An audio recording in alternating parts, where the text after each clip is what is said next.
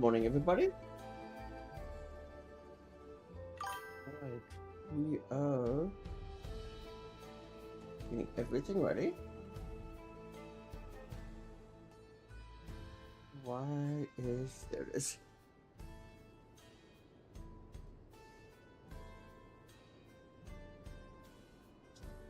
Why is that so loud?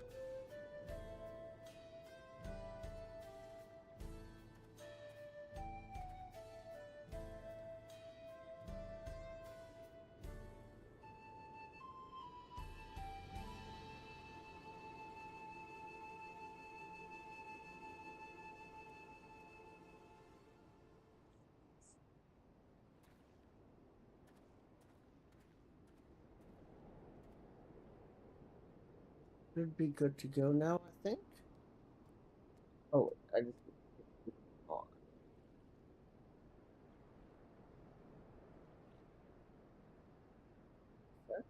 So let's turn on chat. See it.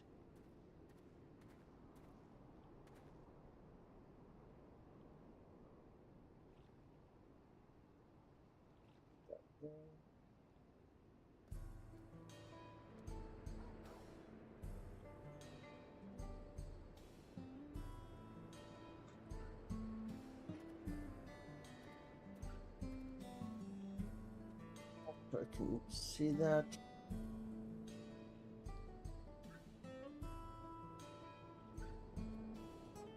I don't know why I didn't do this beforehand. That's dumb of me.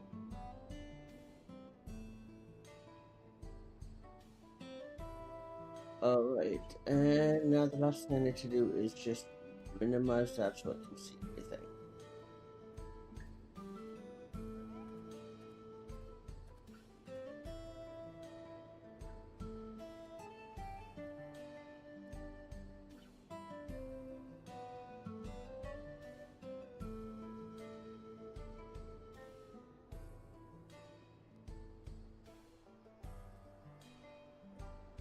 Are we good to go? I think we are good to go.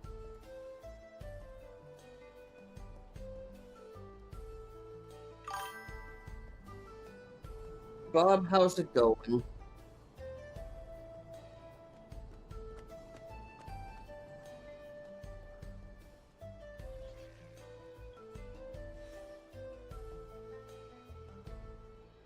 So that is no. Okay, good to know. Alright, and the last thing I just need to do is this.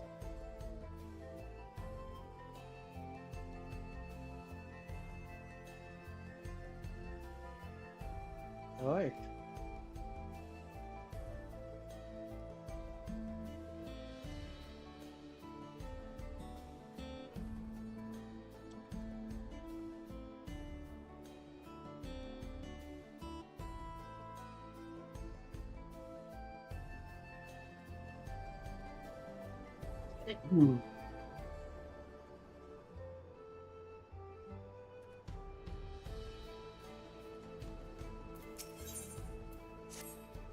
Alright, we're good to go now. Unvel says I should like to think the stableman has arrived with the runique by now.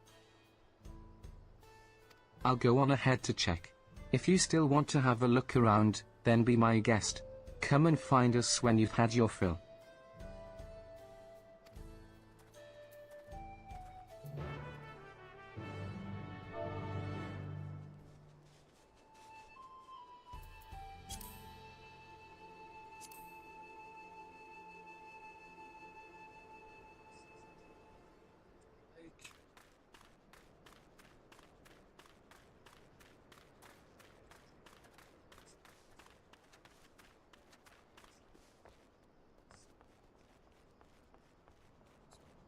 Over here.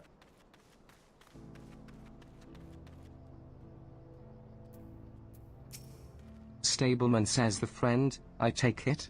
Sorry to have kept you both waiting. Stableman says unruly wildlife is not the only source of recent distress, I'm afraid. Also been a rise in robberies targeting merchants. As a result, we've got a lengthy list of folks wanting to use our runique.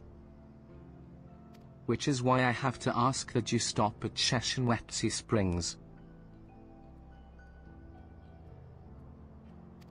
Irinville says that's fine, of course, but why haven't the Dustwatch dealt with this banditry? Stableman says Kemaka and his fellows are doing what they can, but they reckon the bandits are operating as a gang. Rounding them all up's easier said than done. Stableman says if you have anything of value, you will want to take care. Irinville says thank you for the warning. We'll be sure to stay vigilant. Stableman says right, then. If you're ready to set off, I'll see you on your way. Stableman says ready? Then saddle up. Your friend seems to know the way, so I won't bother giving you directions.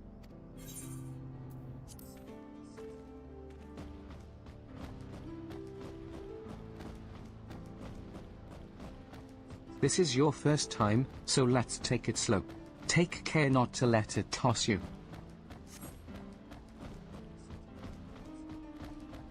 I continue to be struck by how much Saloni has changed.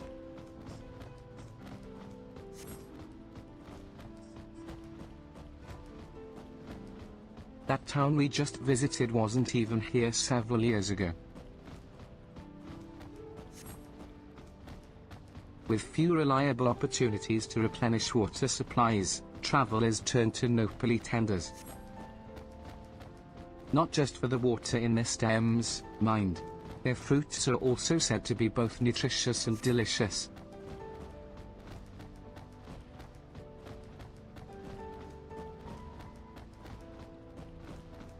See that hole there? Some might hope to find water there, but it is brimming with ceruleum. The eruption of flames from within make for a spectacle, inspiring cautionary tales of people who wandered too close. The Whaleki, meanwhile, show great reverence to ceruleum and its blue flames. But that is a discussion for another time. We're here. A good thing for these Renique.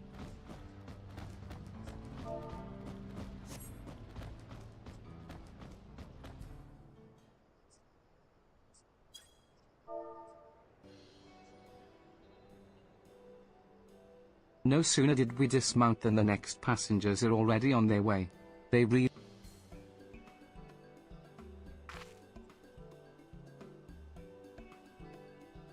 Irinville says now, then.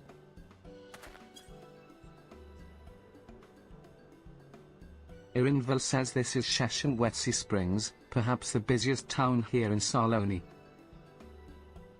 The change come to Husatawi was surprising enough, but this is no less impressive. They've achieved a good. Irinville says the station is on the eastern side of town, but there should still be time. Irinville says if you don't mind, I'd like to pay visit. Iet is her name, and if she learned that I passed through without saying a word, she'd never let. Irinville says she set out from our village some 10 years ago, hoping to earn coin as she traveled about Tural. Irinville says in any case, let us see if we can find her.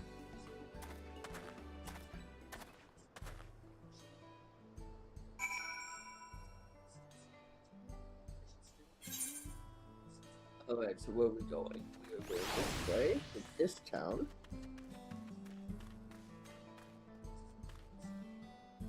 Why is that showing up? That shouldn't be there.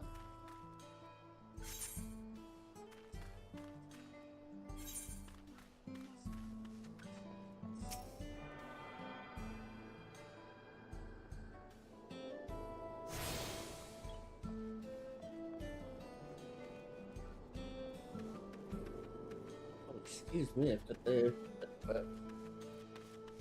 another person's name. I think that was. I thought the person doing the rescue.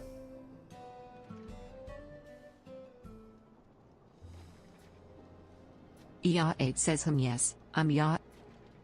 Irinville says she is my friend.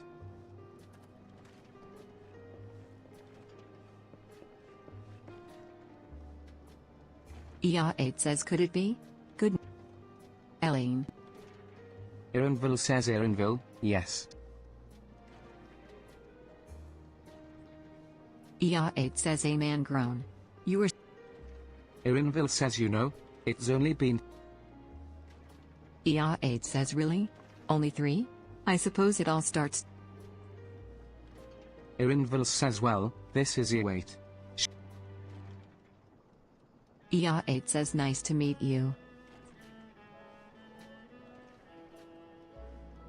Never thought I'd see the day when you travel with company. You really have.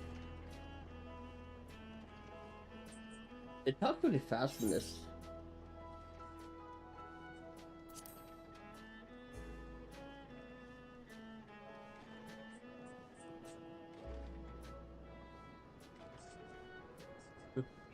Erinville says alright, alright. I was born Elainspear. I adopted a new name when I became a gleaner, one that. Given that this is a homecoming, it was only a matter of time before you found out. Nevertheless, I would appreciate. Using the chosen name, of course. ER8 says a homecoming? You know, I've been thinking of paying the old stamping grounds a visit. ER8 says she's the finest archer I know. Elaine's his mother and mentor. Every time I dropped by, she'd treat us to. Oh. Erinville says you're impressive with the bow too. Don't like how she's dead naming him. ER8 says oh, I couldn't compare to Kakiwa. But her skill at arms. ER8 says that's what earned her a place among Galul Jaja's. She was always the inquisitive sort, but her journey across Tural. Even after Elinsga was born, she often left him in my care so that she could embark on another expedition. Oh, how you would cry and beg her to take you along. Erinville says ER8, please. ER8 says what? We're all. No matter how many times he asked, the answer was always the same. You can come when you prove you're a true explorer.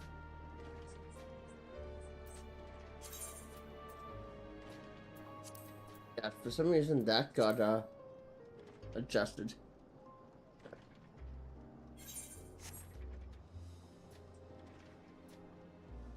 Erinville says thus did she task me with find. Despite my best efforts, all paths led nowhere. I assumed it was but a dreamer's fancy, a plot to goad me into experiencing the wider world.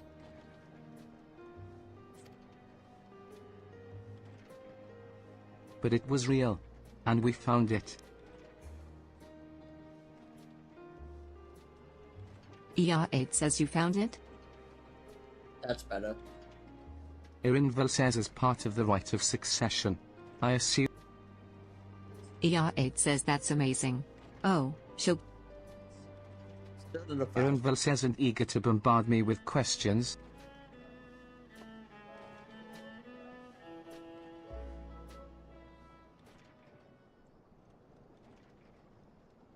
Well, we should be on our way. ER8 says thank you so much for stopping by. Question mark says help. Fast, but that's better than a than. ER8 says what's that about? Erinville says we'll investigate. Please wait.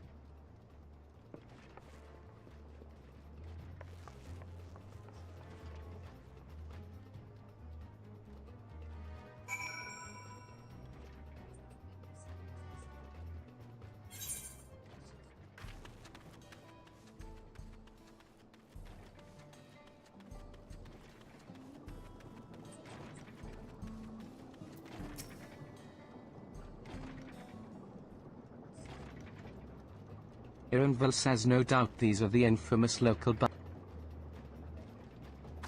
Namika says please, you have to help. I've been.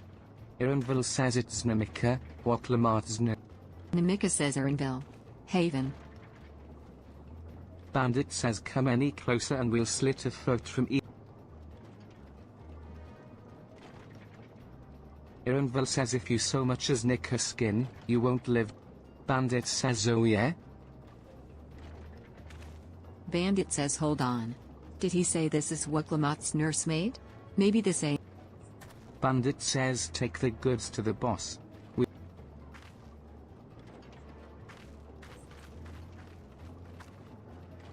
Namika says please, you have to give it back.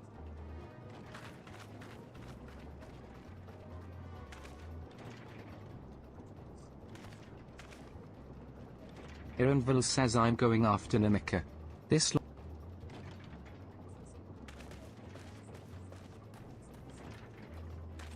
Bandit says cocky bastard. I'll hang him by the ears and feed the old woman.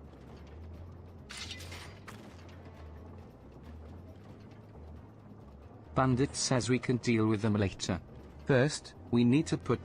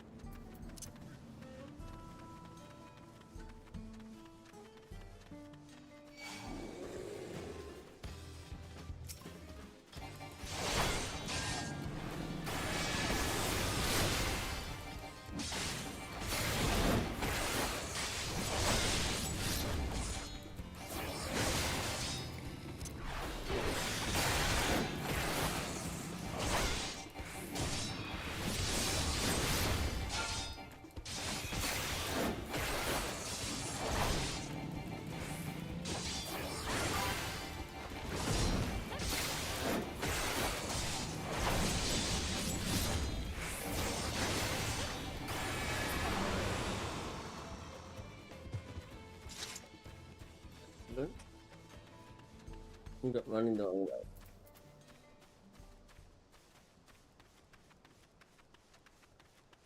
Inside the church? Probably.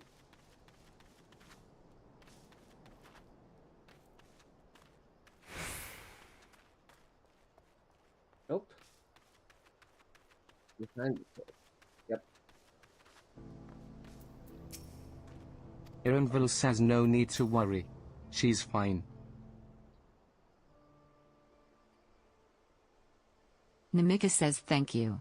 I don't know what I would have done without. Ironville says the bandit managed to get away, but I have an idea of where they. You said they stole something from you? Namika says a bracelet. It was a parting gift for. Ironville says I see. Close as you two were, I can only imagine, but what brings you all this way?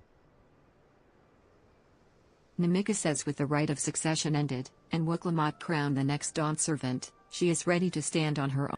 I told her as much, and of my plans to return home to Yasulani. She gave me the bracelet that I might always remember our time together. It filled me with such joy. I wanted everyone to know, everyone to see this wonderful gift given to me by the vow of resolve. And now it's gone. I would have let them take every coin to my name, if only they had left me that bracelet. Ironville says I would ask what you intend to do, but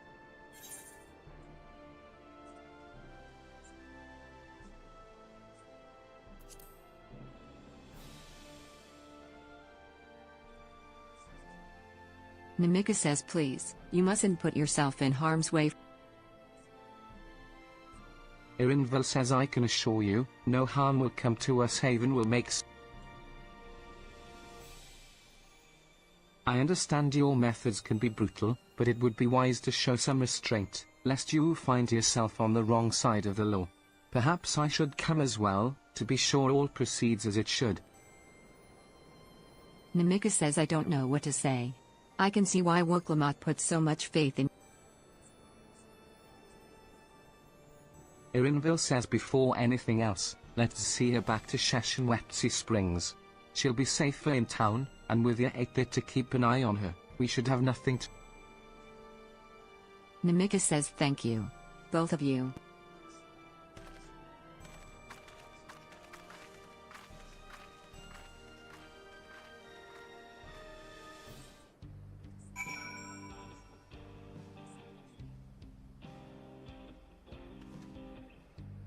Where are we going? We're going this way.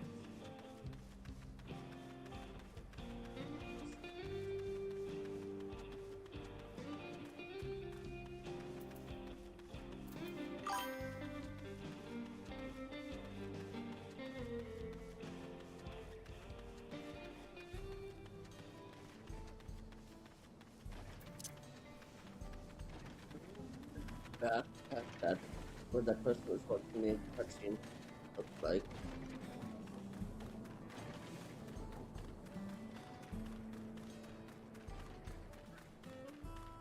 Yep, that's exactly what.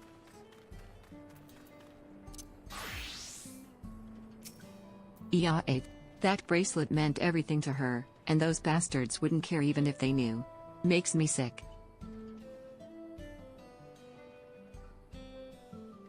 But at least she's safe, and I know you'll set things right.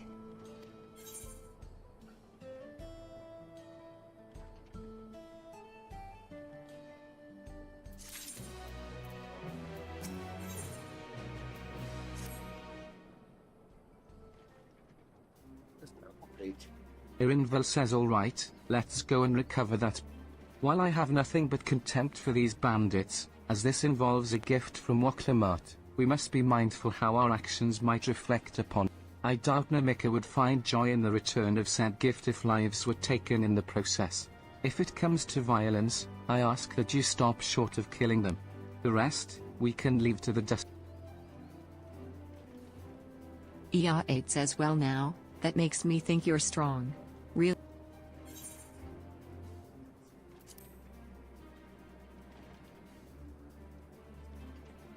You saved the star?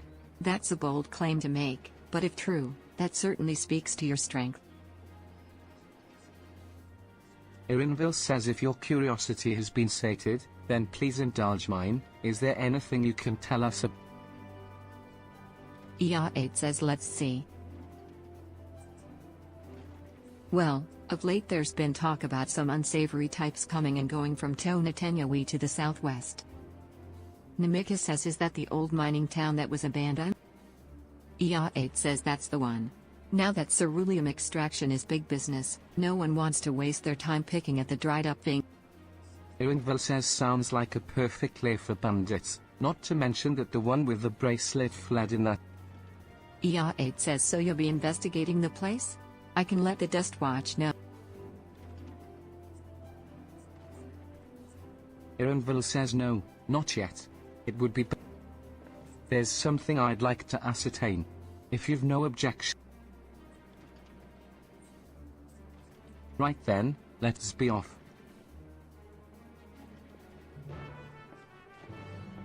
Alright.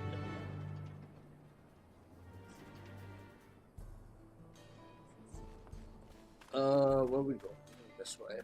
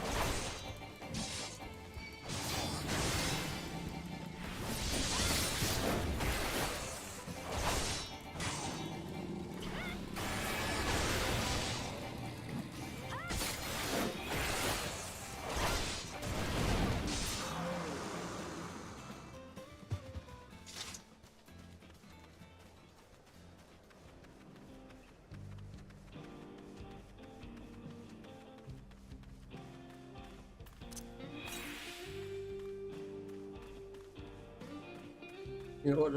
It's only 100 meters away. Let's grab that before we Where was it? Oh, there it is. I see it.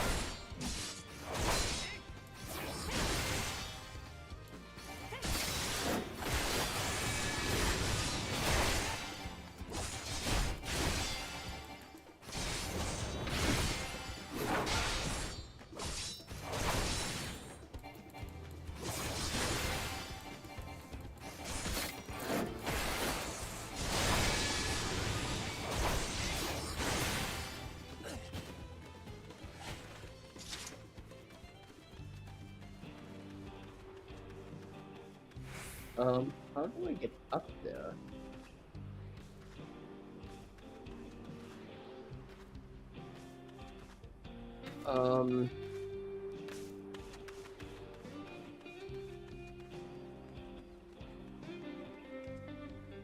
Nope.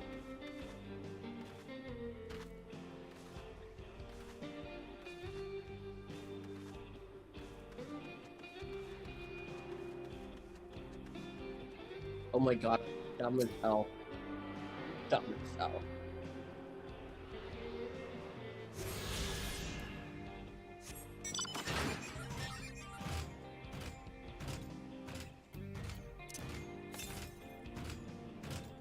$290 north. Okay.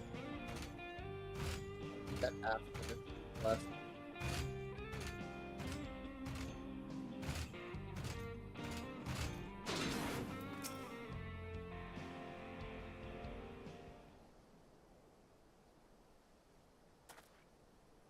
Ironville says it seems the bandits have claimed this place.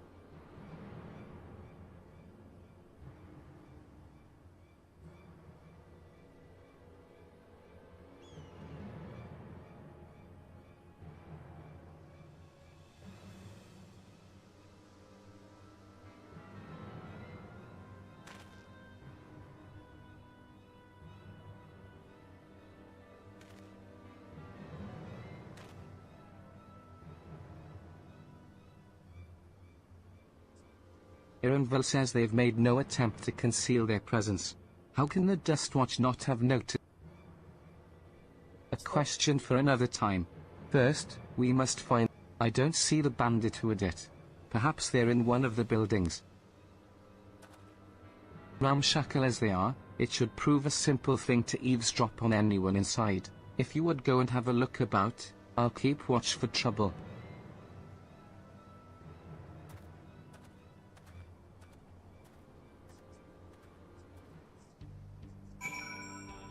Okay.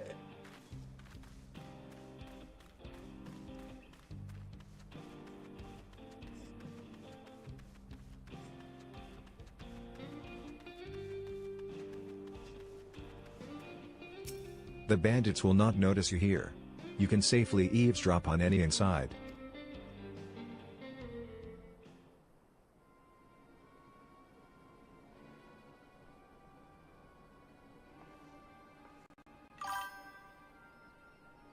As you lean in to listen, you begin to pick out voices in the muffled chatter. Bandit says, dunno where we'd be without him. Probably shoveling sand, praying we'd. Bandit says ain't that the truth. Only an idiot would work the mines with easier money to be had. Not when we've got a boss who can keep the dust watch off our backs, ha. Bandit says hey, watch what you say. The wind's got a way of carrying secrets to. Bandit says maybe so, but who'd ever believe one of them sainted souls was running our. Bandit says that drunk who bought your story about the gold shitting alpaca, am I right? Bandit says ha ha ha ha.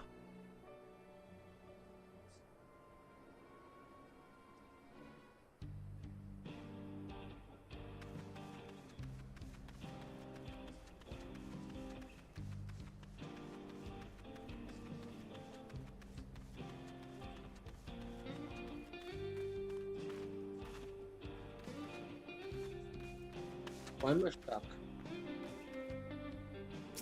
The bandits will not notice you here. You can safely eavesdrop on any inside.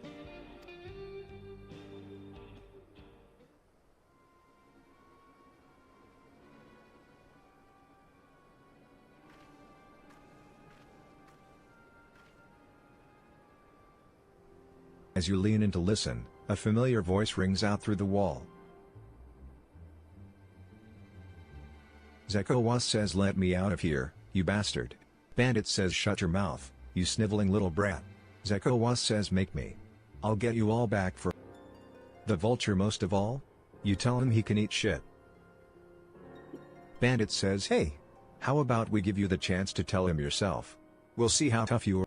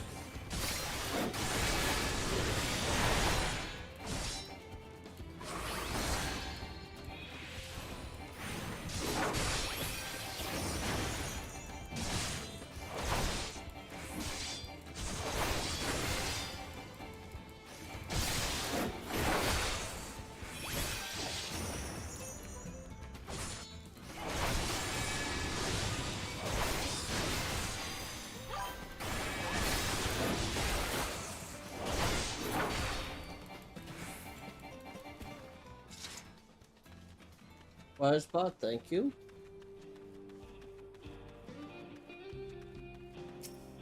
The bandits will not notice you here. You can safely eavesdrop on any inside.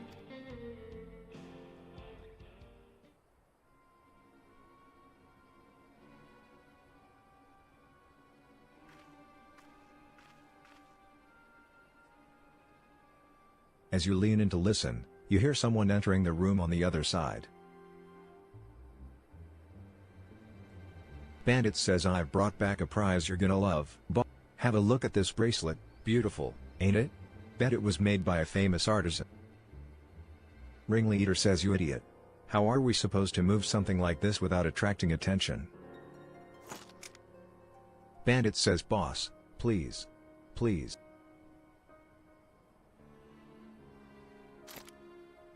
Ringleader says reckon we could find a sailor who won't ask questions. Sell it for a song. Here, your reward. And don't bring me this kind of grief. Bandit says I won't, boss. Thank you.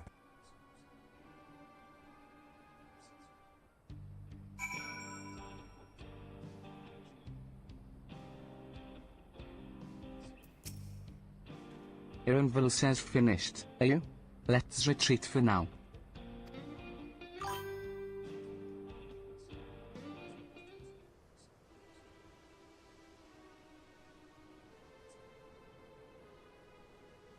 So, were you able to learn anything?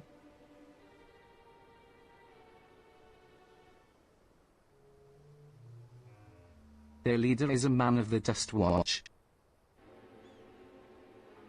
Ironville says that would explain why these bandits have been able to do as they please. And you say they gave the bracelet. It seems we have our work cut out for us. Did you hear anything else of note? Zekawar? That's the boy who confronted one of the officers in town. And you say they threatened to take him to speak with the Vulture? Their leader's alias, no doubt. Fitting for a man who preys on the helpless. Well then. Not only do we have a better idea of who's behind the recent rash of robberies in Husat Highway, but we also know he has the bracelet. Retrieving it without bloodshed will prove difficult, though, if he's that quick to point a gun at his own underlings.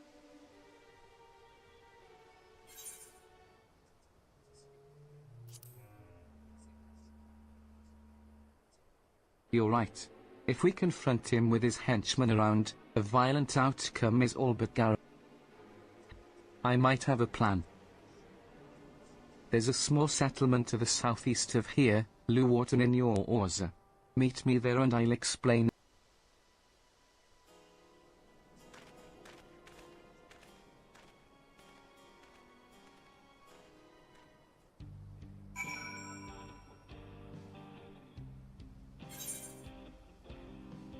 Alright, so where are we going? We're going this way.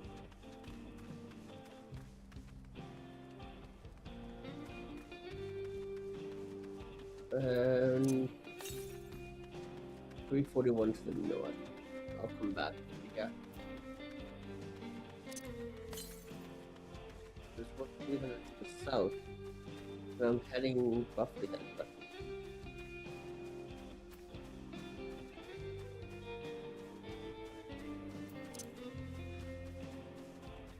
That is my transport to get to that.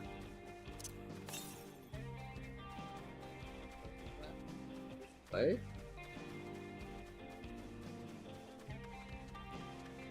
Oh, is it? I'm wondering.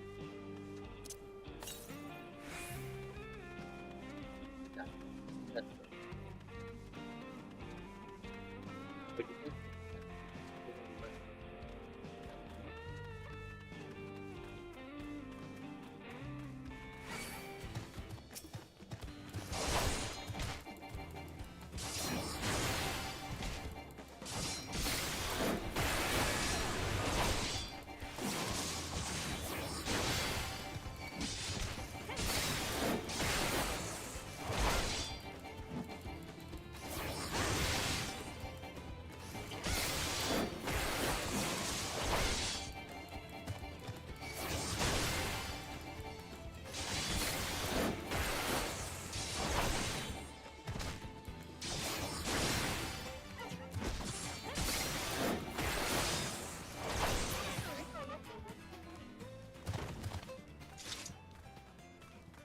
That's not much like HP, but it is slowly getting.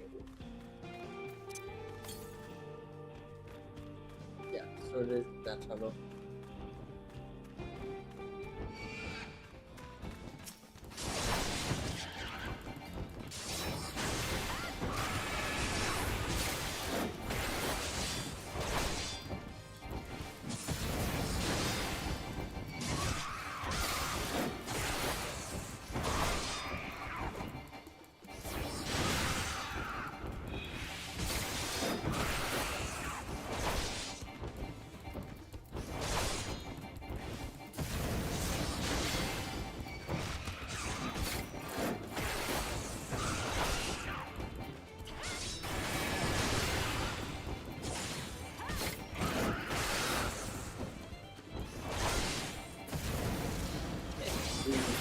In the way to camera the whole time.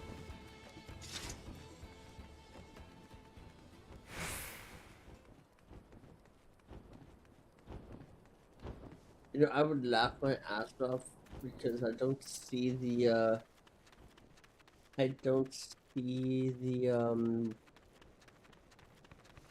MSP portion in here. If this brings it in here. 76 to note. I'm at the very end.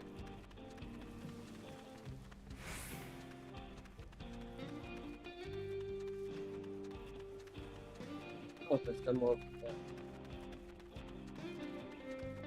Oh, there's.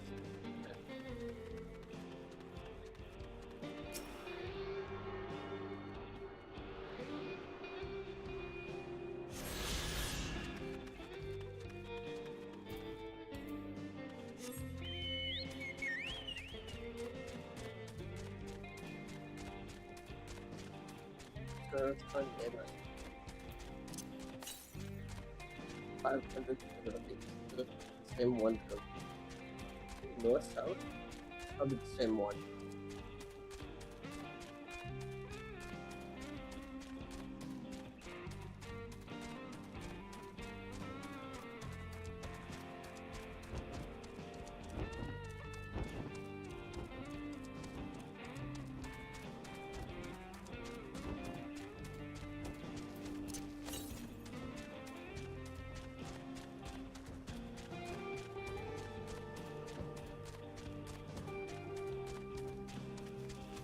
Triceratops.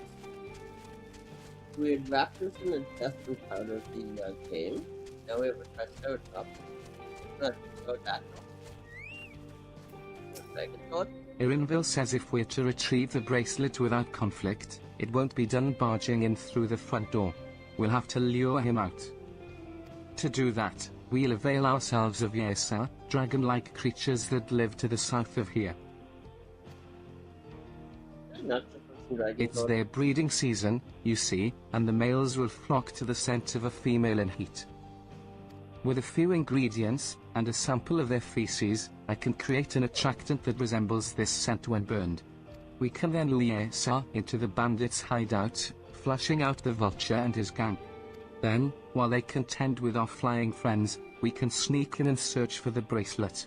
I'm afraid I must ask that you collect the excrement. While you see to that, I will go and procure remaining ingredients. And before you say anything, I do not ask this because of any aversion to feces. It would simply be easier for me to find the specific species of wild plants we require.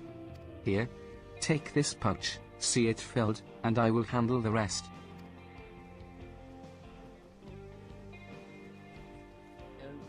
Read my mind.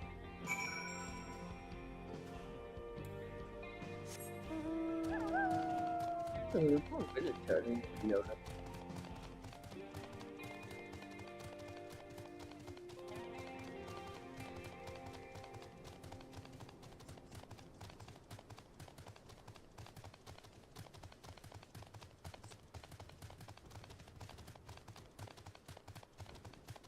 Is this not where I just was? No, apparently not, because I just discovered a new location.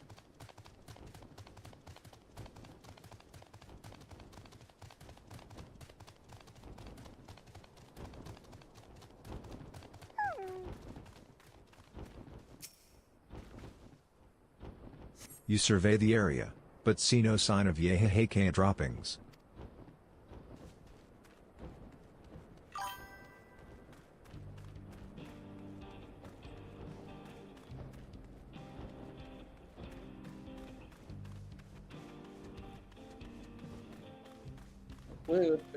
Power.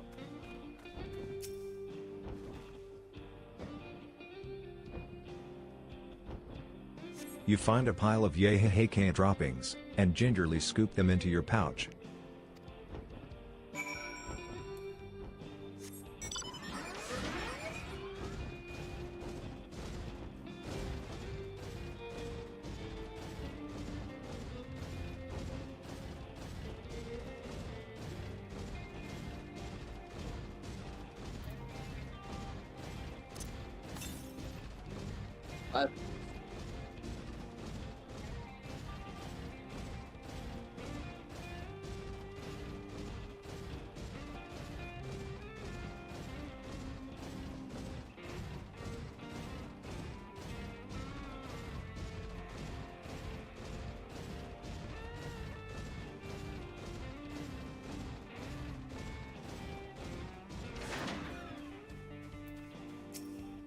Irinville says finished already, are we?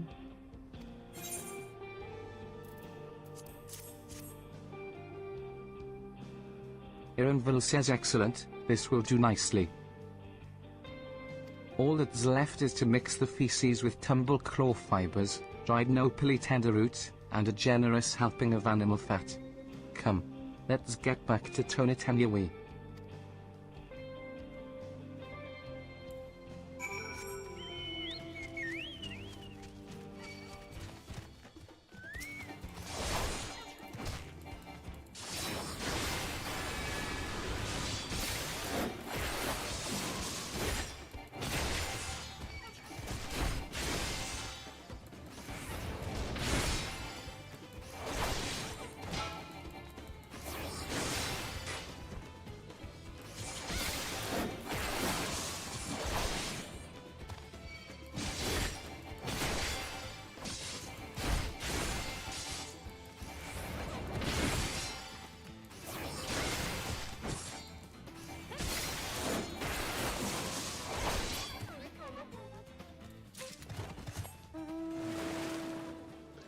Oh, excuse me.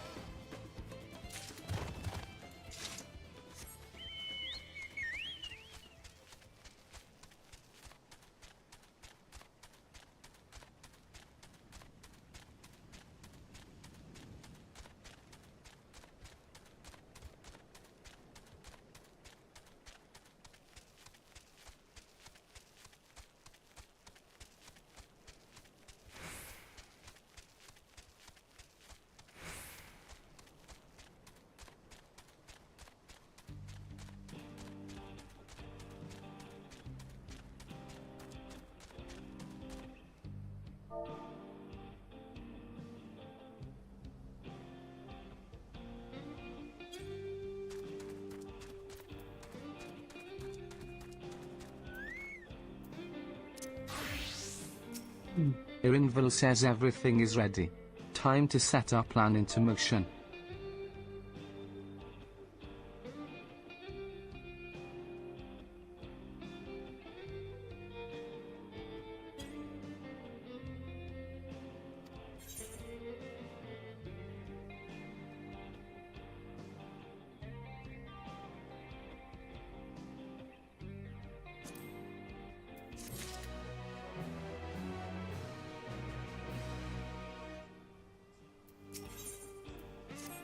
Irinville says a fair number appear to be gathered inside. Now's our chance. I will keep watch from here. The attractant I leave to you. Irinville says toss it into the bonfire near the middle of town. The Esa will come soon after.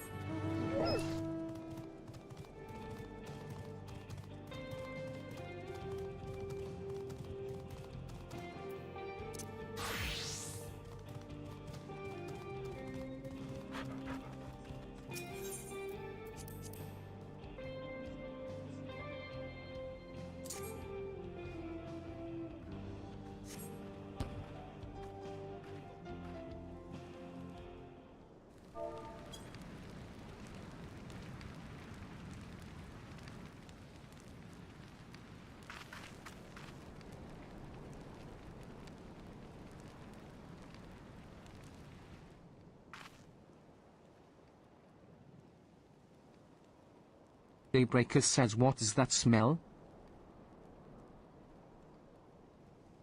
Oh man, that looks like it leaks. Daybreaker says, that reeks.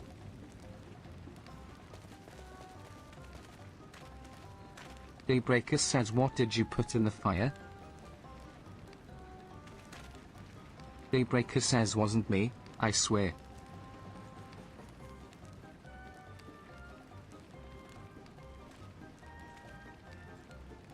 Daybreaker says, did something die?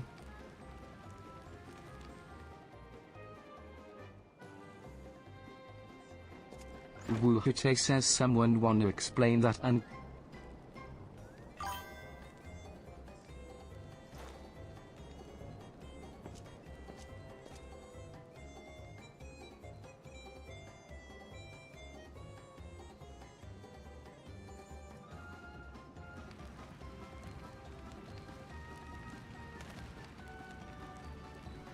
Daybreaker says, boss, over there.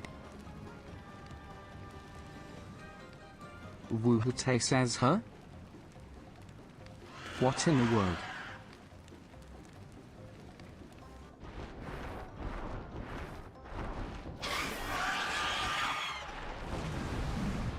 Daybreaker says Daybreaker says run for your lives.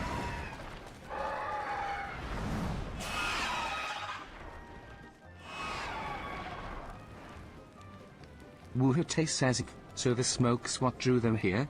I swear, when I...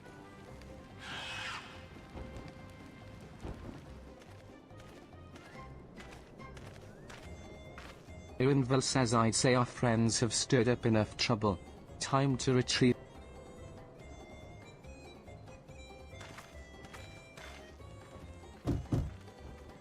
Zeko War says hey.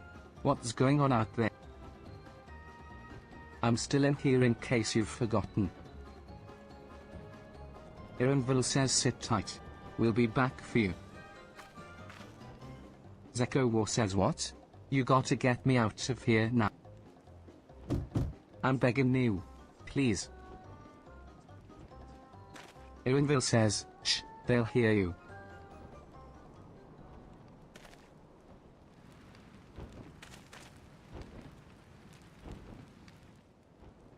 Too late now. Wuhute says shit. Who was that?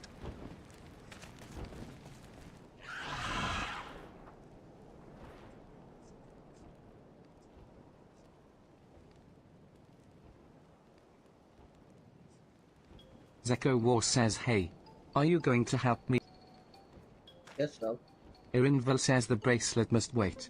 Let's break him out and withdraw.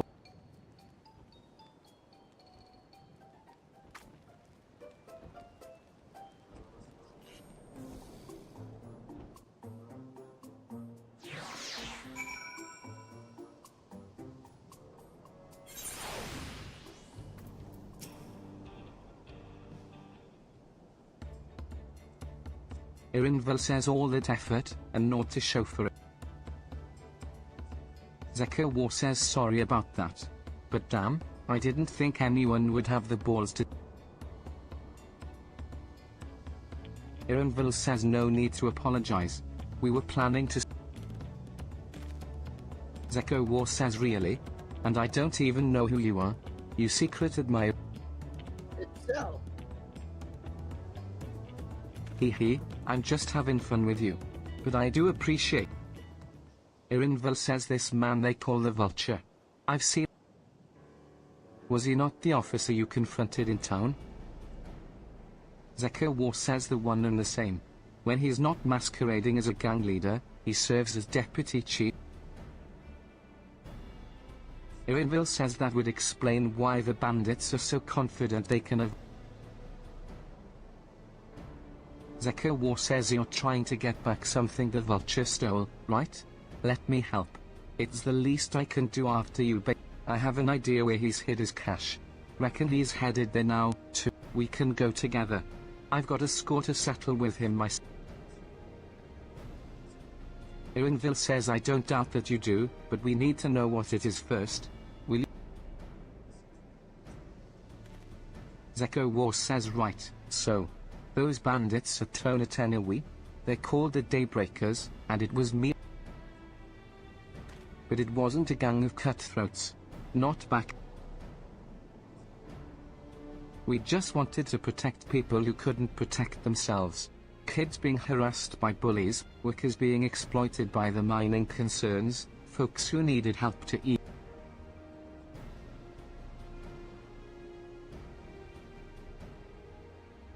Zeko War says that was 3 years ago.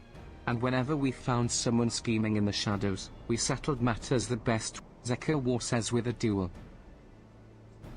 Irinville says I see. By the old laws, anyone who loses in a duel must be held to account for their crimes, even though...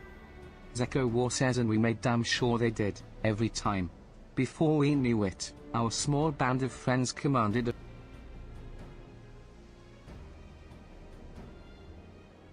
Then, about a year ago, the Vulture and his thugs showed up. They got the better of us and took over the Daybreak. Everyone was afraid of him, so they did his bidding without question. But when he showed them how they could make a fortune, easily, that was when he really won them over. Zeko War says now the Daybreakers is nothing but a bunch of bandits and cutthroats who prey on the people it was created to protect.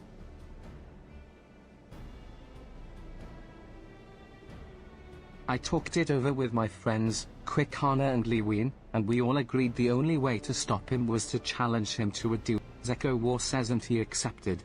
I still remember how he glowed.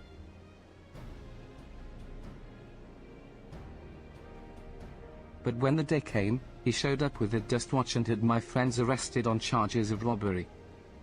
As if that wasn't enough, he set their bail at a price no one could ever hope to pay. With them locked away, there was no one left to help me. None of my old friends from the Daybreakers, and certainly not the Dust.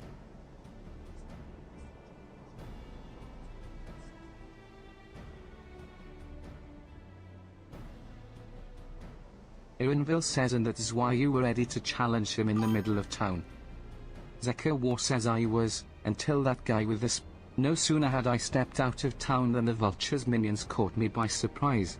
They took me prisoner, then, well, you know the rest. Ironville says you said the Dustwatch would be of no help. Are they all working for the Vulture?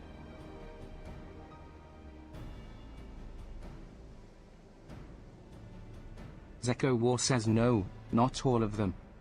Zeko War says the sheriff, Kemaka, he's as honest as they come, a staunch keeper of the peace.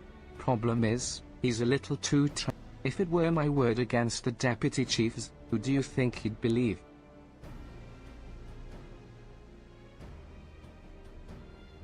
Ironville says well, if he knows where this Vulture keeps his spoils, perhaps he can help us recover Namika's bracelet.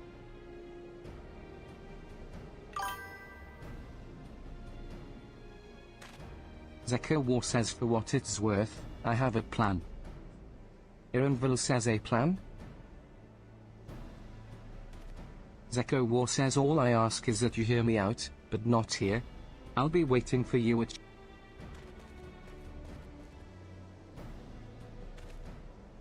Ironville says I guess we can decide what to do after he gives us...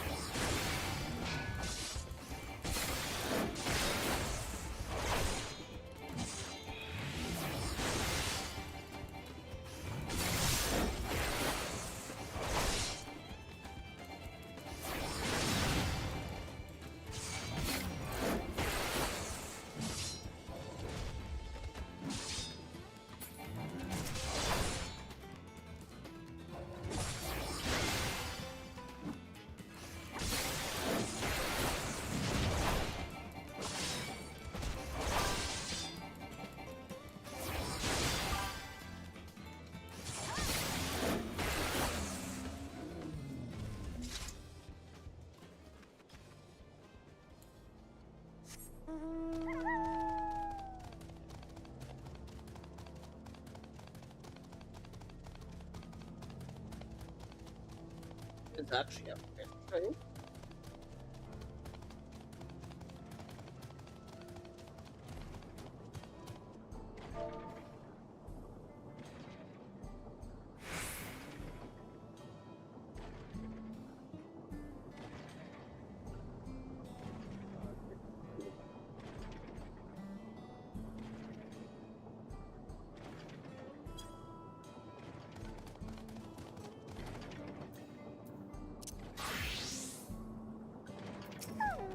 Zeko War says good, you're here. This is where he hides his loot. I expect he'll show up soon.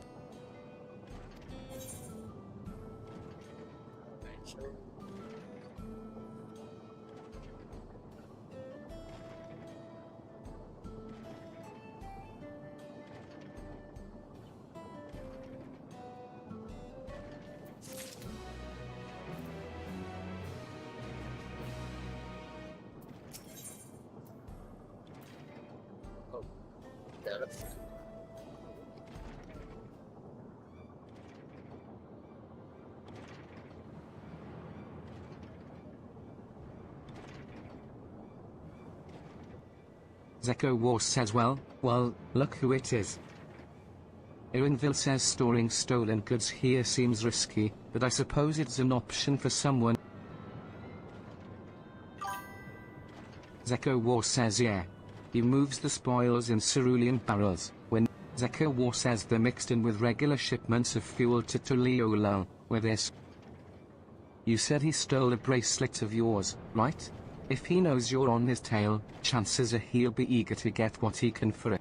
But I doubt he'd trust a lackey with that business, given the provenance of the piece. No, I'll wager he's not letting that bracelet out of his sight till he's got coin in hand. Ironville says I wasn't sure what to make of you after Husatawe, but I'm glad to see you're more than an impulsive. Zeko War says well, not my finest. Zeko War says but there's a lesson in that. The vulture's a slippery bastard. If we're going to catch him, we need to back him into a corner with hard evidence. Zeko War says first, we need to lure him away from here, over to Husatawe would be ideal. This will buy time for the other to search the barrels for any stolen goods. And using that, we'll expose him as a criminal. There's no way to tell if Wuhute's carrying the bracelet, but regardless, there'll be time enough to find it once he's behind bars. Ironville says but won't he simply feign innocence? Zeko War says oh, he'll try. And that's when I'll... Ironville says Adi will. That approach didn't work out so well for your friend. Zeko War says true. But unlike before, I'll challenge him in front of the whole town. That way he won't be able to wriggle. Every man, woman, and child of the wilds understands the importance of duels and the old laws. The deputy chief would never disgrace himself. Ironville says but wouldn't you be breaking the law by using a firearm? Zeko War says it's not as if we'd be using live rounds, but it's a risk I'm with. What's important is that I get him to duel with as many witnesses as possible. When he loses, and he will lose, that'll be the end of the vulture.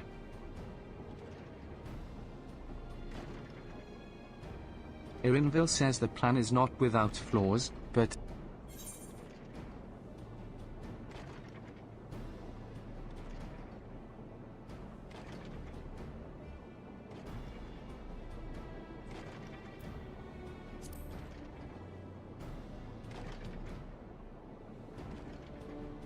Zeko War says not even he can ignore our traditions. Once he loses, I'll have... Ironville says if you're satisfied, then so am I. Zeko War says I knew I could count on you.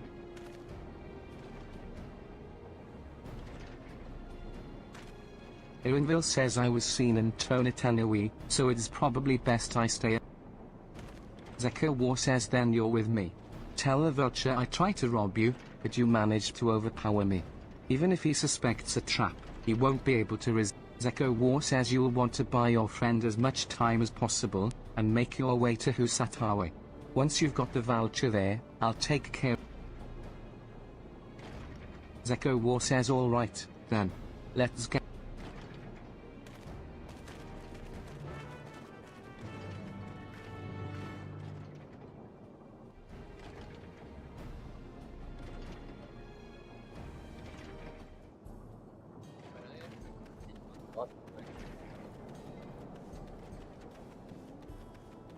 I am in a state, so...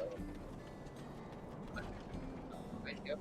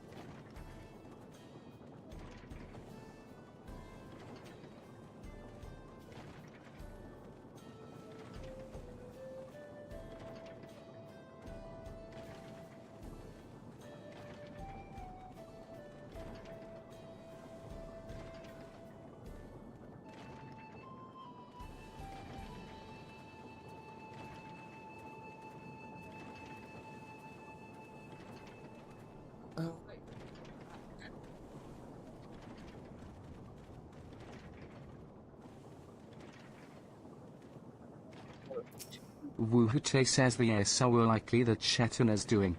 What's his angle? And then there's the brat. It's past time I dealt with him. Wuhute is oblivious to your presence. Perhaps a gentle poke will get his attention.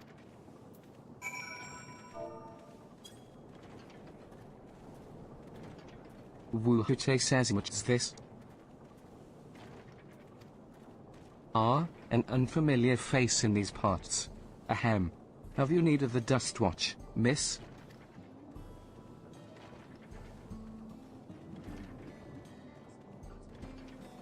What? Xak tried to rob you, but you apprehended him? I see. So desperate was he to see his friends free from prison, he turned to a life of crime. How awful. You have my sincerest thanks, miss. Might I trouble you to take me to him? Wuhute is now accompanying you. Keep you if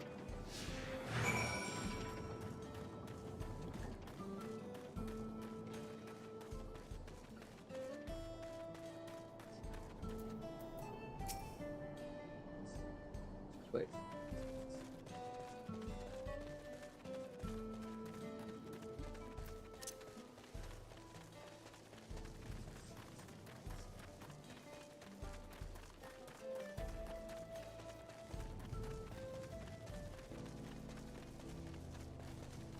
Oh, it's...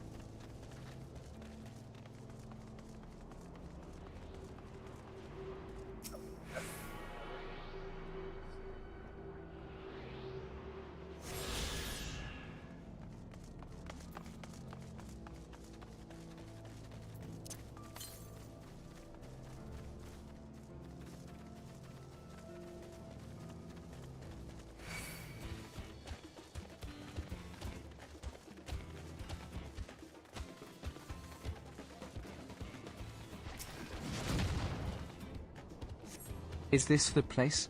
I don't see him.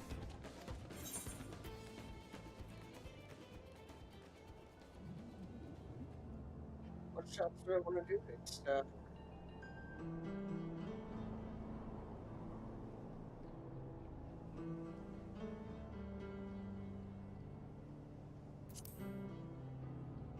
I see.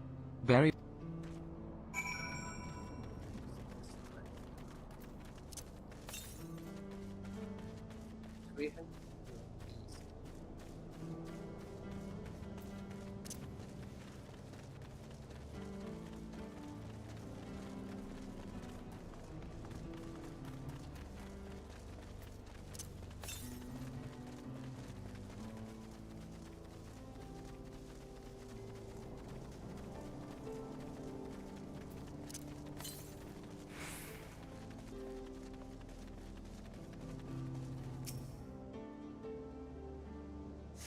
Wuhute says is this the place, then?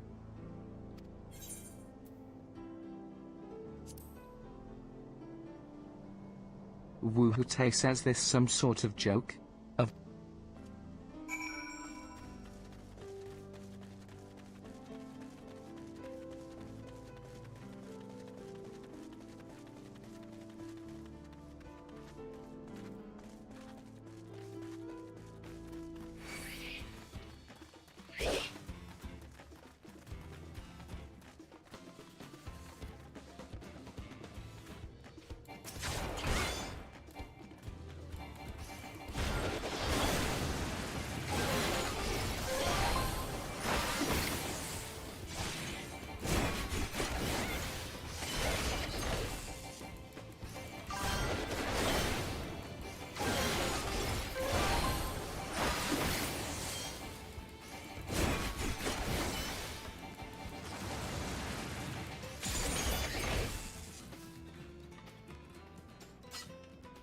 I didn't want to do that.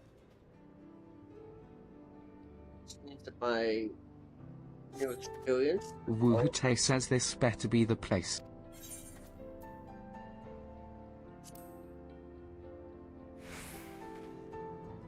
My patience is wearing awfully thin, miss. If he isn't at the next place we stop. Um,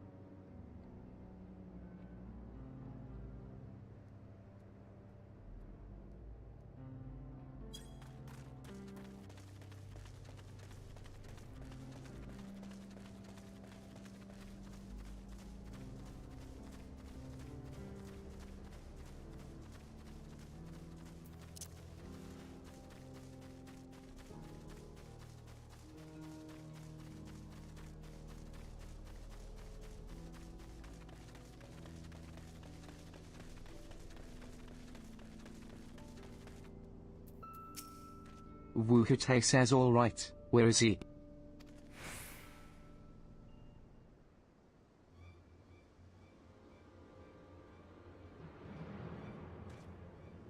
I don't see him anywhere. Where is Zeko War?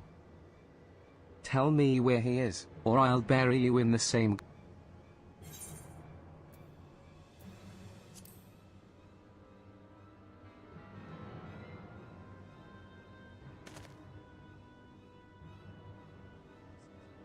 That's it.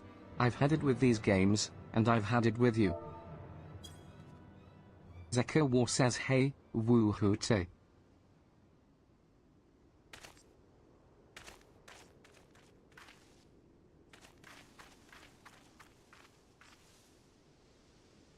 Shut up, it's within 10. If you want to place me under arrest, you'll have to work a little harder.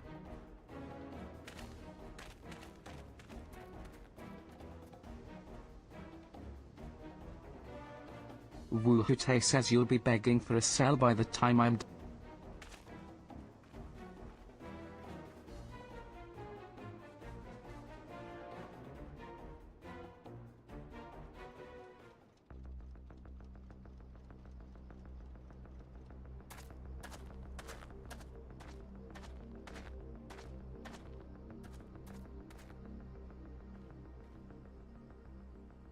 Wahoote!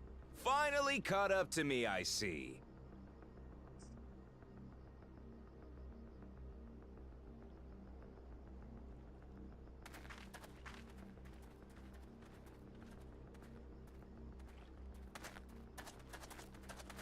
Well, well, if it isn't our young outlaw.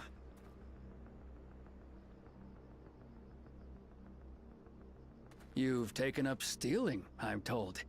Can't say I'm surprised about that, but I am surprised that you'd offer yourself up to be arrested.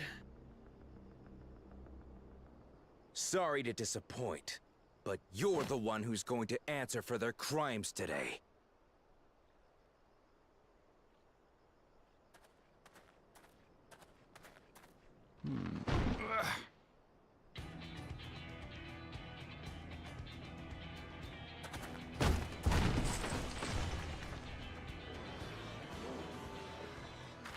Hey, that's my jewelry! And my bag!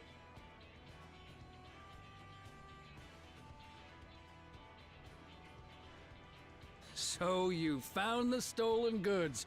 That's fine work. This barrel was at Shisenuetsi Springs, mixed in with others bound for Tuliyola. The Landsguard would have presumed it part of the regular ceruleum shipments and waved it through. And once it reached its destination, it would have been retrieved, and its contents sold for coin.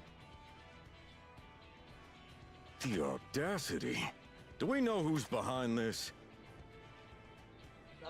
As fortune would have it, I spied the leader of this operation being handed one of the stolen items. A bracelet, which Vow Wuklamat had intended for her nursemaid, Namika. It was from the Vow of Resolve?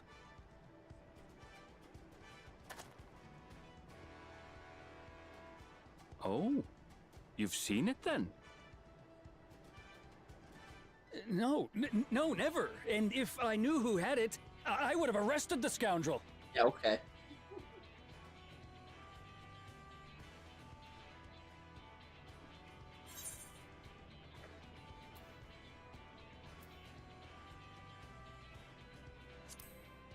You would have had to arrest yourself.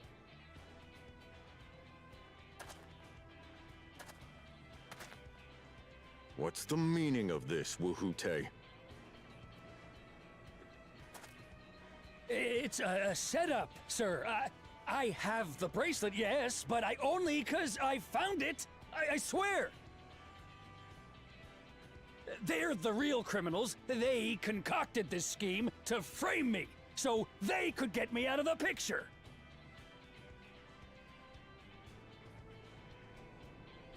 If you feel your honor's at stake, there's always the old-fashioned way. The law which folks have used to settle their differences for generations.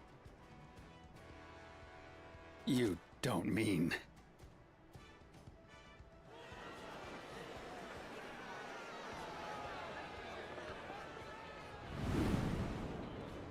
Woohoote, I challenge you to a duel. The winner is right, the loser is wrong. Doesn't get simpler than that. Yeah, have at it. Let your pistols do the talking! Please, do you honestly believe you can goad me into playing your game? You refuse then? Huh. A baby alpaca's got more fight than you.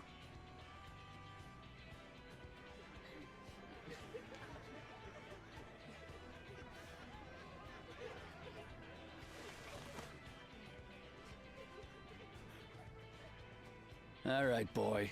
But remember, you asked for this. Come on, Zakawa! Give him what for! Shouldn't we stop him, Chief? Even if it's just rubber bullets, we're in the middle of town. Be quiet. Just watch.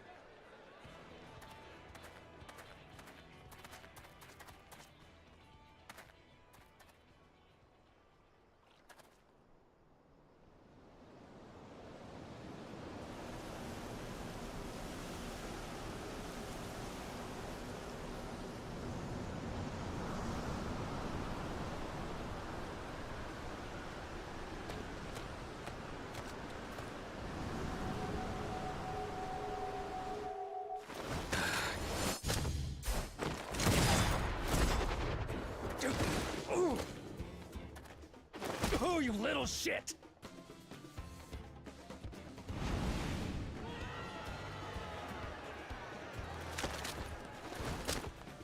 Looks like you've gotten slow in your old age, Vulture.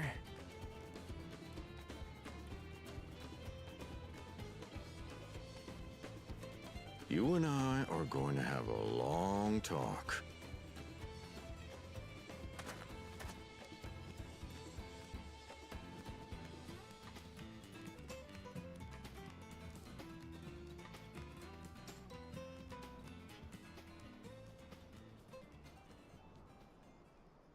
I apologize for dueling in the middle of town. If you want to lock me up, then lock me up. But please, let my friends go. They've done nothing wrong.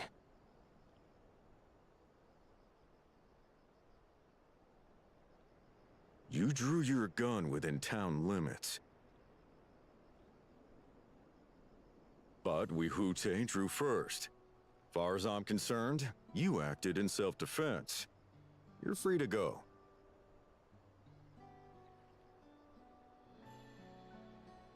As are your friends. Ha! You're not such a bad guy after all! Just a man of the wilds. like you.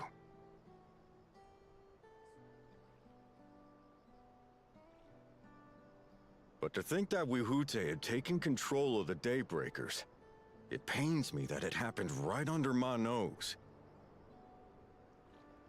What are you gonna do about his crew? Some of them are still in Tonatenui. Those who have broken the law will be taken into custody. But those who haven't will be given the chance to resume walking the straight and narrow. What about you, Zakua? What do you intend to do now? Why, what I've always done. Protect the weak and help the helpless. The old-fashioned way.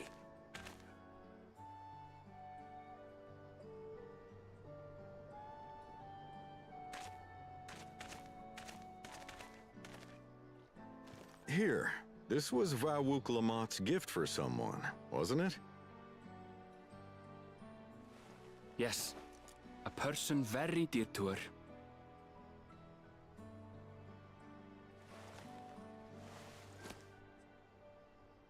I suppose this is where we go our separate ways. My thanks again for your help apprehending the vulture.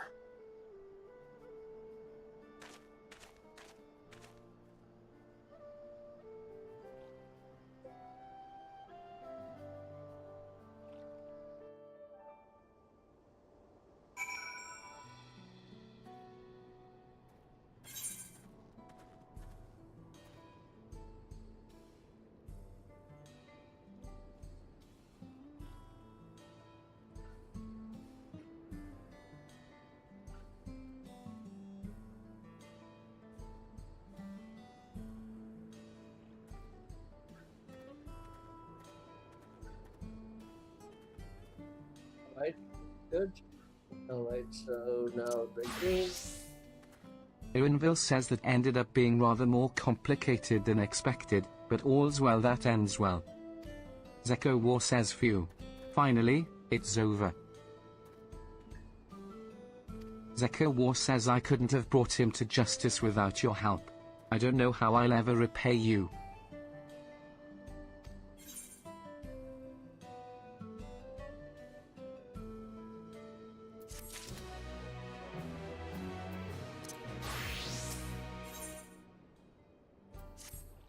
Irinville says now that we have the bracelet, let us return to Sheshenwetsi Springs.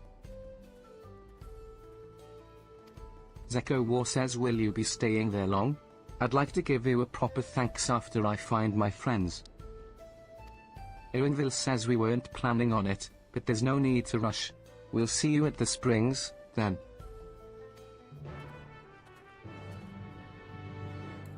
Alright, so you're going.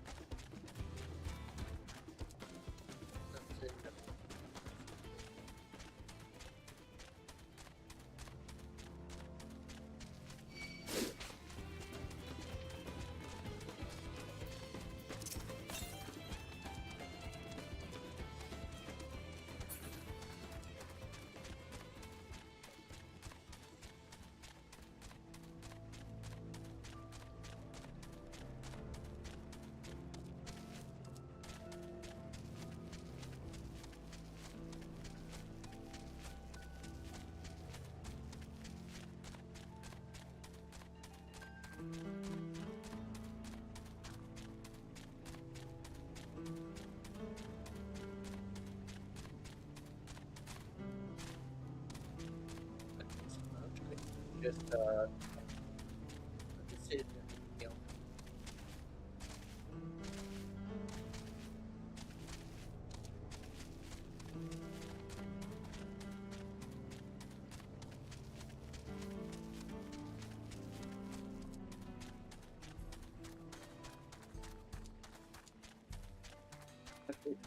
I don't remember fighting.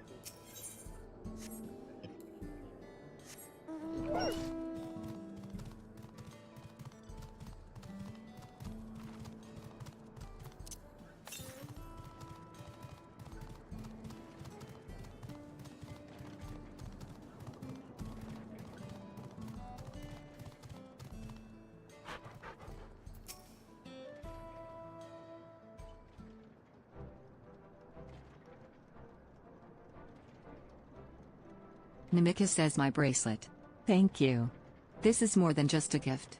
It is a part of me I could never hope to replace. Truly, Woklamat is blessed to have such devoted friends. Irinville says well, I wouldn't put it quite that way. I prefer to think of us more as long-standing. EA8 says regardless of how you choose to describe it, there's no denying the depth of your bond. Though I'm sure you'll continue to do so. Can't say I'm surprised the deputy chief turned out to be the bandits' leader. I always knew something wasn't right about him. Irinville says an easy claim to make with the gift of...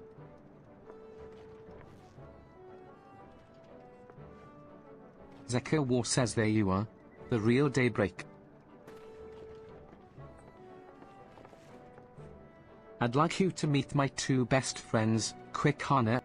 Quick Hana says if it wasn't for you believing in Zekowa and doing what you did, we'd still be locked.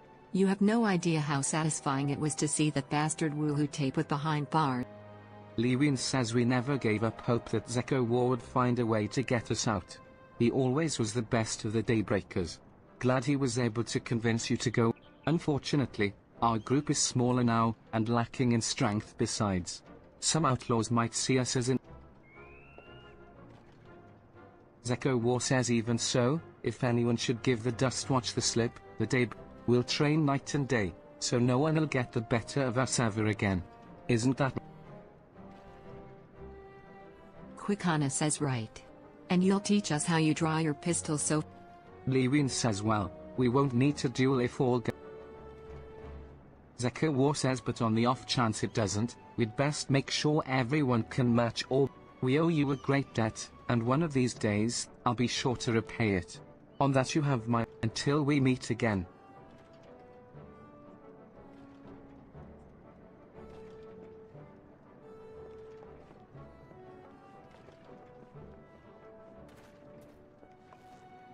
Namika says if you'll excuse me, I shall find a quiet... As I'll be here a while yet, though, do let me know if there is any way I can be of assistance. Irinville says were you not planning to take the train home? EA8 says oh, train service has been suspended. Irinville says you mentioned no such thing. EA8 says something about the tracks being damaged in the last quake. The tunnel was closed. Irinville says an earthquake? It must have happened when we were... EA8 says there've been quite a few tremors of late, and a rather large one struck not long before you two arrived. I can only hope no one was...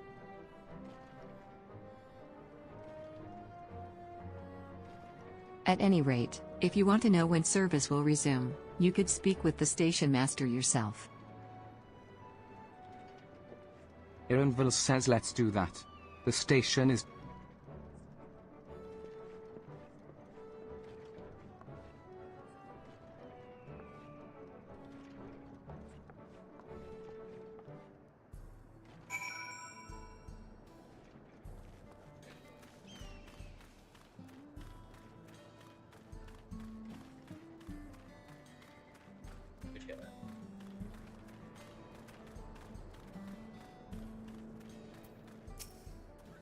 It seems people aren't too happy about the train delays.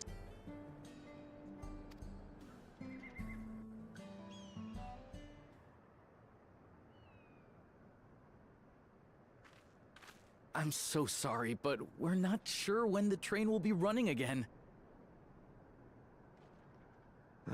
You've got to be joking. Of all the places to get stuck at on the way.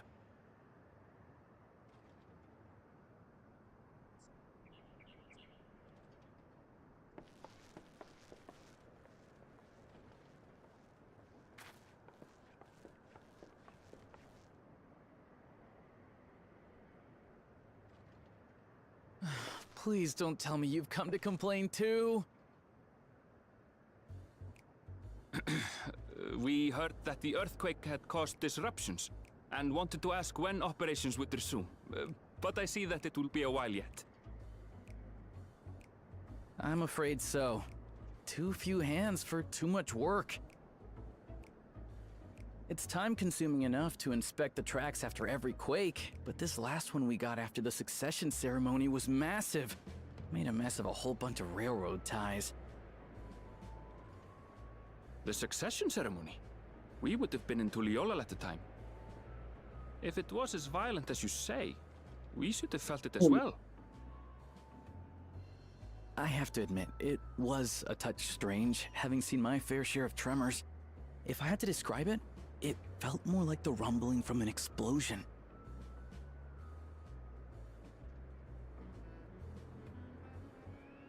Is there anything I can do to help? Seriously? You're offering to help? What about you, my friend? If you'd rather strike out on your own, I understand. Though, if you were willing to lend us a hand too, we'd be truly tremendously grateful.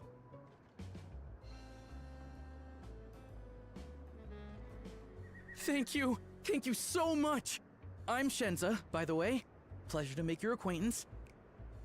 If you would please step inside, I can introduce you to everyone.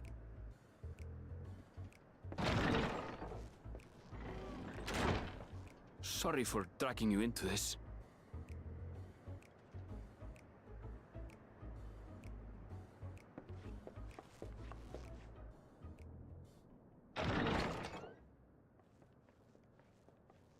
There they are. That's them, the two volunteers. Walika is our station master, and over there is our top driver, Nitoikwe. And this grizzled mug is Zopia, an engineer who joined around the same time as me. Much obliged for the help. I'll make it worth your while, I promise.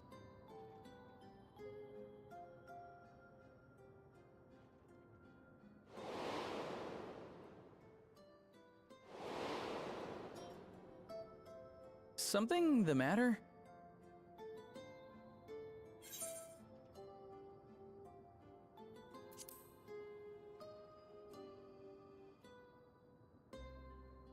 Trolleys? They're fine, I suppose, but they're no match for our ceruleum-powered engine. She's absolutely glorious, let me tell you. If you'd like to bask in her beauty, well, you should visit the depot behind the platform.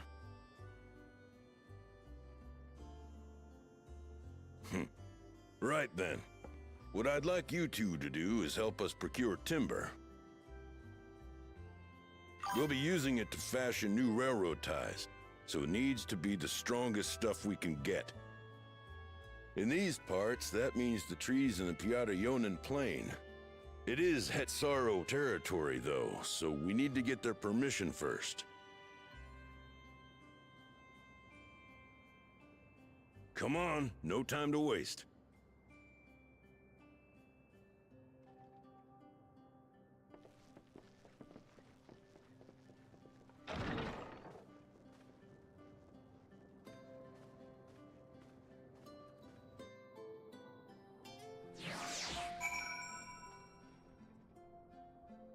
No, it's again, I'm guessing. Yep.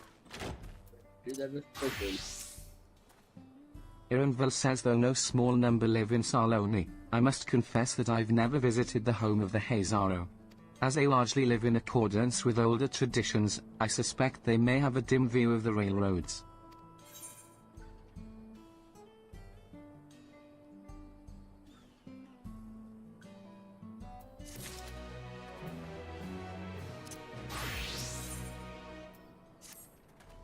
Come, let's follow Walika. Shenzo says there's another station on the way, so be sure to drop in. The train will be in the depot, but you can still see it from outside. I'm quite taken with the sleek design of the head end, myself. Though if you peek through the windows, you can probably catch a glimpse of.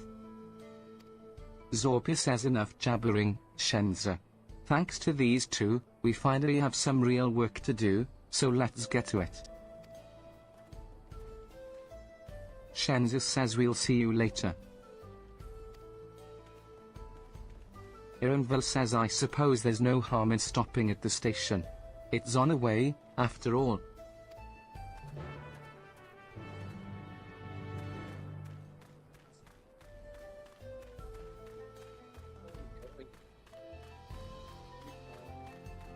Just barely see the map.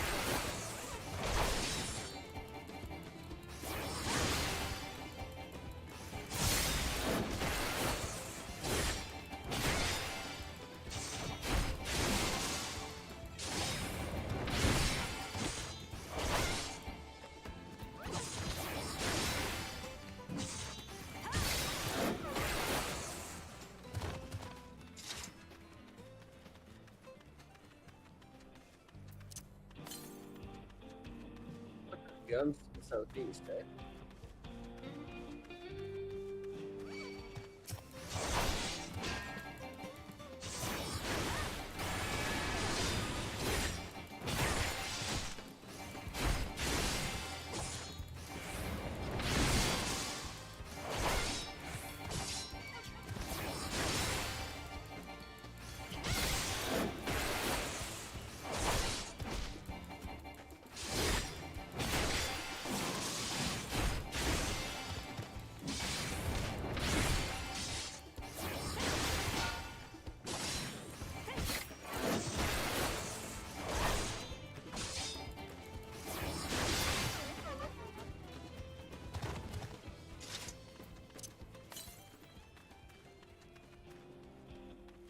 One.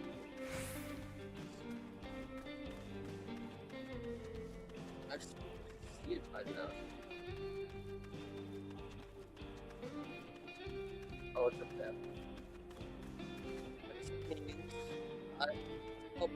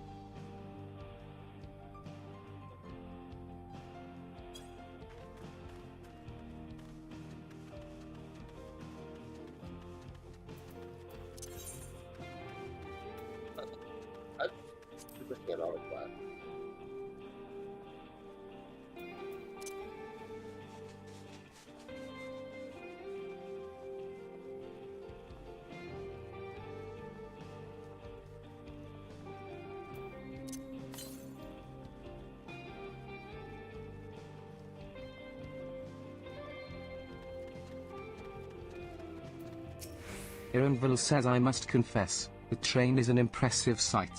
How easy it must be to ship goods throughout the wilds now. Ironville says right, Mewar Hetsoan should be to the northeast of here. Let's continue on.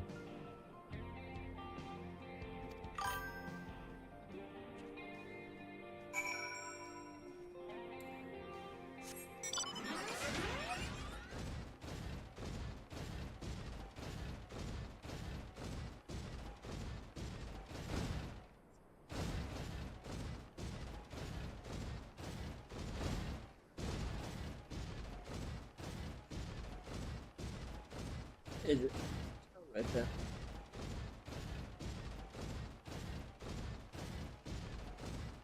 Excuse me.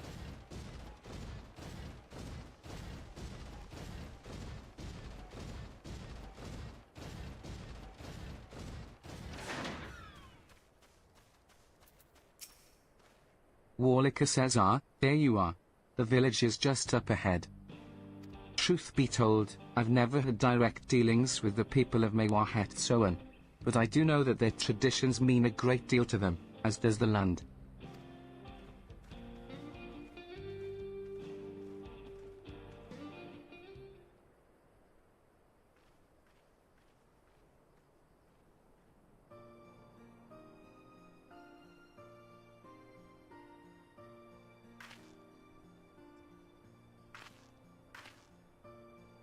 Ironville says such lovely clean air.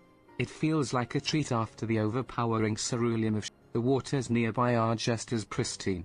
It is a paradise for people and animals. Question mark says I'm glad you appreciate the blessings of nature.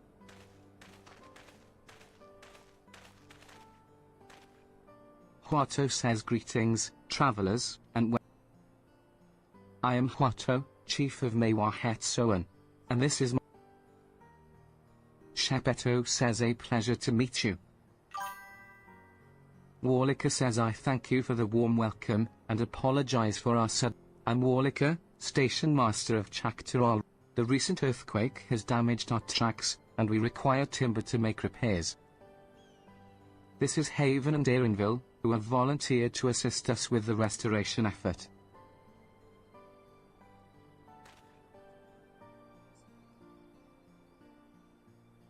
Shepeto says you've a most curious air about you. Of oil and steel, tan leather, and the faintest hint of tender grass of lands unknown. I gather you are.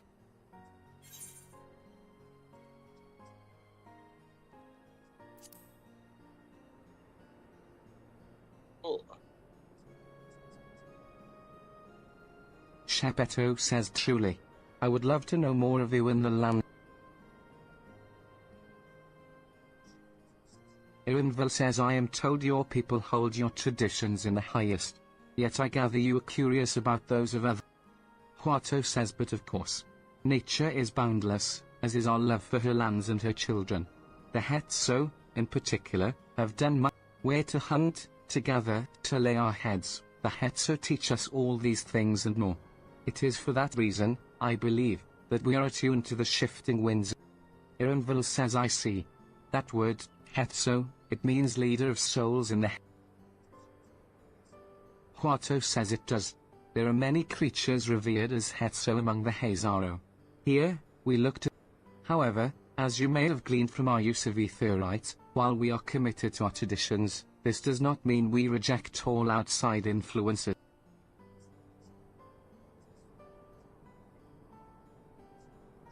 That said, there are certain things that give us pause.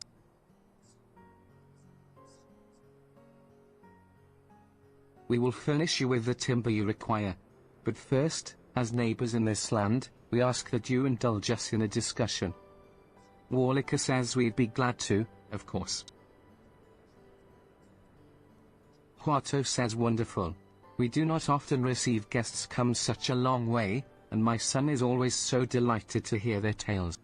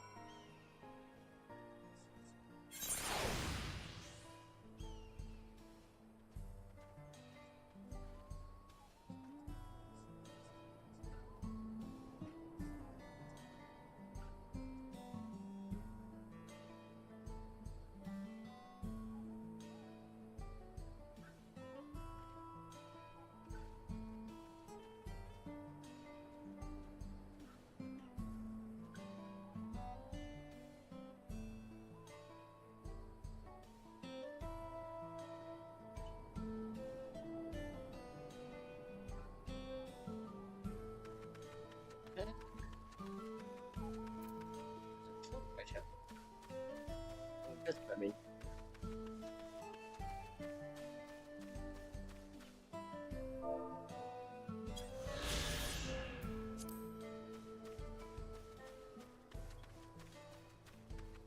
It's too funny.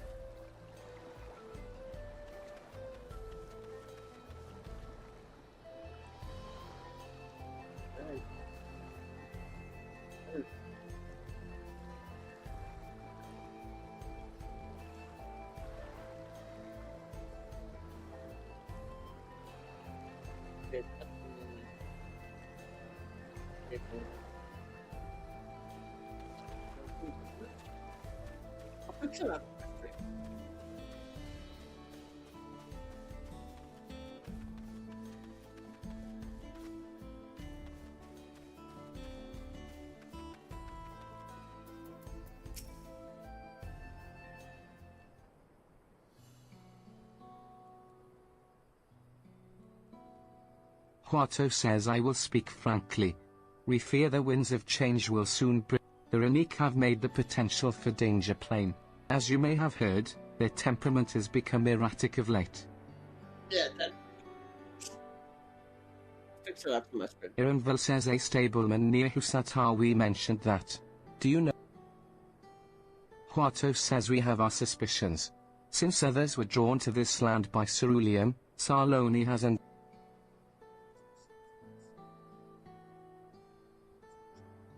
Warlicker says and the railroads are a part of that. Huato says as strong and resilient as they may seem, Runique are sensitive creatures. The roar of the train as it thunders through the plains may well cause them distress. Shepetto says as my father said, we do not necessarily reject outside influences or innovations, but Warlicker says understandably. I thank. This matter concerns not only the Hazaro, but all of Sarlo. Ironville says, perhaps we should bring it to the attention of. Huato says Valkoana, you say. We know him only through rumors, but he is apparently. Shepetto says hard-headed and aloof.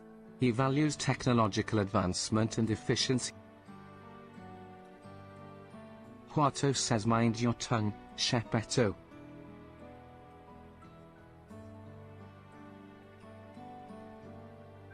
Ironville says hey, while there is a grain of truth to the rumors, he is not nearly as bad as they make him.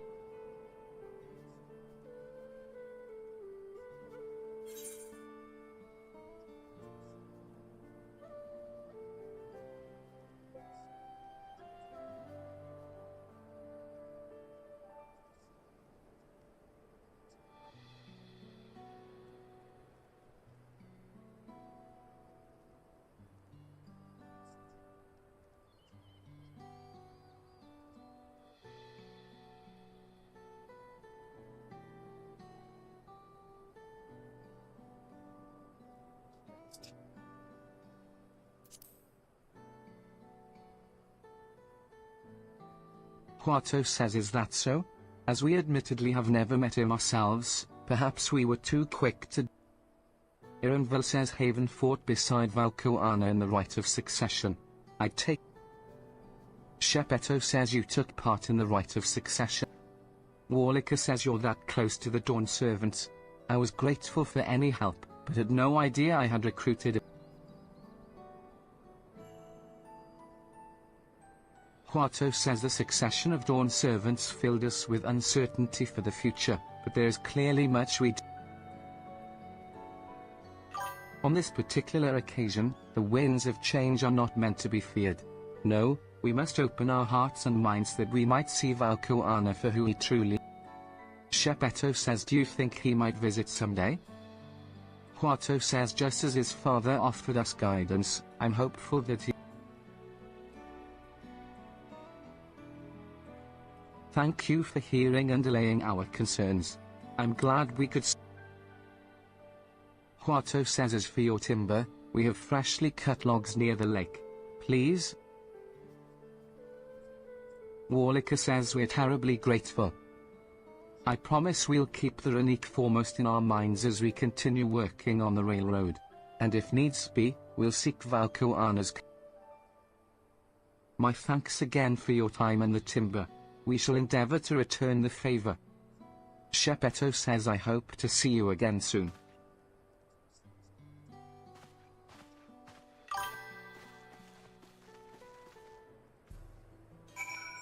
Alright. Now we go this way.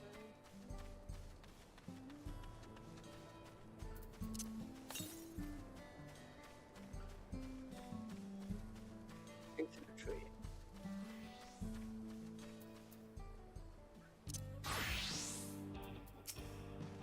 Warlicker says we've more than enough timber to fix the ties. Now we need to transport it to the station, which will be a bit more involved than I thought. I didn't expect we'd be given so much. Mind waiting here a spell while I round up a few more hands and a Runique? I won't. Ironville says I'm glad that went well. And thankfully, it seems we won't need to make several trips for the timber.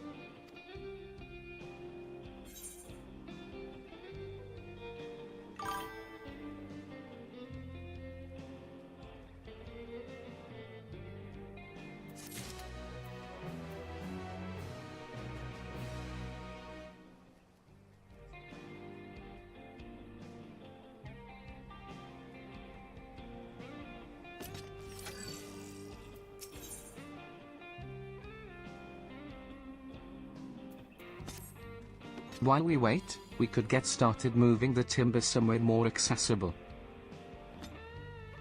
It shouldn't take long if we split the work.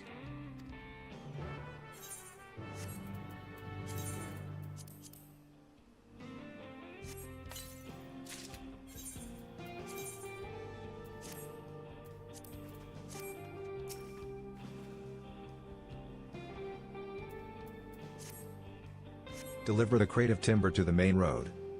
You will have 2 minutes to complete the task.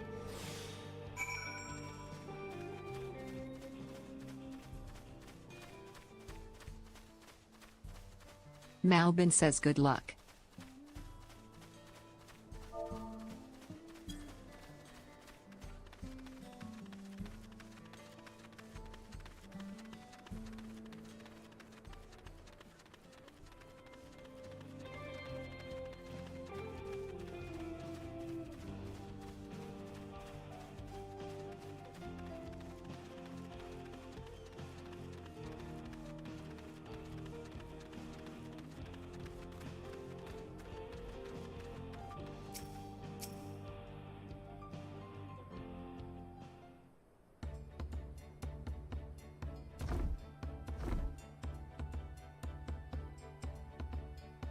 Ironville says I should think this will be enough. Warlicker says it was mighty kind of you to move all that lumber. Sorry we didn't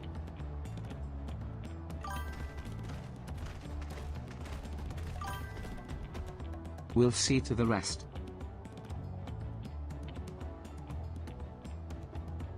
Shenza says once we've repaired the tracks, we'll have you on the first train out of town. Ain't that? Warlicker says as much as I'd love to make it so, there aren't any spots. You'll have to wait for the one after, I'm afraid, but you'll be riding free of charge. It's the least we can do to repay your kindness. Ironville says that's fine. Namika and no few others were here long before we arrived. It's only... Warlicker says I hope you'll stop by and see the trip. It's a breathtaking sight, let me tell you. Shenza says and Nitawik will be driving. No engineer compares to her, and it's always a Zorpa says the only work we should be worried about is our own, Shenza. And we've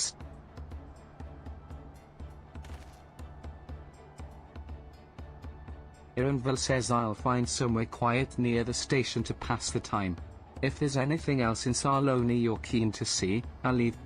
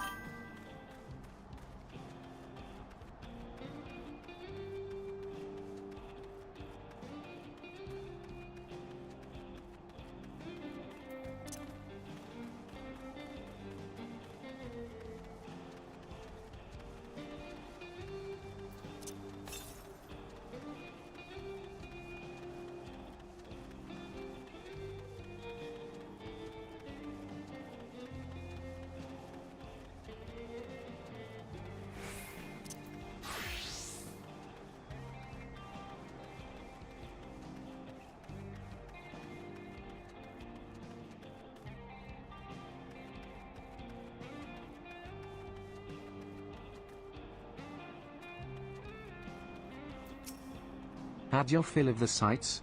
Well, they appear to have almost finished.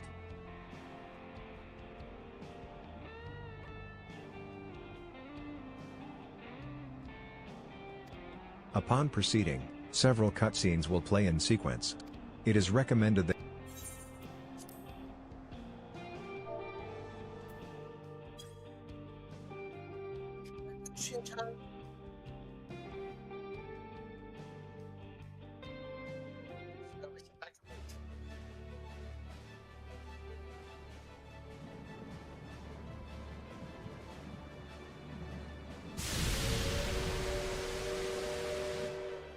A glorious grand machine indeed. I hope Namika was able to secure a seat.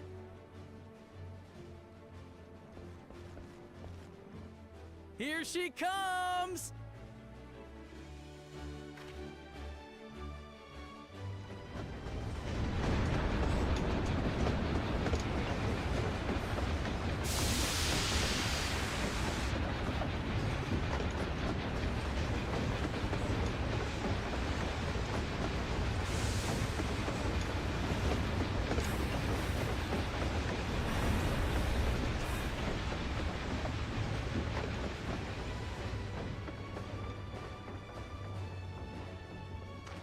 Thanks to you, we managed to resume service much faster than anticipated. You have our gratitude. There's nothing so enchanting as a cerulean-powered engine in motion. Ain't that the truth? Don't think I'll ever tire of watching them chugging along. They make wagons look like toys. And so long as we can lay the tracks, she can go on and on and on. Before you know it, she'll be crossing the entire continent. Railroads are a somewhat recent addition to Tural. As it stands, we can only ferry folks as far as Yassolani. And from an operational standpoint, we still have much to learn. There's always some problem or another to deal with. But we'll keep working at it. We'll hone our craft and continue expanding till one day, our trains are running coast to coast. That's the ultimate dream.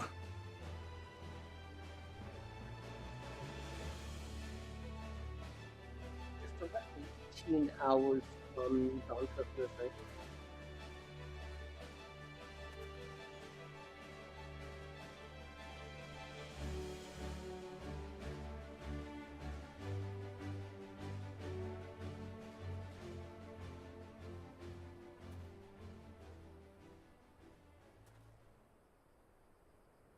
Goodness, I completely lost track of time. By now, I expect the train will be nearing Yassolani. When it returns, we'll see you on your way. So if you've got any preparations to make, you better make them quick. Not another one! You can't be serious.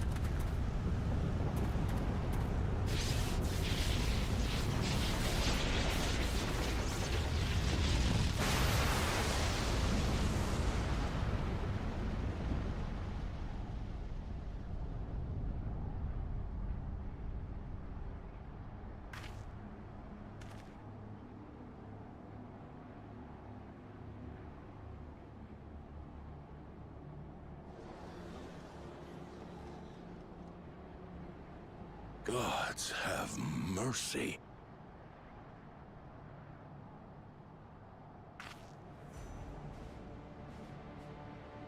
What the hell is that?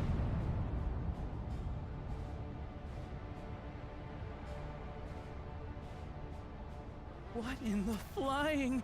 What's happening? Oh, the train! Nitobikwe and the others! My home lies that way as well.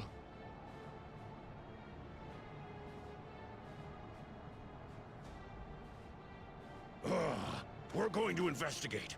Right now!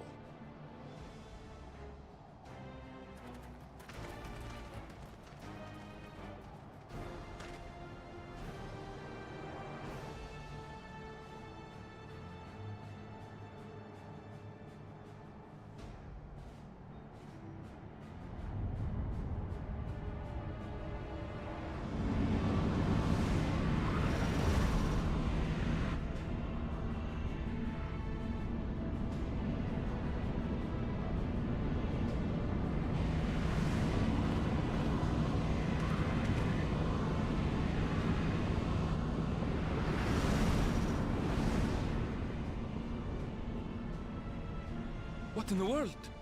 Are they heading for Tuliolal?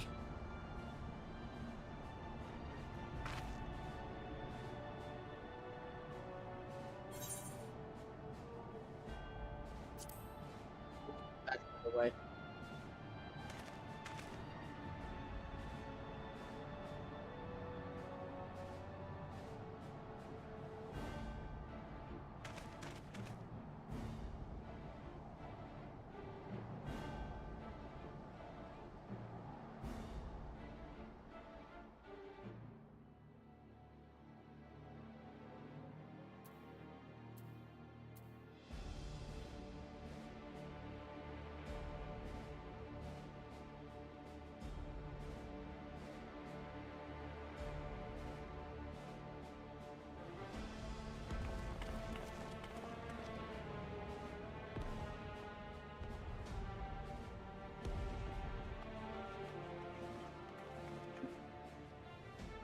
Heavens forfend.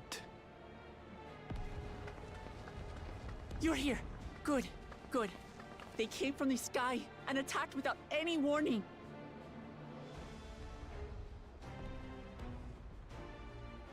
The people need our help. This is after the fact.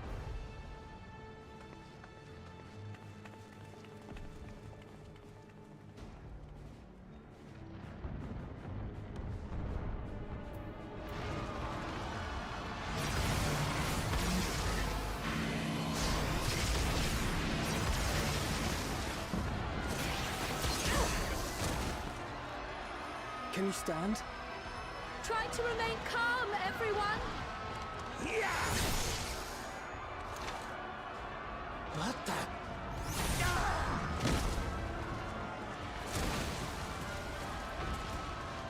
I don't know what they are, but they're not men.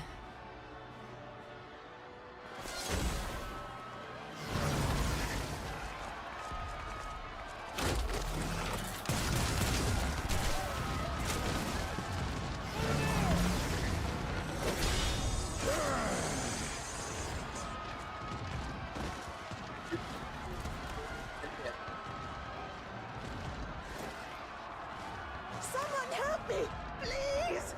Oh! Oh! Bastard!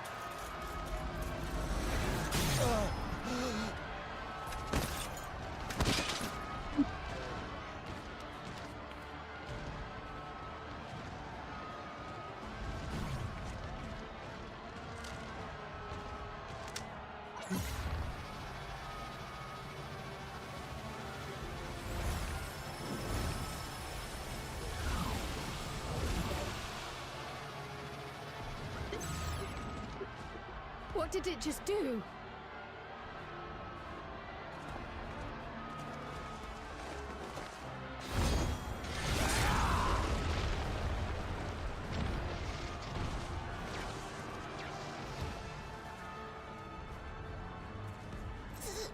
Thank you. Save the things. Just get to safety.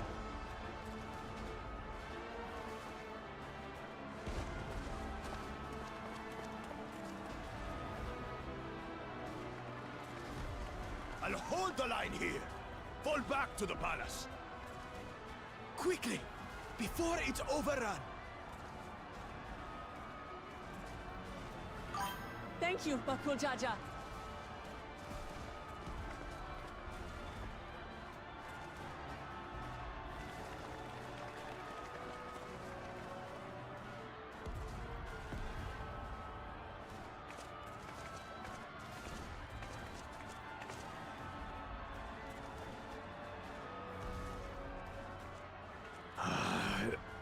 This is simply how I do things now. So, who wants to take my blade next?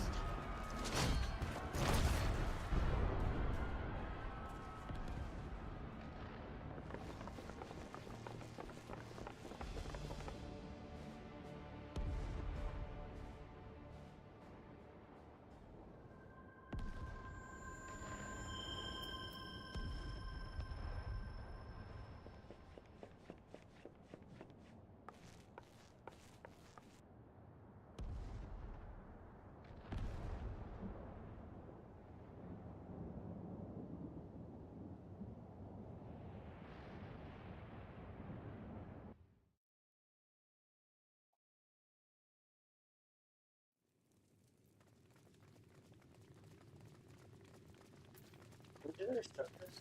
59, okay.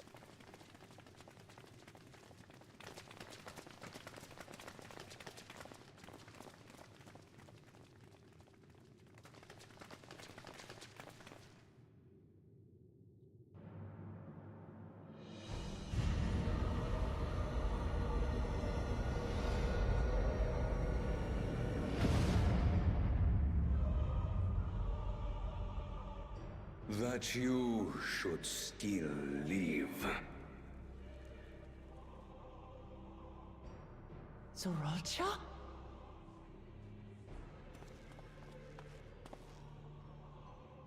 By the gods, what has happened to you?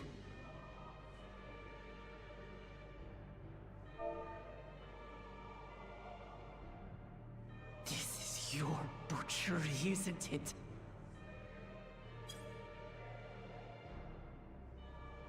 After everything you've done in service to the throne, how could you betray us?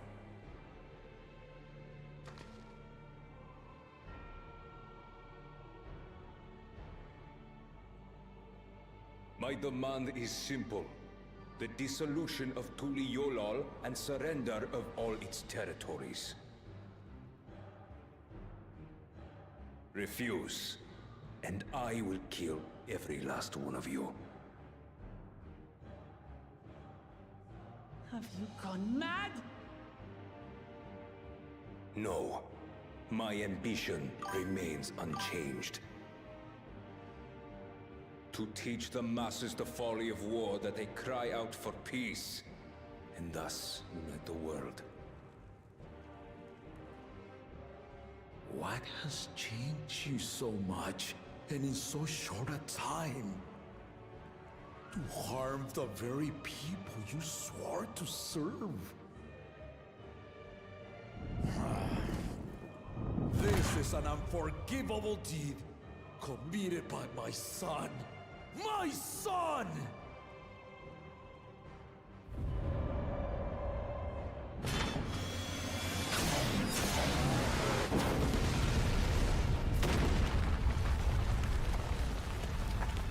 Damn.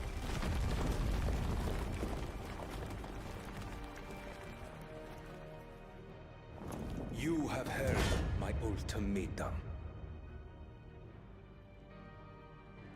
And you will have my answer. By my hands, I will end your madness. Papa, wait! I should be the one to do this.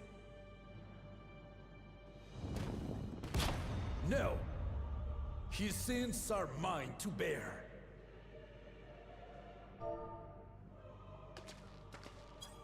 Fear not. Ozoralja is strong. He has never been Father's equal in combat.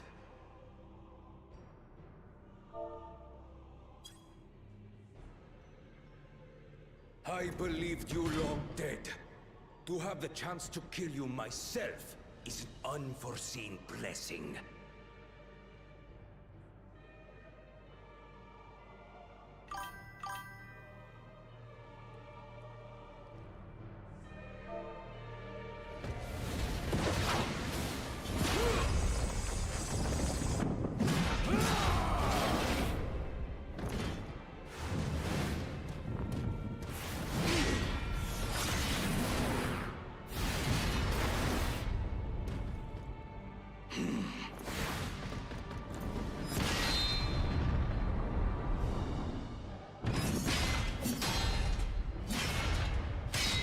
Edward says yes.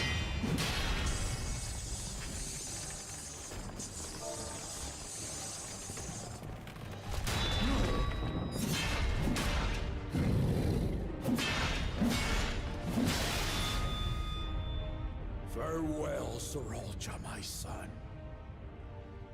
And forgive me.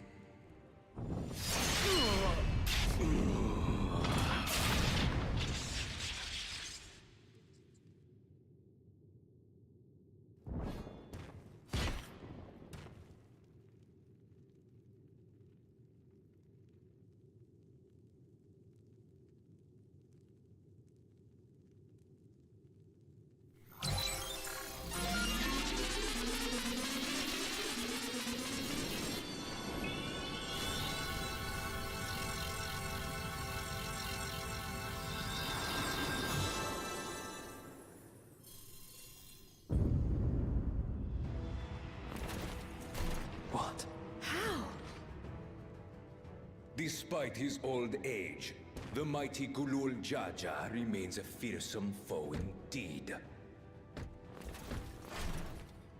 You retain the vitality of 2 souls, despite the passing of 1.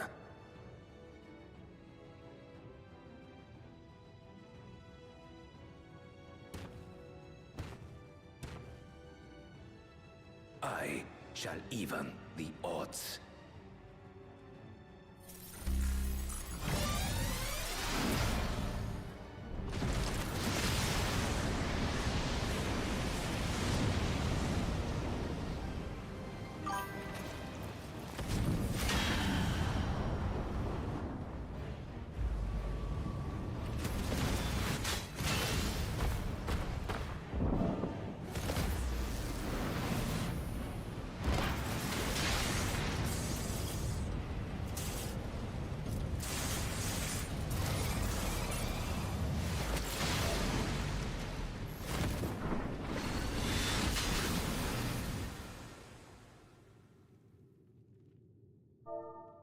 Papa?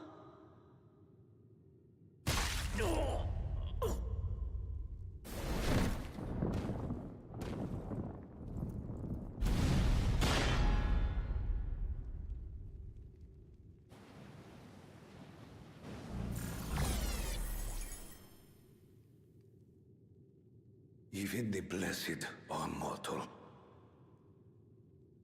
Father!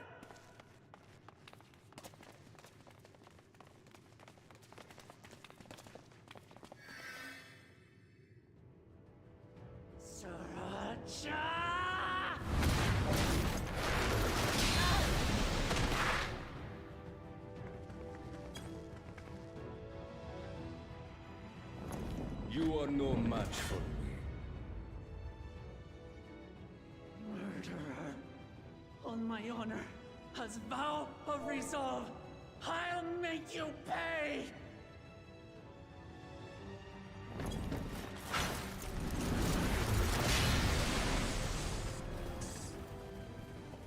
So the once faint-hearted girl would live up to her title.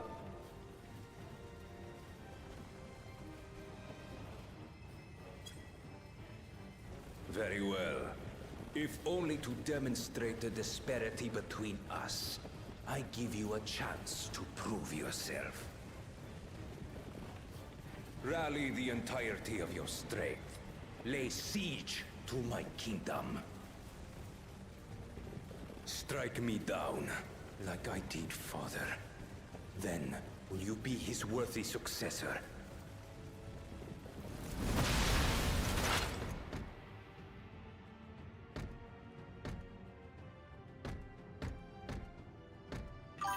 Thralcha, wait!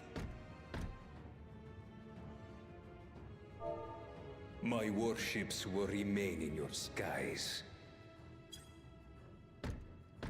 When you fail to prove your worth, I shall order them to lay waste to Tuli Yolal.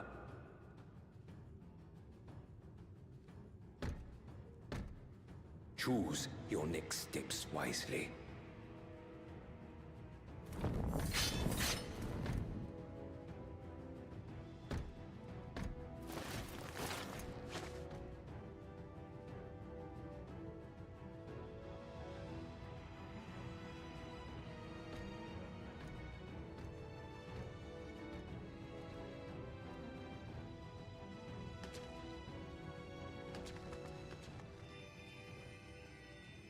I'm at 20 minutes now, I think. Yep, 20 minutes.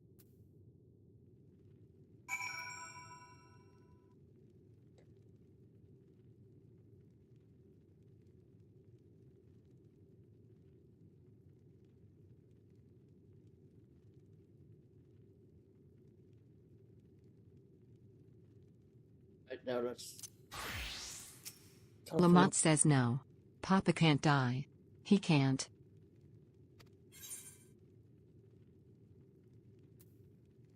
And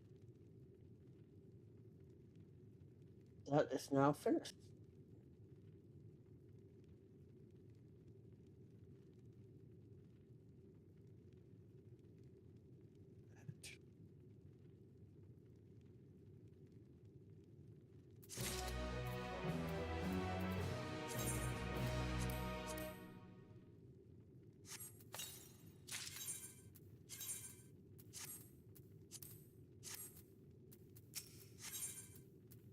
Lamont says how?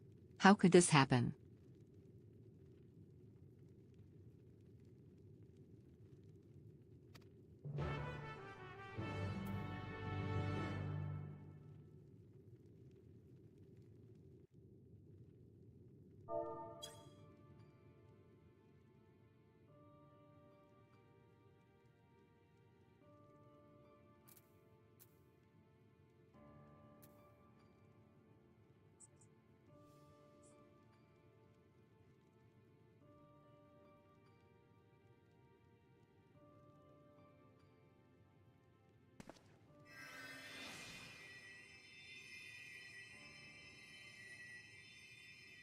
Enough.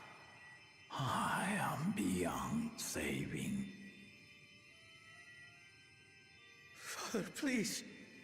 You can't give up.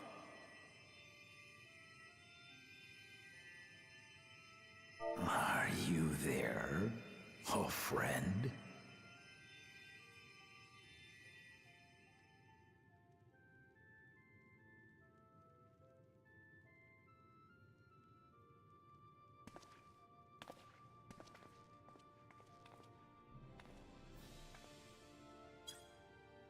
I'm right here.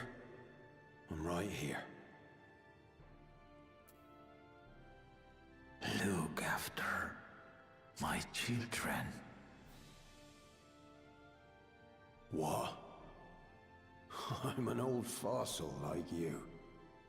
I've only got so many years left.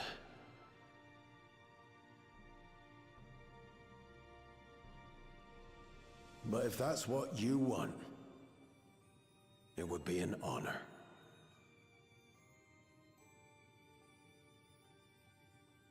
You and I must go on another journey together someday.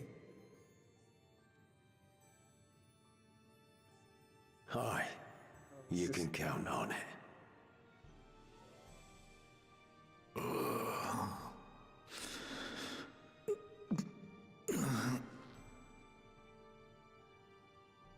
Oglamat. Kona.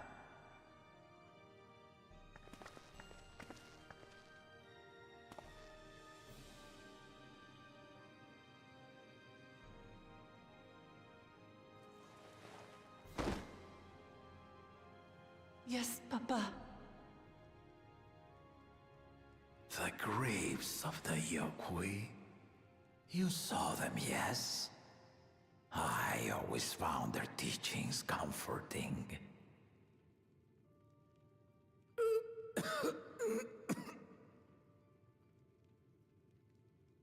Please, Father, you must save your strength.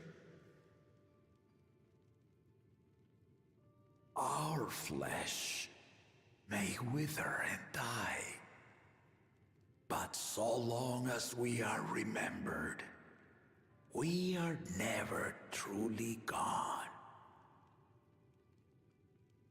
Through you, my hopes survive. Through you, I live on. Only 39. So do not mourn me. Walk tall and see our nation to a brighter future.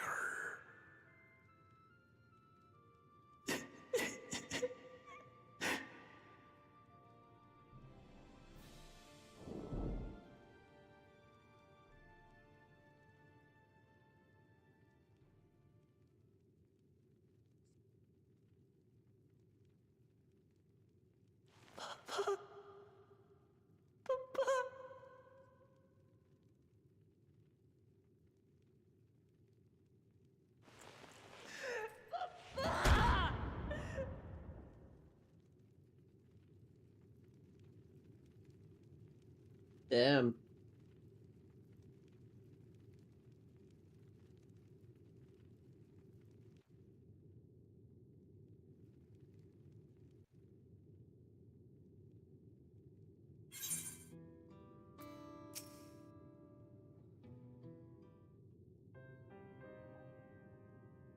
Lamont says right. So, Soldier says Vow Waklamat. Valko Arna. I bring word from the city. The enemy has withdrawn, and allowed casualties within our ranks have hindered progress, but we continue to do all that we can.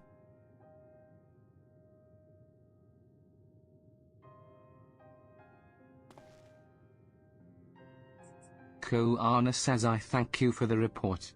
Please inform the god they are to prioritize such efforts.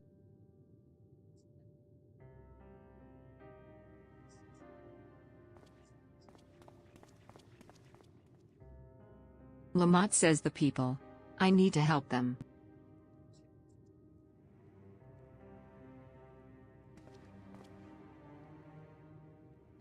Alphino says we will assist you in whatever way we can. Lamont says thank you, thank you. There are sure to be wounded everywhere. Alice says we'll split up and help all of them. You can.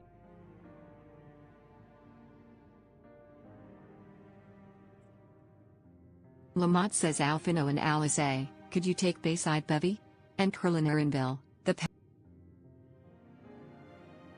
As for Haven, please come to the Resplendent Quarter with me. We'll all meet back here afterward.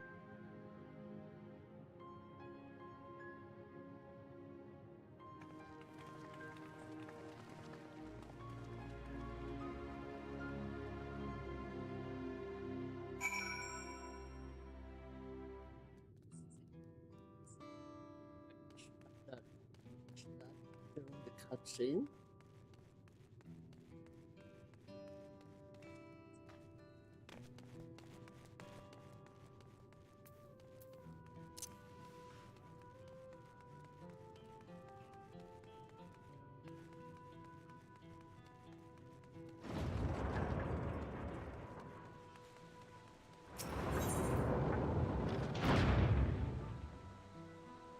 Nothing over there, so let's go here and there. One left, one right.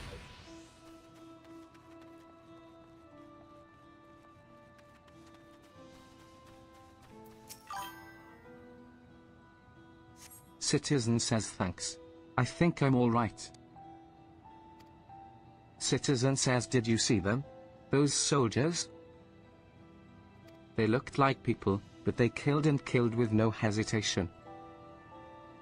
If they attack us again, how can we hope to defend ourselves?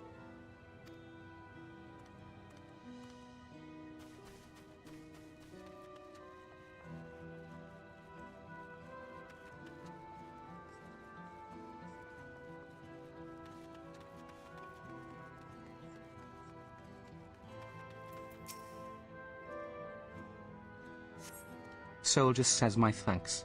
I'll be fine now.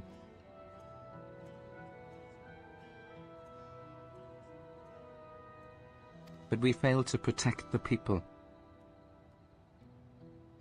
Soldier says why did so many have to die? Where were Valwaklamat and Valko-Arna? They're not to blame.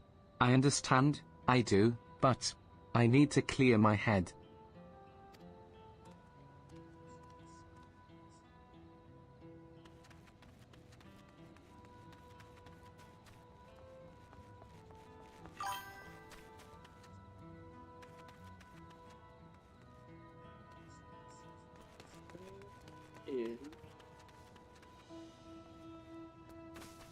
Right there.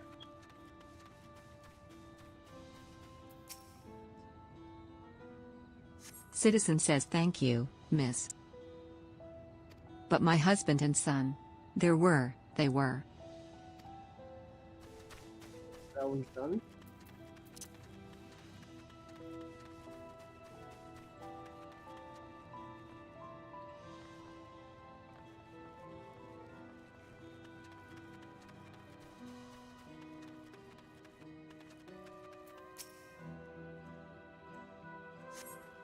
Citizen says thank you.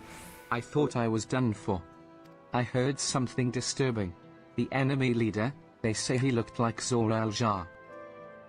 But that can't be true, can it? Why would the first promise attack his own people? Citizen says but if it was him, what happens now?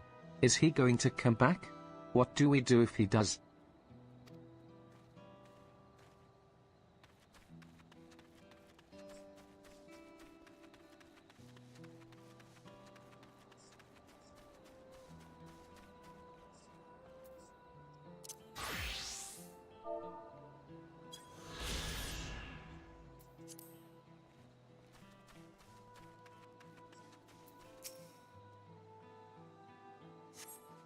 Merchant says thank you, the pain is better now. But I can't stop shaking. Where did they come from? Why did they attack us? And why are those things still in the sky? We had peace under Galul Jaja. We were safe. But now.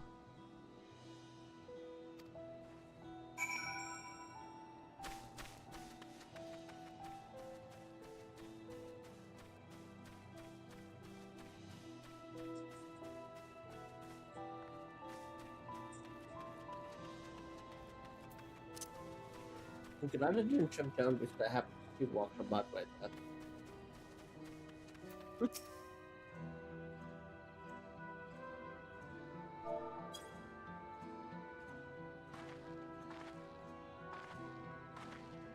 Lamont says you finished hating the people here?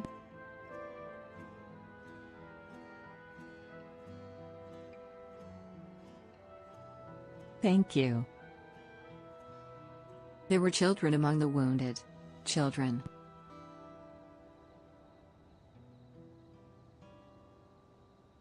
No, now isn't the time. There are still others who need help. Could you go and see how things are at Talonmark? And afterwards, go and find Alice at Bayside Bevy.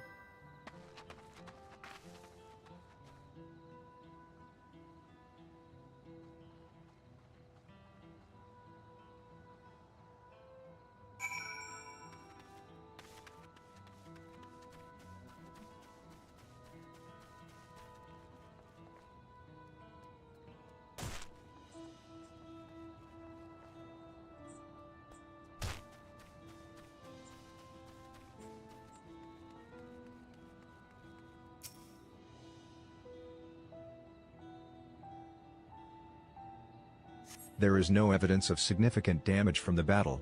The fighting did not spread this far, it seems.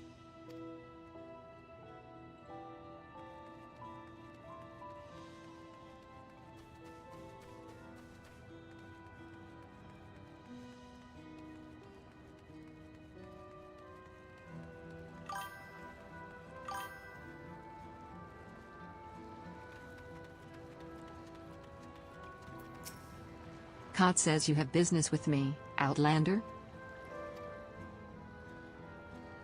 Bologa sent you, eh? More meat for the marks. Though you look to have a little more about you than most. Kot says well, if you're dead set on devoting yourself to the Dawn Hunt, I should let you know a little bit more about it.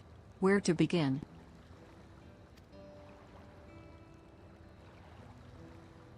You might say at the beginning, but it's hard to put a pin in exactly when that was. Even before Koana brought the system of marks and bills over from Eorzea, our people were hunters.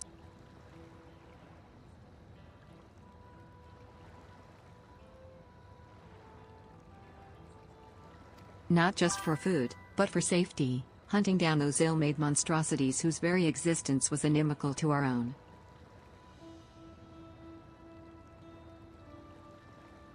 It was for that very purpose that the Vipers came to be. The finest hunters in Tural banded together to hone their skills in their blades, and devoted their lives to stalking and slaying the fiends. At first, we were no more than a fellowship of like-minded folk who take it upon themselves to deal with any danger they caught wind of. It was only after Galul Jaja united Tural under the Dawn Servant's crown that our role as protectors of the realm was made official. Commissions started pouring in from Yasuani to Yaktal, but we didn't have the numbers to answer them all. That's when Koana proposed we bring in the system he'd seen in Eorzea, calling on adventurers and mercenaries to handle those threats we couldn't. If there's a point to this little history lesson, it's this: many folk join the hunt seeking adventure, or glory, or fortune. But from the very beginning, whenever that was, it's been about one thing and one thing only: protecting those who can't protect themselves. Don't forget that. And one more request that I make of every Viper to train under me. Don't get yourself killed. We hunt to save lives, not to throw them away for no good reason.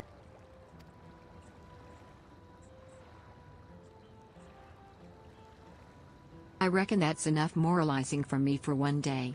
It's about time I headed back to Xak Tural. Come and drop by if you're ever in the area.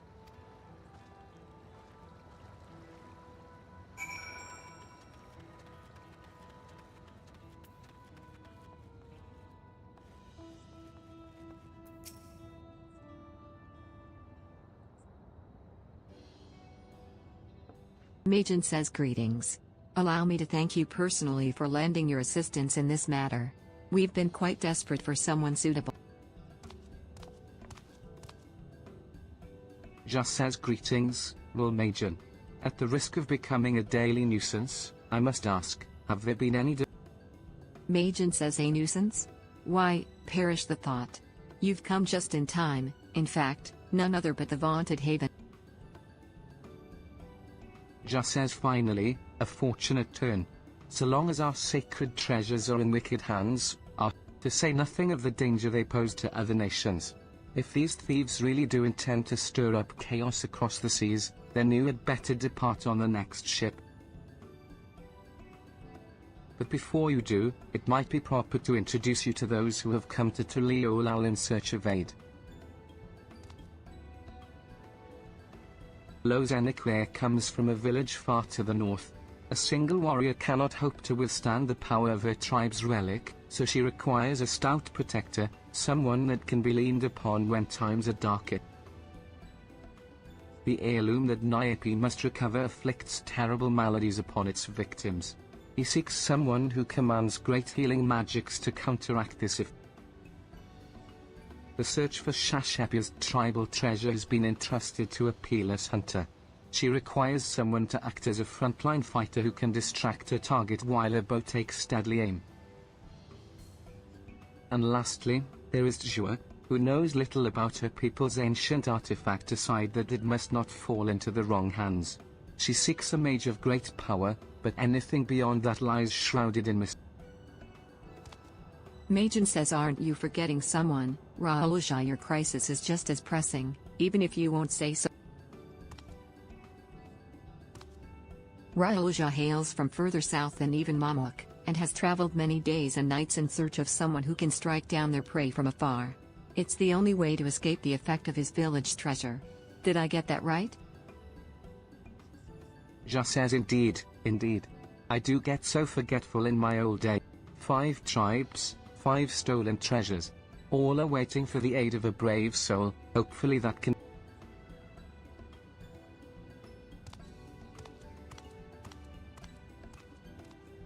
Majin says, of course, I'll share all that I know on the matter. You only need... and know that I will not hold it against you should you choose to assist only those for whom your talents are best suited. So long as you do what you can, the people of Tural, and maybe even further, will be in your debt.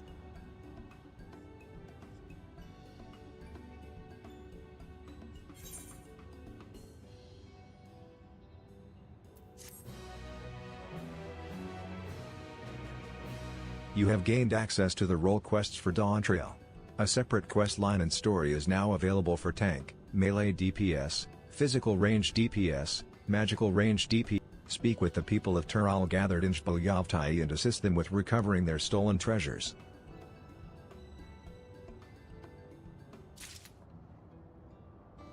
Okay.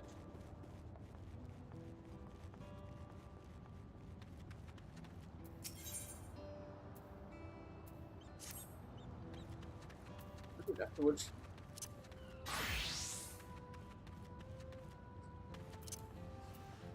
Actually. Oh. Oh. Why we hunt? 94. Oh, okay. Oh, Gore says back already, are you? Did Tyatka tell you everything you needed to know? Good to hear. We don't hunt to kill, we hunt to live. Remember that, and you'll be fine. Speaking of, I took the opportunity to update the ledger. You're approved to take on intermediate marks now. Good hunting, and good luck.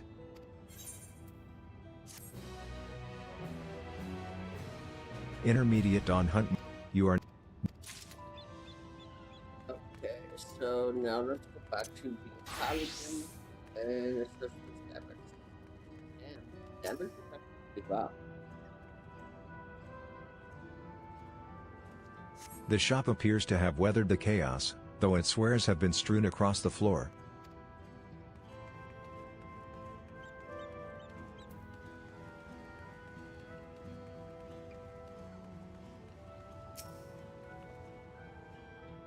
The fresh scorch marks on the ground are doubtless from the enemy assault.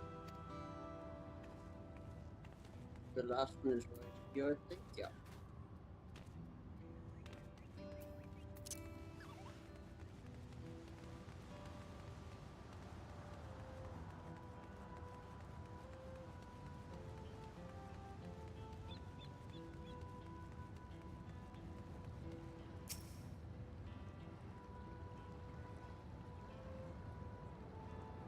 The port remains unscathed, but the enemy ships continue to loom overhead. That's it. What's that to say? Behind us?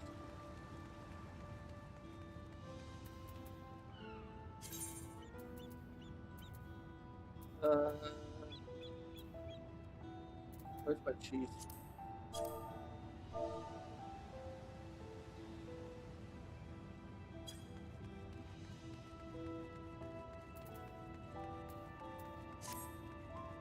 Oh, he's this way.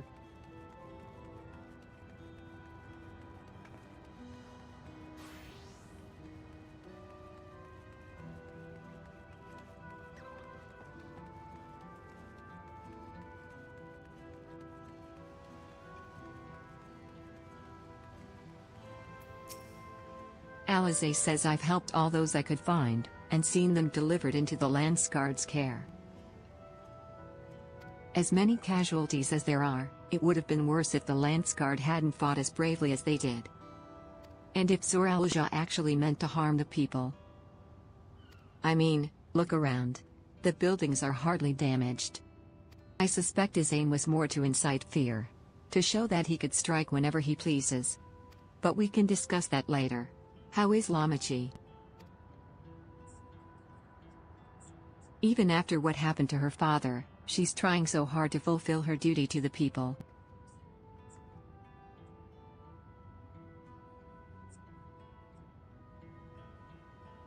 Alize says still, everyone has their limits. She needs rest, and soon. Alize says someone mentioned seeing her head towards the shore. Perhaps she's gone to the Gornitruk Gleam sense.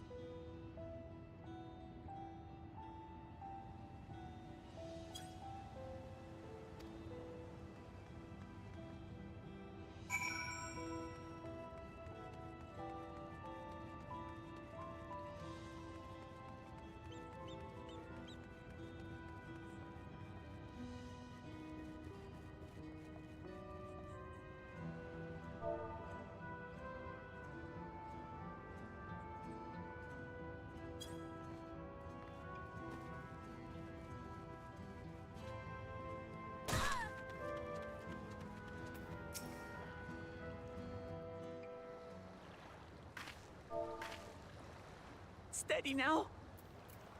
I've brought you medicine. Drink.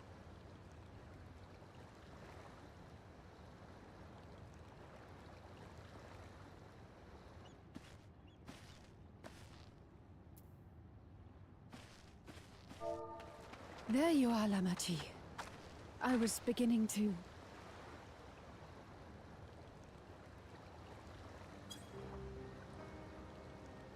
Come on. Come on. Take it. Please. Lamachi. Lamachi!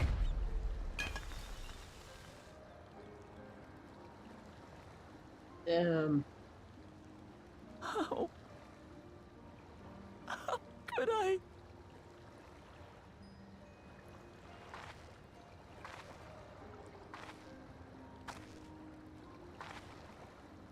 Look at me, Lamati.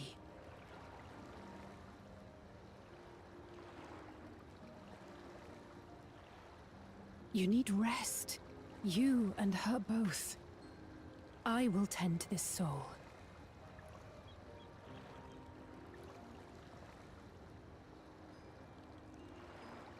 But my people... I have to help them. The Landsguard have matters well in hand. Trust in them. If there's another attack, your people will need you to protect them. They'll need you to be sharp. So please rest. Consider it your duty.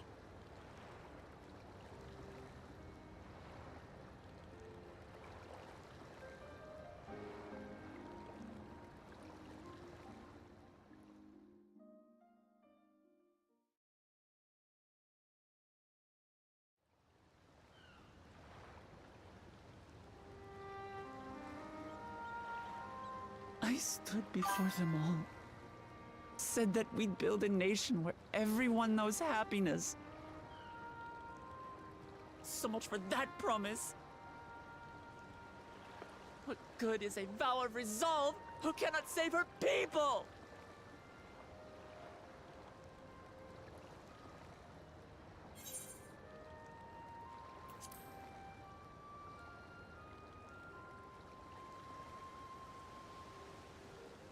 You'll stick with me.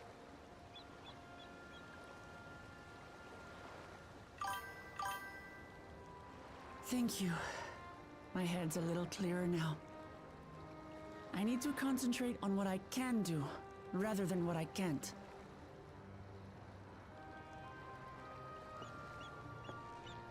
We've dealt with unfriendly factions before.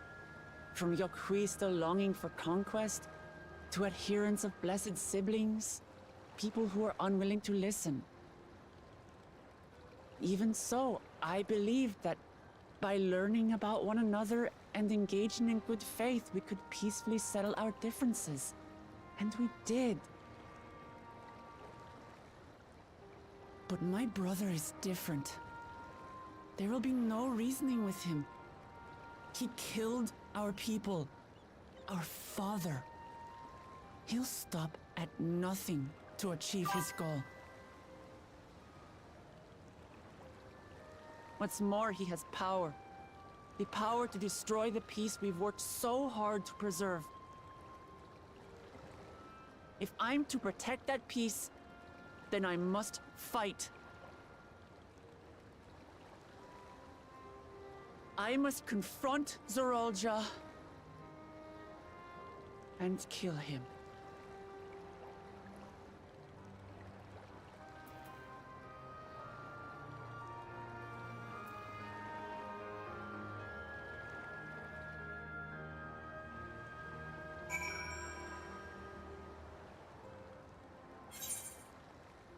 But before I continue, I do need to use the washroom. I've had a lot of coke today, so I need to use the washroom. I'll be back in a minute.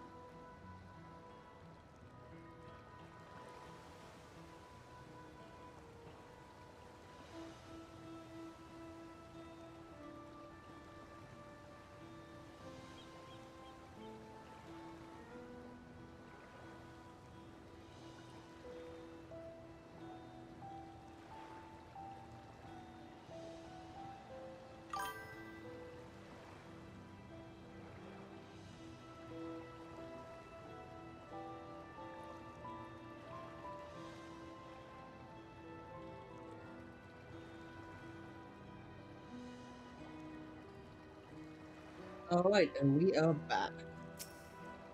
Lamont says I'm fine. Just needed a moment to settle my nerves.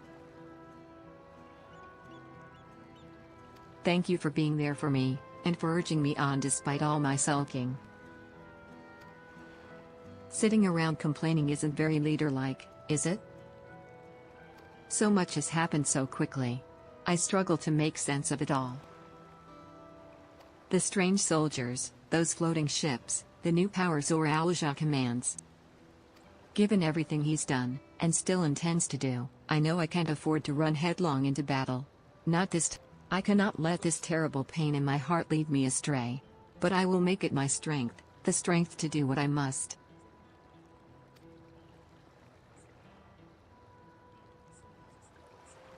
Lamont says right, I'm heading back to the palace. I need to talk strategy with Koana. Could you and the others join us in a while? However we decide to proceed, I want you all to be aware of it. Oh, and, could you tell Alize I'll be alright? She's probably at Bayside Bevy.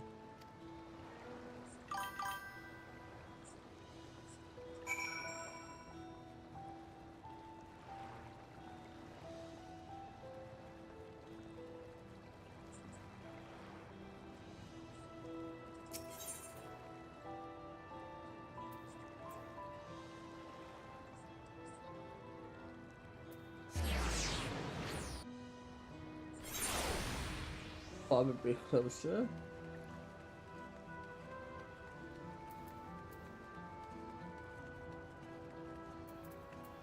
Why?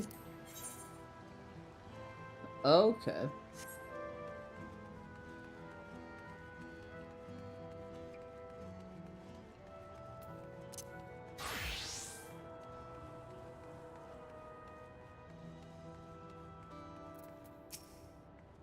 Alize says oh, you're back. By that, I take it to mean Lamachi is feeling better. That's one of the aliens that attacked. She needs to be strong for the people of Tural, I understand that. But she doesn't have to do it alone. Why is that? I need to disable that bot again because it's still being broken. I'll fix that. So if she intends to fight, then we fight. Together.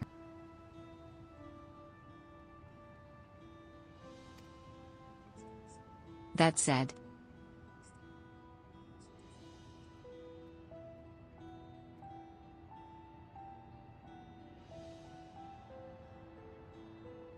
Thank you for the follow, by the way, while I was gone.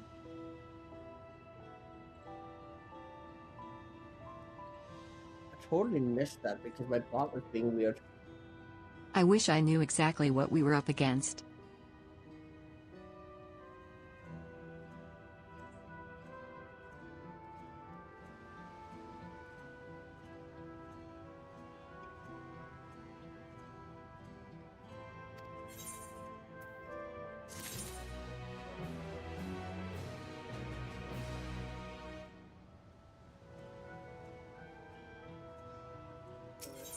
So it's Alize now? It's clearly not a person, but it doesn't look like any automaton or magitech weapon I've ever seen.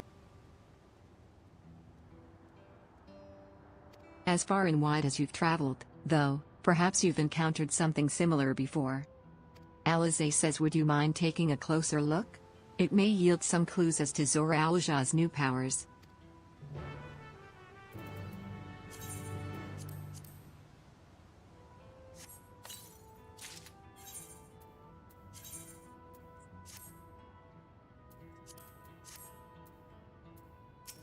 Examine the fallen soldier. You may move the camera, as well as zoom in or out. Target an area and inspect it with.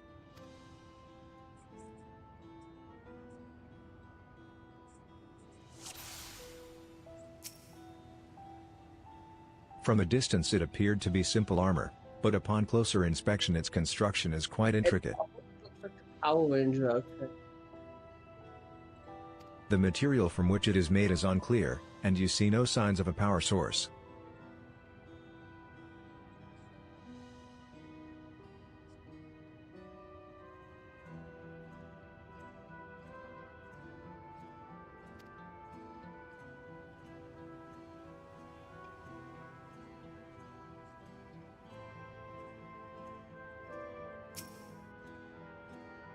In place of where eyes or a mouth might be, you see a strange sigil on the front of this helm.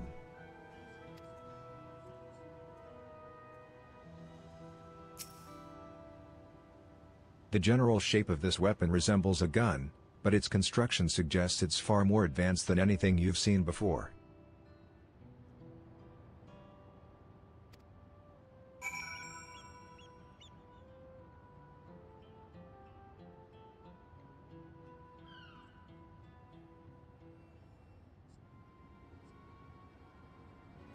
So, what do you think?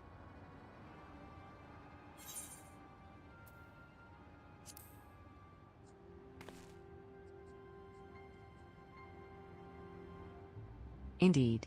While it resembles a person, it has features that make it uncanny, the lack of a face not least of all.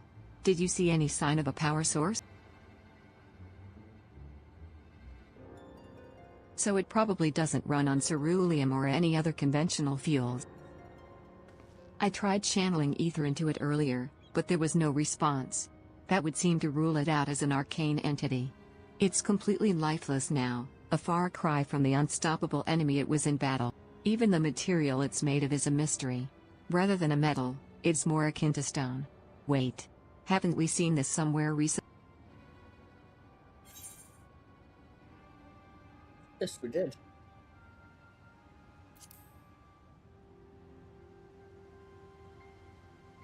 That's right. The glowing stone used in the chamber with the gate of the Golden City. Alizé says, and while the soldiers are a different color, the warships are the same black as the stone of the gate itself?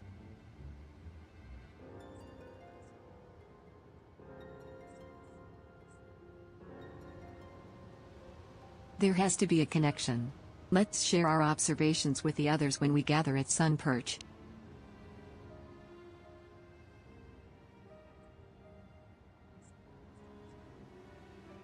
The sooner we get to the bottom of this mystery, the better.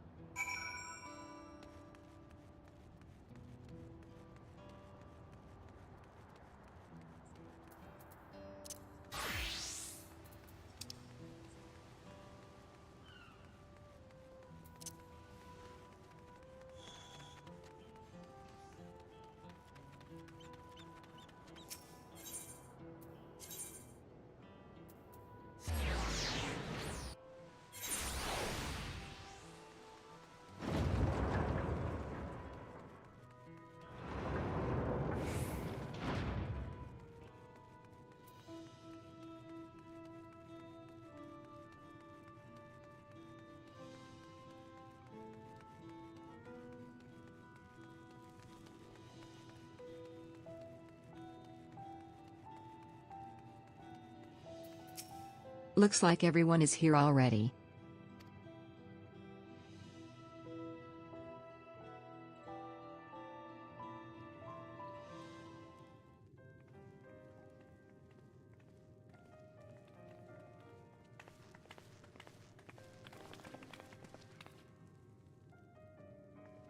Thank you for coming, everyone. And thank you for taking charge in the relief effort. We would have fared far worse without you. Someone had to do it, that's all. Come, let's take stock.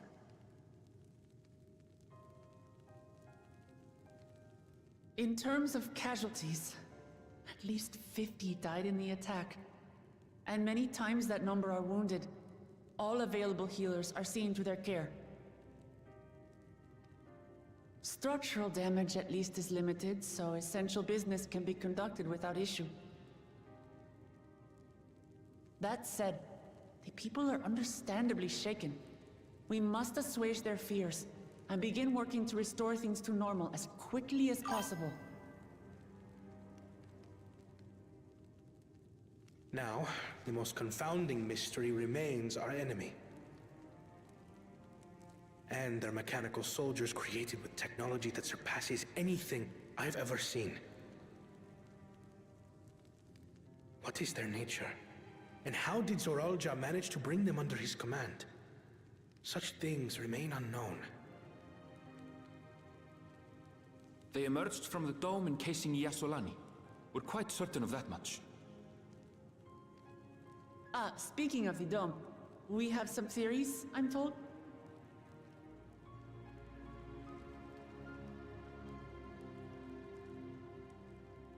Indeed. I would like to call upon some helpers to join the discussion. May I invite them here? By all means.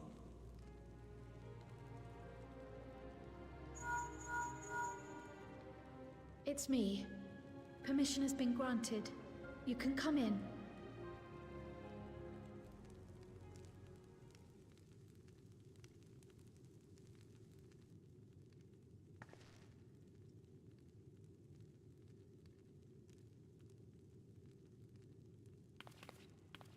Greetings, everyone.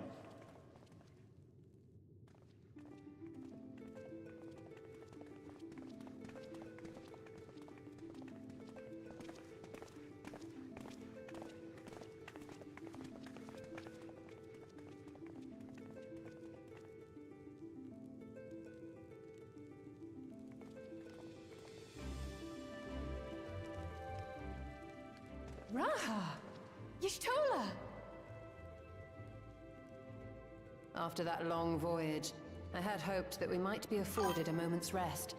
But I gather circumstances are quite dire.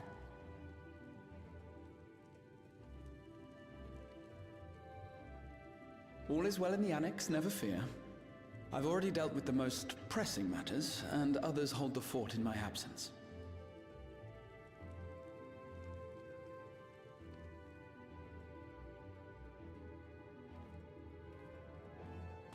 Following the changing of Dawn servants, Gulul Jar Jar spoke about the Golden City to his two successors.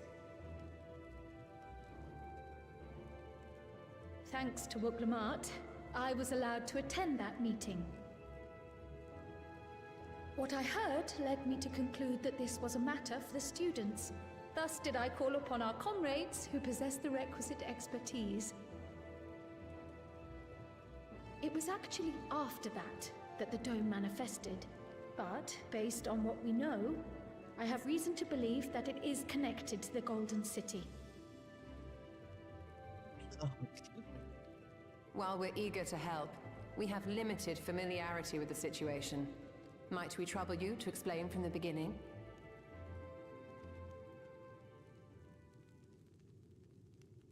As you know, it was a letter I found tucked away in the Baldessian Annex that brought me to Tural. A letter from the Dawn servant, addressed to my grandfather, sent some 20 years ago. The request to investigate the City of Gold. Indeed. The strange thing is, there was mention of neither Tural nor the city in our records. Hoping to learn the truth of my grandfather's mission, what he did and saw, I volunteered to help in the rite of succession. At the end of which, I was able to hear the tale from Gulul Jar Jar. Like us, my grandfather went to the deepest chamber of the Sky Deep Cenote. And, like us, he saw the gate to the Golden City. Is that what you required our help with? This gate? It was. You see, the gate was opened once in the past. And it led to another reflection.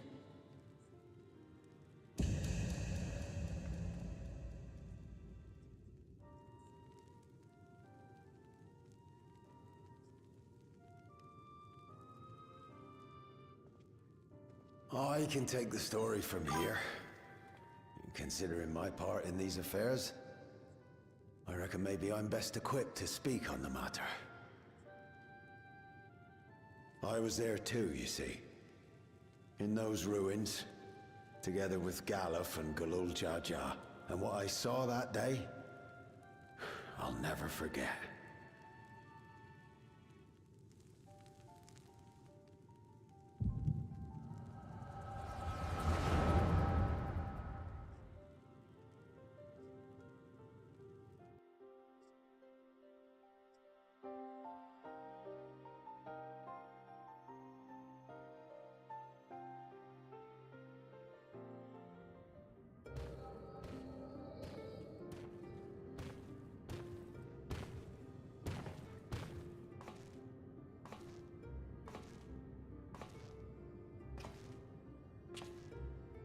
black stone is remarkable. I cannot help but wonder if the structures in this part of the ruins were built by a completely different civilization. It was over 1,000 years ago that the giants mined here. Their records make no mention of glowing stones.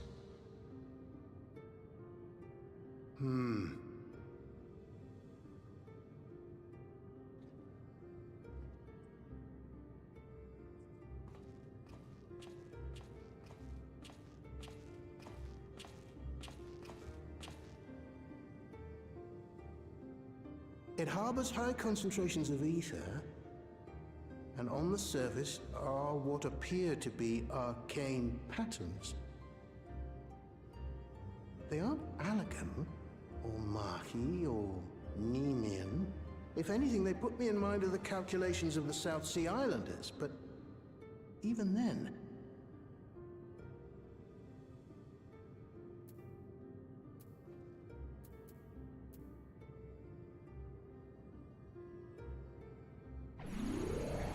Seven hells! What did you do? Nothing.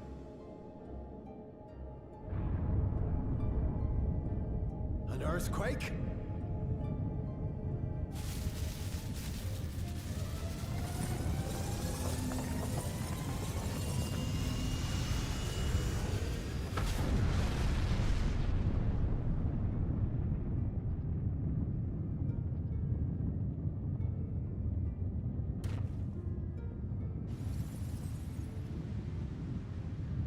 None of this has ever happened before.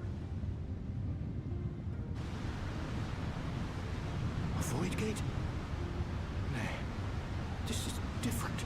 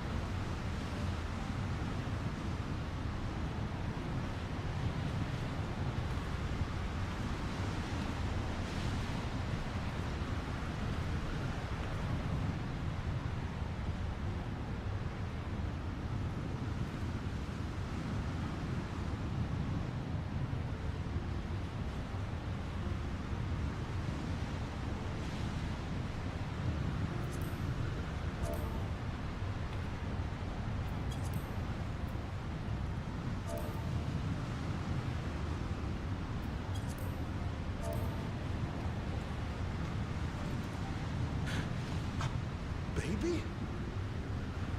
Now hold on. Why would you...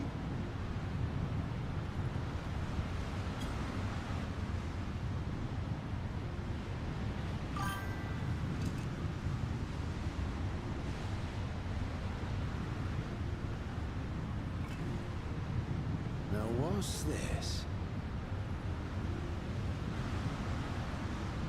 What is this? Who are you?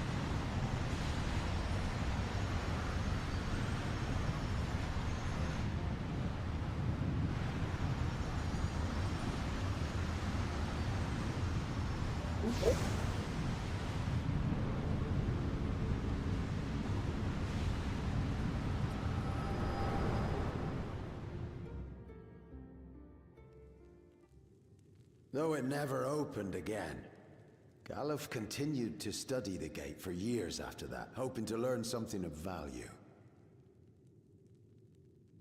All he could conclude was that it was built with unknown technology, and that it led to another world, one apart from the Void. We'd assumed the ruins themselves were the Golden City, only to discover that the real prize actually lay beyond the gate, and beyond our reach.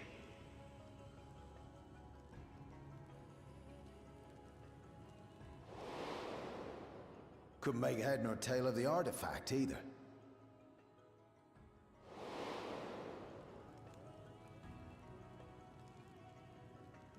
As it had similar properties to the black stone in the ruins, we were convinced it was important. So Galul Jaja took it to the palace for safekeeping. Galuf, meanwhile, took the baby with him back to Sharlayan and raised her as his own. Then the child was...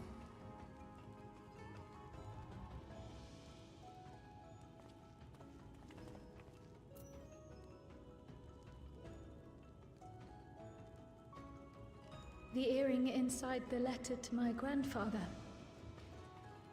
It was apparently found amongst my swaddling clothes.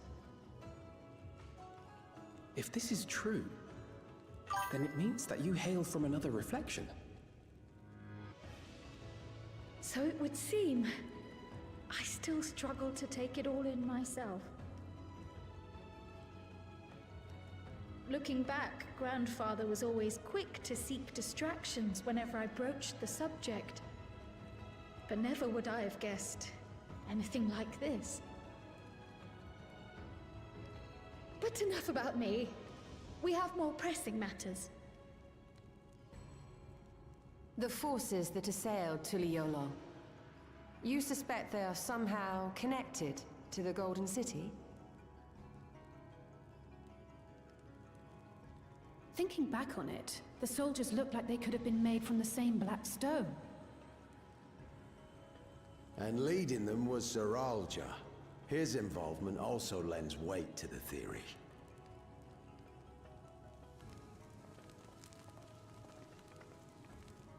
On the day of the succession ceremony, a bandit took me unawares and knocked me out. When I came to, I found my home turned upside down, with a few particular items missing.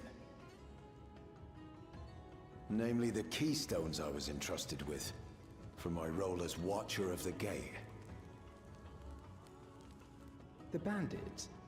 You believe that it was... I only got a glimpse of him, but it was a blue-scaled Hubigo. I know of no other. The artifact stored at the palace was also stolen. The thief struck during the ceremony, and the guard was spread thin. So our assumption is Zeralja somehow opened that gate to another reflection, where he acquired advanced technology and his mechanical army. It fits. And if he did, then it's also likely that the dome is a product of this unknown reflection.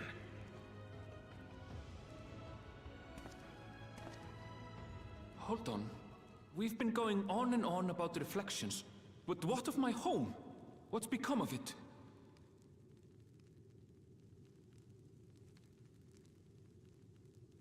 Go and pick up the pieces. It says 96. 1, 2, 3, 4.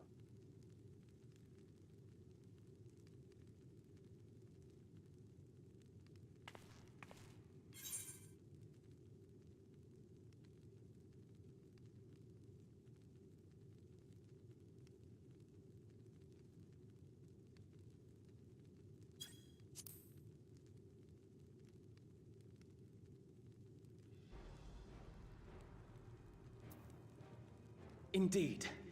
Where it concerns other realities, I dare say the Scions are best suited to tackle the task. You can say that again. We've been to the literal edge of existence.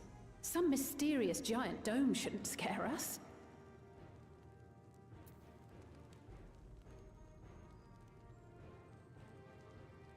As you know, our order has ostensibly disbanded. We'd thank you to be discreet about our unofficial reunion. Huh. Worry not. We'll spare no effort to get to the bottom of this. And with our hero eager to help, you can be confident of the results.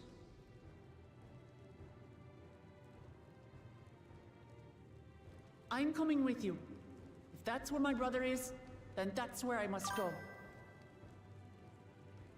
I can't say I understand everything you're discussing, but I know what I have to do. I have to put a stop to Zorolja and restore the people's happiness. Suffice it to say, I share Lamachi's desire to join you. However, under these circumstances, it would be unwise for both vows to be absent from the city. As such, I shall remain in Tuliolal.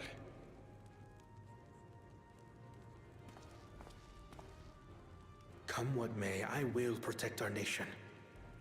So go forth, sister, and do what you must.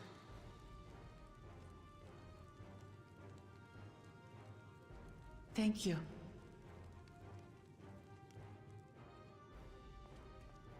It may be prudent for us to likewise divide our forces. While one group ventures into the dome, the other keeps guard without. Agreed. There's something I wish to investigate out here, so I will remain. I as well. The enemy's warships still loom overhead, and I would see that we are prepared for the worst.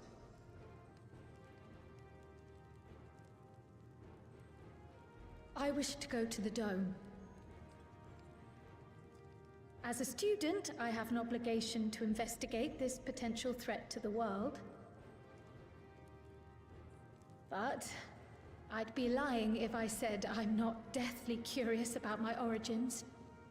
If there's aught to be learned, then I want to learn it.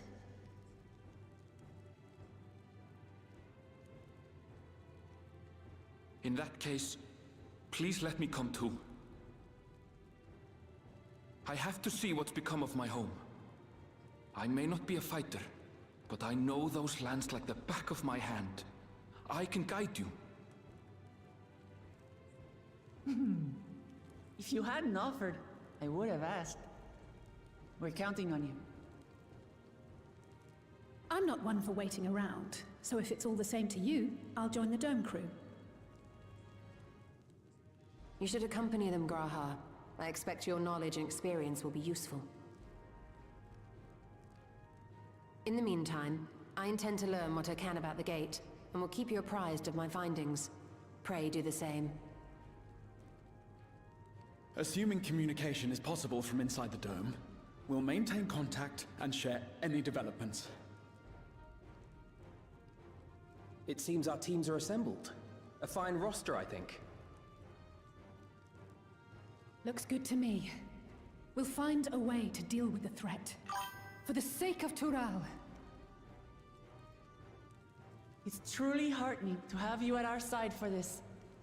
Thank you, everyone. Now, before we set off, there's one thing I need to do. The people are still shaken by the attack, and I'd like to reassure them as best I can.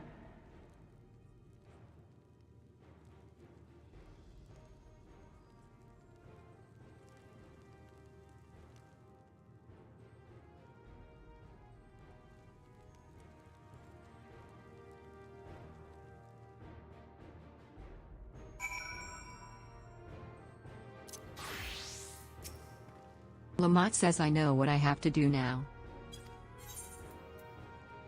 It's just ended at 3:27.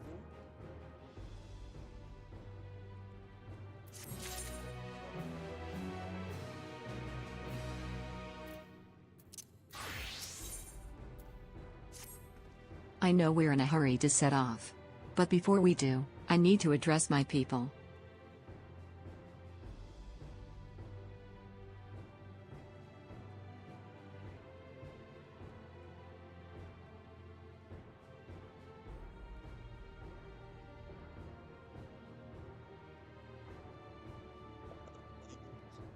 Nice.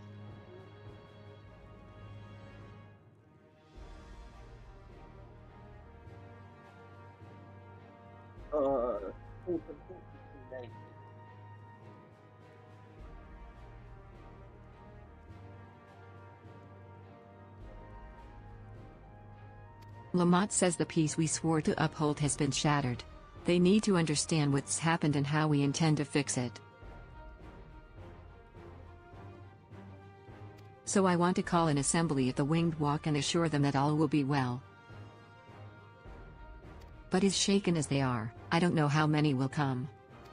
Alphino says it's those who are most distressed that truly need hear your words. If you like, I shall seek out such souls and encourage them to attend. Alize says I'll help too. This is an important step in the city's recovery. Care to join us, Haven?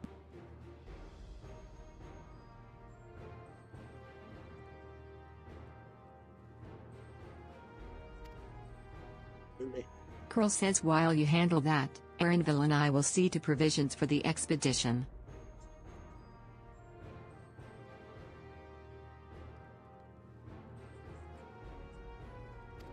Lamont says thank you.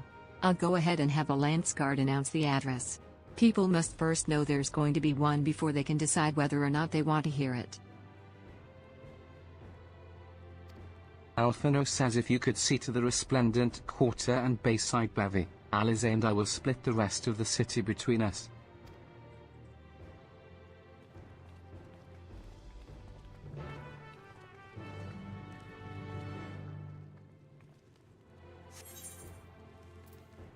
Right. That is return to okay.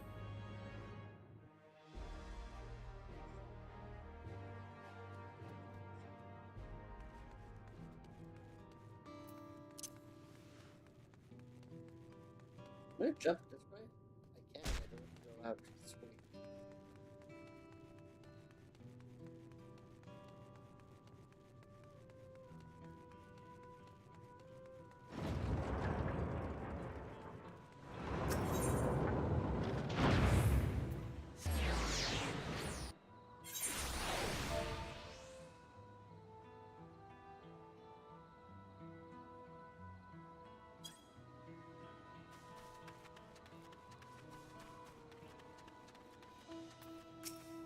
Farmer says if Deliolel falls to the enemy, what will happen to us?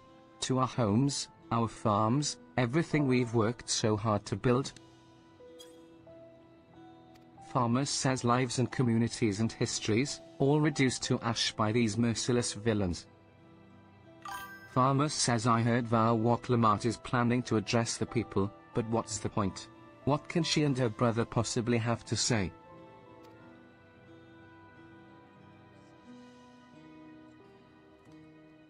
Farmer says really? The Dawn servants have a plan already? They've lost so much, yet they're prepared to carry on.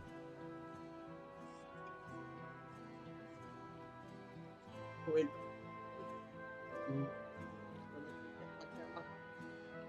And standing around worrying about what's to come will change nothing.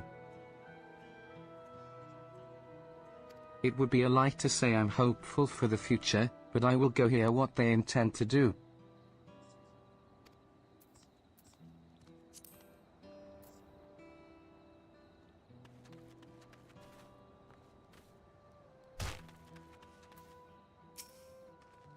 Resident says I still can't believe we were attacked.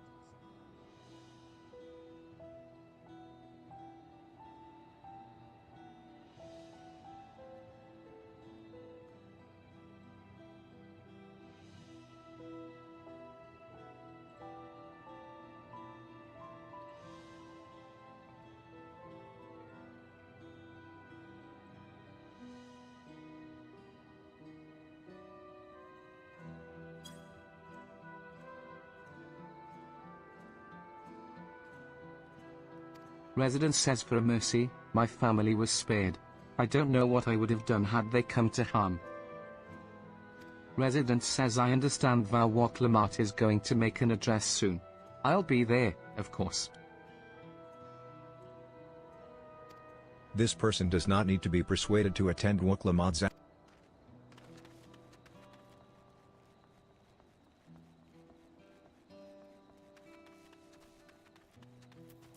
Citizen says please, leave me be. My father is gone. Leave me to mourn.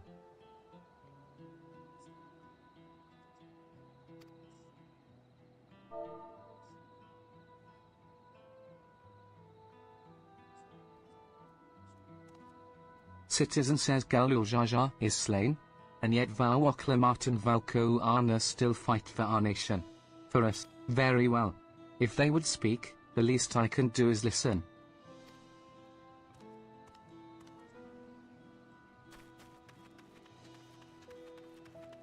Where's the Reborn?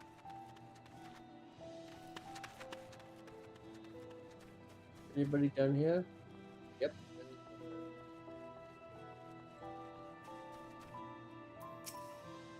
Resident says I'm checking on everyone, are you? The city's definitely seen better days, but we can only spare so much time for mourning. Only by looking to the future can we overcome this crisis, and we'll all need to do our part. I've no doubt Valwok Lamart and Valkoana will share similar sentiments at their address. This person does not.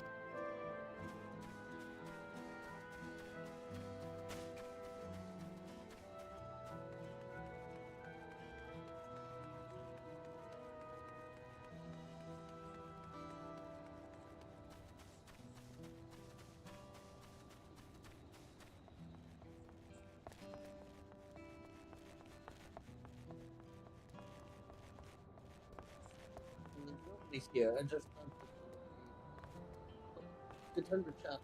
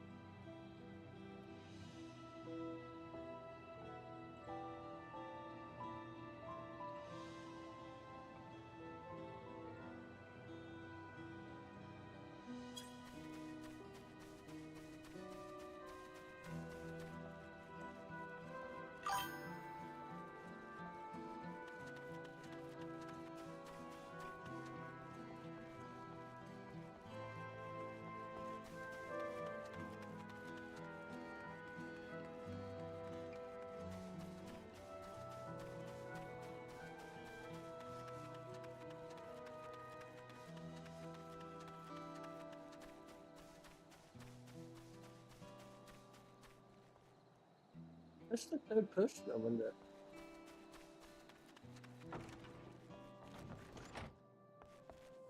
Sad? Nope.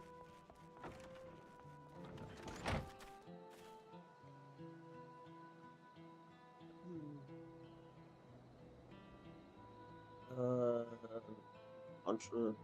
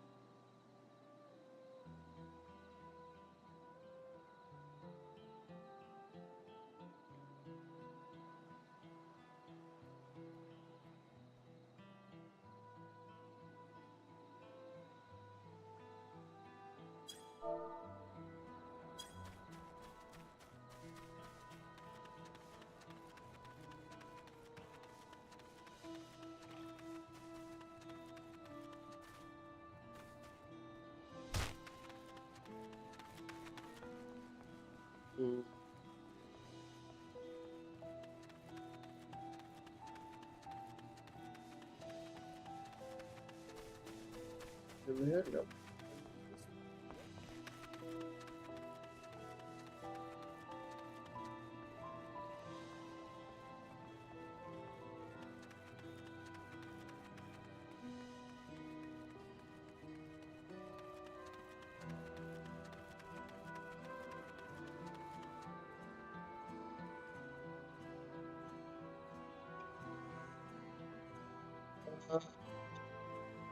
Oh, that purpose.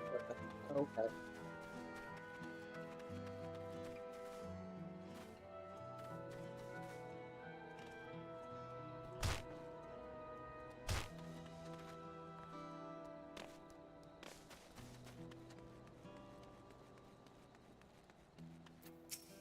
Herder says it's not safe here, not anymore. I could try to leave Tural, but where else is there to go?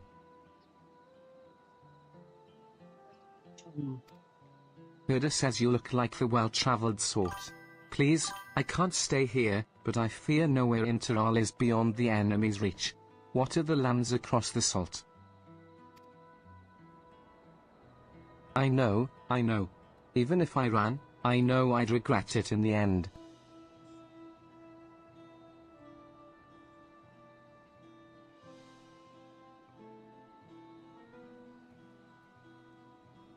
Herder says I love Tural. This is my home, and I know the Dawn servants would give their lives to defend her.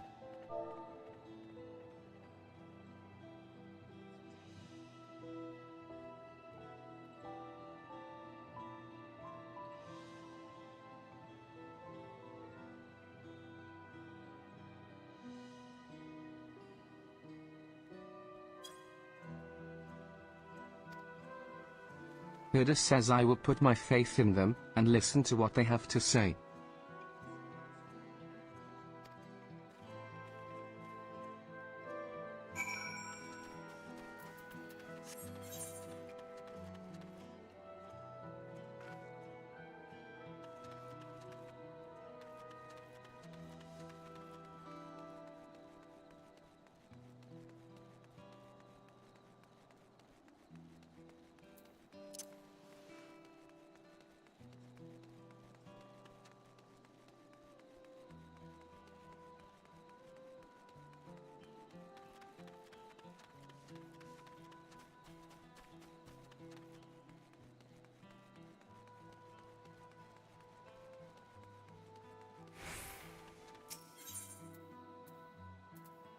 Okay, now let's...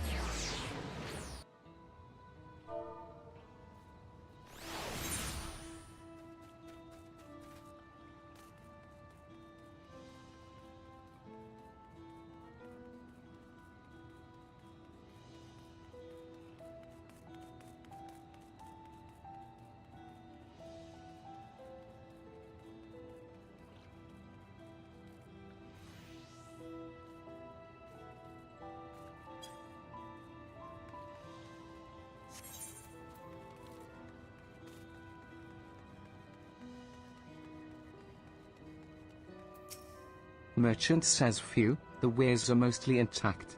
Glad tidings for my clients. Oh.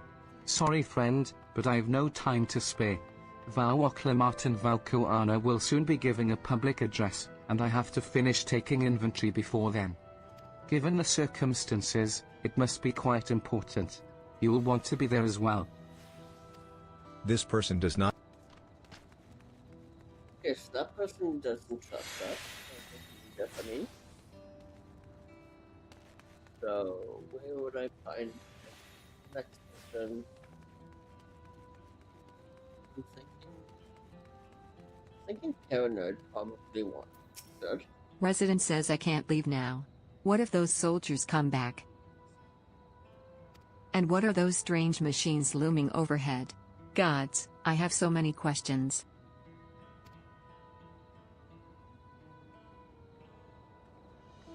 I see.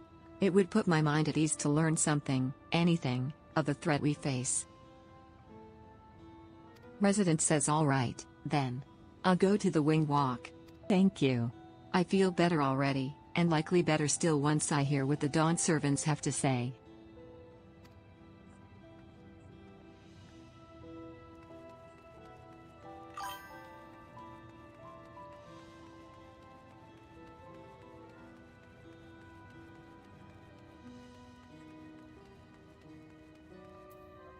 Citizen says I need to stock up food and medicine. As much as I can. And what else is there? I can't afford to forget anything.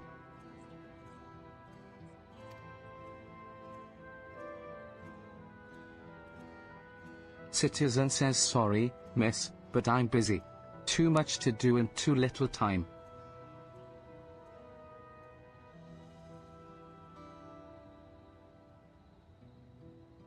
There's no telling when those stone men will return. I have to get out of here, find somewhere safe.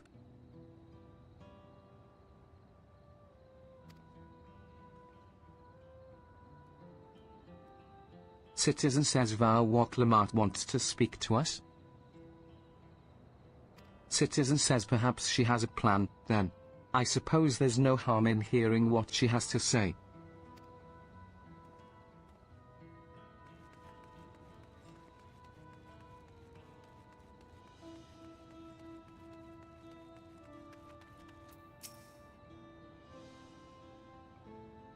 Citizen says whatever it is, I don't have time.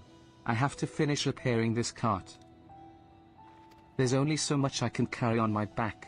When those hollow devils come again, I need to be ready.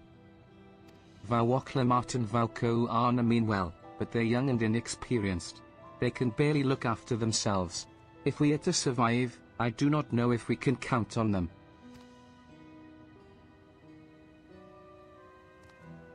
Citizen says they're going to strike back at the enemy? So they're resolved to face this. Maybe it is too early to be thinking of running. Alright, I'll go and hear their address.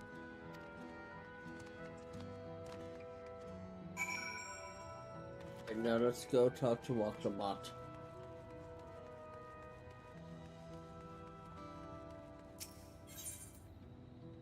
Where are they?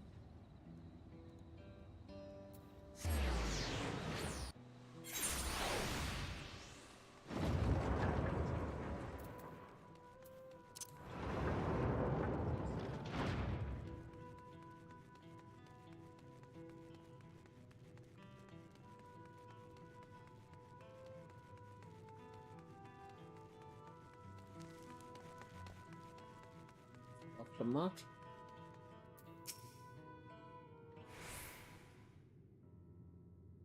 Lamont says it looks like you've brought quite a few people.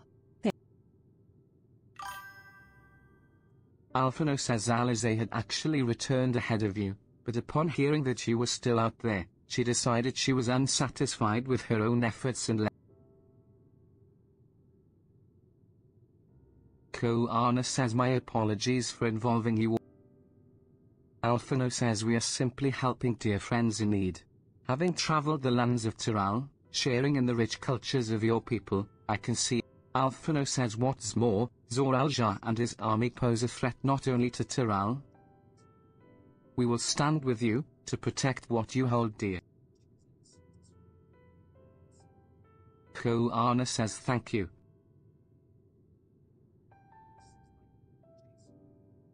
Alphino says I don't expect you've had much, if any, rest. Lamont says I'm fine, thanks to a little encouragement.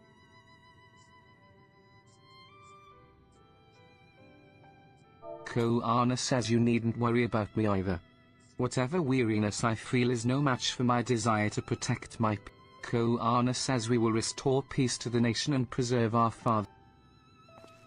And it begins by speaking to the people from our hearts. Lamont says right.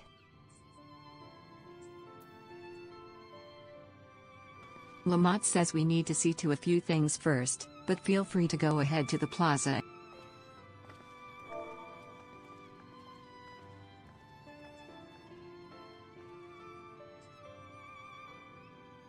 Ishtola says their father raised them well. Tia says that he did.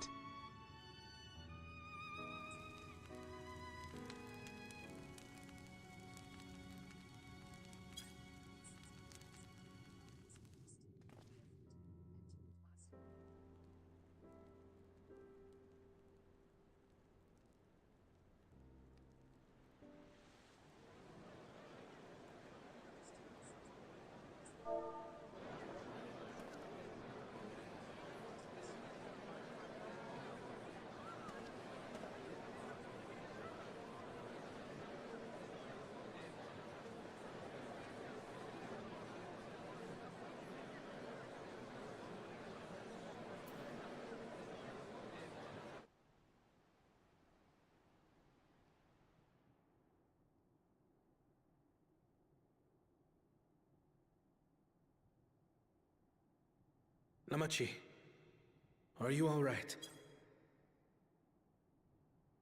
Yes. Don't worry. I'm ready for it. The fear, and sadness, and anger. Everything.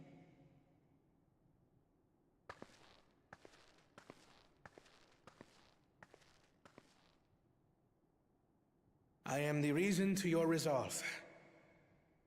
But more than that, I am your brother. You needn't bear this burden alone. Remember this.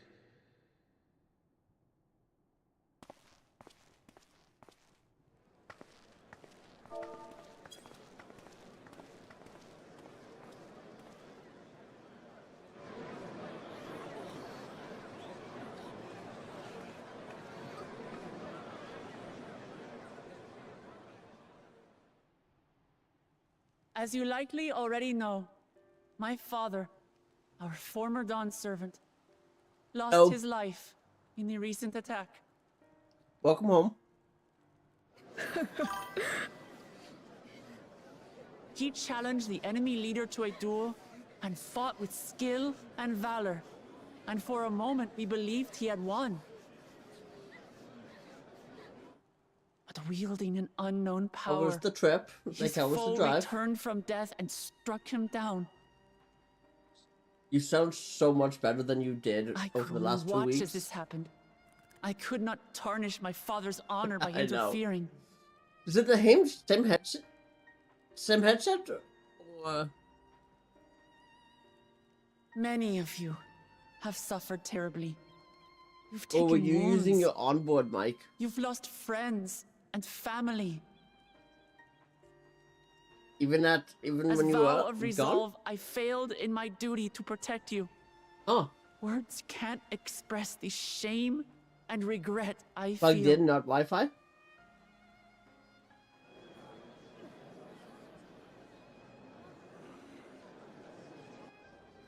Oh. Oh. No, I'm saying is like I'm saying your laptop was The enemy probably leader Wi-Fi was not none plugged in. other I'm saying. than my brother Zoralsha. Oh, is it? Zoralsha? It's true! I saw him! Mike and Revna has logged in. We believe he staged the attack from Yasulani, which has been encased within a mysterious dome. Oh, that makes I know sense. that you're concerned for your loved ones there as well.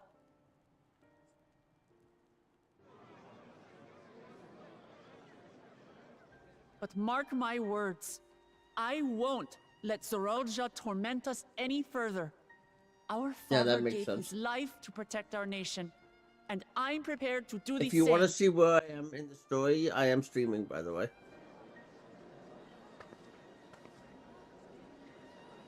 Uh-oh. You say that, but those metal monstrosities are still up there in the sky. What are you going to do about them? It did that to me this morning, too. Like, when I first logged in, I actually had to sign in. It wouldn't actually load where I was, even though I was in Limsa. It wouldn't actually load Limsa. The enemy is still on our doorstep. They get and waiting for them stuck to on strike the, again you know, the accomplishes loading nothing. screen where it says like those, like 48 people in queue. That's why we're going to strike first. While I was in that We're screen, going it to take actually the battle booted me out straight to completely. Zoralja Like, actually and put booted me an out of the end to game. it all. It brought me right back in. So I actually started my. While my sister sallies forth, I started my stream. I will take charge of the city's defenses. Not another soul will come to harm. We swear to you. Actually, looking at the clock, I started almost like our 40 minutes before later. us, we will lead with resolve and reason to restore peace to our nation. So please, have patience and faith.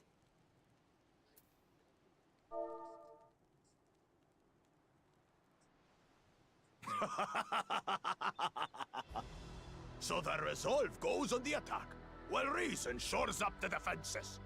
Sounds like a fine plan. Needless to say, you can count on my sword. Tural's my home, and I'll do my part for it. Hear, hear, brother. That makes two of us. Or was that two of we? Never mind that. What of the rest of you? Will you let others do the work? Or will you do your part and fight? We fight! We fight! We're Tuliolans because we're united! We'll stand with you and weather this storm! He's right. This is our nation, and it falls to us to protect it. We'll fight too! For Tuliolal! Me too! Me too! We're all together in this!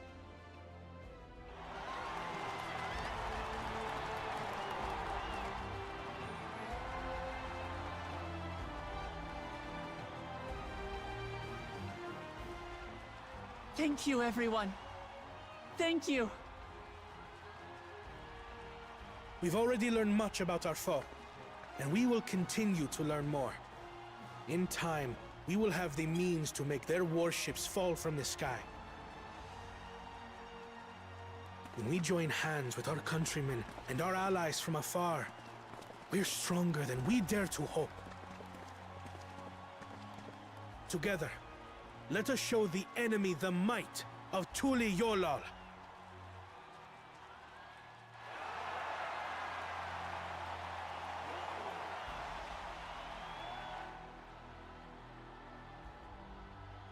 You are the beating heart of our nation, each and every one of you.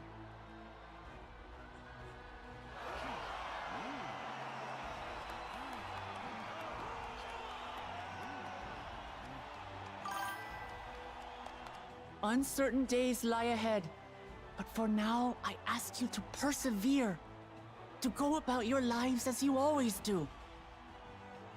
Only then can we ensure we have the resources to see our nation through these trials. I broke the 50 mark, by the way. And when the time comes, for the month, we will for the month strike. for the Twitch payment. Tuliolal will I'll get not that fall. on the 16th We will prevail, of and May. peace and happiness will be ours again.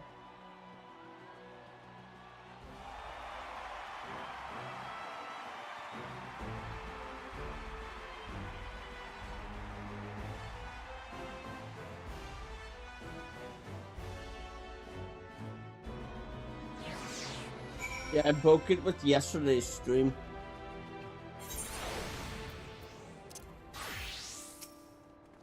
Tia says, listening to Waklamart and Kuana, I was reminded of my time in the first. Tia says, while the Xak was no king, I often found myself speaking before the people of the Crystarium in like manner. And through their deeds, they answered me. Tia says the people of Tural, too, will rise to the occasion. This I can tell.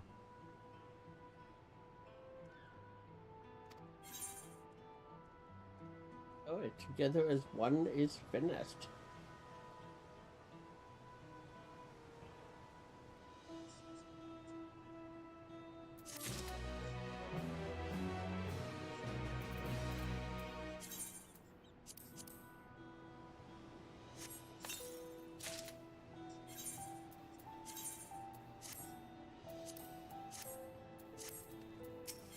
Is there 99 gear like there was 89 gear?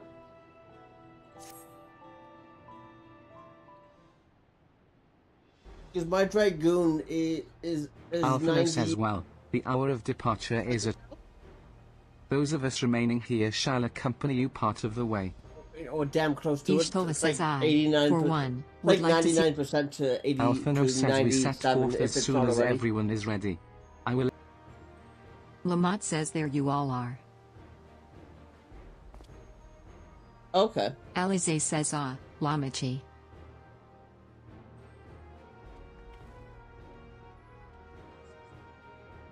Alphino says we were just planning to call on you. Before Are you? Vanguard? Lamont says I am. Seeing the people come together as one, No, knowing they Vanguard is haven't given up 97. hope, it was all the encouragement I could ask. Vanguard is the very first 97 quest. Right then, let's get going. We leave from the Xak Tural. Everkeep, which is 99. So that makes sense because that would put it. It's the third 99 quest is Everkeep, so that would make sense to put it be like after you get the ether code and for the second 99 quest. So that would kind of make sense to what they did in Dawntrail. I mean in Endwalker.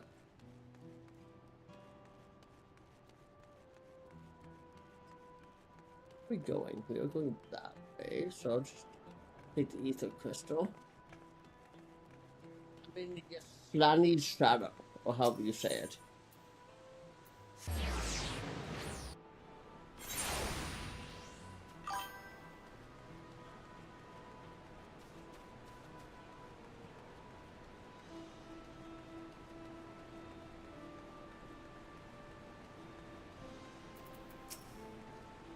Lamont says everyone's here? Good.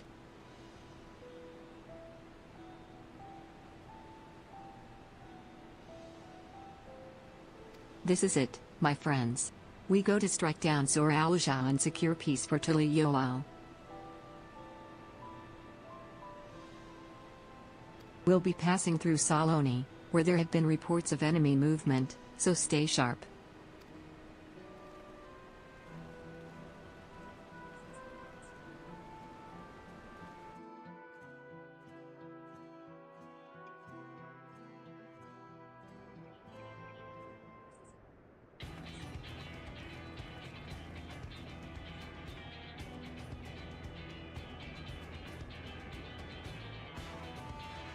The Lance Guard had told me about them.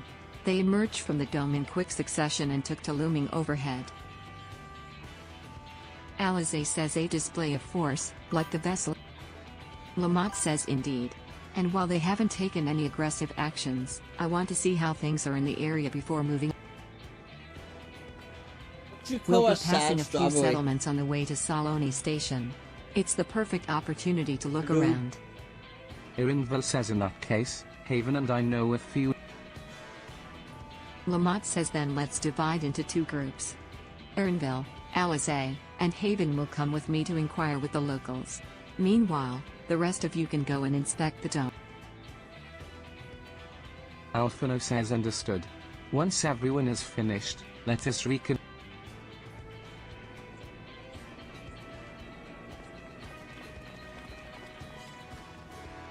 Lamont says we can start with Husatawi. That's where the Dust Watch is based, if I... Irinville says you do. The Sheriff Kamaka should be able to tell.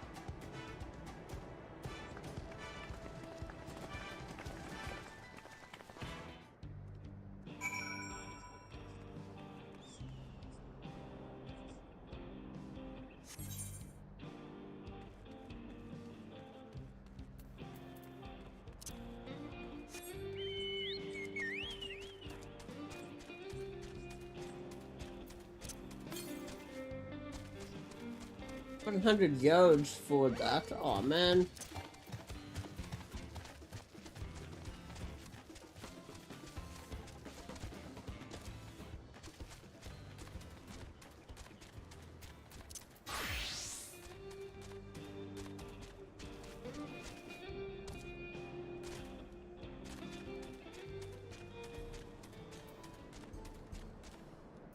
What am I missing anyways? I'm in Solani, so I'm missing 4, and I'm missing every single quest. Every single Kamaka quest. says oh, it's you too, and I'll be, Vawak Lamont as well. Lamont says you're Sheriff of the Dust Watch, yes? What's the situation here in Husatawi? Kamaka says well, the enemy hasn't tried to pick a fight with us yet. The ships gave us a shock when they first appeared, but they've just been floating there, holding position. That said, I've received some unsettling reports from elsewhere. We've been investigating to the extent we can, but we're spread thin and haven't looked in on Shesh and Wetsy Springs yet. Apparently, mechanical soldiers were seen in the vicinity. Lamont says what? If this is true, then the people there are in danger. Irinville says I worry about the other townships as well. If the rest of you could head to the springs, I'll pay a visit to Mewahetsoan. Alize says I'll accompany Irinville. See you all in a while.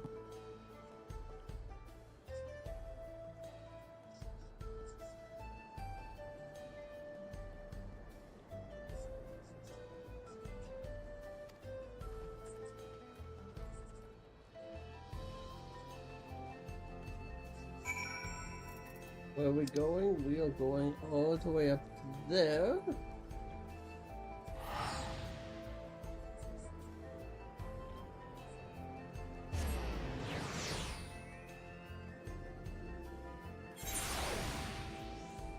You know, they need more crystals in Dawntrail.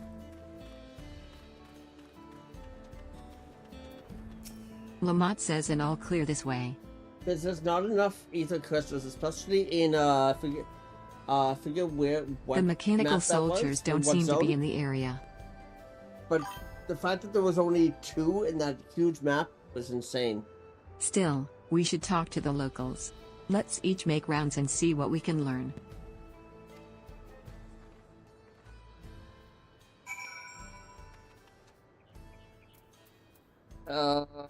What am I thinking? I am thinking, was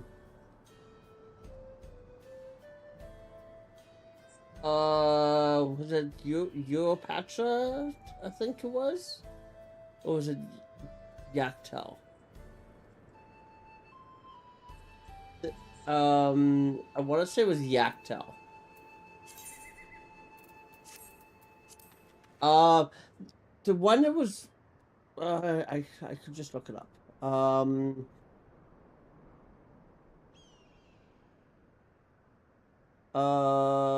Let me just look here. Yeah, it was Yaktel. Which one? What quest are you on? Oh, never mind then.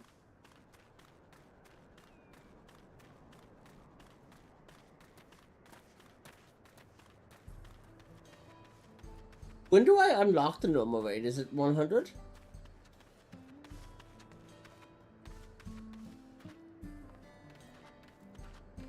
So I've got... I have got 36 quests to go. You can go inside this building. Clark says, oh, you're the that, one who helped us the other day. With you the one day. Warlicker and the others are out investigating, and they've confirmed that Nitawik is safe.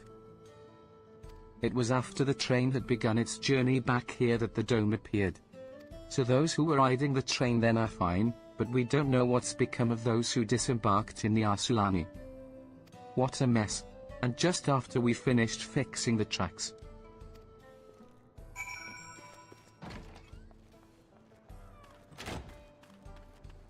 Mechanical soldiers.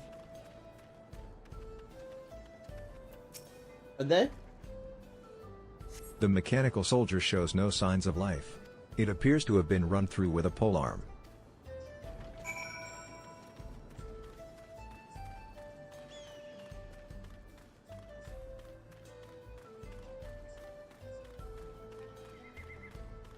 What are you doing it as?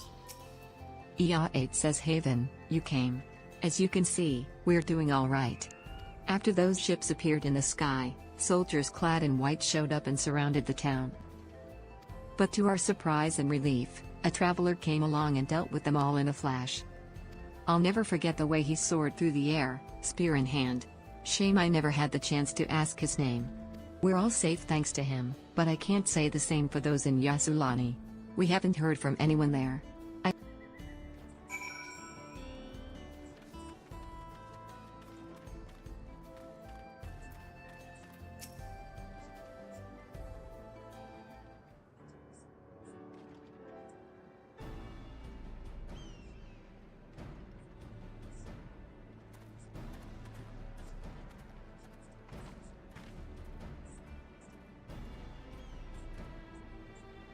Lamont says you heard about the spearman as well? That couldn't be anyone else. Zeko War says what's this? Someone spread.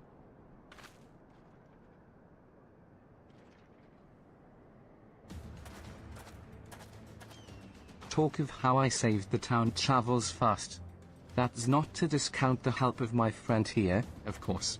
We gave those machines a real... Estinian says I thought you'd come sooner or later.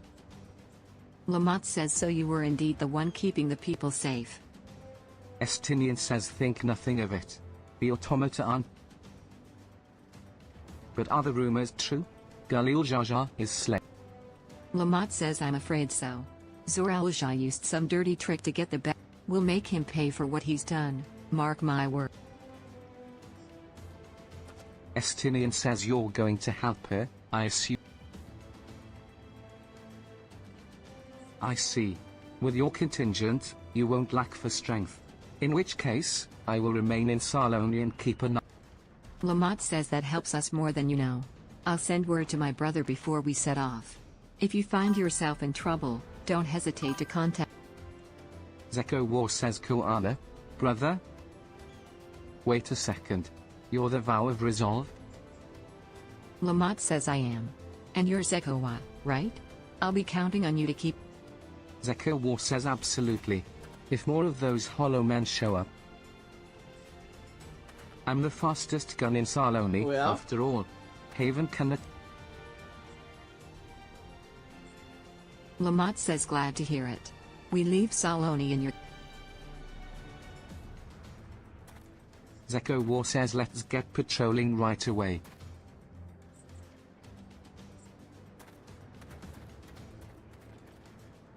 Estinian says stay safe out there, and... Wasted words, eh? Just do what...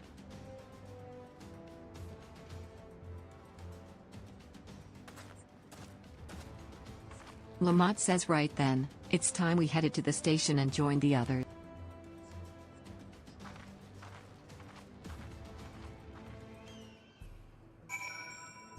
Oh?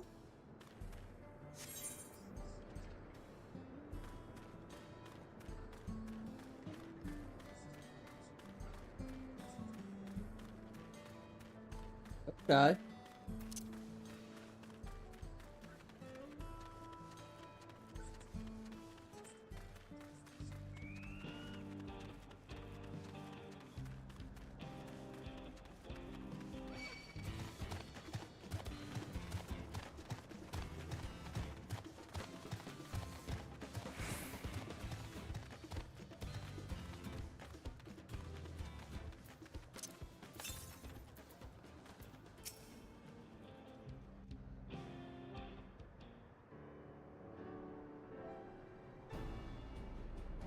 Lamont says thanks to Estinian, there were no casualties to speak of in... Irinville says the Hazara were safe as well. At the very least, there were no sightings. Lamont says what about the dome? Did you learn anything of... Ishtola says it is composed of exceedingly high concentrations of lightning. To even touch the barrier would prove fatal. When approaching it, we must exercise all caution. Lamont says then how are we supposed to get inside? If Zoralja and his army emerge from within, there ought to be an entrance. Shenzis says an entrance, no. You say? It so happens we might have...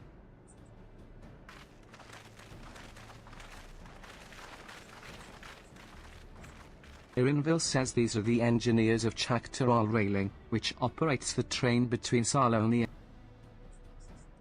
Zorpi says when we went out to recover the train, we had ourselves a look at the dome through a telescope. Shenzis says it was then that we saw it, a large fortress-like structure that looked like it straddled the dome. Alizé says you're telling us part of it is inside, and part of it up. Zorpi says that seemed to be the case, yes. While we only observed from afar, the soldiers were coming and going from it. From that, I'd say it serves as a passage between the outside world. But as you'd expect, the area was heavily defended. It won't be easy. Irinville says do you know what became of the passengers who went to Yasulani? What Lamart's nursemaid was among them, a woman. Lamont says what?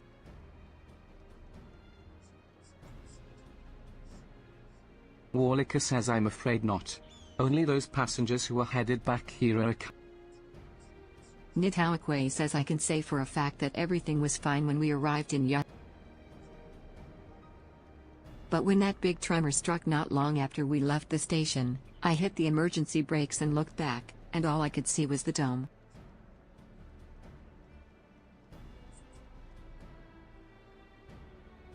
Shenza says what's more, the fortress sits right on the tracks of all places. What? Curl says assuming this fortress serves as a means to pass through the dome, we should first determine how we're to reach it undetected. Lamont says I don't care if we're detected. I say we smash. Despite how it sounds, I actually gave this some thought. Zor-Al-Jah wants me to prove that I'm Father's worthy successor. If I fail, he'll destroy By charging in head-on, I make my intentions plain as day, and in so doing keep his eyes. Warlicker says a bold strategy. I like. Of course, your plan'll be no good if you're cut down before reaching their base. What you need is something that'll get you there quick and break through their defenses with a single, decisive blow, and we have just that. Since the tracks go straight to the fortress, we can reinforce our train with armor, load her with all the fuel she'll carry, and send her hurtling at it to explode on impact. Shenza says, Chief, have you gone insane? Zorpi says you were just saying how relieved you were the train's in one piece. And now you want to turn it into a bomb? Warlicker says the train's not important. Our dream was to have railroads running from coast to... If these invaders have their way, there may not be any more railroads, let alone trains to run on them. Is that what you want?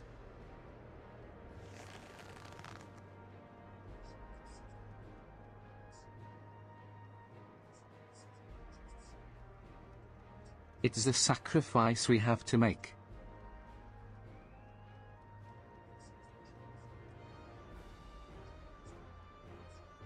These good folks are willing to put their lives on the line to get inside the dome and put a stop to all this. The least we can do is help them. Just catch it and run to the washroom. Shenza says, but Chief.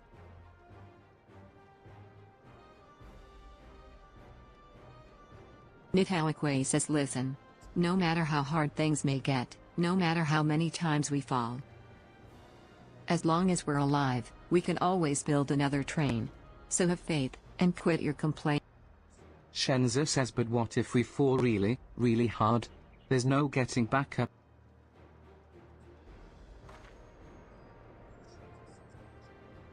Nitawakwe says no one's dying on this train. Needless to say, this'll be a one-way trip, and we'll need to jump off at the last moment if we don't want to go out in a blaze of glory. You all right with that?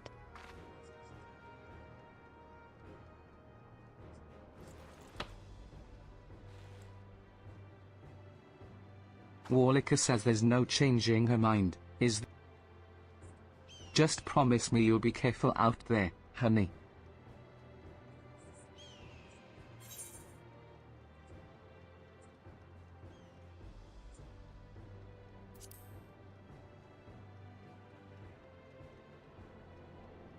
I'll hold you to it. Can't start a family business without her, much less a...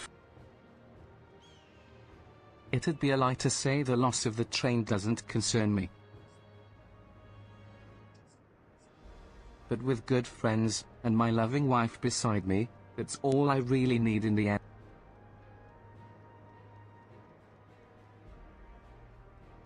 Shenza says well, at least it'll go down as the legendary train. Zorpi says that it will.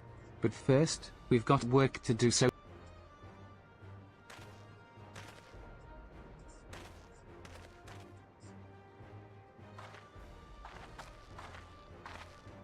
Alice says I don't know much about Magitech, But if there's anything I can do to help, you need but say the... Warlicker says we'll keep that in mind. If any of you are willing and able to lend a hand, there's work that needs doing over at the storehouse.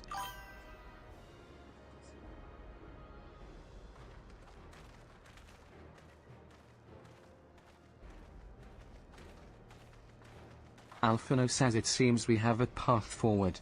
I believe this is a good time for me to return to Tuliolal and inform Ishtola says I shall return as well. I have new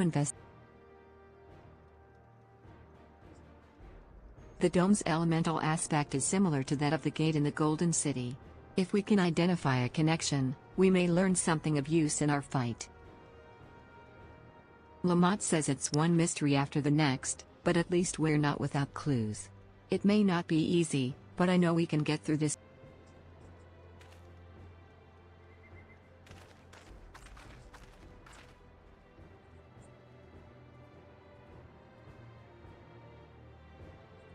Back in a moment and run to the washroom.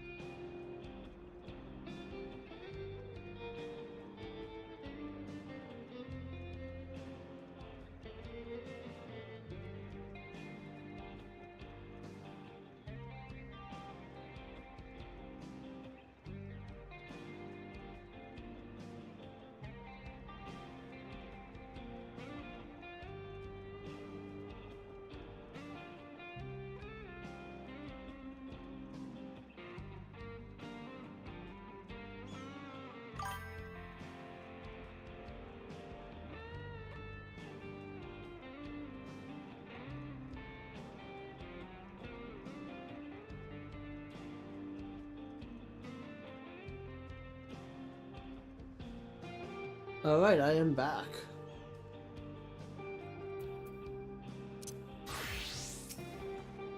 Lamont says even only just having met them, I can see how important the train is to Walika and the engineers. We can't let their sacrifice be for nothing.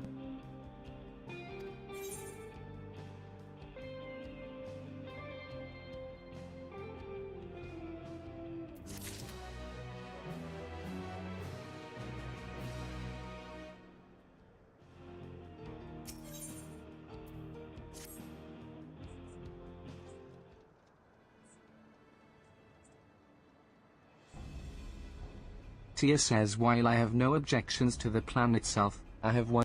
How can we be certain Zoralja will not strike Tuliolal and retaliate? Lamont says I considered the possibility. But when my brother told me to come and prove myself, he meant it. He wants to show that his kingdom is superior to Tuliolal, and it will give him no satisfaction to attack when he knows I'm not there. No, he'll be waiting inside the dome, waiting for us to challenge him so he can crush us and prove his strength. Alizé says indeed. If anything, we're more likely to put Tuliolal in danger by not taking the... Curl says so we indulge Zoralja. At least, until Tuliolal. Lamont says right. We'll charge in from the front and keep his... During which time Koana will find a way to fortify Tuliolal. Tia says if you believe this is the best course, then we shall trust in your judgment. I expect there will be no small amount of enemy resistance, but we will do all in our power to assist you. Lamont says thank you. Well, time is of the essence. Let's go and see what's left to be done for the train.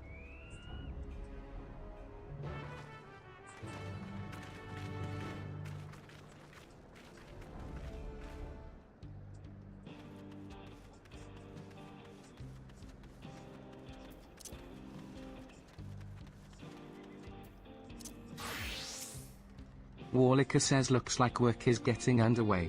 We'll finish in no time at all. Lamont says so what can we do to help? No need. Warlicker says as I understand it, The two of you met your fair share of craftsmen during the Rite of Succession. Would you happen to know a few who'd be willing to come and help us complete modifications to the train? Lamont says of course. What sort of craftsman did you have in mind? Warlicker says let's see now.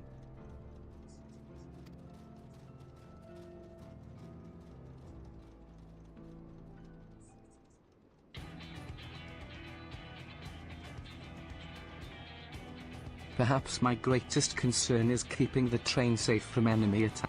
Even with you all aboard to fend them off, it'd be over in an instant if they managed to get just one good hit on the cerulean tanks.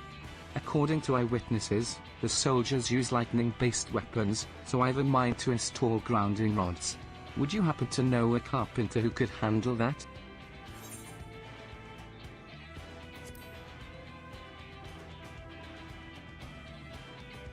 A master carpenter from Akanu, eh? If they'd be willing, we'd be... Lamont says no objections from me. Just be sure not to forget their traditional... Warlicker says but we'll need more than just a carpenter if we want this done in a timely... We've got a lot of equipment that needs moving. Heavy equipment. I don't suppose you know anyone up to the task?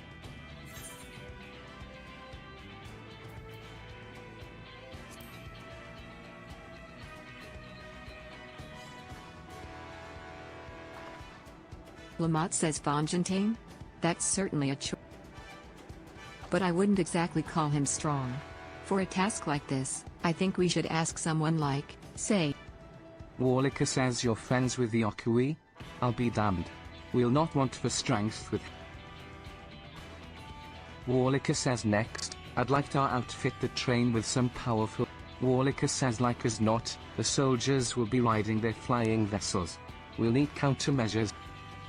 Lamont says that's true. I for one can't use magic, nor am I handy with a firearm. Any ideas for ranged weapons we can use?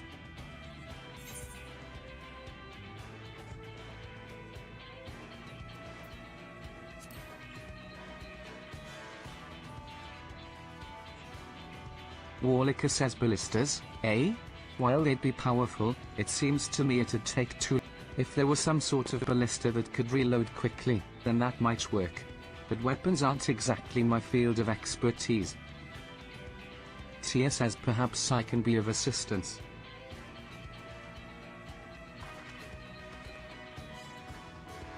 The Crystarium employed etheric cannons for its defenses, and I see no reason why the design cannot be adopted. Tia says while I did not conceive them myself, I know their design. It should be possible to build them here, provided we have the requisite materials and... Lamont says now, that sounds like something Fontaine can help with. What are the materials? Sorry? Tia says the barrel can be fashioned from any metal, so long as it's highly conductive to ether. To power the cannon, we will require fire-aspected crystal. Warlicker says fire crystals, eh? Might be as the miners over at the spring. Tia says then if I could leave the crystals and smiths in everyone's hands, I shall get started drawing up the scheme. Warlicker says right then, I'll secure us the smith.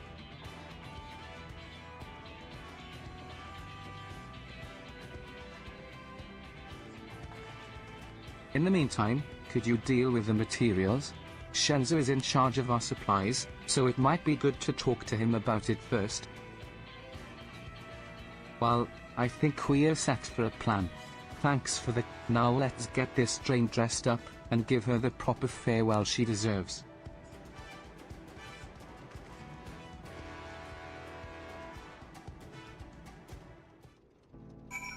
You know you can make them smaller, right? Lamont says the plan's coming together.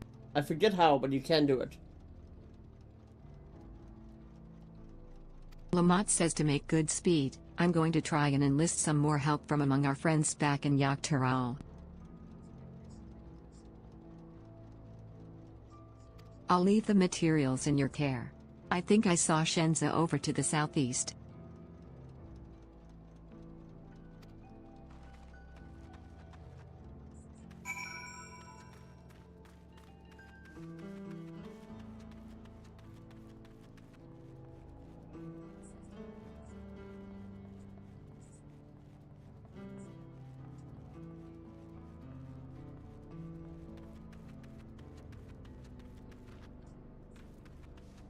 the table. Shenza says that should be enough lumber for the armor. What else do we need? Oh. Sorry, I didn't see you there. What can I do for you? Etheric cannons? Interesting. I have an idea where we can get the conductive metal, so I'll take care of it. I'm not sure about the fire crystals, though. Might be best if you spoke directly with a miner. Can I leave that to you?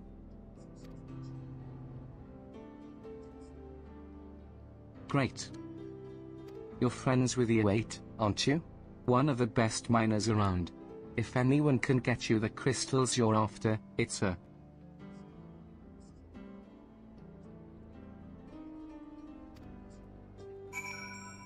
Wait, where is this way?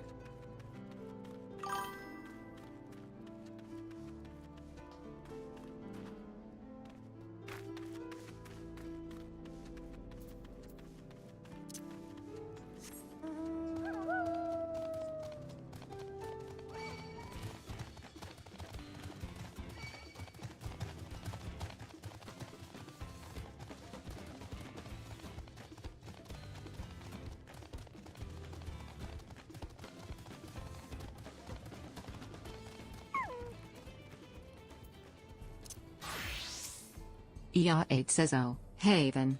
What brings you around these parts?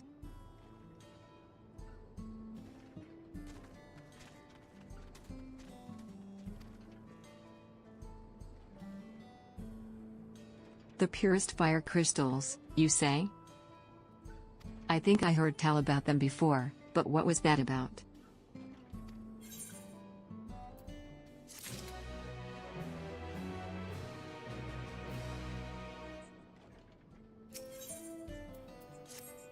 Now I remember, Cerulean Alice. You can find them to the south of town. They actually ingest fire crystals and keep them in their gut, if you can believe it.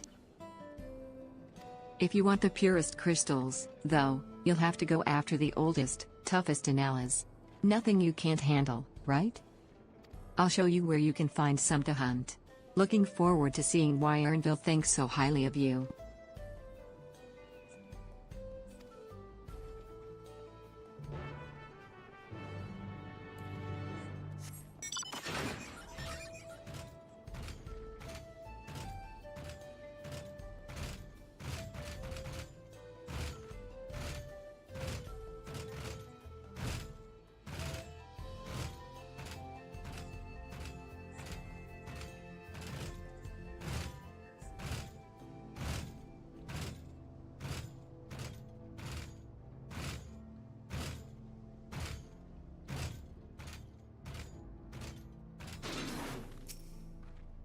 ER8 says there's quite a lot of fiery wildlife in these parts. We think it's due to the ceruleum, but no one can say for sure. Still, it's not often that you see the bigger, dominating sort, and that's what you need. What you'll have to do is hunt down a few of their kind. Establish yourself as a threat that's known to draw out the leader. That's the spirit. While you're on the hunt, I'll keep watch nearby to make sure no hapless travelers come stumbling in.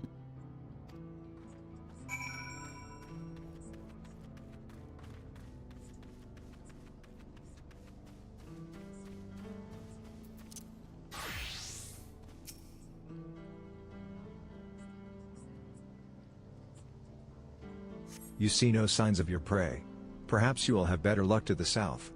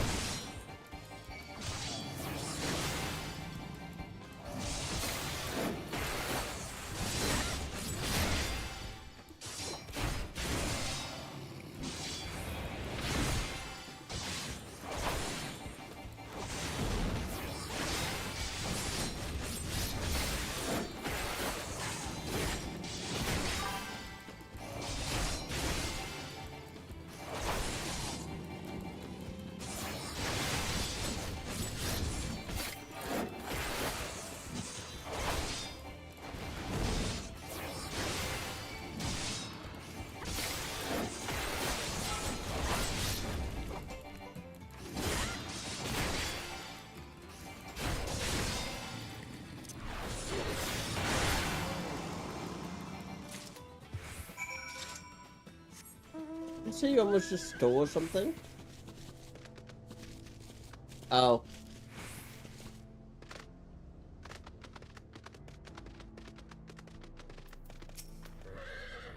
ER8 says amazing.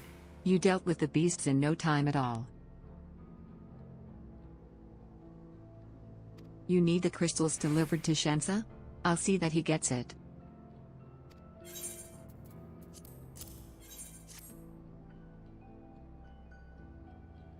These fire crystals are for the train, aren't they? I heard about your plans to enter the dome. I want to thank you for going to such lengths to stop these invaders. And though he'd grumble if he knew I was asking this, please take care of Elincia. ER8 says anyway, I'd best be on my way, and you as well. In case you're going to meet her, I saw Wuklamot heading for the station.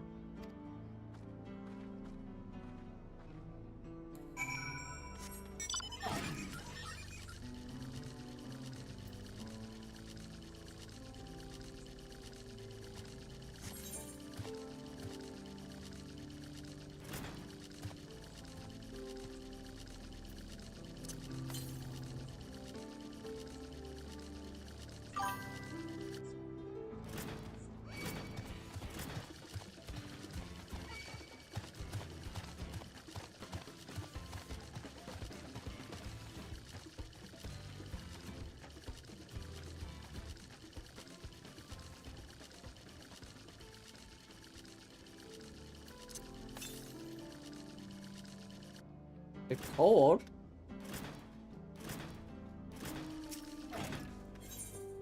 Oh.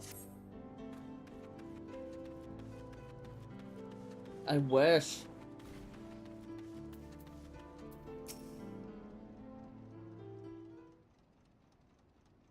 Lamont says Shensa told me you got the crystals for him. I've just returned Nope, from looking nope, for I hit it extra by help. accident. We'll see in a moment who answers the call. I did. Irinville says I all will be did. in I readiness wasn't for paying them when you're attention. I done. went to the yellow I'm dot. idle for a Okay? moment, and all I can think about is my... Lamont says keep your chin up, Erinville. We'll be on our way soon, and we'll find... It'll be good to see her after all these years. There's so much I'd like to ask her about her time together with Papa. Irinville says oh, she'll talk your ears off. Once my mother starts. Lamont says I wouldn't want it any other way. Right, let's return to helping where we can. The real work begins when the extra hands arrive. I thought I had to sneeze. It really felt like I was about to sneeze, but it wouldn't come out.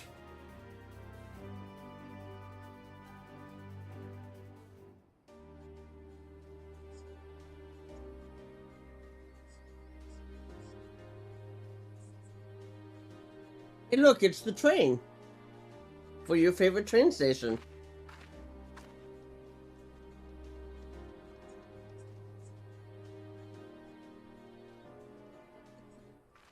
Is that what we're about Thanks to go for into? making the trek here. To be honest, I wasn't expecting so many. Ivu says since the attack on Tuliolal, I had been wondering if there was aught I could do to when I heard about the upcoming operation from Valkoana, I leapt at the chance to do my part. Oh, really? Mabaloo says Oh. peace will be restored, and then we can all enjoy a nice cup of. I was actually looking forward This is to our finding home, it at a train and we'll station. do whatever it takes to keep it safe. Zerma says while I assist with the efforts here, High Luminary Gefurler does the same. Lamont says I'm truly grateful. I had one, but in a different game.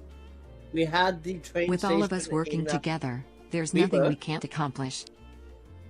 Let's get to it, my friends. Actually, we fought at multiple stations. We fought it in Rebirth, we fought at the train station in 7th Heaven. We fought at the train station in Midgar itself. Aaronville says yes. Let's get to it. Which voice actor? Did somebody... Is it somebody that I know? Or is it, like, your anime? In-game? Oh, okay. I could not tell you, then. Unless it's somebody that I've met already.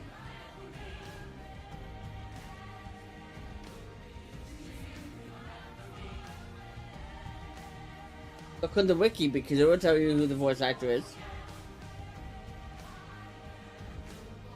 But should.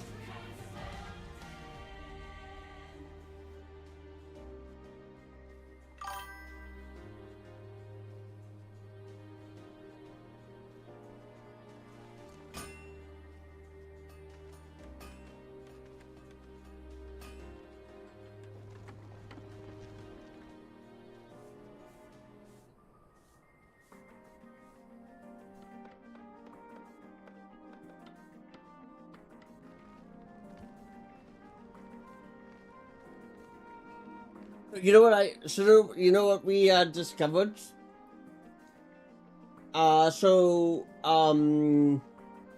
In AOL, you know how they would, sometimes every so often you get that several cutscenes would play in order? Warlicker says alright, In everyone. AOL, that would trigger if the cutscene was greater than 6 minutes. Okay? In Dawntrail, it doesn't trigger until it hits 21 Leave it minutes. to us to finish for the mounting the exact armor same and message. cannons, and have Because the yourselves a average hard-earned- cutscene here in Dawntrail Lamont is says 4.5 thank you all minutes again long. for answering the call. Zeko War says no need for thanks. I no. was- Whenever you need. From the data Everyone mining says indeed. We must all and they do were our part literally when our talking about how they figured out Mabaloo what, says all the here, all the stuff so we they could loved her upload all. like the wiki and stuff. Yeah. The several cutscenes were triggered Lamont at says I 20 love you all minutes too.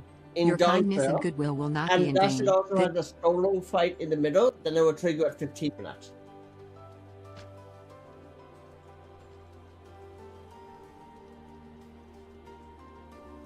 Like that fight when I fought, I want to say on Thursday night, when I fought as Rock Lamont. Maybe that was even yesterday. That might have been yesterday. But it triggered it triggers at 15 minutes. Warlicker says thanks I'm again for tuning all in your the help. the Wouldn't lap- have been able to finish so quickly without you. Go and rest up, friend. Won't be long before the train's ready.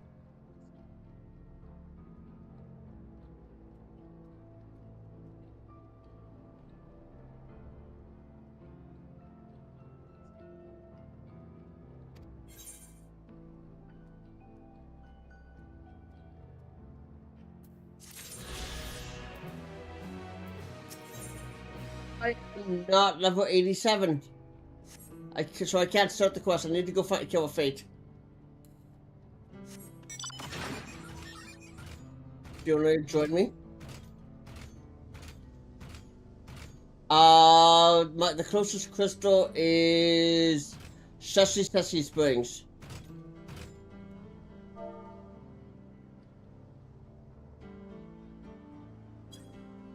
There you go. And I'm heading here.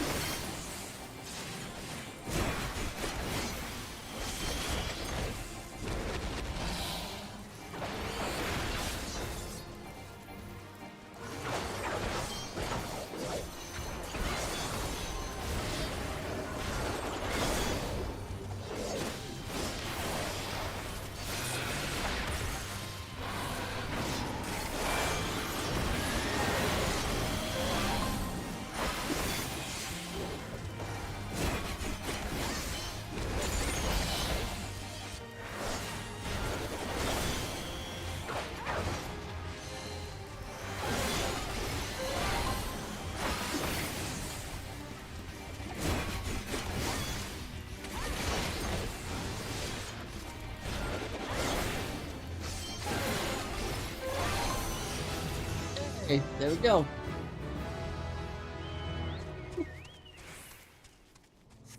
Now I can go start the quest.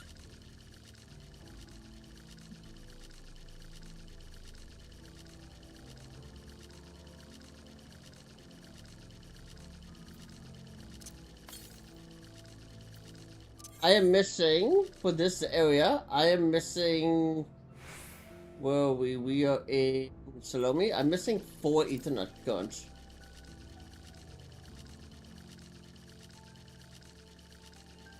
Four Ethernet currents and all 4 blue quests.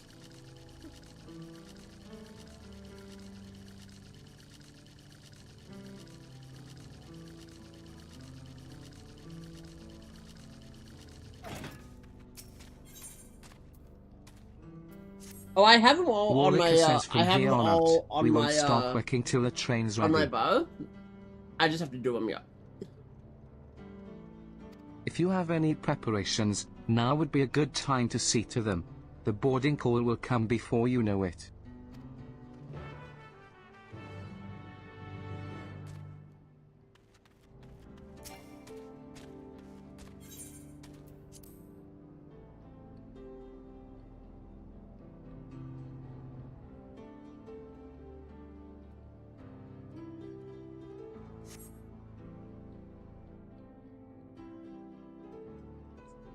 Football's been on the server all day, by the way. We have lost 4 S ranks. Right. Almost, We're just about done with the like, with an modifications, instant fall. but I have to stress that we cannot afford a test run. It's fine. Now, I haven't seen Zio on since, We have I want faith to say in you and your noon. craft. I'm sure everything will go to plan. With all the hard work everyone's put in, it couldn't be otherwise.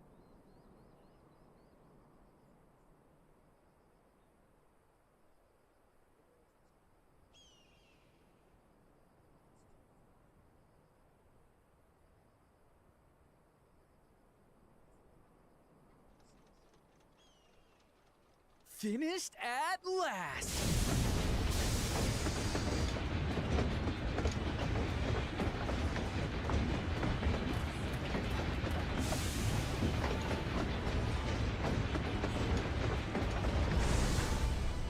Behold, the pinnacle of locomotive engineering, the Dawn Blazer.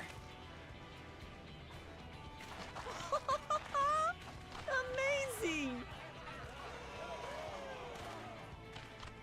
Yep, she's been fitted with wooden armor and a crystal grounding rod to mitigate the effects of lightning. Naturally, we had to overhaul the engine so it can handle the extra weight. I also had her outfitted with the ferric cannons, the better to contend with enemy forces. And as they're modelled upon those used at the Crystarium, I can attest to their potency. So, what do you reckon? Given the tight turnaround, I'd say we did a damn good job.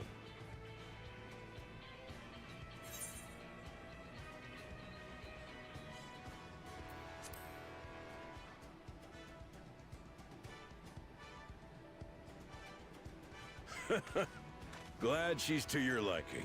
I hate to let go of such a beautiful piece of machinery, but I know you'll give her a proper send-off for us. At the risk of spoiling the mood, we should probably get moving. Yep, you won't get far if you let them pummel you from the air, but you'll be safe enough once you reach the tunnel.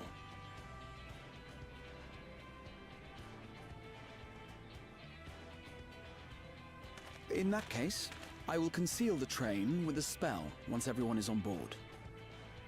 It should last long enough for us to reach the tunnel unnoticed.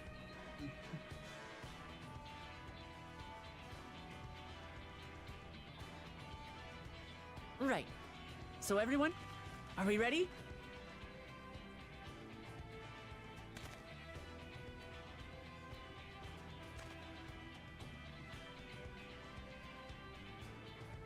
We've done all we can. Rest is up to you. I won't let you down.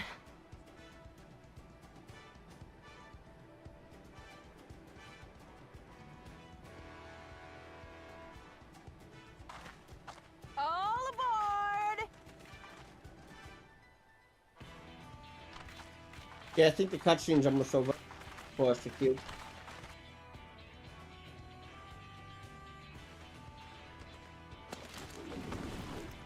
Vanish. No, I don't think I have to go anywhere. Because I'm pretty sure I just queue up right here at the train station. Because that would make the most sense.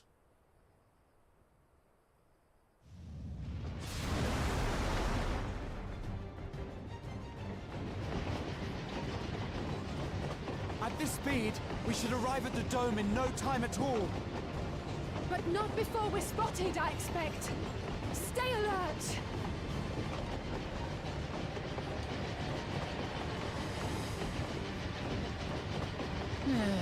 Here we go. Stand fast, everyone!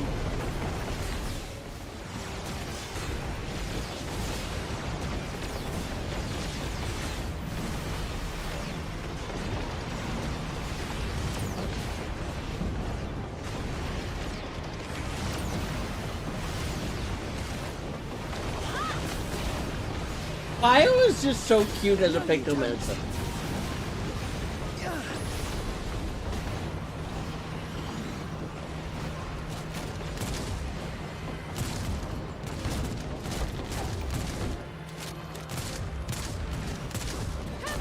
They've switched to firearms!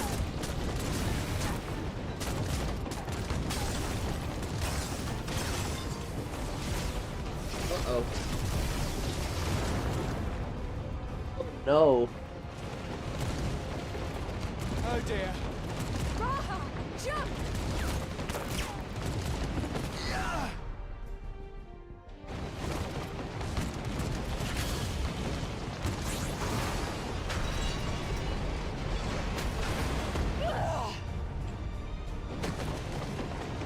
Oh shit.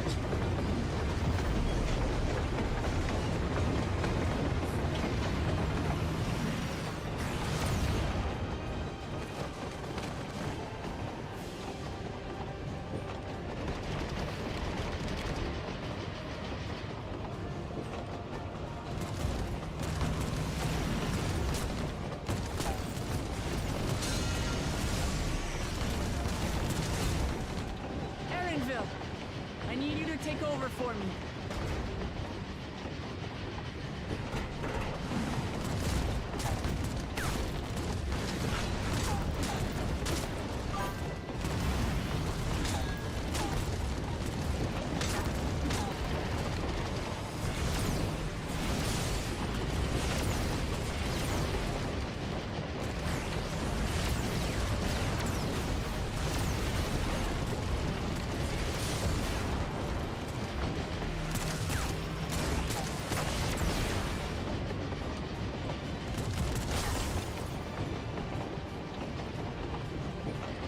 End of the line, everyone!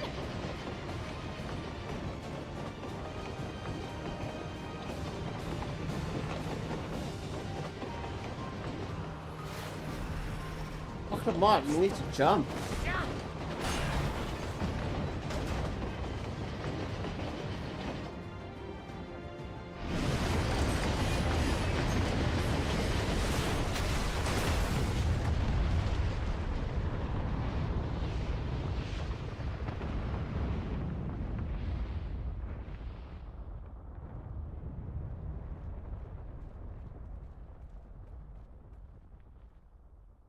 Oh, that was too close.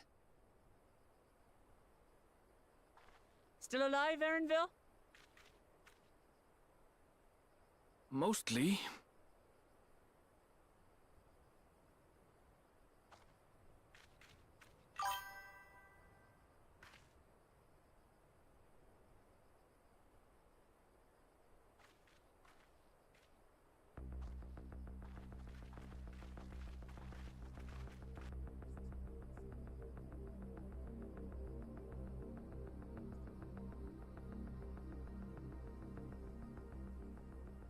At last, the enemy stronghold. We should hurry before they can regroup. Let's go and find out what's inside.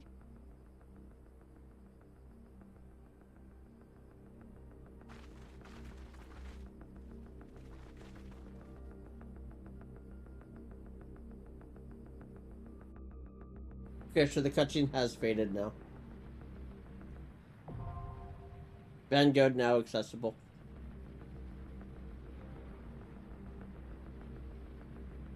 Yep. Okay. I will send you a party invite while you do that. There you are.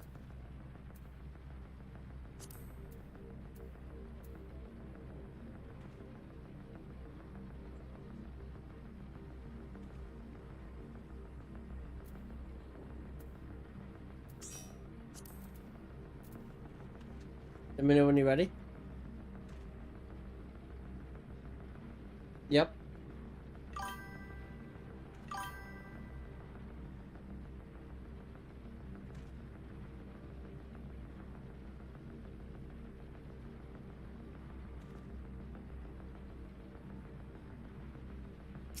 Yep.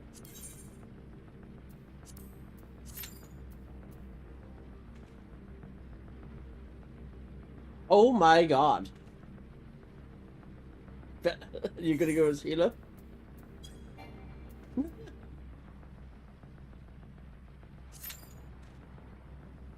Five minutes.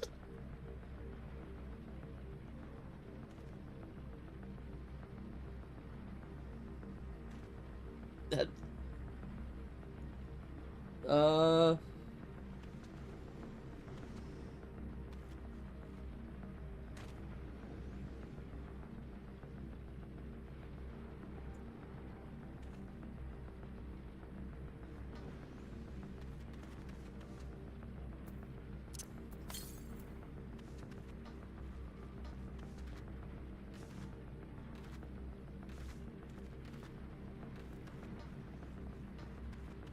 Map here.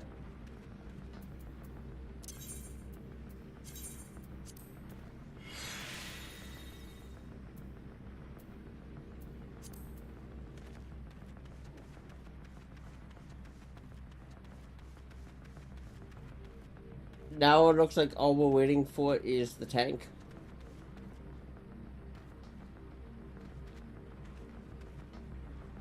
Yep. And they'd be like, wow, an insta-queue for level 97?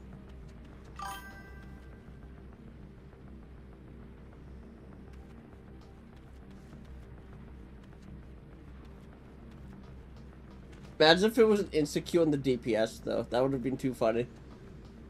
For this high of a level?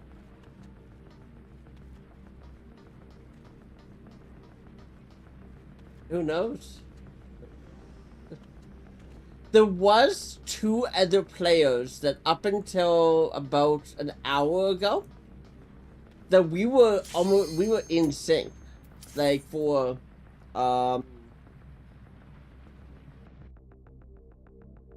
like we were starting queues at the same time, we were ending queues at the same time. There were three of us. We were all Gremlin DPS. says Fred Gremlin Leviathan readies for battle. Gremlin Leviathan says hello and welcome. Let's get this party started. Heart emoji.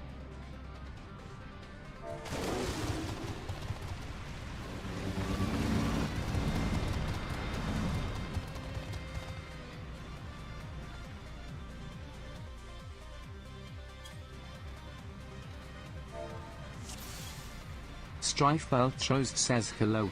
/ Vanguard is under attack. Vanguard is under attack. All units prepare for battle.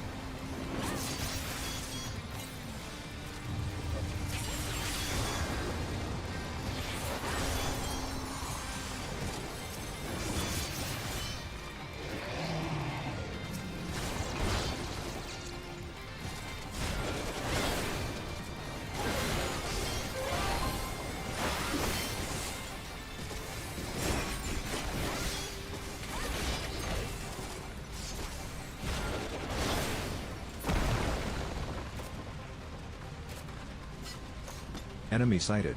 R7 sentries, prepare to engage.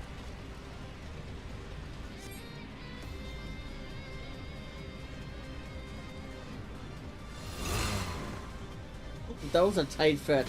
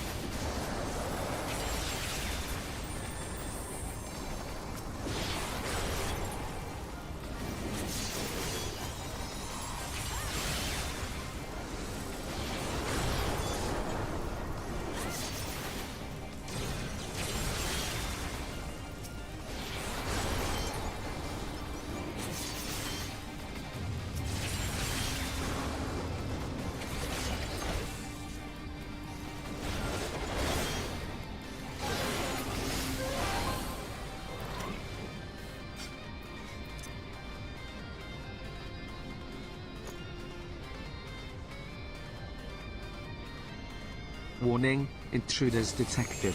Initializing extermination protocol.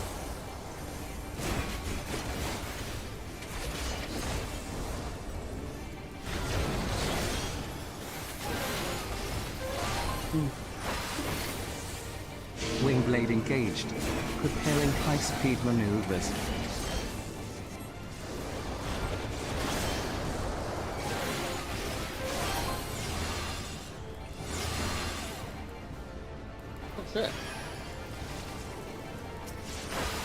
Combat proficiency exceeds expected parameters. Requesting reinforcements. Authorization to disengage limit is granted. All units standing in the AoE, so I firing. thought it would be safe.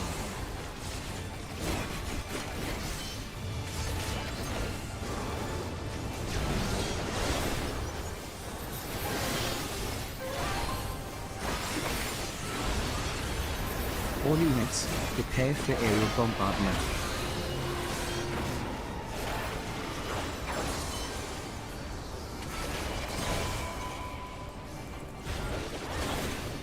Redeploying Wingblade. Thrusters engaged.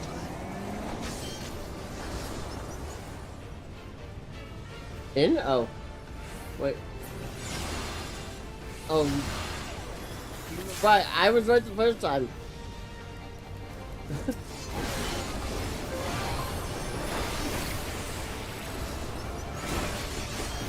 Initiating secondary directive, electro weapon testing.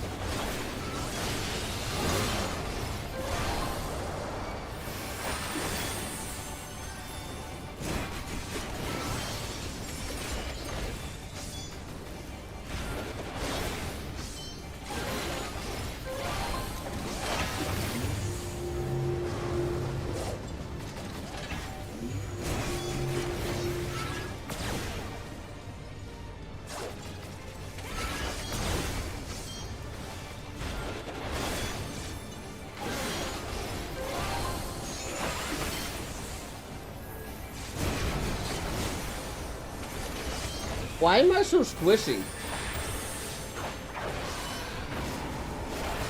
Redeploying Wingblade. Thrusters engaged.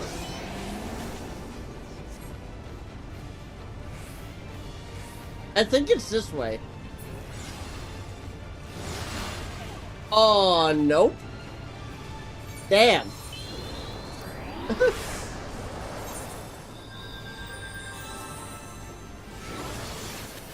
Initiating secondary directive, electro weapon testing.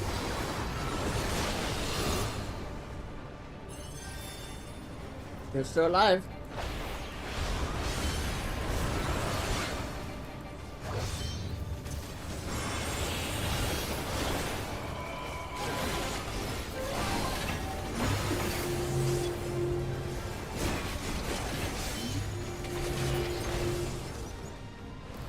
Ah, we got it just before.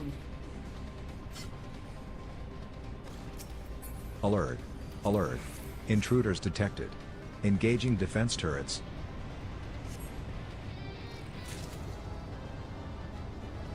I got the mask.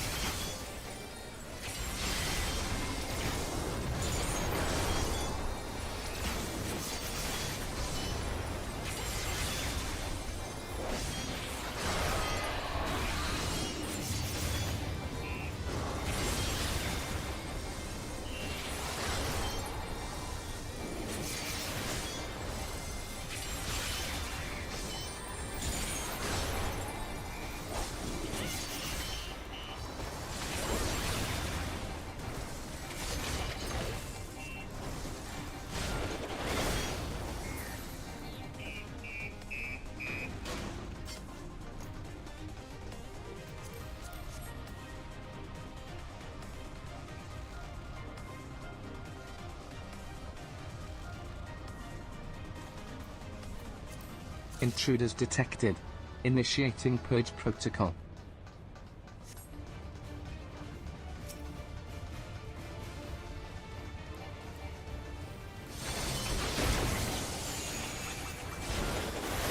Turrets deployed. Commencing remote volley. Guaranteed he's not gonna wait for me or Lala. Oh. I thought Lala was started in 97 as well. Restricting enemy movement. Electro fencing activated.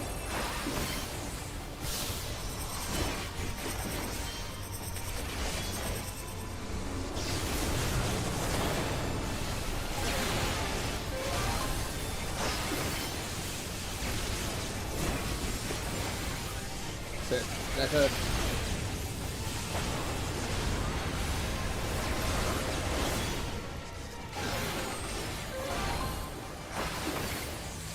I've got 90 seconds on the field.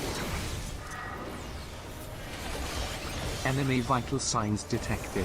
Initiating raised protocol. Lala should be able to revive you.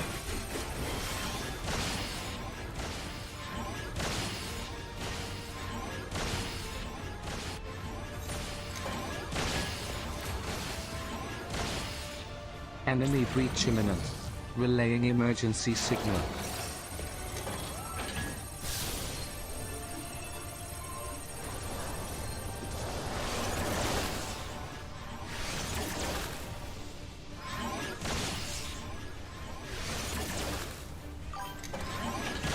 Lala not casting revive?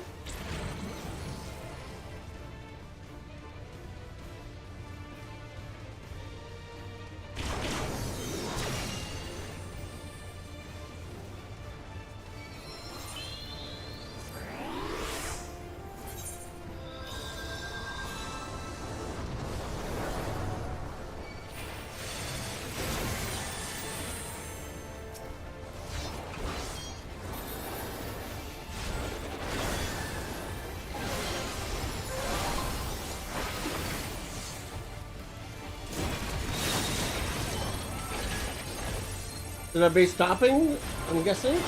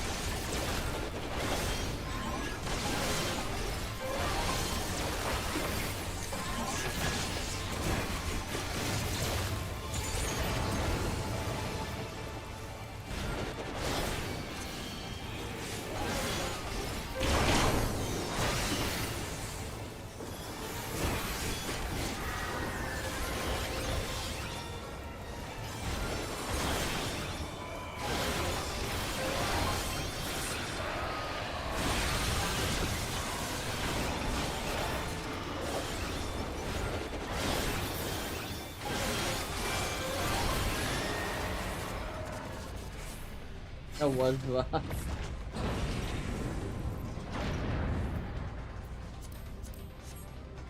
Damn it all. Power the cross bridge and release the beasts. That's fine. We can stop them there.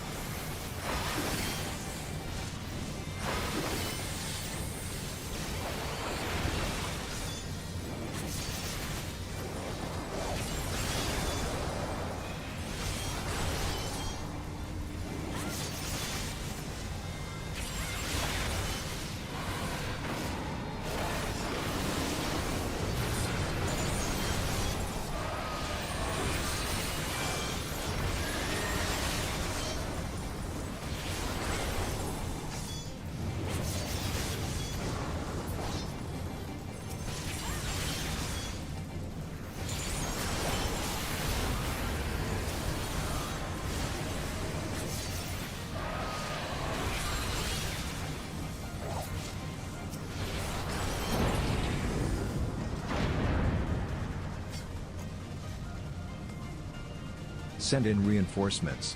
The commander will not tolerate failure.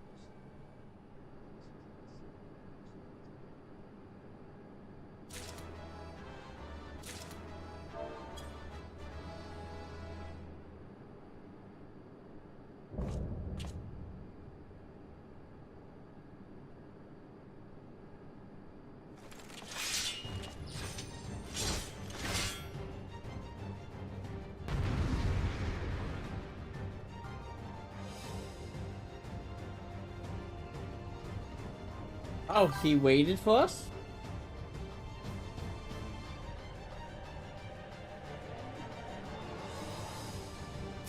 You truly believe yourself too much for us? The audacity.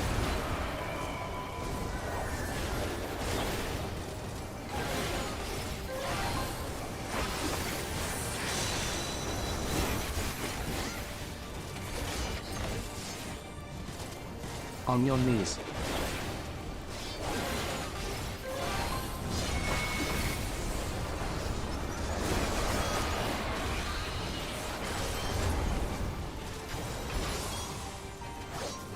Zolalja will have your head on a pike.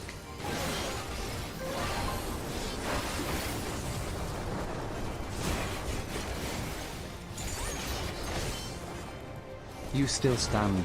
Impressive.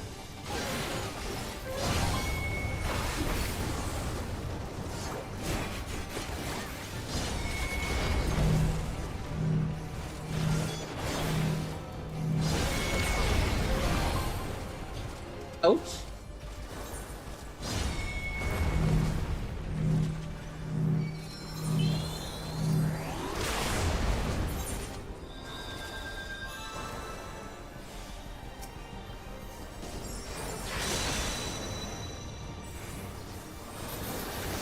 Know your place.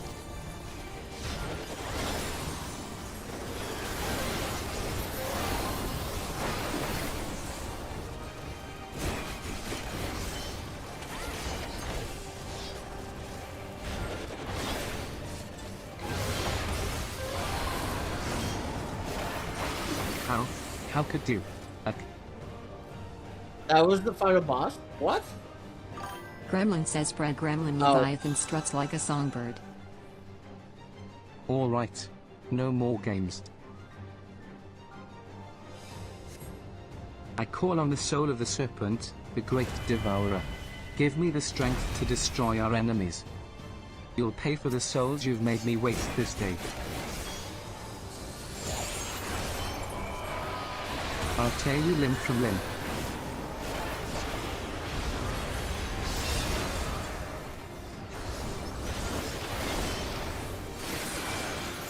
Give up now and I'll make this quick.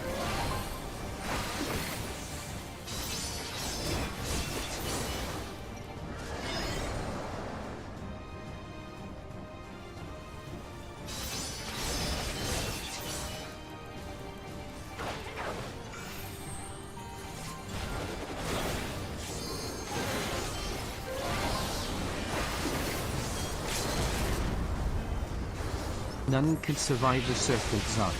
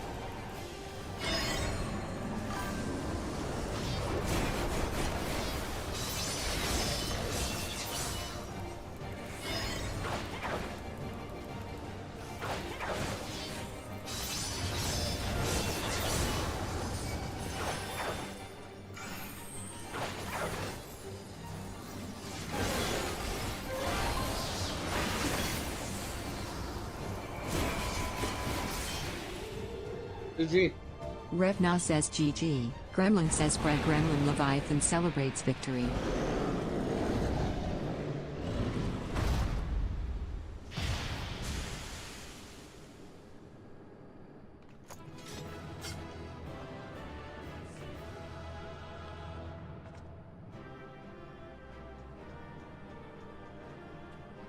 M9.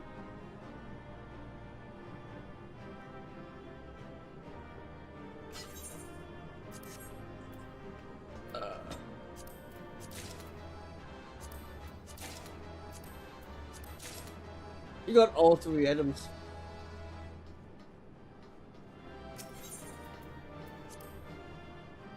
Yep.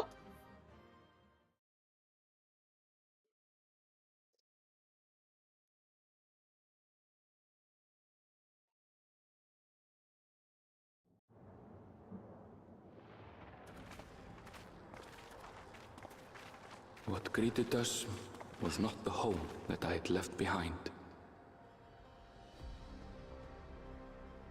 There was no mistaking we had reached Yassulani, and yet it was wholly unlike my memories. The lands of my childhood had changed beyond imagining.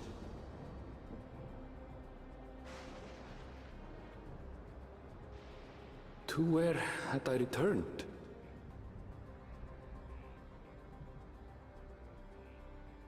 We tread on, the darkened skies above a mirror to my heart, clouded with fear and uncertainty.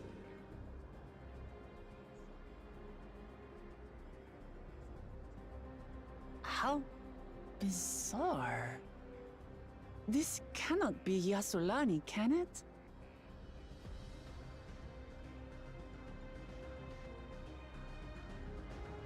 Heritage found. You said this was a big area?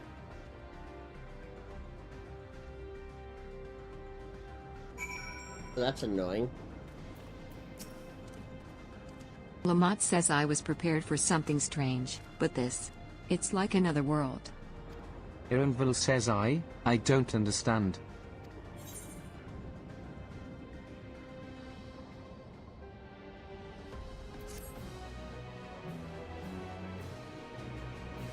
You may now enter Vanguard with a You party know of how NPC I was avatars. at, To make use of this feature, open the Trust interface I located had under started Duty in this the main quest menu. just at the beginning of 87 or 97, sorry.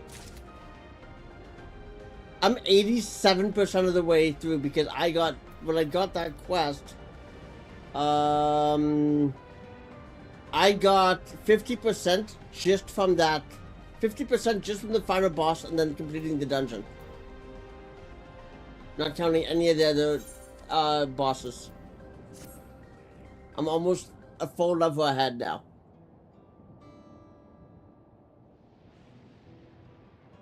Ironville says it doesn't make sense.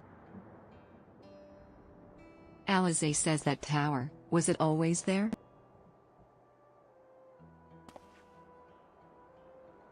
Ironville says no, definitely not.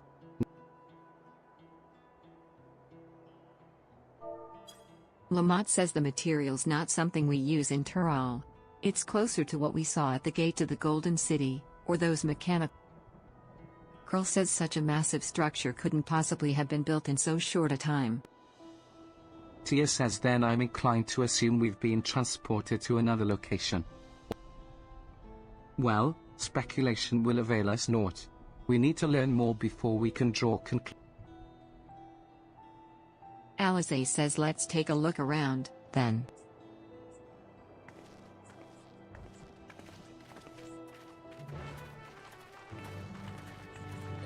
Final road of Dawntrail.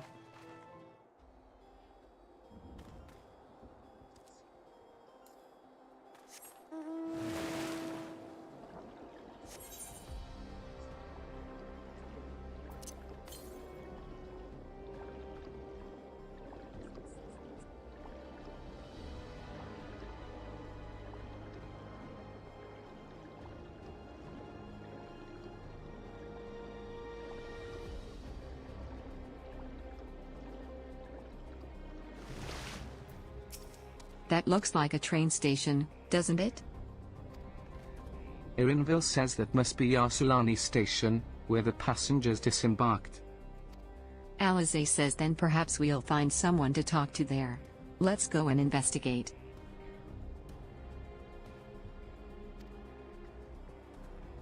I'm sorry? Okay. Mike and Revna has logged out.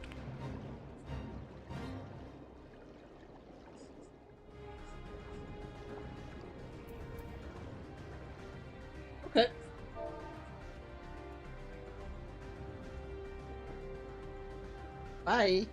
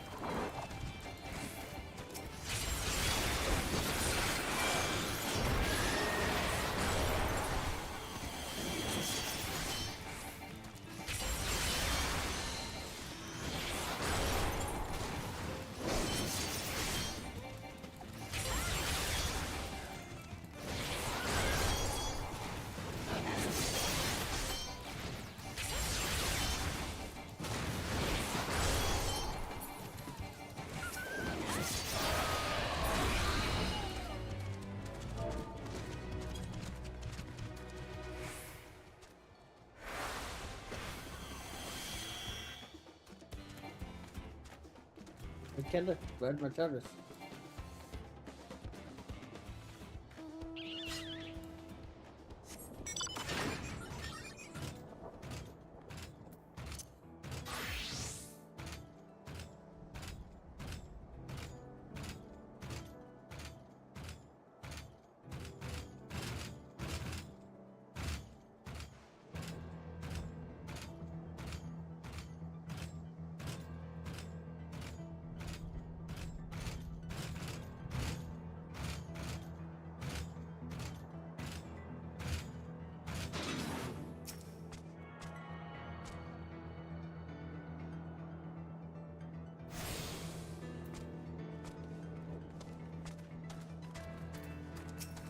Lamont says, I'm pretty sure this is Yasulani Station.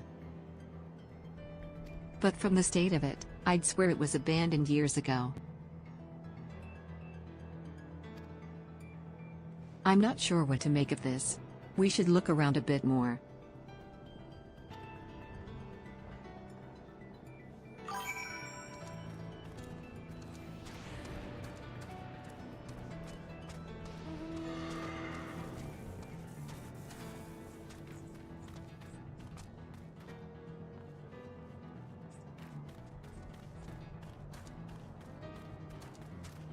purpose of it.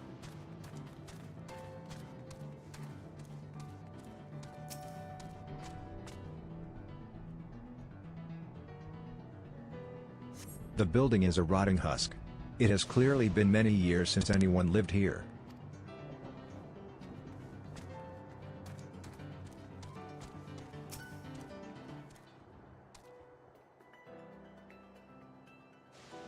The tracks are heavily rusted. It would seem they haven't been tended to for a long while.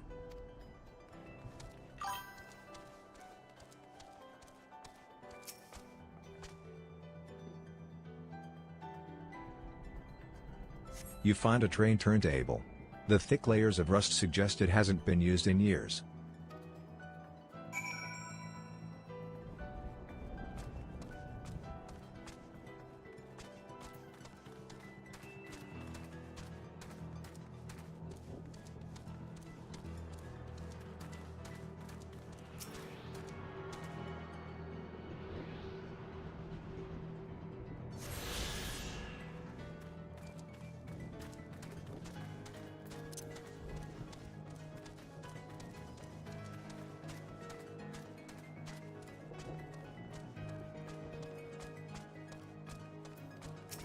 Lamont says finish poking around, have you?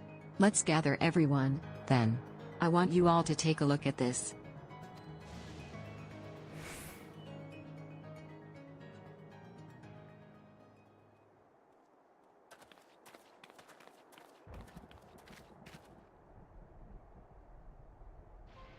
It's one of the mechanical soldiers. Long since broken. But I'd say its presence confirms this is indeed Zor-El-Jah's domain we're in. What about the rest of you? Did you learn anything?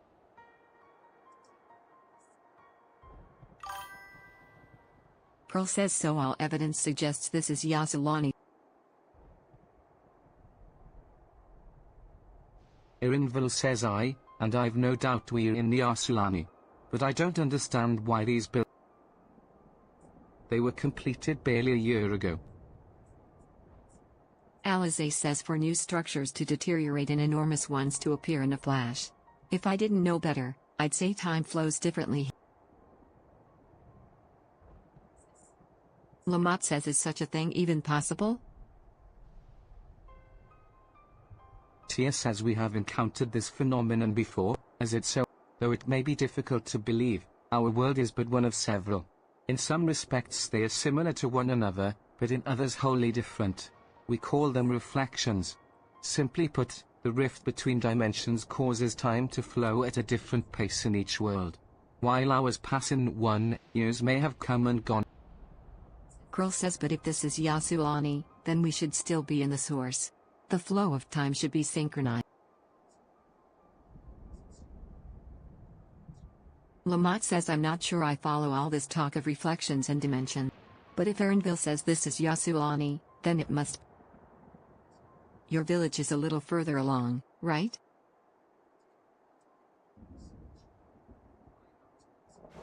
Irinville. Irinville says yes. It's a short distance to the northwest. Lamont says let's head there next, then. Rather than talk theory, it's always better to confirm things.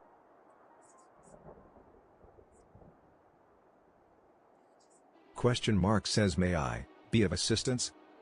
Lamont says it's still functioning?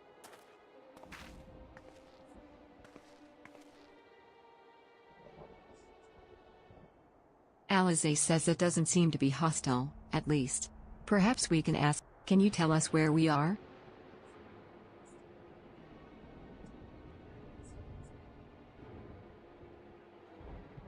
Automaton says unable to confirm credentials.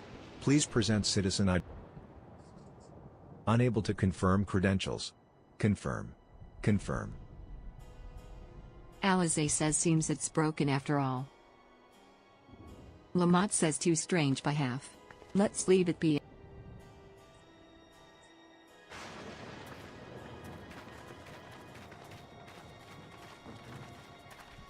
Tia says are those lightning rods?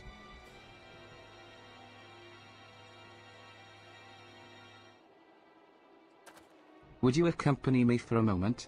There's something I wish to investigate.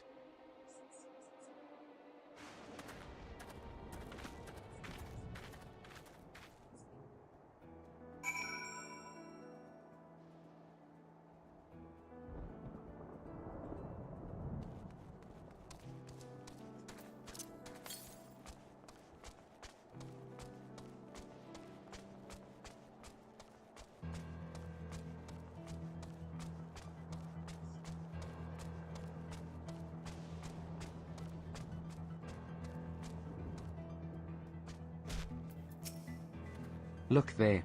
The lightning appears to be drawn to those pole-shaped structures over yonder. The design suggests there's some manner of lightning rod. Let's go and take a closer look.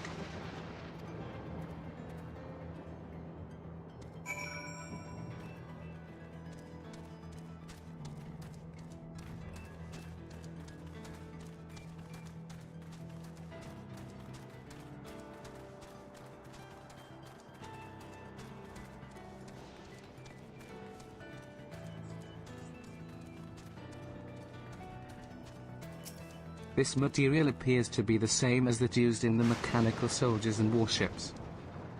On closer inspection, it appears to bear fine etchings, rather reminiscent of arcane runes. These, I suspect they're not merely decorative. I would posit it's used to harness lightning as a source of energy. Quite impressive technology. Tia says I'll share this observation with Ishtola. For a blessing, the dome doesn't appear to interfere with link pearls. Thanks for accompanying me. Let's head to the village and find the others.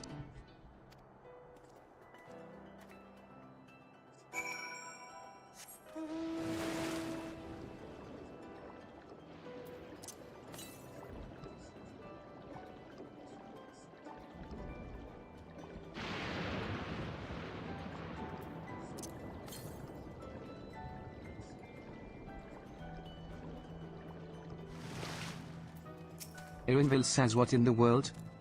Oh shit, this is his village. Oh no.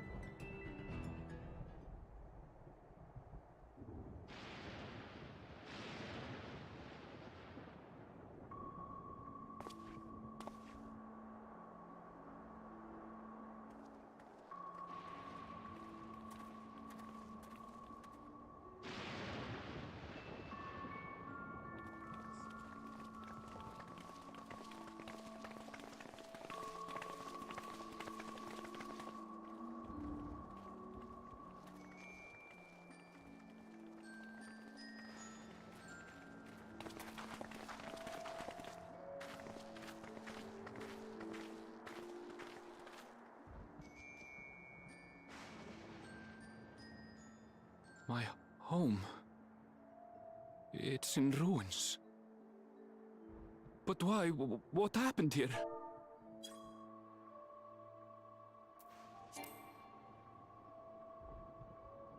And where is everyone?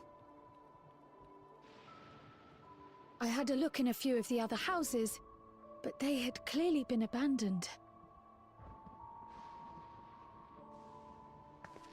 Damn it all. None of this makes sense. Excuse me? Are you looking for someone?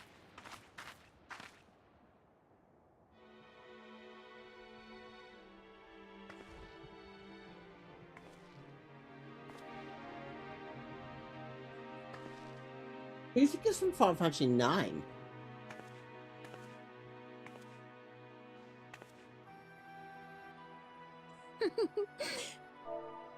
I apologize for giving you a fright. However, I did have reason to keep to the shadows. Sriracha has told me a great deal about you. Sriracha? Greetings, and welcome to the realm of Alexandria. I am Sphene, the Queen of Reason.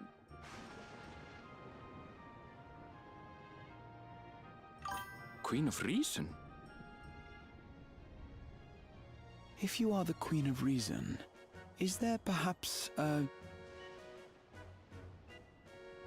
Yes, if you mean to ask if there is a King of Resolve.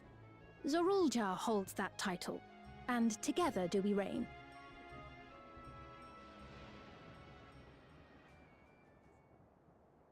Then you are both behind the attack on Tuliyollal. And I doubt you're here to offer us a warm reception. No, you have it all wrong. I am not come to fight. Zorulja rules alongside me, but that is a matter of expedience. In truth, we are at odds, he and I. It is at considerable risk to myself and my people that I come before you to beg your aid.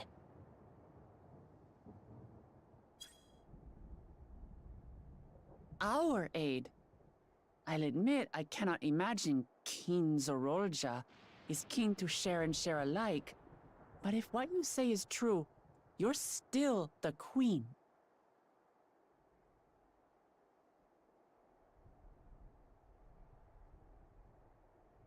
Indeed. But I was once the sole ruler of Alexandria. Until one day, he appeared, bent on conquest. In my weakness, I feared his power. So I persuaded him to forego violence and strike a bargain.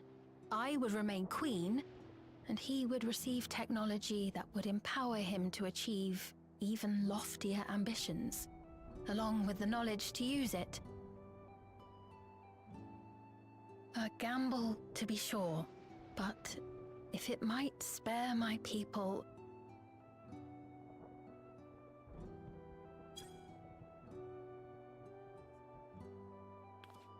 If I may, the dome surrounding these lands was erected but recently. How it...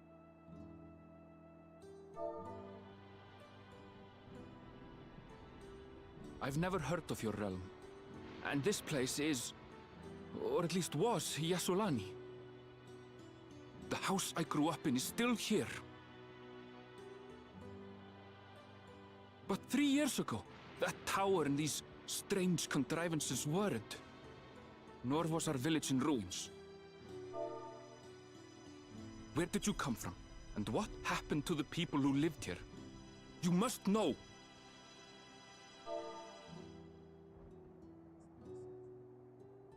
Beal of Kuhalan says which question? I realize how confusing this all must be. Truth be told, I don't fully understand it myself. What I can say is that one day, people from your Tuliyollal suddenly appeared here in Alexandria.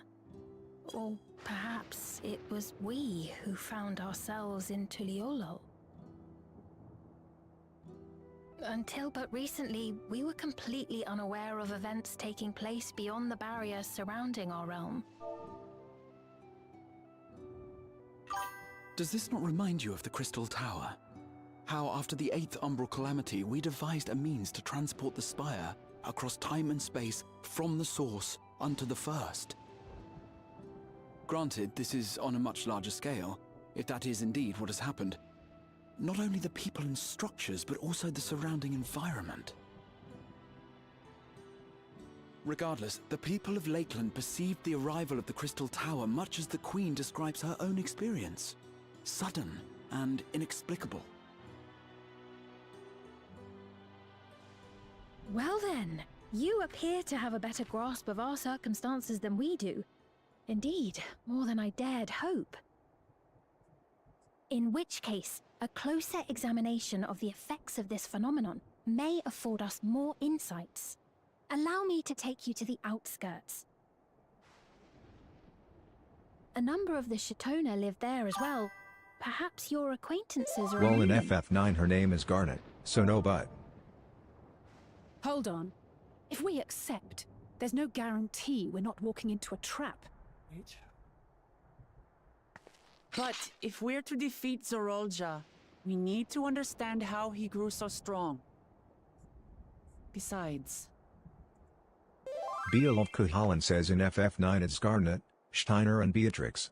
Here we got Sphene, Otis and Zelenia. Ah, you're right. Queen Sphene, before we go, Your Majesty, I have to ask, did you really have nothing to do with the attack on Tulihulan? Noble Wook Lamont. Beal of Cuchulainn says and Zelenia got literally Beatrix theme from FF9. I'll not deny the soldiers and airships that attacked your people are products of Alexandria. But it was Zeralja, not we, who fashioned them into weapons of war and laid siege to Tuliolal. So he alone is to blame. No, I may not have prosecuted this war, but Beal of I Cuchulainn says I guess bear your ship didn't want to responsibility for recycle it. names. Perhaps. I know next to nothing about you, let alone what you've been through. So by all means, show us around. I think we'll learn a lot from meeting your people.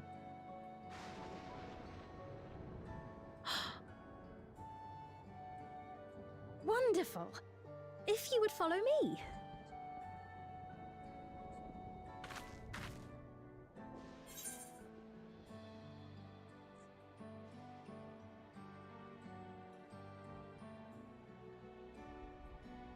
Except for cities OFC, like Alexandria or Lindblom.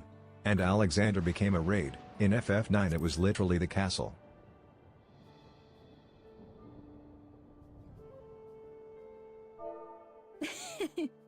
Is that concern or suspicion? If things should take a turn for the worse, might I call upon your aid?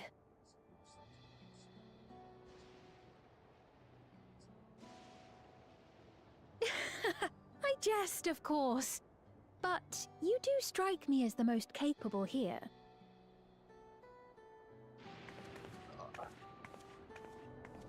Not good.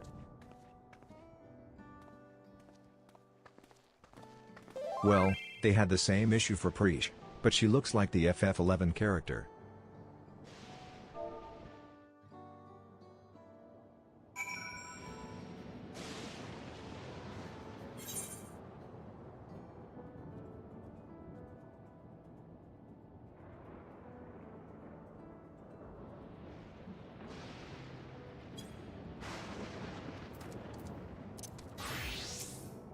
Alize says I think it goes without saying, but we're not going to trust her just like that, right? Beal of Cuchulainn says maybe they didn't use the same names because the characters aren't the same, even if it seems a bit obvious. Alize says any way you look at it, a mysterious girl who appears out of nowhere, proclaiming herself a queen is suspicious.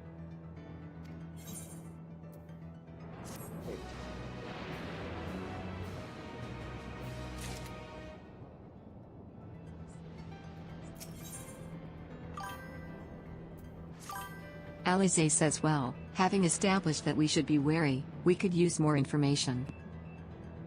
So let's head to this place, the outskirts, and see what we can learn. Perhaps about Sphene, as well.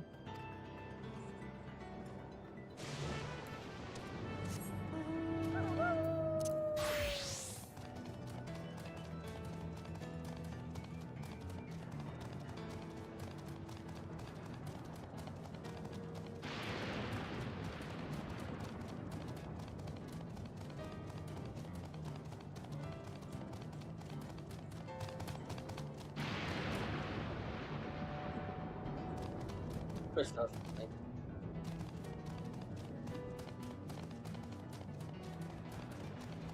My mind, that's all. Beal of Cuchulainn says yeah, Ayami looked like the character in FF11, Preesh looks like her, also Noctis and the FF16 main character. Sphene says I trust you have similar farming facilities in Tural?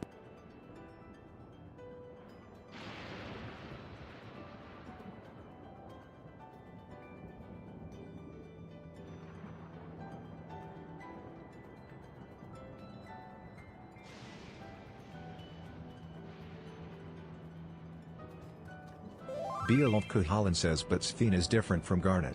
Maybe it's keyed of an Easter egg.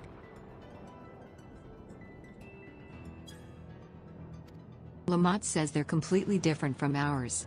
I've got no idea what all those machines do. Sphene says we settled on this approach after some trial and error. The Turali have their own methods of farming, which they wanted to continue employing. But the environment makes it challenging. There's too much rain and not enough light. Thankfully, the use of electrope has allowed us to fortify the buildings here, as well as provide what nature cannot. Lamont says electro what? Sphene says electrope. It's a material we use for myriad devices and applications. A topic for another time, perhaps. If you would follow me, we're nearly to the outskirts.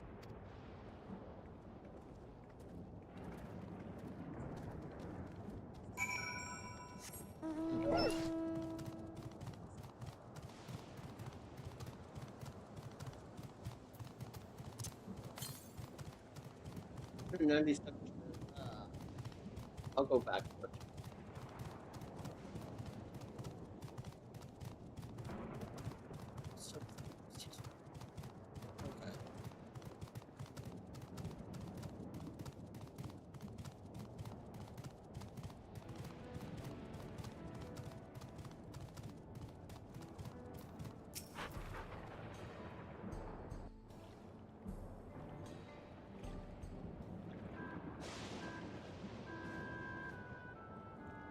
Here we are. Though you'll doubtless find much of what you see in Alexandria strange, the traditional agriculture practiced in this village at least should be familiar.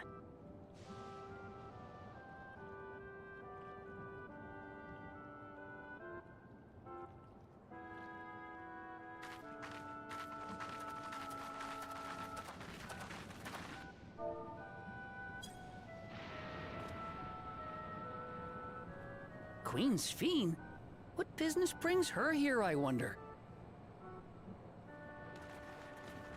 The Queen has come!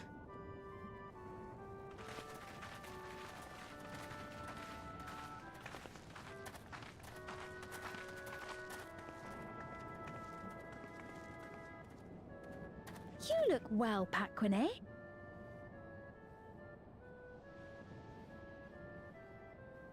And Catogne, I see you've already taken to your new position.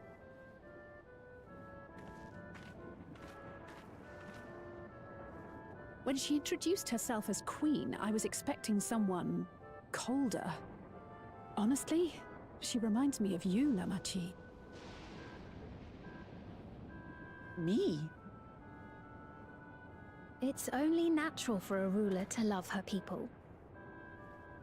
And I should like to know them as best I can, even the most trifling details.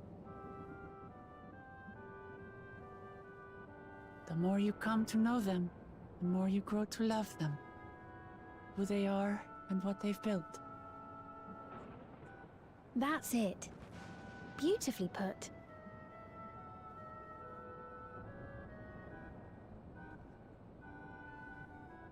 And it would appear that she is well loved in turn.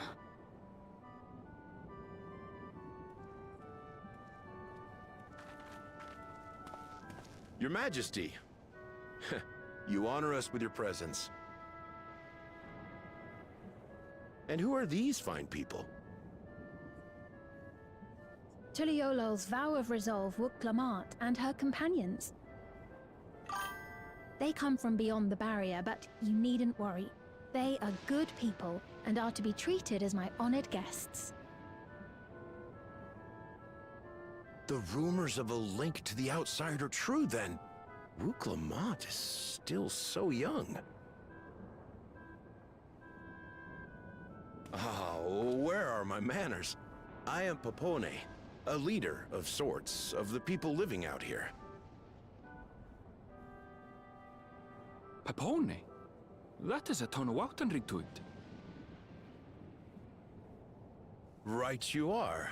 I take it you hail from this region as well? Teshpiani, perhaps? Yes, I do. I don't suppose you know a woman by the name of Kafkiwa? of Kiwa. I'm afraid I'm not sure if I've ever met someone with that name. Oh. Mother isn't here. But it's a relief to know at least some of the people of Yasulani are alive and well. Your mother, you say? Now that you mention it, I do see the resemblance. You know my mother? I do. Yes. Then tell me, please, where is she?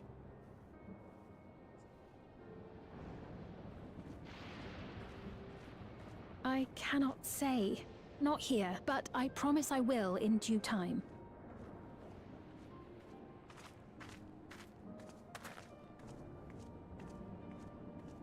I have a question, Pepone. Do you recall what happened the day the dome first appeared? The barrier? Well, I remember fixing a shelf that had collapsed after a terrible earthquake. Then the ground began to tremble. There was a brilliant flash of light, and then... Forgive me, my recollection of it all is rather poor. You needn't push yourself, Pepone. After 30 years, no one could blame you for not remembering. 30 years? As in 30 years in the past? Absurd though it may sound, there is no doubt in my mind the events that led to the joining of our lands occurred 30 years ago. Which is not to say I understand why our perceptions of the intervening time are so radically different. We only just became aware of the discrepancy when Zoralja's military base was completed, and we were at last able to venture beyond the barrier.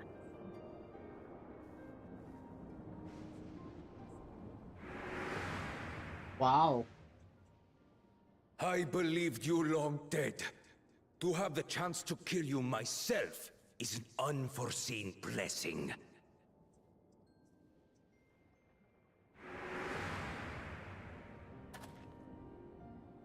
"30 years. Little wonder Zoralja assumed our father had already passed away. It's not unlike how time passes differently in the First and the Source. The fluctuating space of the rift between them disrupting temporal equivalence.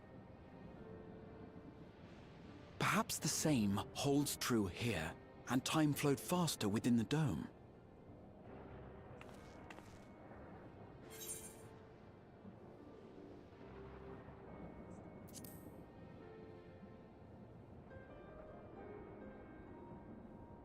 I was able to make contact with Y'shtola not long ago via link pearl, so that shouldn't be cause for concern. And based on the Queen's account, this encampment may have come to serve as a physical bridge between the two planes, after which the dome was forced into the Source's temporal flow.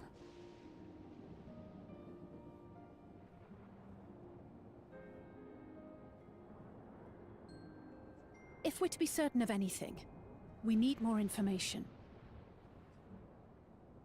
Sphene, would it be all right if we had a look around and spoke with the townspeople?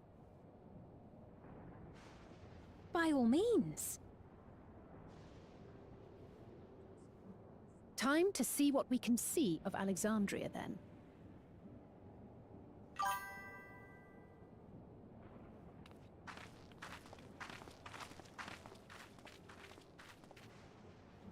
And its people. I may yet find familiar faces among the survivors from Yasulani. Even if I don't understand the half of it, I would learn more of this place before we confront Zoralja. Perhaps you'd care to see how we make our living. Though we have always prided ourselves on the use of traditional Tonawatan farming methods, the use of electro-fueled technologies has led to countless agricultural innovations. I would join you as well. Ma'am, please, you needn't trouble yourself. It's no trouble at all, and I promise not to cause any manner of distraction. Reassuring words, or they would be had I not heard them countless times before. Very well, but do be careful. Of course. I shall proceed with the utmost care. Now then, if you two would follow me, we can begin the tour.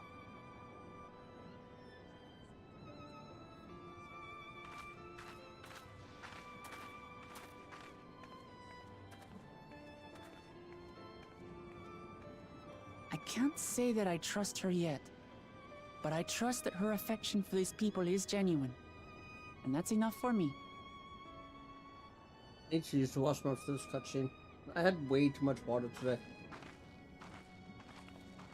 Drink an almost entire 2 liter plus 64 ounces of water.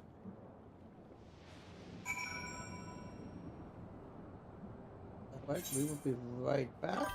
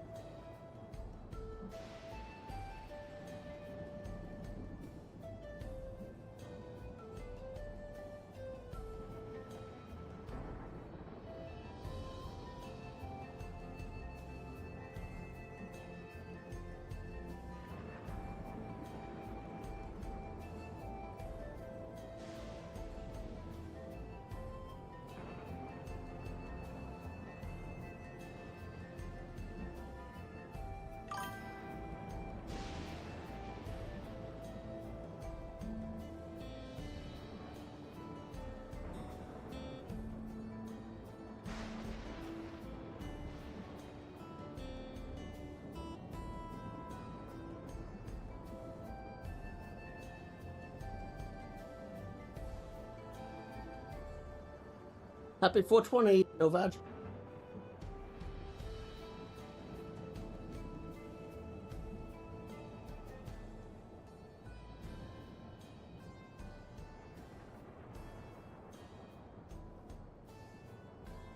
Oh,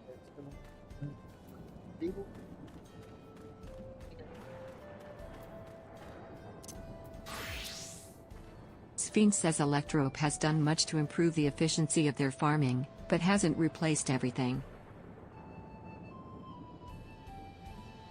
The people wanted to preserve their old way of life, and we did not want to force ours upon them.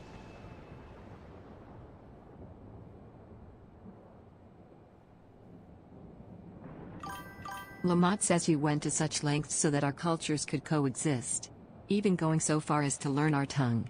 I'm sure everyone appreciated that. Sphinx says communication was thankfully not an issue, for the Turali tongue is surprisingly similar to Alexandrian.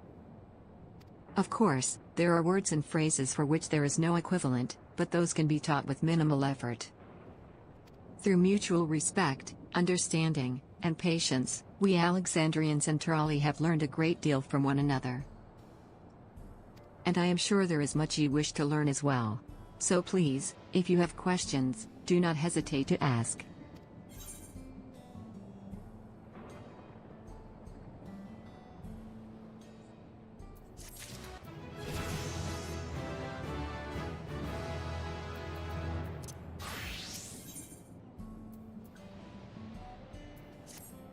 Rather than bore you with lengthy explanations, let us head back to the farm we passed earlier. Yuppie's Halo, it is called. We can speak with one of the farmers when we arrive.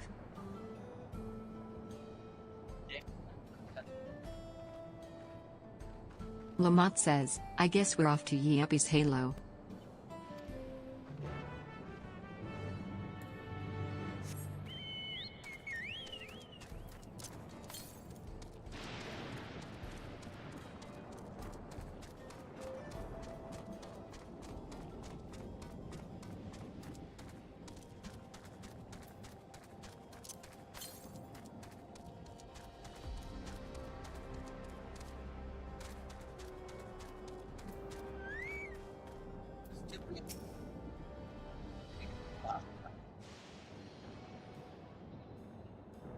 Sphene says allow me to introduce you to Mahusa, one of the most experienced farmhands in all of She's well versed in myriad farming techniques.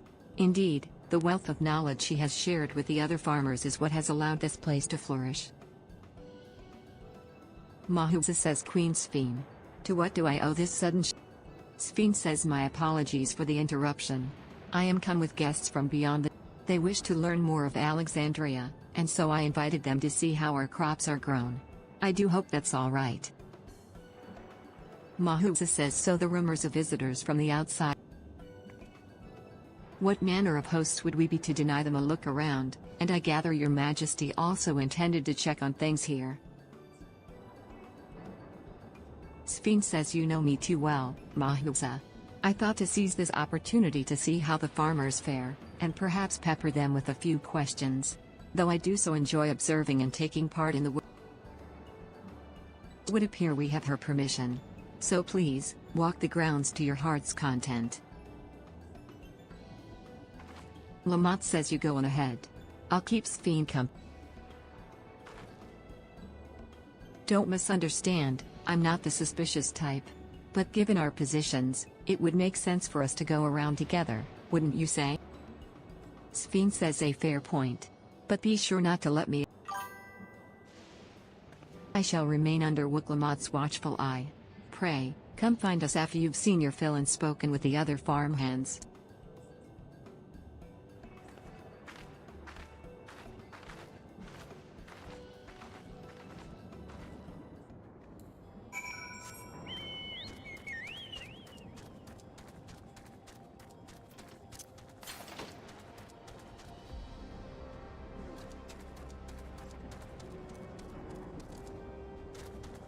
Yeah, another.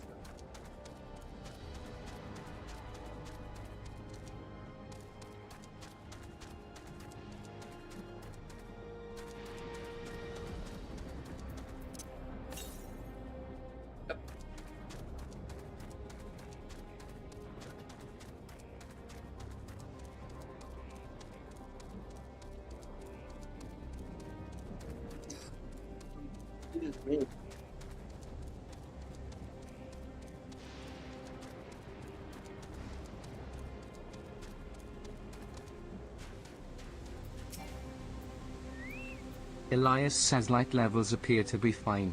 As for the power source, you wish to know about my job? I tend to the fields, mostly. Watering the crops, keeping the soil fertile, and so on. It admittedly took some time until I fully understood how best to carry out my duties. I also manage the lamps we use in the fields. We do our best to keep everything up to code, but should they ever start to malfunction, it's up to me to fix them.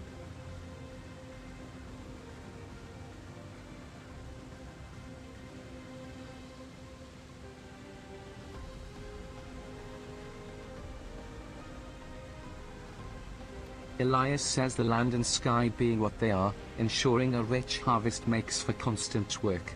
But honestly, I enjoy how involved the process is. Both my parents being Oh shit.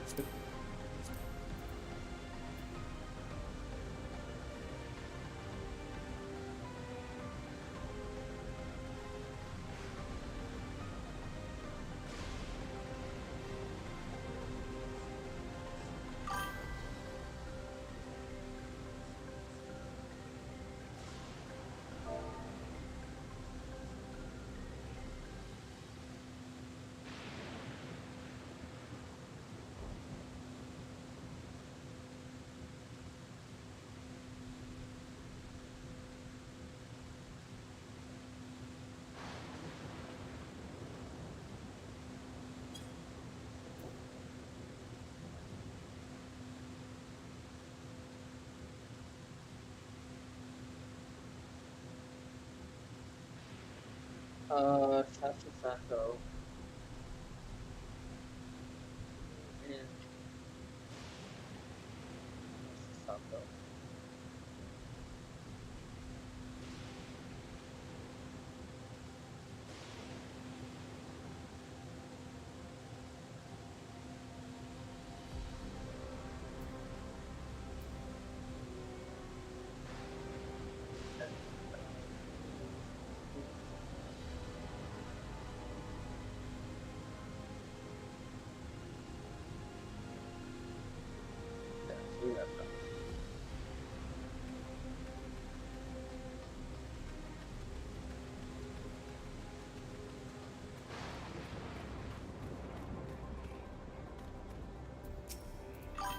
Hinnock says, oh, an unfamiliar face.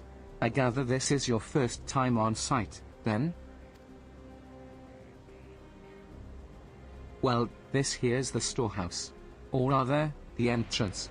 The real storehouse is underground, much more spacious, and equipped with a temperature regulation system to keep the harvest from spoiling.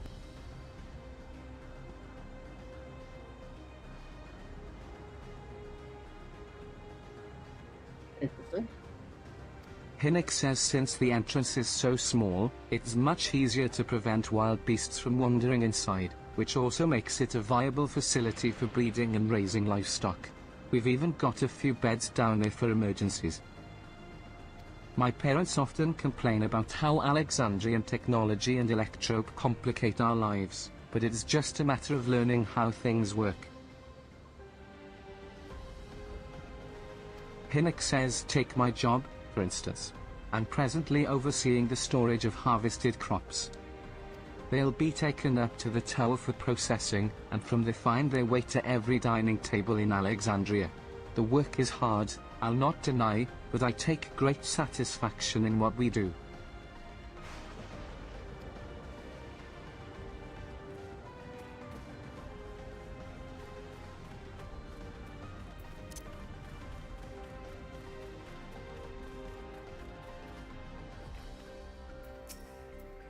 Kip Hui says they're saying that you and yours are visitors from beyond the barrier.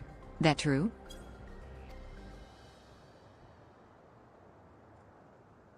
So it is.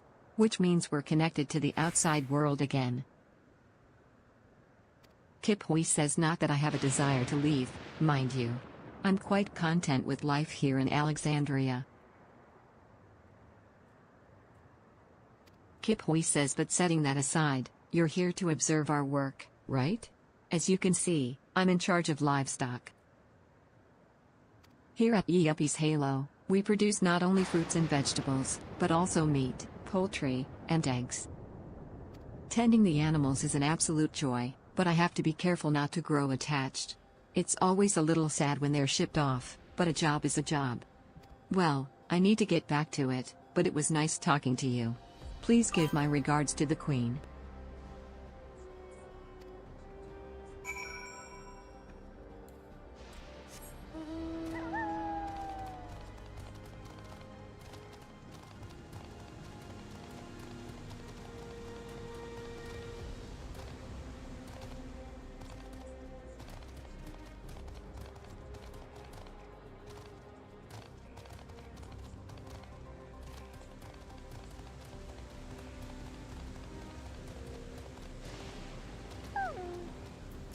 Sphene says, I see.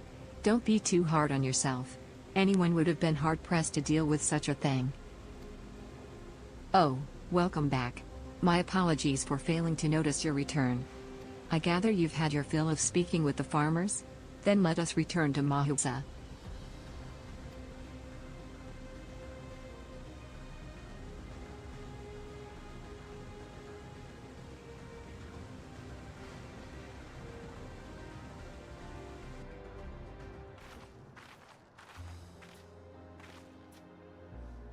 Well, what are your impressions of the farm?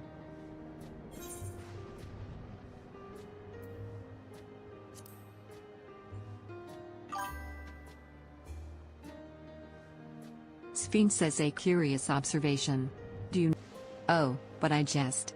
It's true that the people of the outskirts seem the most fulfilled. Always, they take to their duties with good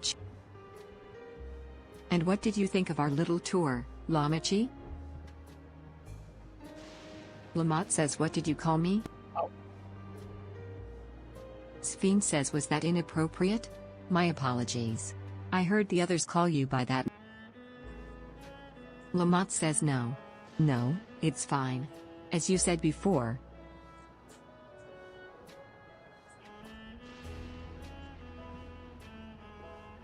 As for my thoughts, I was very impressed. That machines could be used to overcome so harsh an environment is amazing. I've never seen anything like. Mahuza says the feeling is understandable.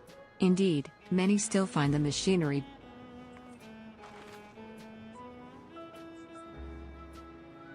It's a system that controls the distribution of water for the fields and livestock. It's been acting up lately, though. Sphene says, acting up, you say? Mahuza says, you needn't worry, my queen. It happens fairly often. Put simply, it's taken in water that had.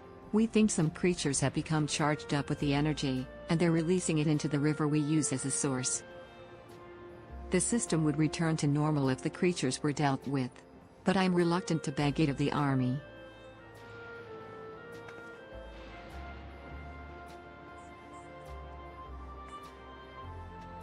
Lamont says we could take care of it if you'd like.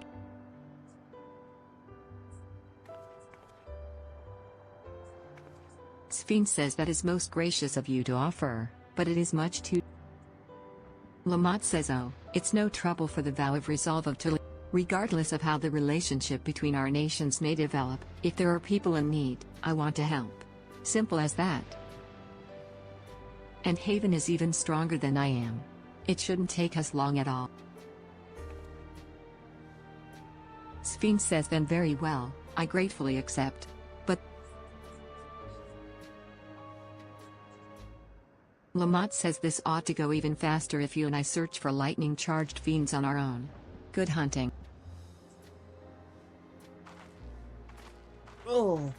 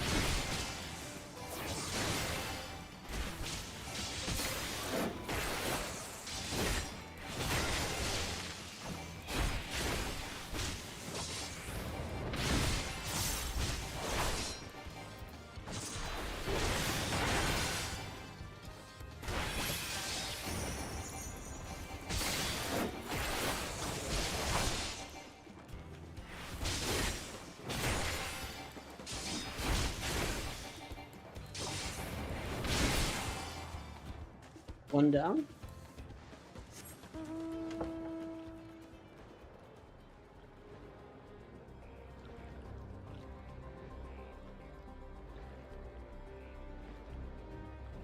Can I go through that, or I can't?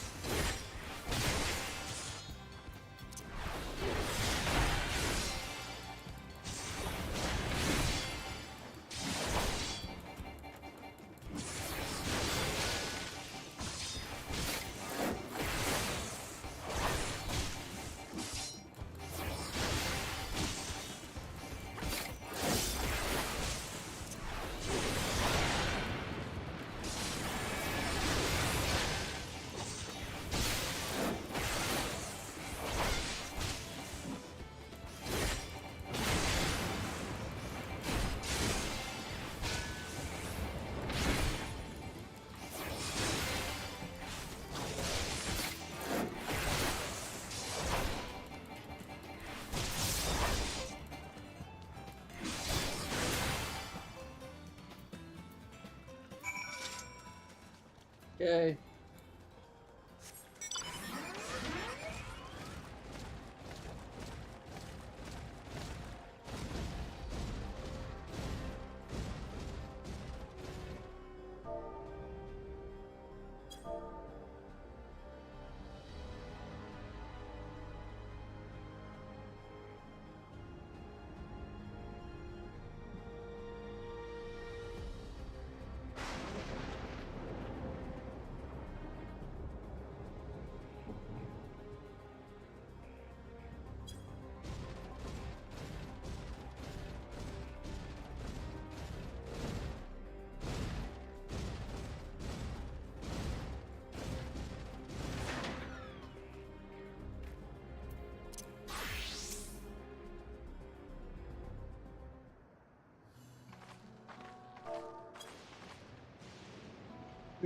Sphinx says you're both alright.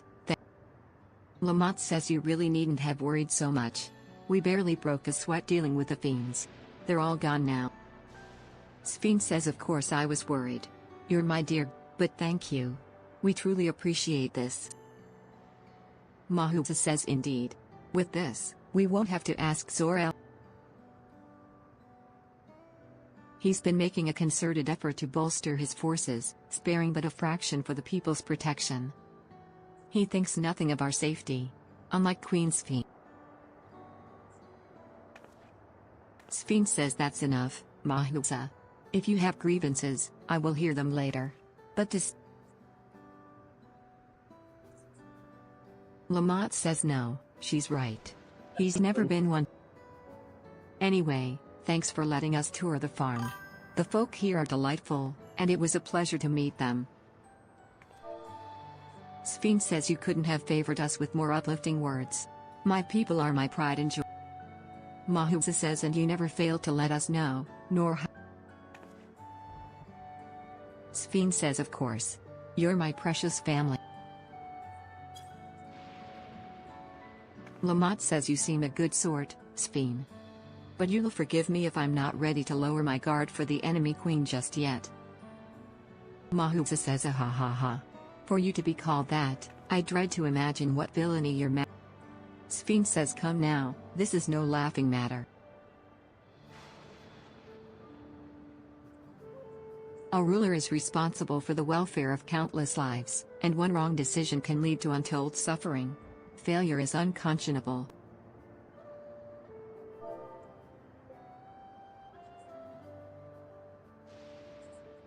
Now, I believe we are done with the farm. Let's move on.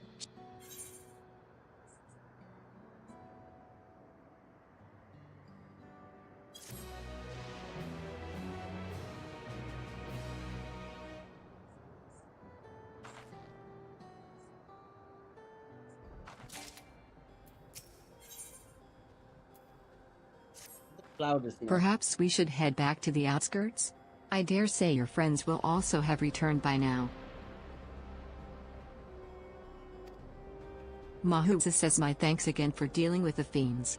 Come and visit us anytime.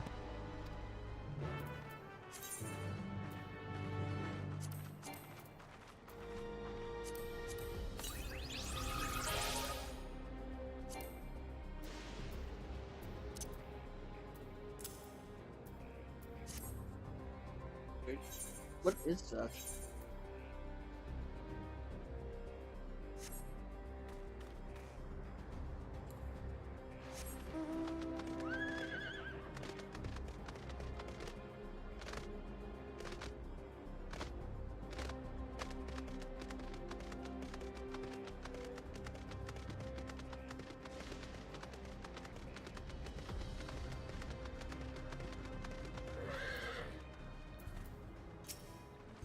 Lamont says, "Do you hear that?"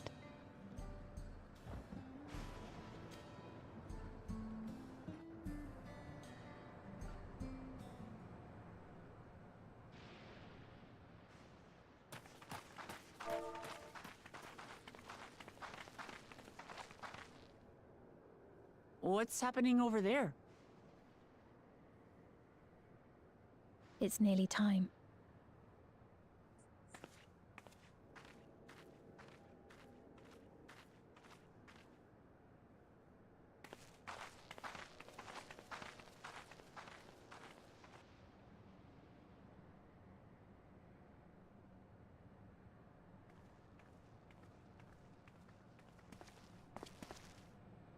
I'm glad you could make it.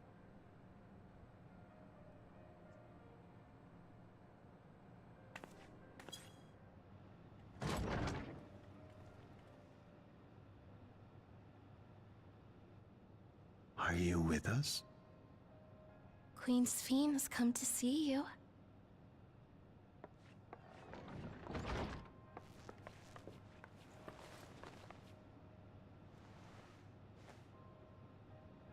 We're here, Namika. Everything is going to be all right.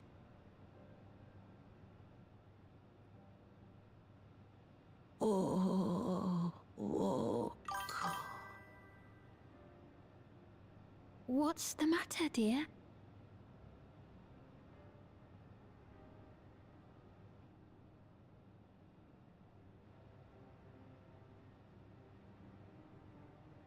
It can't be.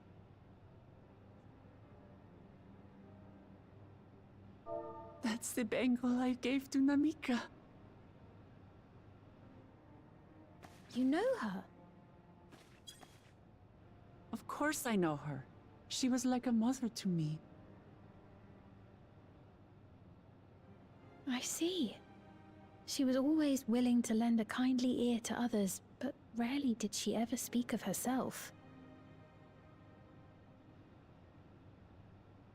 Is it really you? She must have arrived shortly before the barrier manifested. For us, it was perhaps days, but for her... Namika, it's me! Wuklamat!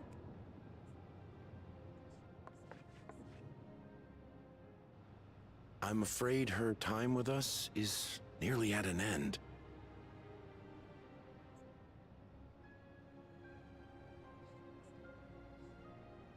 Has she no more soul cells? She always used hers sparingly, but at her age, it wouldn't make a difference.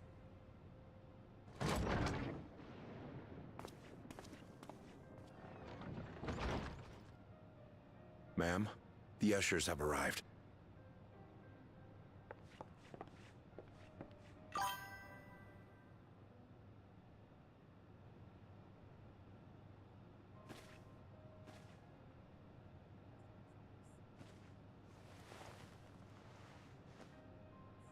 Thank you, Namika, for your many years of friendship. Take comfort in the knowledge that this is not the end. Be not afraid. Your memory will live on, in us. Living on in memory. The giants share a similar belief.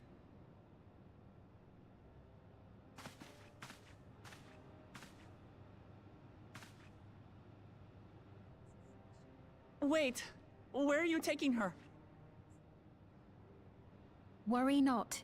She is being escorted to a medical facility in the tower. There we will ease her burden. I had hoped to make arrangements for her sooner, but she wished to remain here for as long as possible. I could not bring myself to refuse her.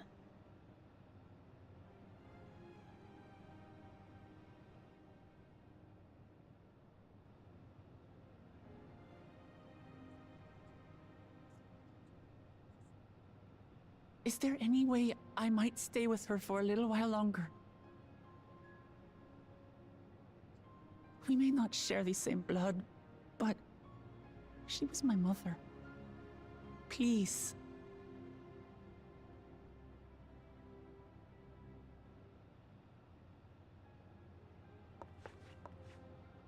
Let us give them some time alone.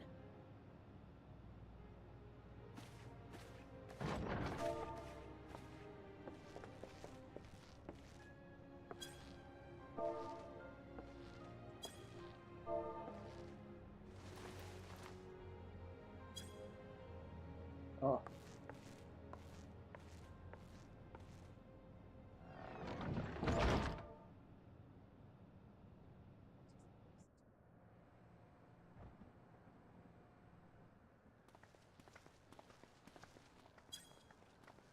She didn't speak, but I'm grateful that I could be with her at the end.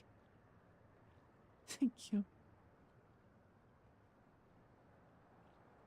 It's not the end. Hmm? Oh, nothing. I was just thinking that we have much to discuss. Where shall we begin? With what we can be reasonably certain of, perhaps. Between what we have witnessed and the testimony of Alexandria's inhabitants, it's safe to say that two distinct lands have indeed become one. What's more, having met Namika, there is no denying the divergence in the passage of time. Taken together, these phenomena strongly suggest that some manner of cross-rift displacement has occurred. Specifically, the displacement of Alexandria from another reflection to the source. It does seem the most likely explanation.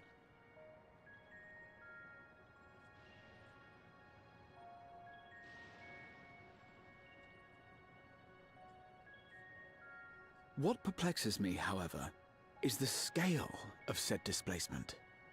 It far exceeds what could conceivably be achieved with a Void Gate, or even with the Crystal Tower. In essence, we are dealing with a localized instance of dimensional compression. The Ascians would no doubt liken it to a rejoining. Which invites the question, how was such a feat accomplished?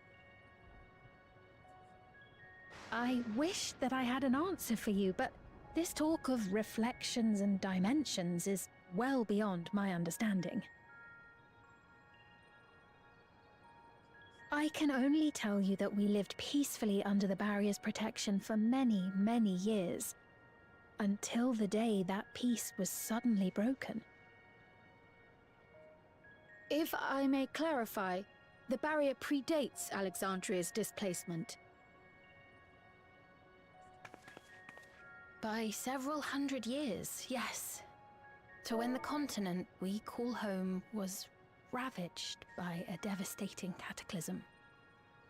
The barrier was erected to isolate us from the surrounding land's noxious influence. I see. And it was only later that it was whisked away, along with its contents, by means unknown. In other words, Sven's as lost as the rest of us, right? The Alexandrians didn't mean to end up in Tural.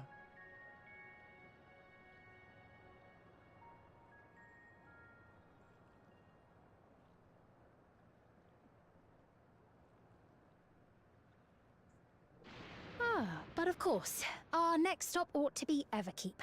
That tower over yonder. Once you have been registered as my guests, you will have access to Solution 9 and its residential district, where you will doubtless gain invaluable insight into Alexandria's state of affairs. Unfortunately, I cannot take you directly to where Zoraljar resides. That you'd let us in it all goes a long way toward proving you're not content to let Zoraljar do as he pleases. But we're not talking about a simple difference of opinion here. I've come to avenge my father. And to do so, I intend to take Zoraljar's life. Are you willing to stand by and allow Alexandria's king to be slain? A fair question. Permit me to answer it thus. My people come first. Their welfare is paramount. I will do everything in my power to keep them from harm.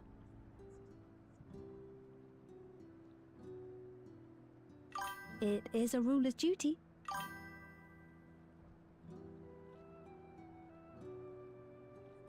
Now, I am off to register you at Everkeep. It may take some time, but you shall find the entrance open to you in due course. Oh, and ere I forget, your mother, Kafkiwa, you might try the Thunder Yards to the east. The Thunder Yards? Is that where she is? I'm afraid I can say no more than that. Make for the Thunder Yards, and all will be made clear.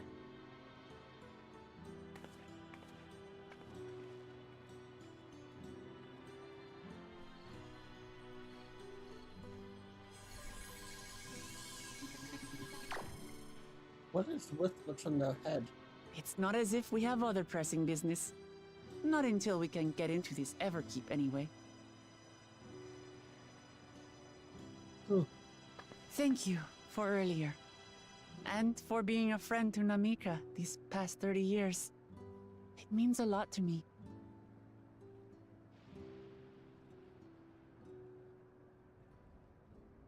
Namika? I'm sorry, but I don't know who you mean.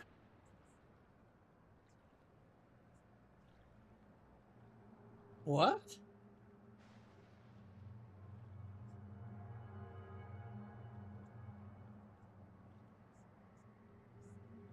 What? Just we were just with her. If this is some sort of a joke, it isn't funny. I don't mean to give offense, but I honestly have no idea who you are talking about. I'm sorry.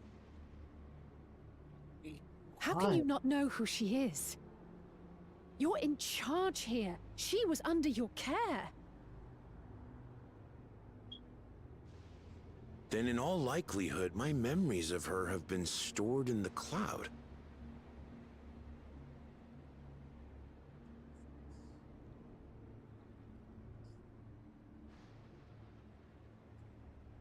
Any person seemingly forgotten without reason is probably there, in the cloud.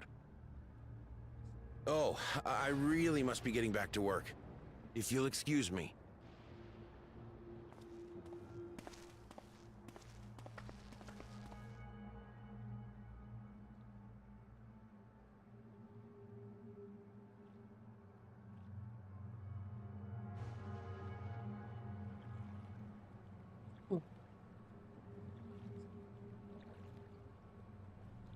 Yawning all day.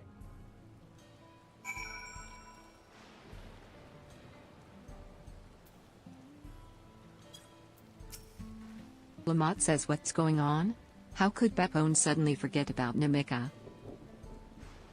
It's as if he never knew her. Alize says, could the same thing have happened to others as well, I wonder? Curl says there's only one way to find out. Let's make inquiries about Namika in the area. We can reconvene afterwards at the Ether Rite.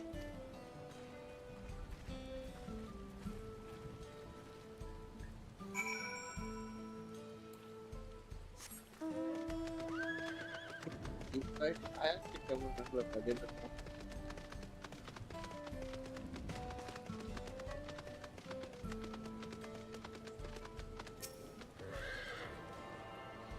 No, I didn't.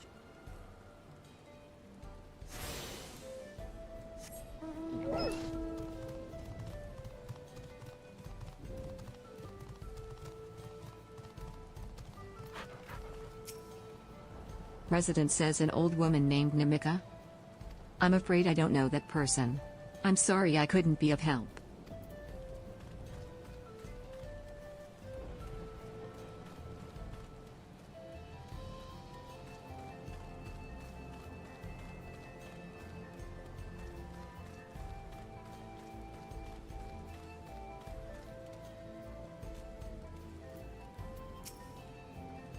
Resident says, what's that?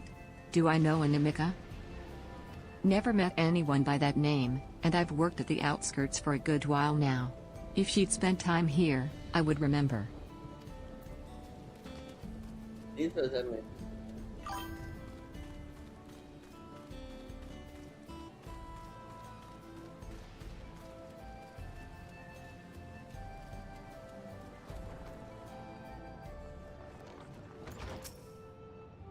Resident says, I do recall caring for someone until recently.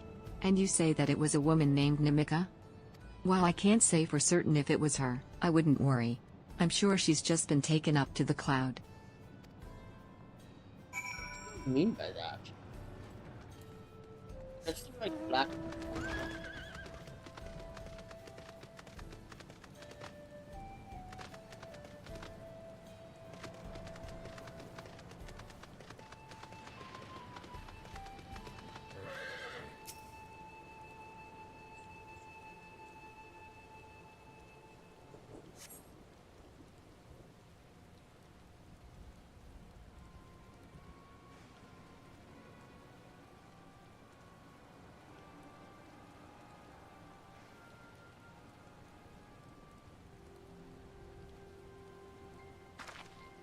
Lamont says so it was the same for everyone. Not a single person remembers Namika. It's as if the memory of her has been purged from their minds.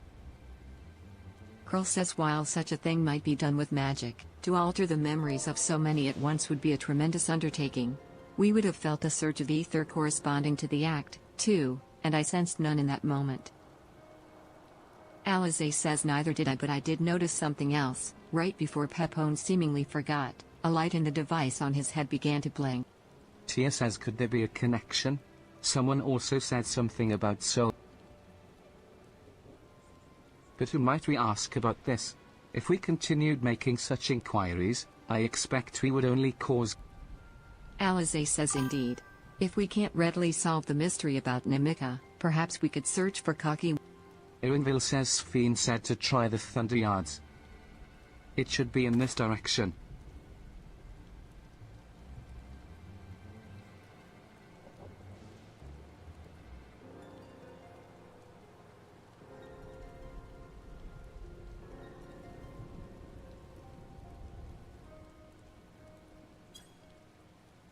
Object says impossible.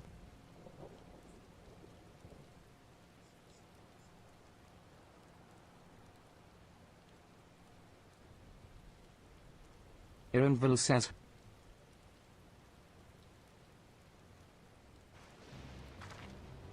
Lamont says another kind of mechanical soldier? It looks dangerous. Object says Uwaa.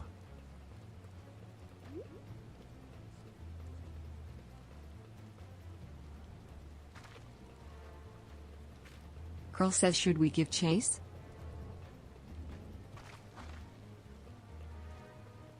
Alize says, I think it understood our words.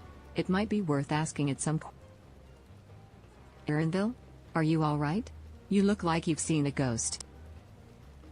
Erinville says it's nothing. I'm fine. Lamont says, well, it went off in the direction we're headed anyway, so let's try to track.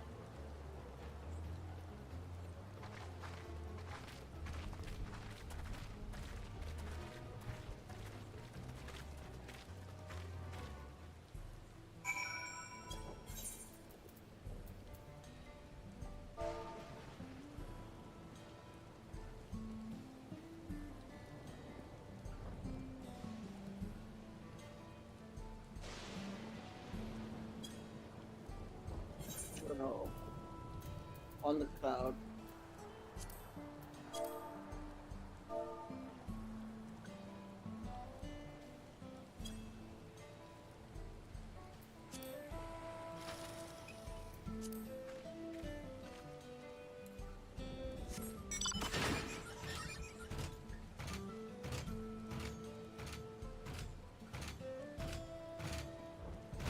I was saying to the novice that I didn't even know you were back. That that I have production and it just like before. They're trying to say.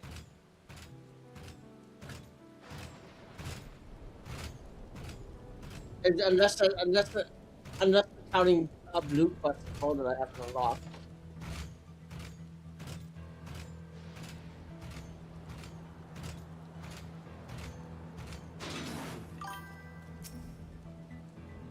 How was your nap?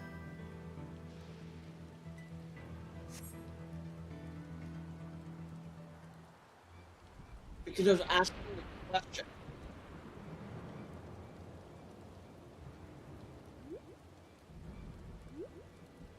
No? People do it all the time. Usually it's returners though that ask.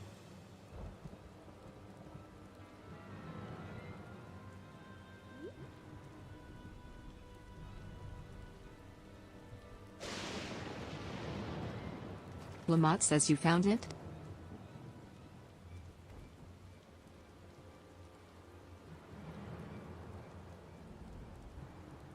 Erinville says to the northeast. Then it must be bound. Lamont says come on, then. Alize says it could well be a trap, so let's not rush. If I look at the not so organic, I would keep at 99.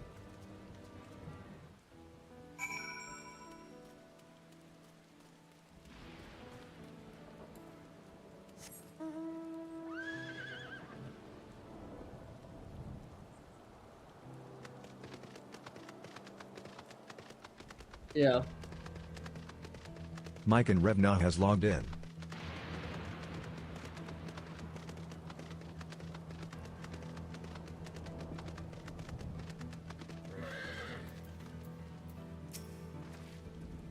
Erinville says I heard faint voices coming from inside. Lamont says so it's not alone. But we're still going in, of course. This may be a trap. Be ready for a fight, everyone.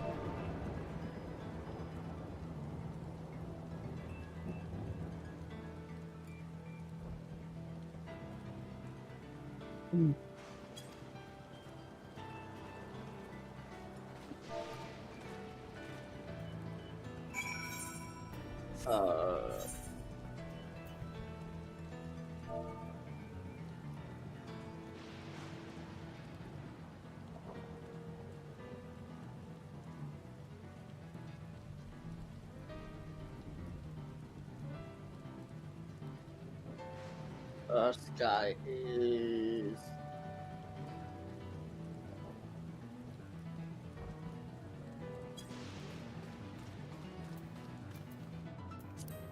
when you put it that way, unless you have them unlocked, they don't go up. That's why I put them into the little arrows. Because unless you play them, they won't show up.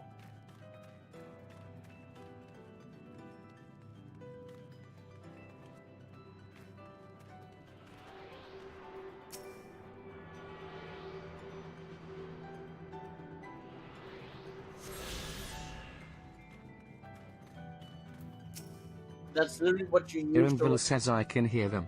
Several people up ahead. Literally by I can't make out their conversation with the echoing.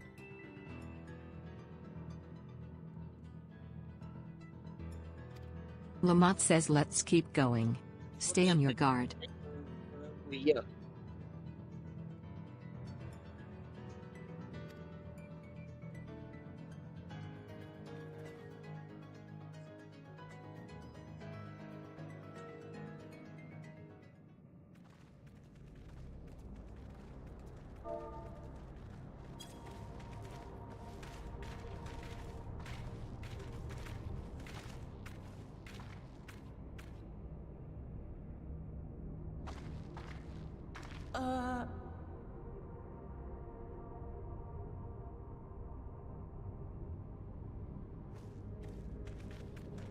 You have this as a minion, don't you?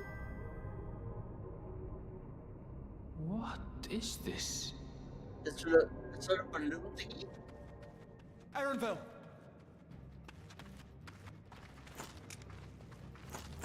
On all classes? A trap? Oh my god. That means I'll have to actually heal. Oh god. It really is you! Huh? Who? Yeah. Sprout says you should have done 5 by now. 4 dungeons and a trial. I can still hardly believe my eyes. But it is you, my darling Elderspiel! Trial? My darling, what now?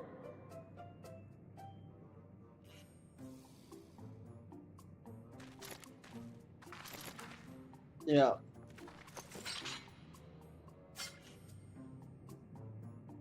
Yeah. Yeah. Oh, it's so good to see you, my fussy little bun bun. But what are you doing here? What brings you all this way? Yeah. I know.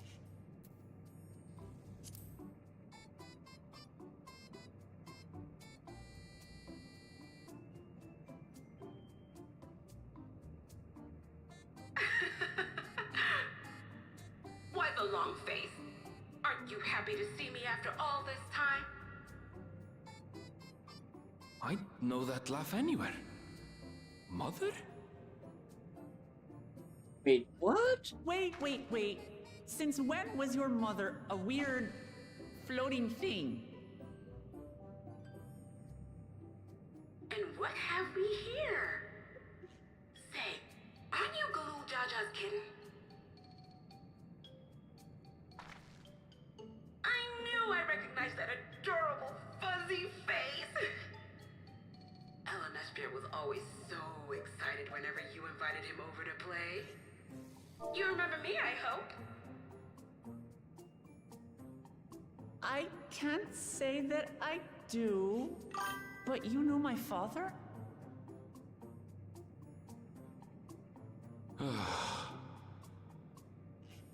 Appearances notwithstanding, it would seem this is my mother, Kafkiwa. I'm sorry? Oh, this won't do. Come in! Friends of my Elderspiel are always welcome. All I ask is a little forewarning, but no.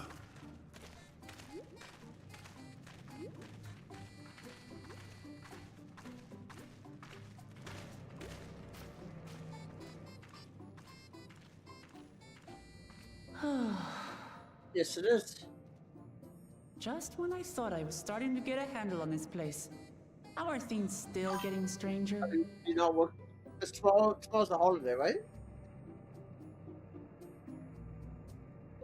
A day to recover from travel.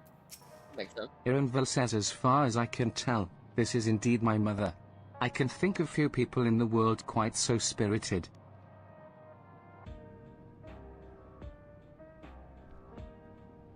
Ironville says, but as to what's happened, we'll need to ask her.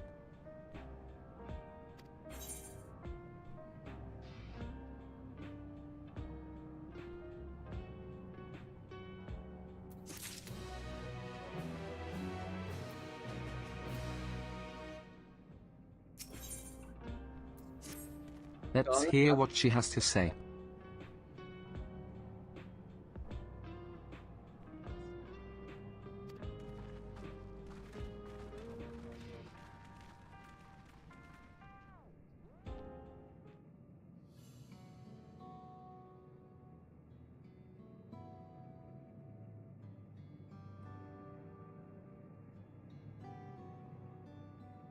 Corky War says, it's so wonderful to meet you all. I have to cook my ground And the beef. students of Baldessian, it's been a while since I heard that name. Ironville says, dare I ask the reason for your appearance? Corky War says, oh, this? It's just a body that I control remotely. Yeah, I'll do this real quick. We're members of a resistance organization, Oblivion, we call ourselves, and our goal is to thwart Zor Al-Jar's ambitions for As the leader, it's prudent that I remain where I can't be easily found. Alize says, I see. Whimsical appearances notwithstanding. Corky War says, right you are. Though truth be told, Oblivion was founded for an or. No, I don't think that. Tia says, and that is? Oh, I think I know what it is. I know what it is. Corky War says, as I expect you've already noticed, everything you see within this dome, the buildings, the people, the very earth beneath our feet. Stopping such a fusion was Oblivion's original mission. Is that better? Curl says, then does that mean you know who or what is responsible for it? Corky War says, I'm afraid not. This was a long time ago, and our mission statement has become more of a legend that's passed down to members. By the time we joined, our sole objective. Corky War says, but we failed to do that. And now he's taken his arm.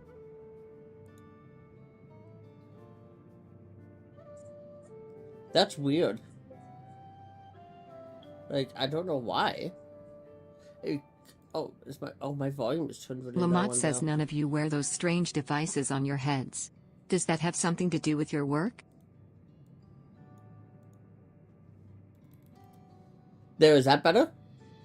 Corky War says, you mean this? It's a regulator, the pinnacle of electro technology. That's better? And that we don't wear it is indeed related to our operation. I just turned the volume to max. What exactly does it do? On my mic.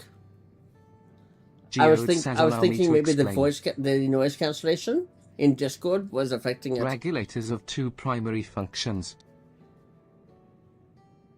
Geode says the first, as the name suggests, is the regulation of the wearer's reserve of souls. Should they die, the regulator expends a soul. What was I saying there Alize says reserve? You mean people walk around carrying? Geode says they do.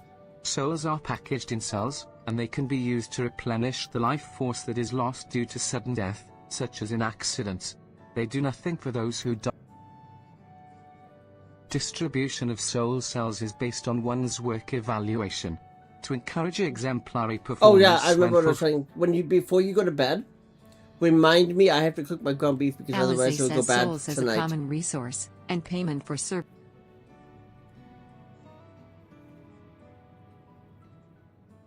Okay. Tia says the voids and practice of consuming others for their ether comes to mind. And similarly, I expect that the act comes.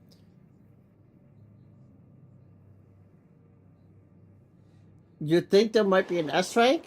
I see literally 4 messages in a row for the exact same S rank.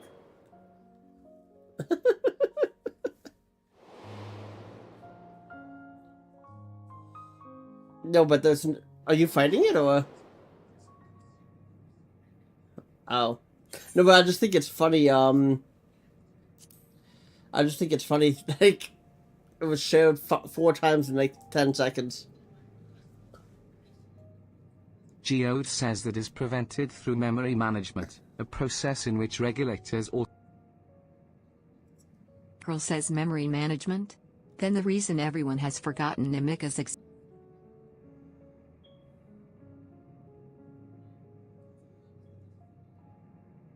Geode says the regulators are constantly recording the memories of their wearer, so if they should suddenly die, their memories can be refreshed as part of the restoration process. This is how they preserve one's identity and sense of self. However, the regulators are also triggered when someone else dies. Reason being is that regulators forcibly extract memories relating to the deceased from anyone wearing one. Alize says why would they do such a thing? Corky War says it's a kindness bestowed upon the people by Everkeep's core system, so that no one has to suffer. Curl says so this is what is meant by their memories being in the cloud. Geode says that indeed. sucks. All memories of the deceased are wiped from the minds of the people and You are... probably can't hear me, but that sucks. It's a frightening function of the regulators, and an integral step in soul Weird. self-protection. That's a weird bug. I haven't heard of that one.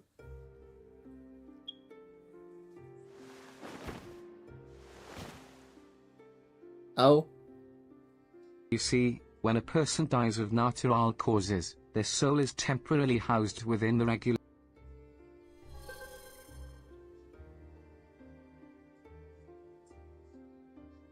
It's then delivered to a facility where memories are separated from the soul.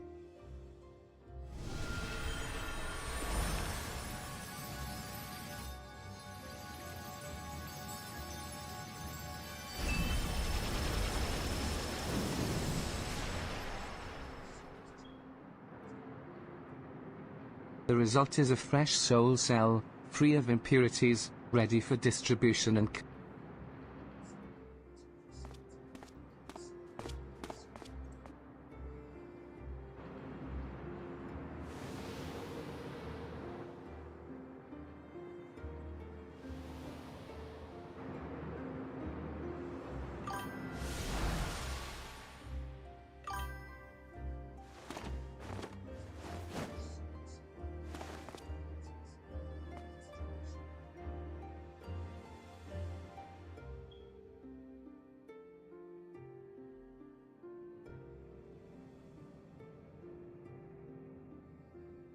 Corky War says meanwhile, the memories are stored in the core system. To be Alize says and this is why people are happy here? On its surface, it's similar to the Yaku'i philosophy, but I see nothing noble. Geode says well, it doesn't seem so terrible to me personally. All comes down to what you're... Like the barrier encasing Alexandria, this system was created to overcome the calamity that transformed the world hundreds of years ago. Hundreds? Amidst the mounting death toll, scientists used Electrope to devise a means to save what lives they could so that the nation could endure.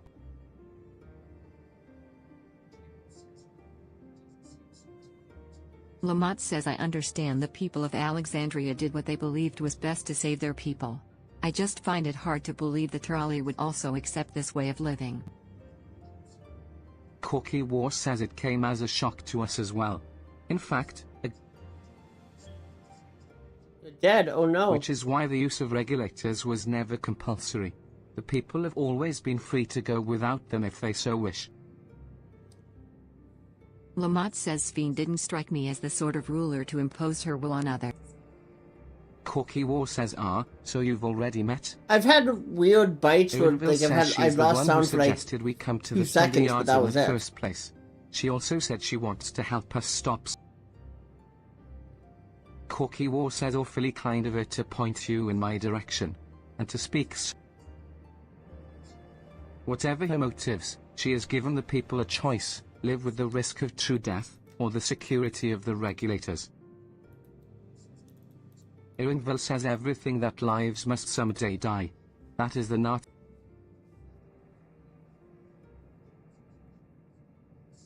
Corky War says quite right. But however you feel about them, it would be easier to understand what the regulators are capable of if you saw it for you. So when I just googled Corky it, War it says literally I know says just the you need to person to just show switch from you, borderless and as window luck to would have windowed it, mode, it especially should if be you have a starting widescreen. work right. Lamont says who are we going to see, exactly? No, it like it Corky literally War says says that is come a with me and solution you'll to fix find it. out. It's just that's. I'm not doing anything.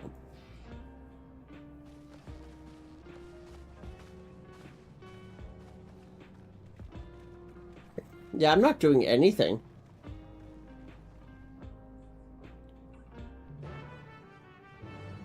Literally, if you look on cam, my mic, okay.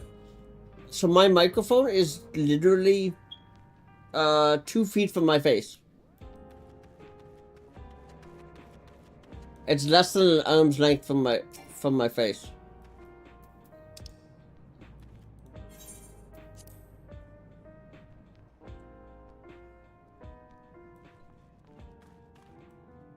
I do.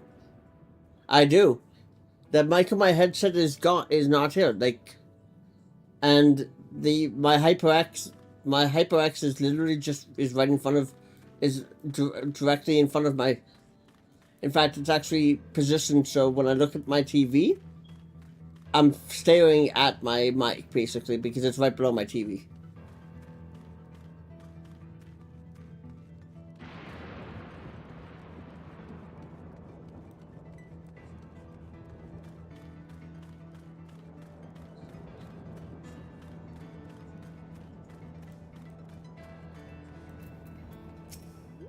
Corky War says everyone here could. It is the responsibility of the Thunderyard's hunters to fell any fiends found wandering the area.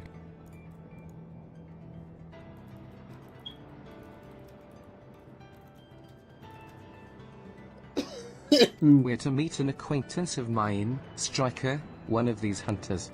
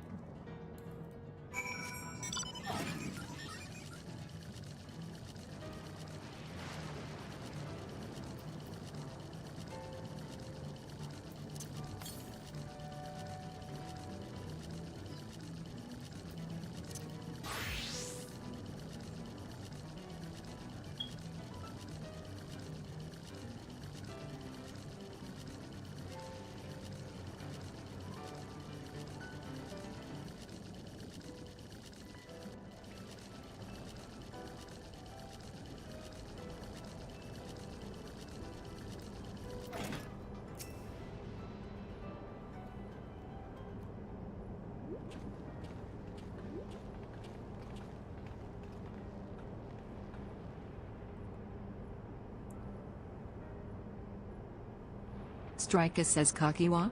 What are you doing here? Corky War says apologies for the interruption, but I was hoping they might observe. Striker says hunting, you mean? That's... Hold on. I assume they were wearing special regulators like Queen's Fiend's crown, but they aren't wearing anything at all. It's much too dangerous to be here without one. What if they're struck by lightning, or attacked by beasts? Corky War says I can assure you they're all quite capable of looking after themselves. If anything should go amiss, I will take full... Striker says well, don't say I didn't warn you. Danger aside, there... Lamont says Kakiwa said you're a hunter, but wouldn't it be easier for those mechanical soldiers to guard this place? Striker says it would, if not for the fact they're weak to lightning. The Thunderyard being what it is, they've been ordered to steer clear. Some good they are, eh? But these facilities are vital to the upkeeping of Alexandria's infrastructure, so it falls to hunters like me to deal with any fiends. Given the danger, we're well compensated for our work. It's a perfect profession for anyone looking to build up savings. The special selection of souls for hunters isn't terrible either. Corky War says I brought this lot here to see this danger you speak of. If it's not... Striker says of course. In which case, it'd be a shame to waste my effort. You all can handle yourselves in a fight, right? If you cause a ruckus slaying what critters you see nearby, there's a chance you will draw out something worthy of a demonstration.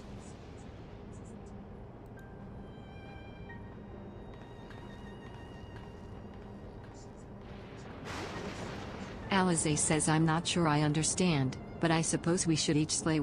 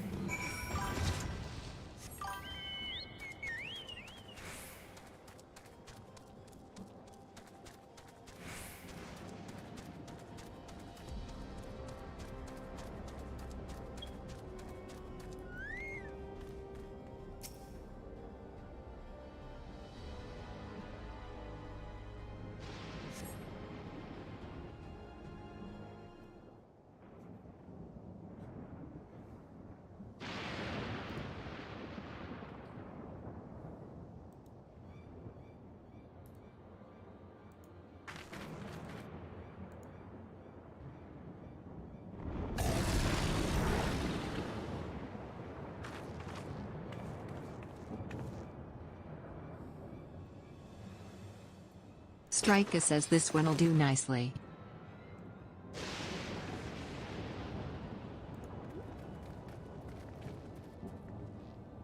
Alize says we'll help you. Strika says it's fine, really. I've faced worse. Just watch.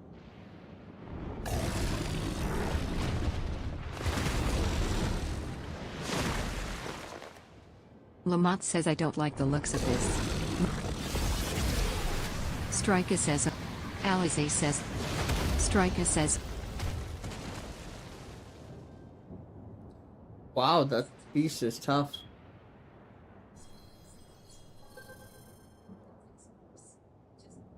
Curl says 12 preserve. Alize says she needs heal.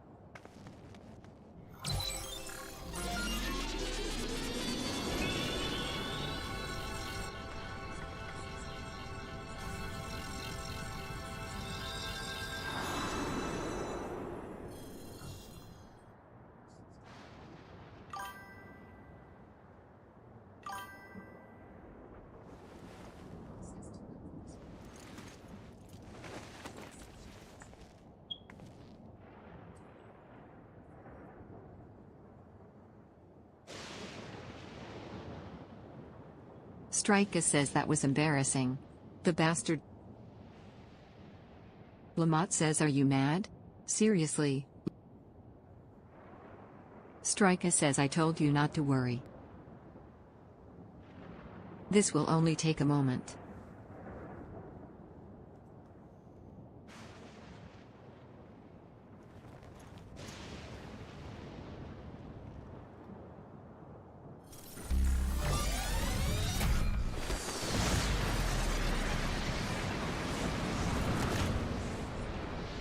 She glows like a warrior, but she's a monk. Interesting.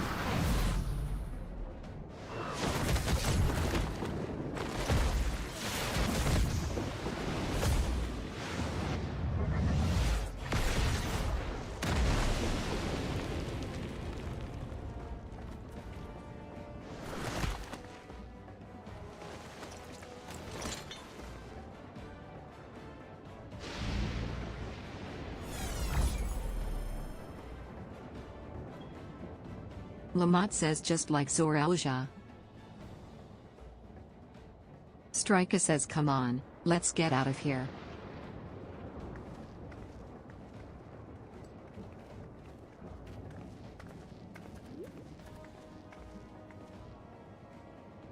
Tia says that's also a function of the regulator.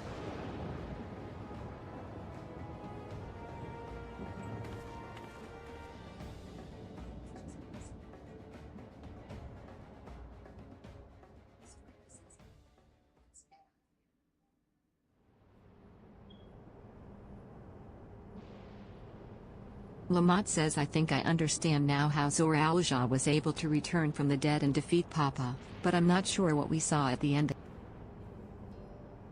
Alize says as soon as the regulator turned red, it was as if you were possessed. Your movements became... Tia says don't tell me, you empowered yourself with the soul of a beast? I'm reminded of the serpentine soldier we encountered at Vanguard who did this. Strika says so you've crossed paths with one of the king's elite? Such a form can only be achieved from gorging yourself on soul. We could do the same, in theory, but it's incredibly dangerous. Besides, it's not as if they'd allow hunters to carry that many souls to begin with. Well, I should be getting back to work. Take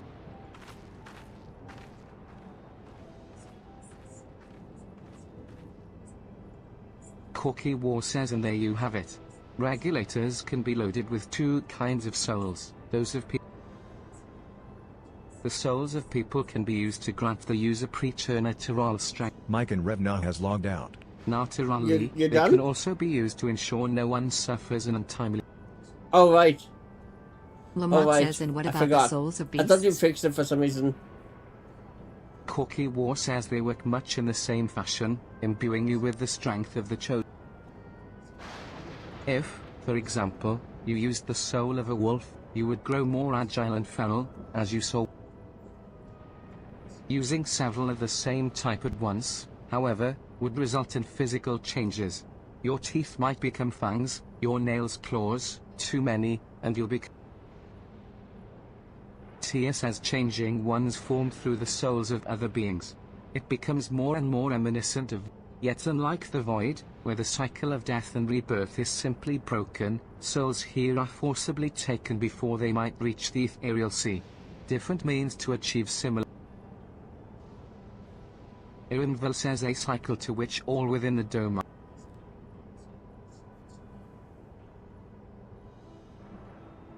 Alize says this is wrong. This is all wrong. Curl says it is indeed hard to accept, being so far removed from our own.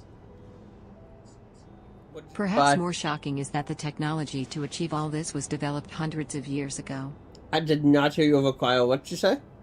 Tia says the civilizations and the reflections are surprising. Nice!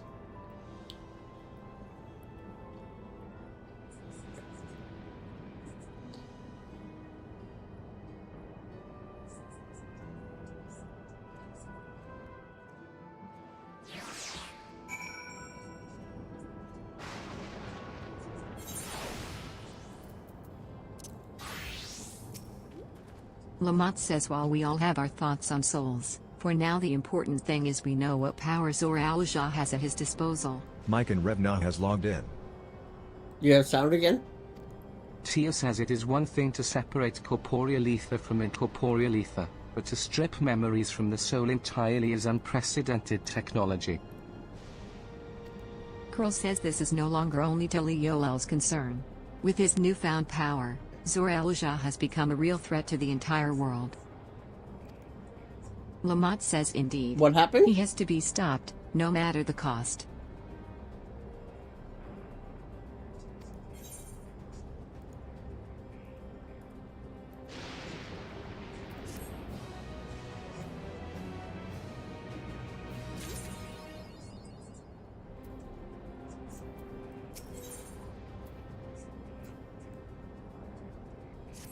Corky War says I trust you've gained an insight into the use of souls in Alexandria.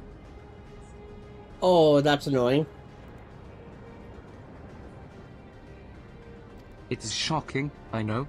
I was overwhelmed myself because, at first. I expect you'll need some time to digest it all. But probably for now, because you head get back to you Earth can and get Sky. Between the dungeon and the trial, you probably get the 99 items, the 99 level items, and it probably bring. Oh, I don't know then. Lamont says at this rate. No, what I'm saying, like, you know how you can get the 99 items from yeah. There's something I want to discuss with everyone. Let's take a moment before we head into the tunnel.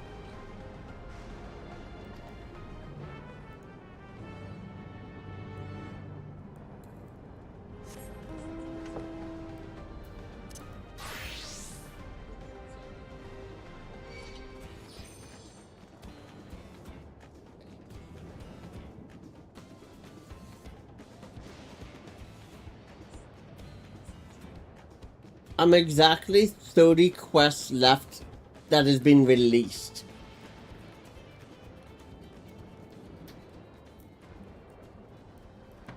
Well, it's because in, what is it, 24, 25 hours from now, we are getting the Cosmic Exploration, which you have to be level Lamont 100 says, to I'm do. sorry for delaying us, but I have some thoughts I need to share. It's funny. In both technology it's on the moon. values, it's plain It's on the there's a moon. wide It's, gulf between Taliolel and Alexandria. you can and access Zor it Al-Jah if knows you've everything if about you've us. We know beaten hardly Host anything and about what Walker, he's become. but you have to have Tia says indeed. a war We haven't even seen like what a lies within that like a enormous fighter, either like warrior, like Lamont says tank, so whatever. here I'd like to make a proposal.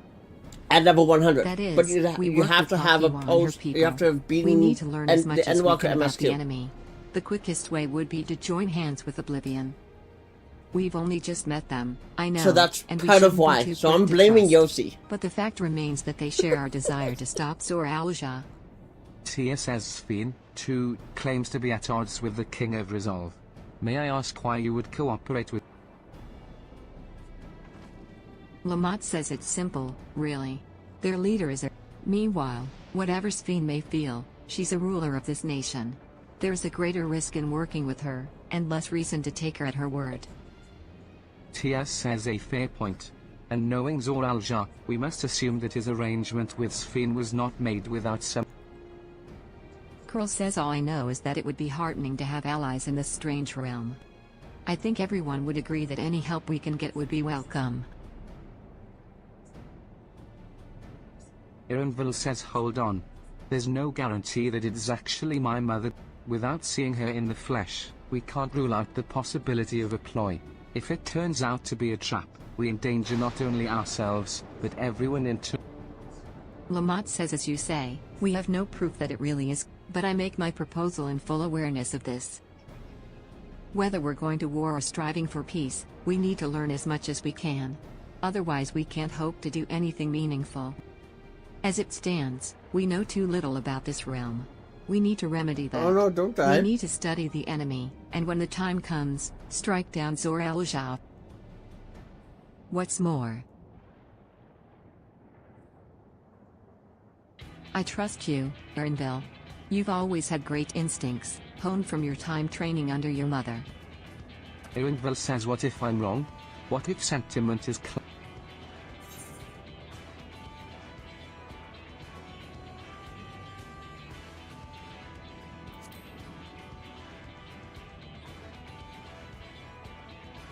I have That's always drank the way of it with you. What's 32 times 3? It's like basically 100, if right? If you're set on this, then I'll say... It's like 96? Yeah, 96. I've drank 96 ounces Lamont of water says today. then it's settled. Let's head inside and secure ourselves some...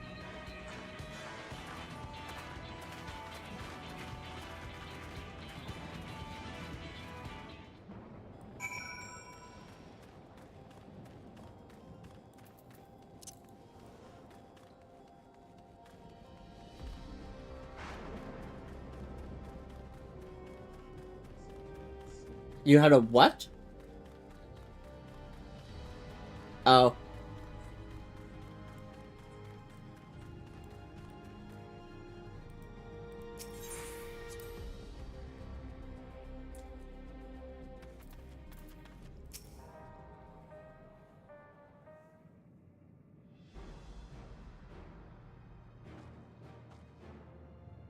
Lamont says Kakiwa, there's something I need to tell you and your...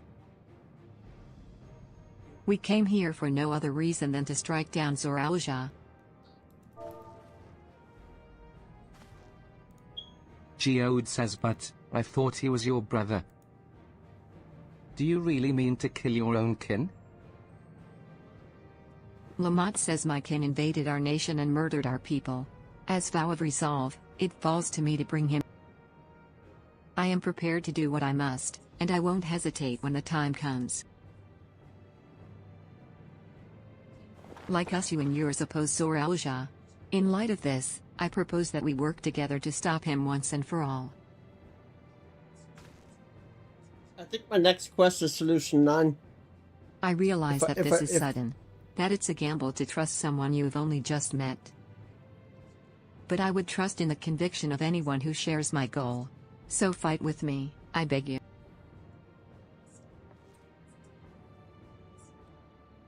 Corky War says as you say, our goals align. And I don't doubt. If you hadn't proposed working together, I would have done so instead. Truth be told, it's been tough going at it alone. While we've gathered ample intelligence, we don't have the strength to take decisive. Besides, how could we not trust you? My only son is with you, my fussy little bun. He's all the reason.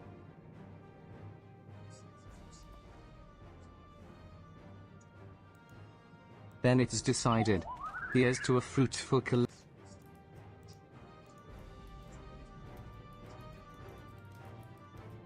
Lamont says thank you, Kakiwa, everyone. Together we'll achieve great. Alizé says then let's not waste any time. We've been wondering about Zor Al-Jah's whereabouts. Is there a palace? Geode says after a fashion. The king resides on the uppermost level, but while Queen Sphene has a penchant for going out in public. What's more, his movements are highly classified. Not even his commanders are privy to that information. If anyone knows where he is at any given time, it could only be the Corky War says even if we don't know his whereabouts, Zor Al-Jah will eventually march on to Leolal again. That's when the drawback is we'd have to wait for the invasion to happen. Innocents would be put in harm's way.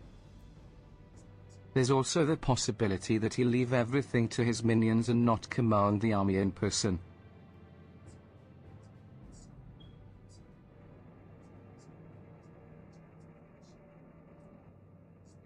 Lamont says no.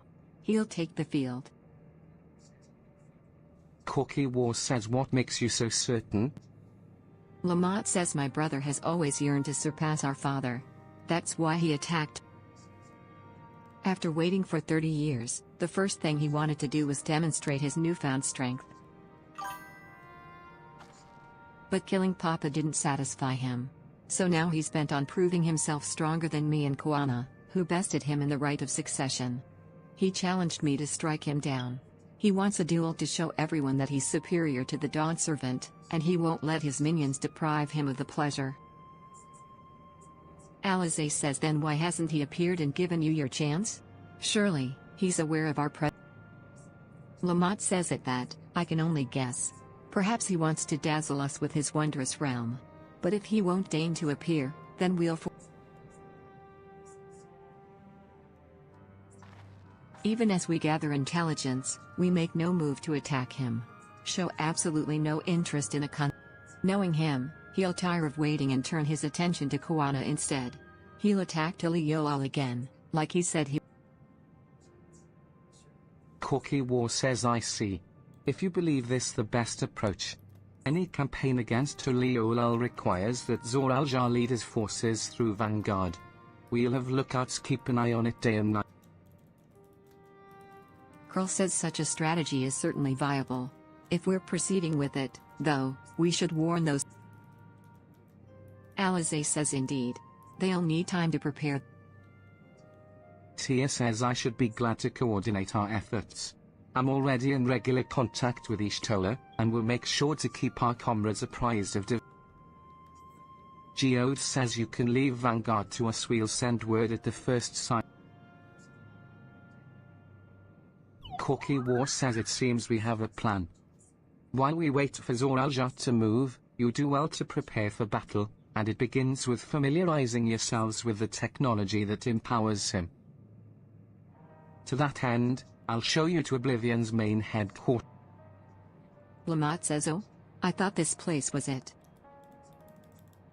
Corky War says you'll be impressed to know that we're located right inside the tower, in the residential district of Solution 9. Hiding a tree in the forest, as it were. The only question is how to get you through the checkpoint. Lamont says about that. Sphene said that she'd make it so we could enter with.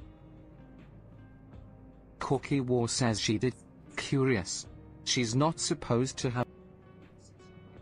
Curl says if I recall correctly, her words were that she would register us as Corky War says I see. Perhaps we're in. When you're ready, come and meet me at the tower entrance.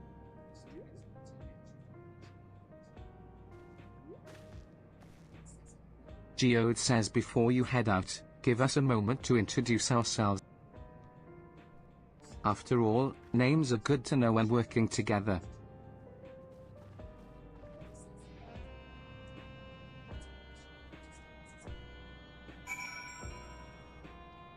I'll be back in a second, running to the washroom.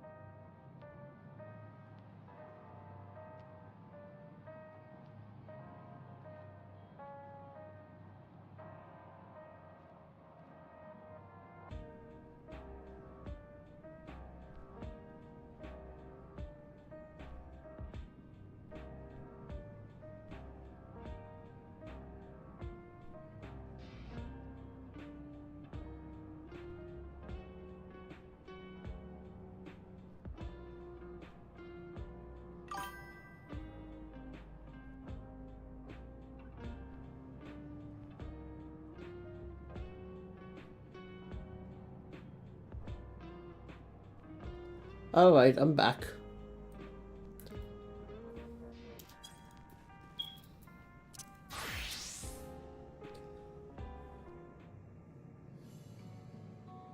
Geode says while Oblivion has operatives all over, we're the... Geode says I'm Geode, the leader of this hide, and the dependable young twins behind me are Nostalgia and Wayakwa. Nostalgia says I'm Nostalgia. It's a Nostalgia says my sister and I were born and raised inside. We've been with Oblivion for 3 years, and our main duties are surveillance and provisioning. Lamont says twins, eh? That explains the resemblance. Wayakwa is a Nostalgia says that's right. Our mother is Tuli Yolan and our father is Alexandrian. They Curl says they're beautiful names. Wayakwa says thank you. Though I have no memories of my mother, I like to think I carry a part of her. Lamont says so, what made you decide to join Oblivion? It looks like lightning. Nostalgia says we wanted to avenge our father. Ambrose was his that's name, like lightning's and years hair. ago, he was taken away after a scuffle with a soldier over a disagreement. It was a minor incident, so at first we clung to the hope that he'd be released. But when months went by with no word for more about him, we made the decision to remove our regulators. We had already lost the memories of our mother. We didn't want to lose those of our father as well. Nostalgia says they've all forgotten about him now, everyone who... Lamont says that bastard. Even here, he thinks nothing. Nostalgia says sometime later, we were approached by a member of Oblivion. Hoping to get justice for our father. Nostalgia says I'm sorry, I didn't mean to dark. Lamont says no, I appreciate you sharing this. Nostalgia says thank you. Something tells me you introduce yourself too. Go on. Wayakwa says it's pretty much the same and while mine is a Tona-Auten name, I haven't the faintest how things are outside the barrier. Wayakwa says it's my dream to go and see it with my own eyes. Lamont says once peace is restored, you must come and visit. The wilds are beautiful, the food delicious, and everyone so nice. Geode says and that's us here. You'll meet others in the back room, that's our headquarters. Some of them are a little eccentric, but they have good... Ah, Elaine's here. One last thing. Geode says it isn't exactly my place to say this, but thank you for seeking out Corky A lot of people are saying it's course correction about because you of so the much, hatred for the first half of Dawntrail. Irinville says. And Geode says that's they all. and if you Be actually good to look, they your mother, did the wife. exact same thing when, in Stormblood. Geode says well, we'll where let the you first go half now. of Stormblood Feel was free not as to good, use- and they basically course corrected it by the time 5.2 came out.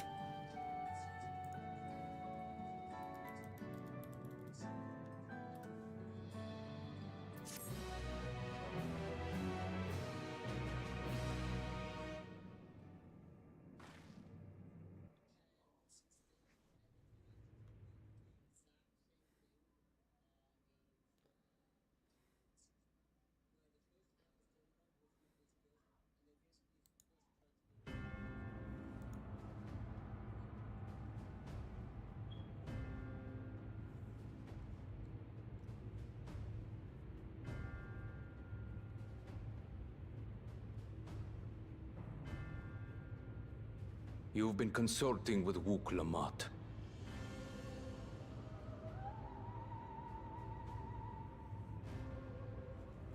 No matter. I do not know what you are scheming. But when your realm lay on the brink, you were powerless.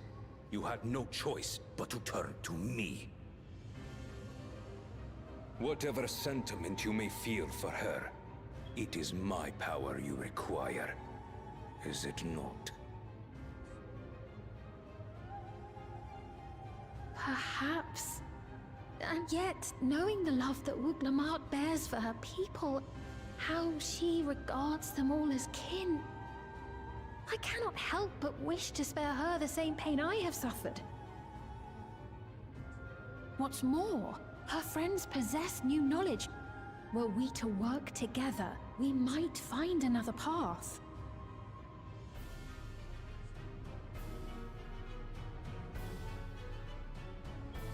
I know you're loath to consider it, but is there no hope for peace with Tuliolo?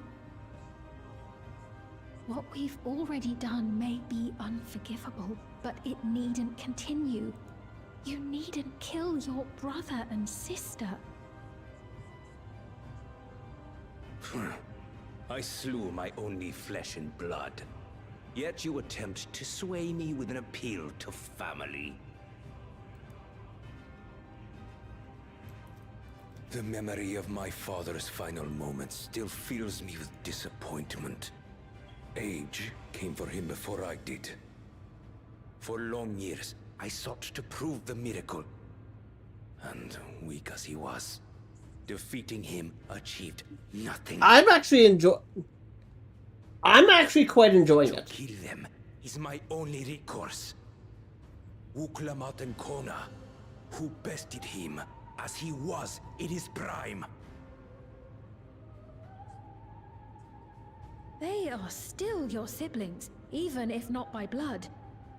That such bonds should mean so little to you. I am bound to no one. Serve none save myself. I made that clear when first you spoke to me in the Golden City. Remember, I can easily kill your beloved family. If you would protect them, cast aside any foolish notions. Your wisdom and abilities are valuable insofar as our goals align. Yeah, so think well that's very before possible. you act, Queen of Reason.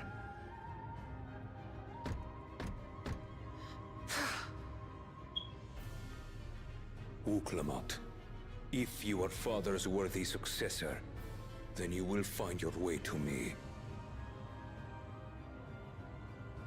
But should you fall short, I will lay waste to Tuliolal.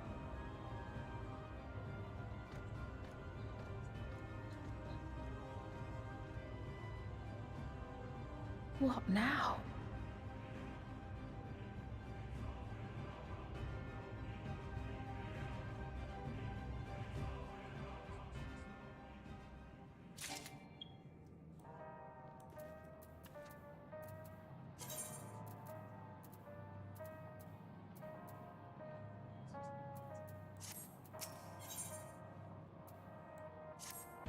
Lamont says right, cocky wise waiting. Let's head to the tower.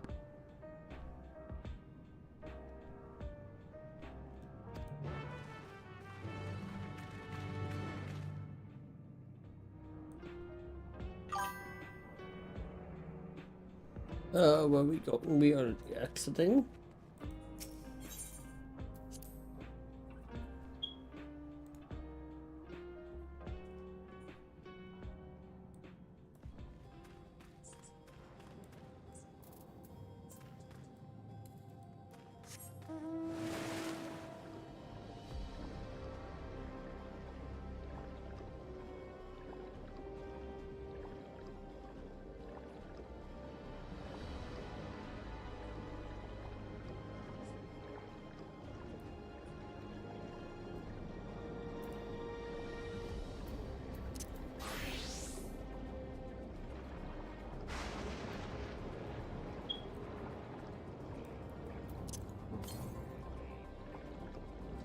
$300 directly south.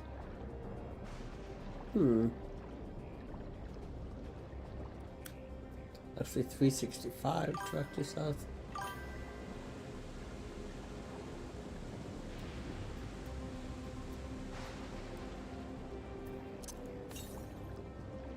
$214 directly south.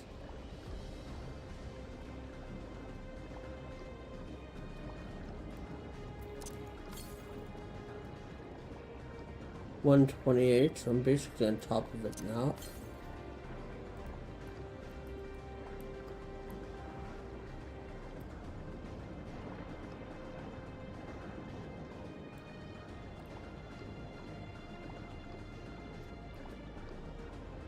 Is it right up here?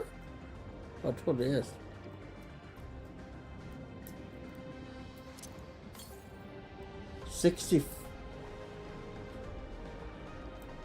Oh, there it is.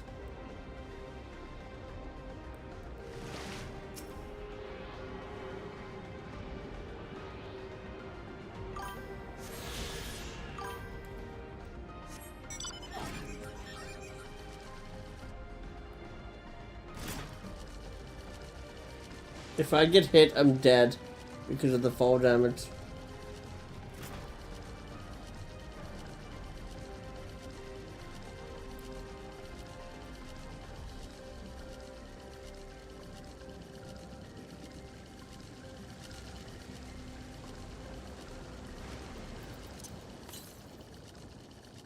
$233 directly west.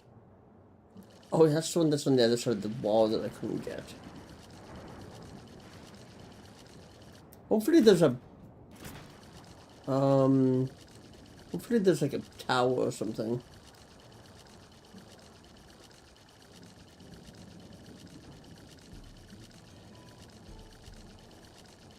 A bridge, I meant, not a tower.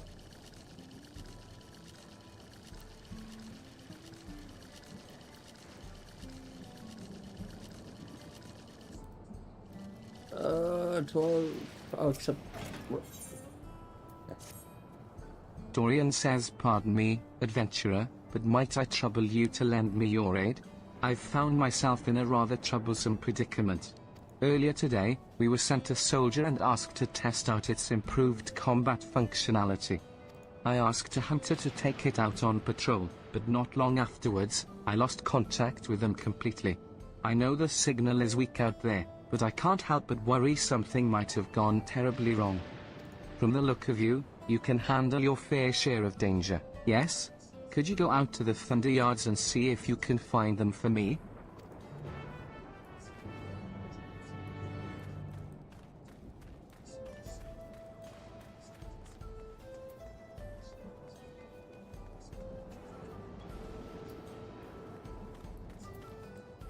Gemstone trader. Toshana says as luck would have. You now have access to successfully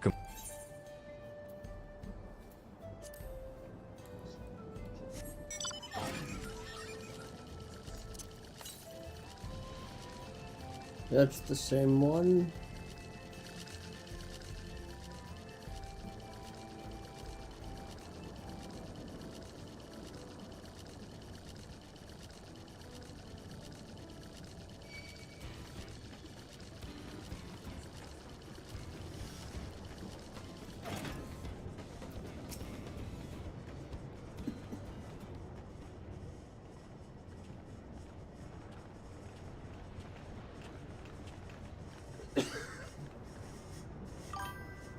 Corky War says, there you are. If Queen's Fiend has registered you as guests, you should be able to march right in. Lamont says, and if she hasn't? Corky War says then you may have a swarm of Zoralja's minions. Yeah, they literally do that almost every Sunday. That's Lamont says nothing for it but to see if Fiend has betrayed us. What? Yep. I'm actually going to go close my window because of that. Corky War says thank you for your diligent service, friends. My companions and I would like to pass. Sentry says Outrunner Guide Unit identified. Registration. Oh, it's not actually the lawnmower. 6 accompanying civilians identified. Oh, sorry, it's not the verifying it's credentials. not the weed whacker, it's the actual lawnmower.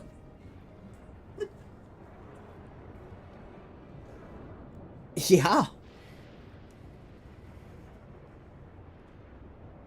Credentials verified. Welcome, guests of...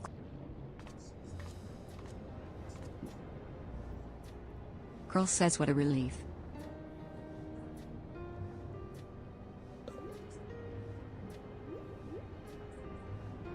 Corky War says there you have it. It seems the Queen... Follow me, everyone. Solution 9 away.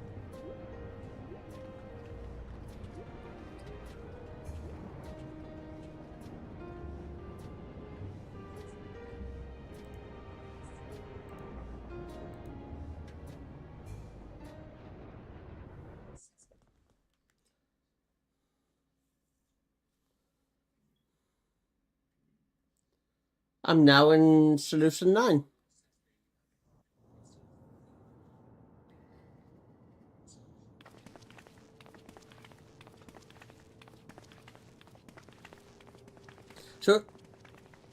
So it's a giant city?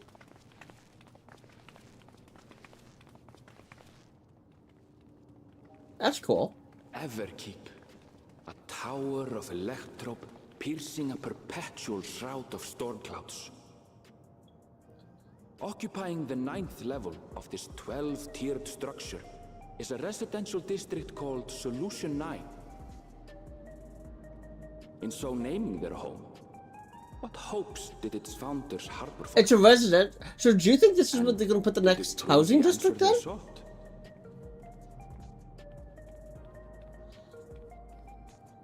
Because I literally just talked about how Solution 9 is a 9-level housing district.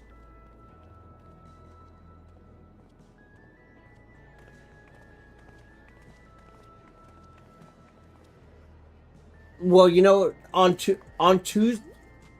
Tuesday we'll find out if we're setting up for the housing, because what they did in with the reconstruction effort in being here makes my head Foundation in Ilgard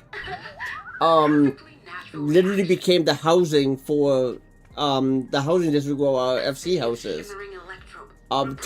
Took an expansion and a half to build the housing, and then we got it. So maybe that's what they're doing here.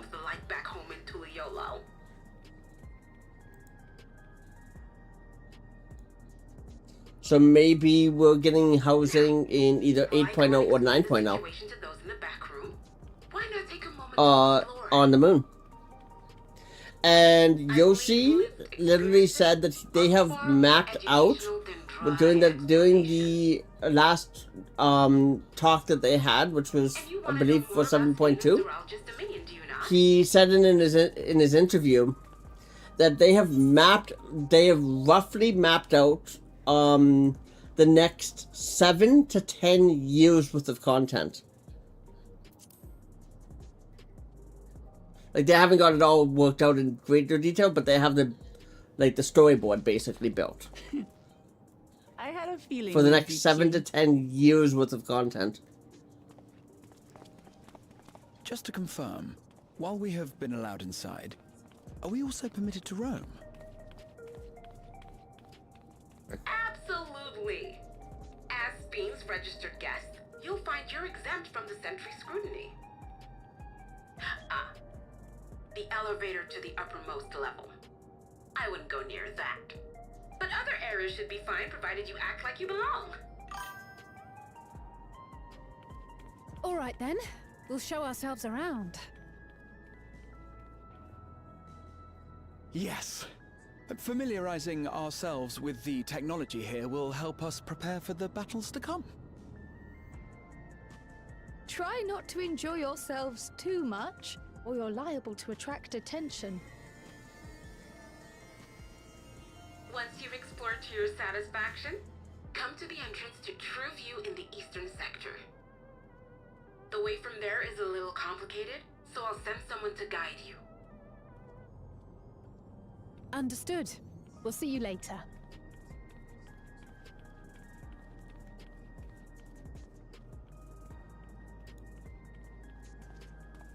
I shall speak with the residents. Perhaps one of them will recognize the earring.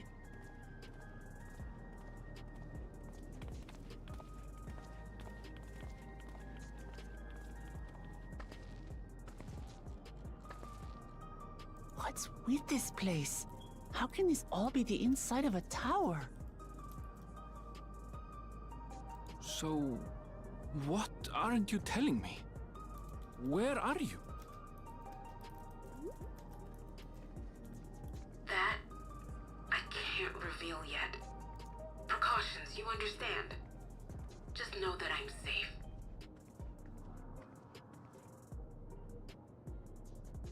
But come, tell me about your adventurer friend.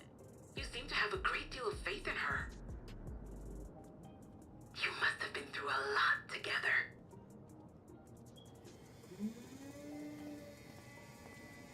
might say that.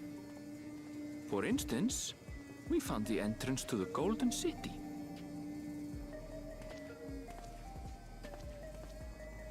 Wait, what? You did? Eleanor, why didn't you mention this sooner?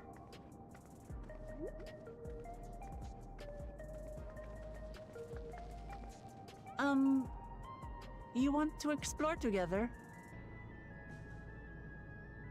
It's not that I'm scared or anything. Everything is just so different from home is all.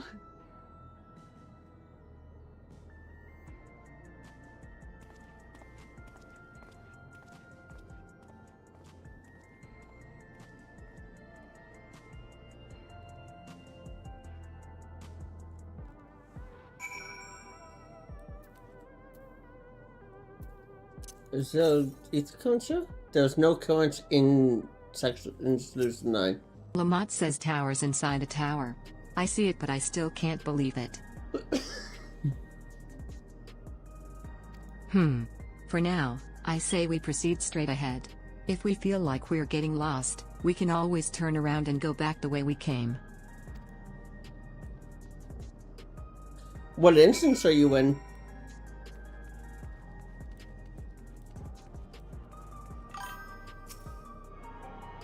It should tell you in the. Oh wait, no, that's. Yeah. We can't run here. I mean, we can't mount here, even though as big as this is. Is this why they gave us jog? It's because of how damn big it is.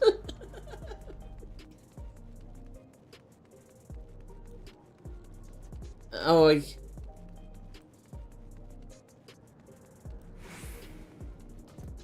Oh yeah, Tuliolo is annoyingly big.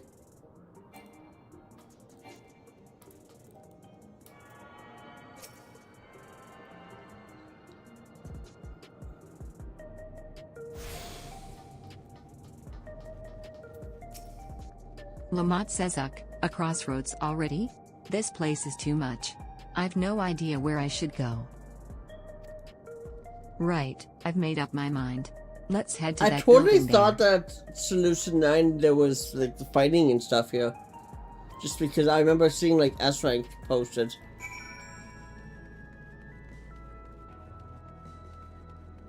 That's why I was a little surprised that we don't have the mount.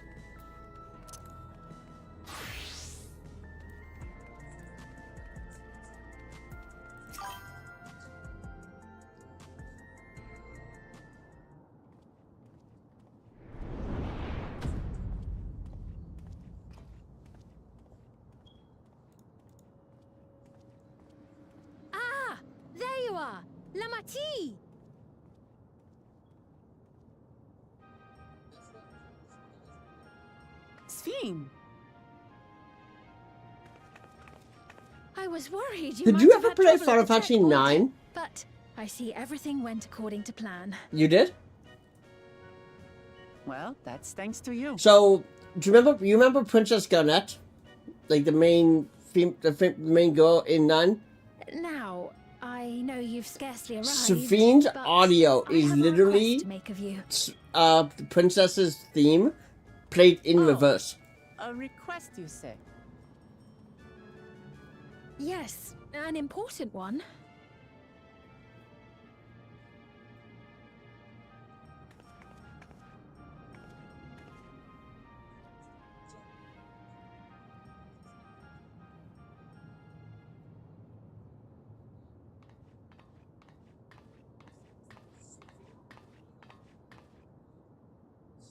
I'll say it plain. I want you to make peace with Zeralja. What? I thought you said you weren't on his side. We have come no closer to seeing eye to eye, nor do I condone his methods. Be that as it may, I don't want you to fight him. I don't want you to regret a decision made in anger and haste. Unequipped with regulators as you are, the risk is too great. I appreciate your concern, but you asked the impossible. Zorolja murdered our father. His minions slaughtered our countrymen. He will never renounce his war. As vow of resolve, it falls to me to stop him. I know you love your people too, and so you must understand how I feel. Why I cannot, will not back down.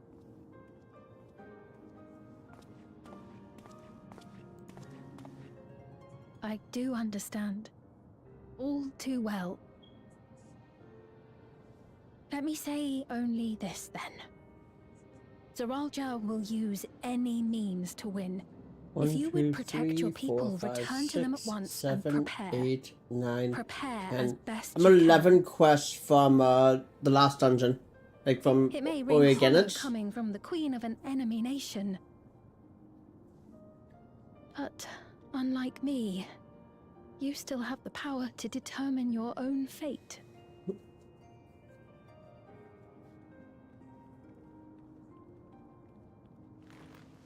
Yeah, I probably won't get him. I probably won't get him before you go to bed. I'll probably get him tomorrow. Look, you needn't worry for us. We have dependable comrades holding the fort in Tulihyolal. They'll keep everyone safe, so we can devote our attention to affairs here.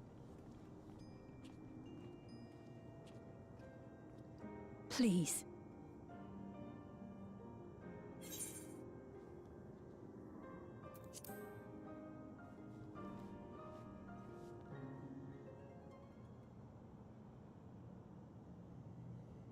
So you have comrades on whom you can rely. I envy you. You know, we'd like to learn more about you. About me? To be frank, we're still not sure whether or not you're trustworthy. So, if you have a moment, would you show us around the district? That way, we can get to know you better. You're asking me, the Queen, to show you around?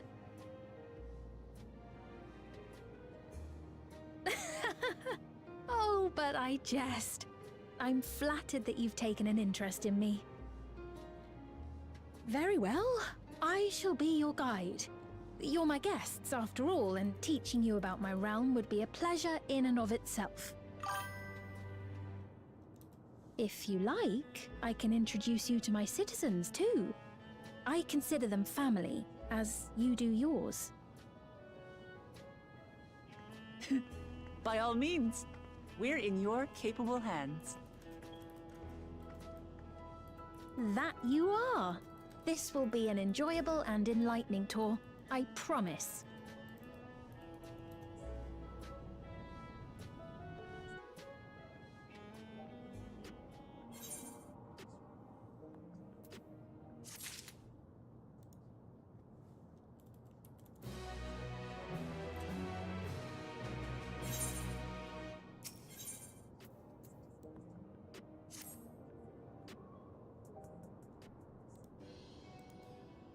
Sphinx says let's begin then, shall we?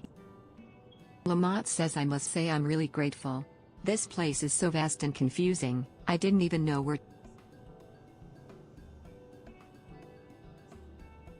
Sphinx says while the district may seem daunting in size and structure, all the key facilities are situated near ley nodes, what you call aetherites. Remember this and you won't lose your way.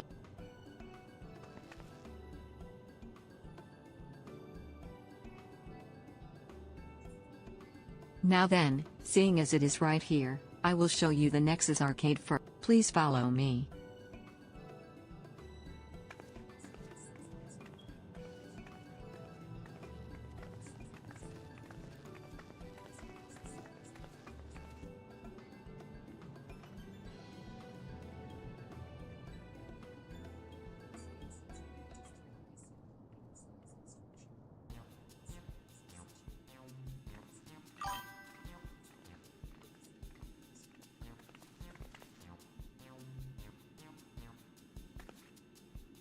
This complex is home to all manner of shops. From food and daily necessities to technological conveniences, you can find most everything. Everkeep's interior is vast, as you've observed. This arcade makes it possible for people to acquire what they need in one centralized location. Lamont says amazing. How do you get to the upper levels? I don't see stairs. Sphene says, do you see the glowing pattern over yonder? That is an automatic.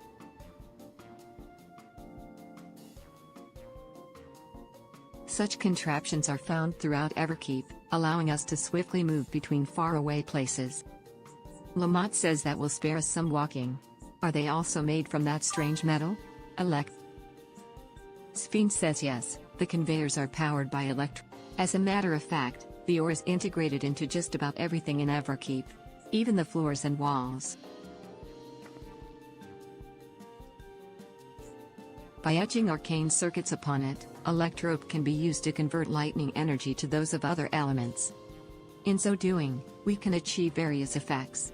For instance, a conversion to wine produces flotation, which is required for the propulsion of our flying vehicle. A conversion to fire, meanwhile, produces light and heat, and it is employed in devices such as street lamps and heaters. There are even self-heating cups that keep your drink warm. Lamont says, can you make a drink cold if you convert to ice? Sphene says you certainly can. Our vending machine. What's more, multiple energies can also be combined to produce some clever effects.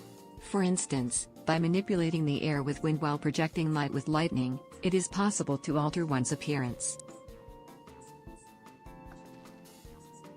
Lamont says it's almost scary what you can do with electrope.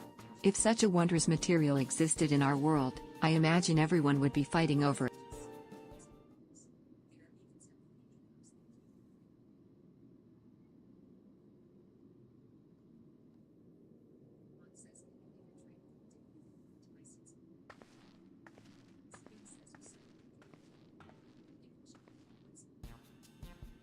This shop over here, what does it sell? Sphene says, yes. Let's go and take.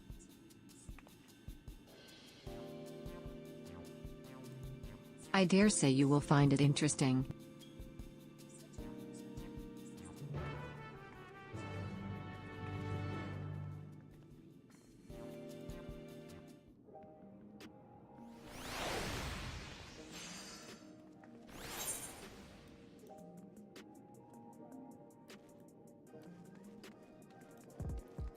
Why can't I talk to you? Rodina says what I wouldn't give for. In order to undertake this. Oh, that's another. Sphene says this shop sells food. Those are the items on the counter. Lamont says that's food? I can't imagine what they taste like. Sphene says I thought you might be surprised. Your countrymen were too in the beginning.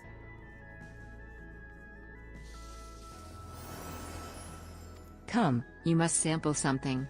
Choose one and I will purchase it. Ganister says welcome, friends. How lucky you are for Her Majesty to treat you. Ganister says the 5 items on display are our most popular. I recommend one of them if this is your first time.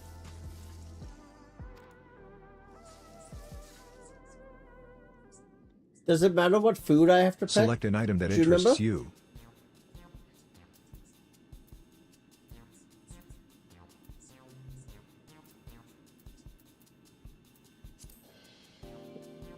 Keen on the perfect meal bar, are you? It's all the nutrients your body needs packed into a single food. The flavor is formulated to never taste dull, and one bar will satisfy you for a whole day. Many folks prefer this to taste.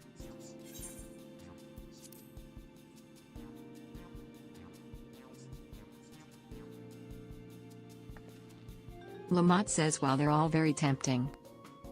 I'm going to have the steak. I'm absolutely starved. Ganister says thank you for your custom.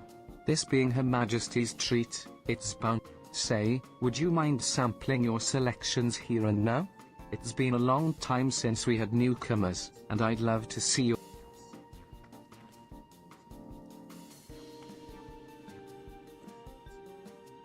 Lamont says this is a great chance to learn about Alexandrian culture. Hey.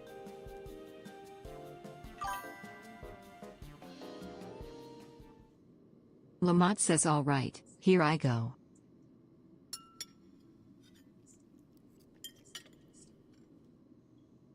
Following Lamont's lead, you sample your selection.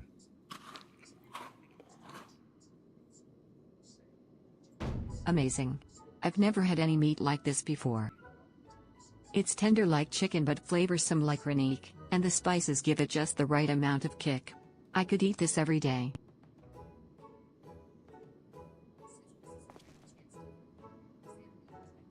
Ganister says don't mind them.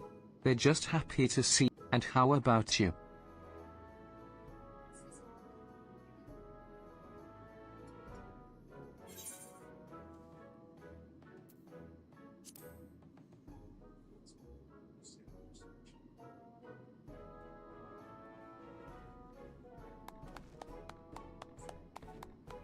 Ha ha ha. It's always such a pleasure. Sphene says this does take me back.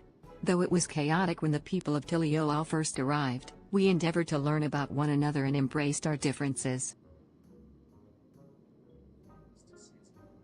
Lamont says right. What about you, Sphene? Aren't you? Sphene says I appreciate the thought, but I'm fine for now. Lamont says all right. But what's your favorite food, if you don't mind? Sphene says my favorite food? Why do you wish to know this? Lamont says because I want to get to know you better. The more you know someone, the more you grow fond of them. That's what my old man believed, and my experiences have led me to believe the same. Sphene says my favorite food.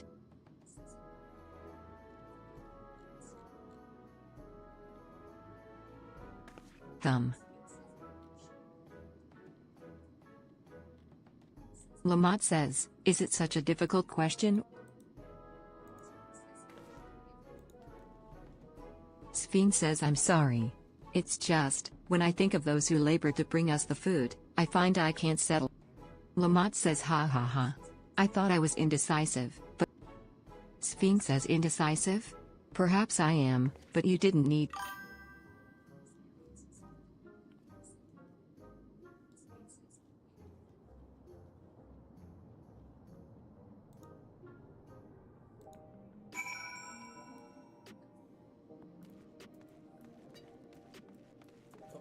Much right there.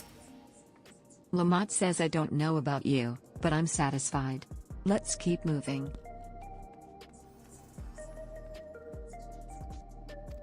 Sphene says very well. Next, I was thinking of showing you the residential sector, but it's in part so I can tend to personal matters.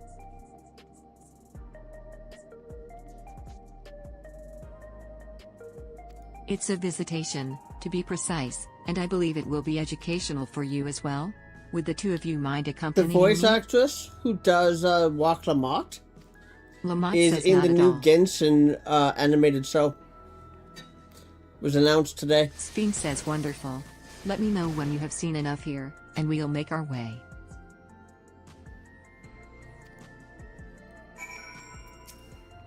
Ready? Then let's head to the residential sector. It lies to the southwest.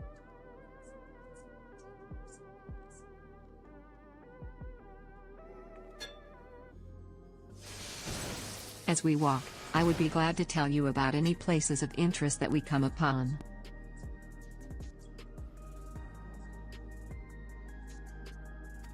Sphene and Lamont are now accompanying you. Keep them at your side in order to proceed with quest objectives. You can leave your quest companions behind by...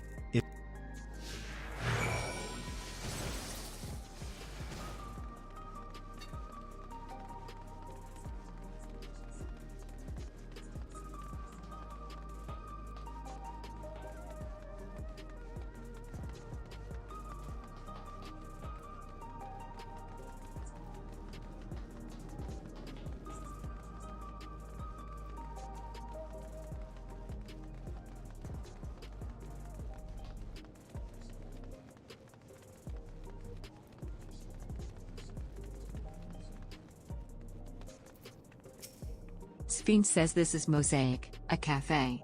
Here you can buy drinks to enjoy while you relax.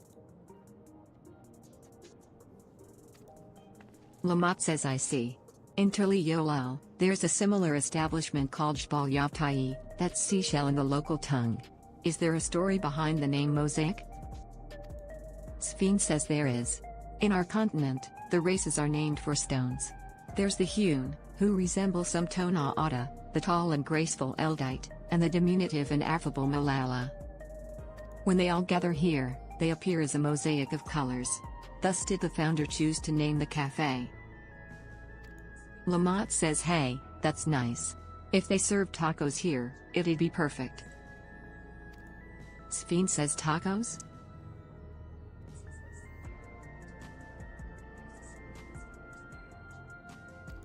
Lamont says a traditional Turali dish, and one of my favorite foods. You must try it one day. Sphinx says oh, yes. Definitely.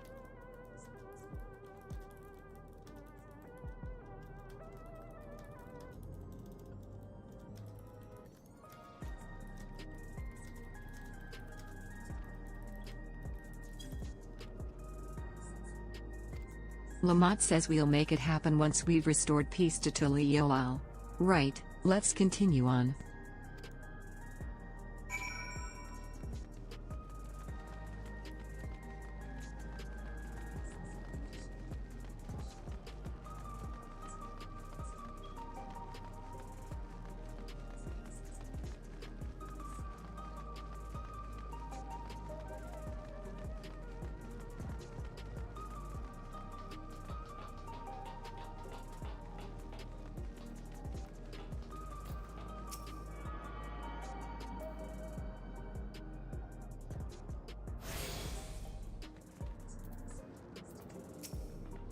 Sphinx says and here we are. These buildings are where our citizens live. Lamont says they're massive. Each one is bigger than the palace. Sphinx says they have to be, for just about all Alexandrians have apartments here. Lest you wonder, I'm here to visit some people. Their apartment is in the building on the left here at residential radius 9 to 14. Lamont says residential, radius? Sphinx says that's right. Come, the door opens automatically.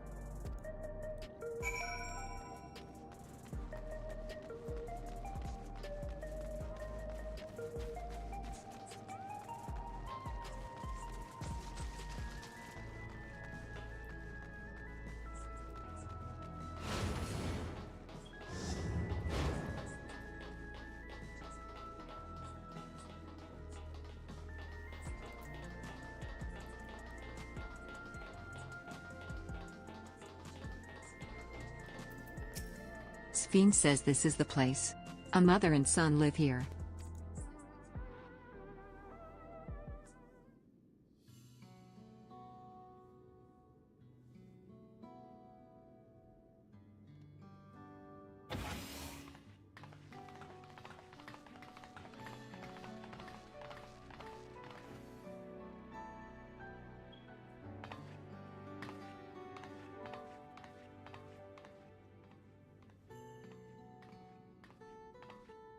Sphinx says hello, Isadora. Isadora says Your Majesty. You came. Sphinx says I have friends with me today. Is that all? Isadora says of course. Friends of the Queen are friends of ours. Please.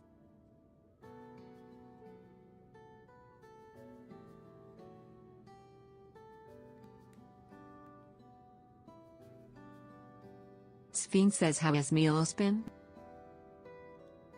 Isadora says there's been no change, but the symptoms are thankfully mild.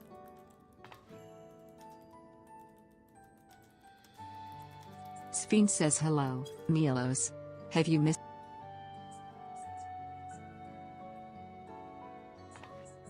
Isadora says my son was born with love and sickness, a severe etheric imbalance. As a result, he suffers from paralysis. He cannot walk and struggle. For a blessing, he still has his hearing, and even on bad days he can communicate with his eyes. Lamont says I see. Sphinx visits often. Isadora says she does. Milos simply adores her. He sometimes even Why is there an instance in the Kuitha Central Highlands? Sphinx says, what of yourself, Isadora? How? Isadora says, you needn't worry about me, Your Majesty. You always make time for us and we have everything. Sphinx says, I'm glad to hear that.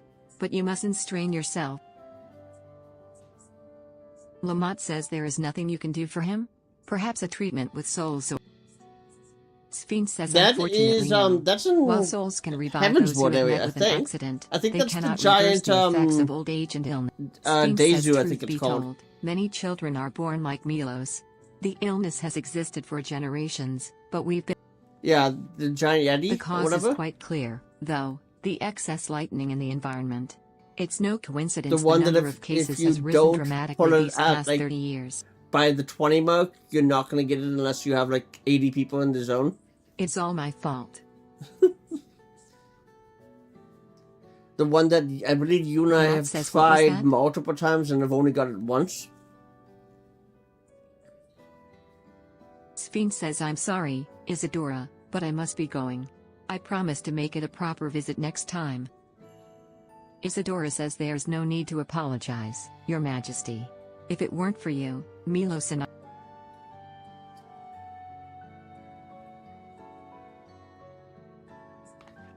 Milos says thank you, Queen Sphinx.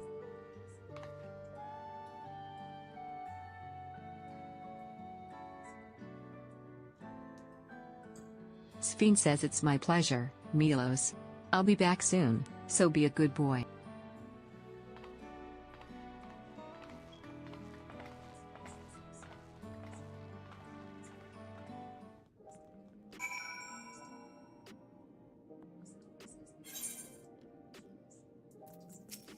My thanks for accompanying me on the visit.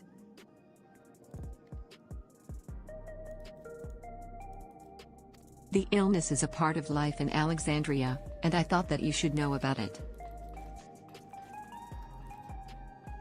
We'll find a cure one day, mark my words. We'll make it so unfortunate children like Milos smile again.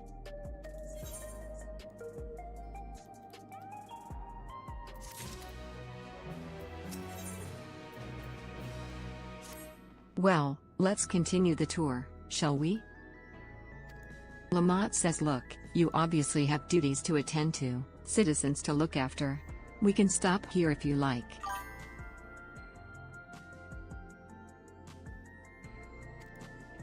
Sphinx says, no. I do this because I want to, so please do not worry. Next, I'll show you one of the district's most vital facilities, a place called Resolution. To reach it, we'll need to go by way of Lanode 9, where the Aetherite is situated.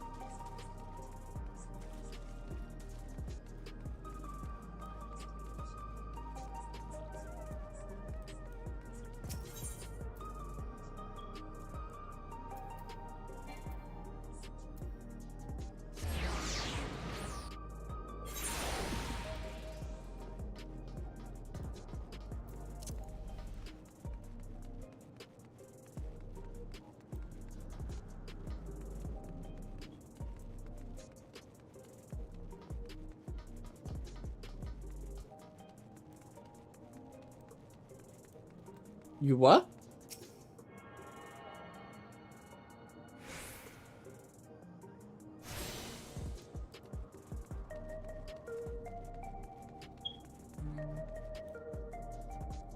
Where's my phone dance? Oh, that's cute. Did you just build that? That's cute.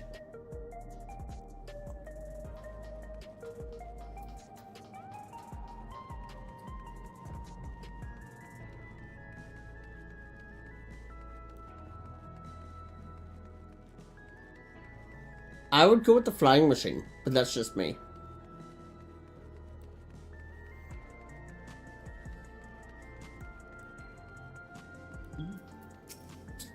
Sphene says the conveyor head will transport you to the government sector, where resolution is located. Close enough. The markings on a conveyor indicate its direction, and there is a pair just like it on the other side. Lamont says, is it safe? Sphene says, extremely. There's no need to be afraid. Lamont says, who said I was afraid? Come on, hey Yvonne. Very nice.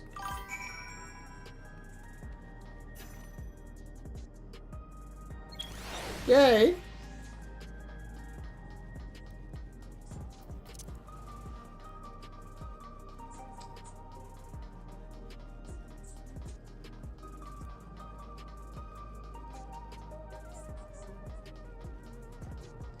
I think I'm about 12 hours behind you.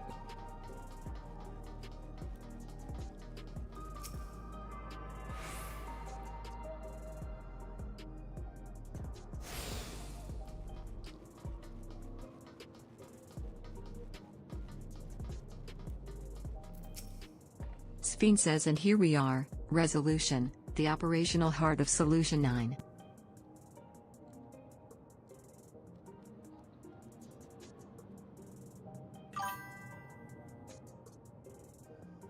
Sphene says, from Resolution we oversee the running of the district and provide essential services to citizens, such as welfare support and job introductions. It's quicker to show than tell, so let's proceed inside.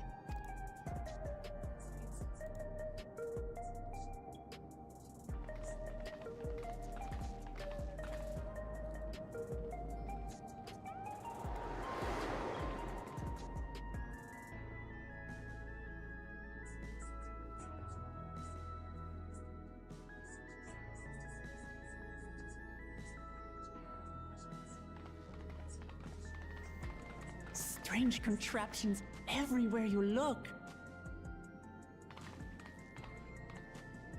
What's that?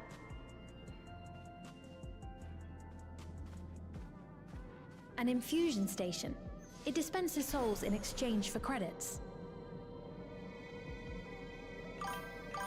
Through hard work, citizens can obtain the peace of mind provided by spare souls.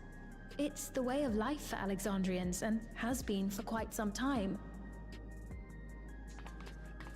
But I imagine it must be difficult for outsiders to comprehend. That's putting it lightly. To be honest, it sounds disturbing. It kind of is. Still, I won't dismiss it out of hand. Practices like these don't arise from nothing. There's a reason why your culture is the way it is, and I'd like to understand. Won't you tell us some of your realm's history?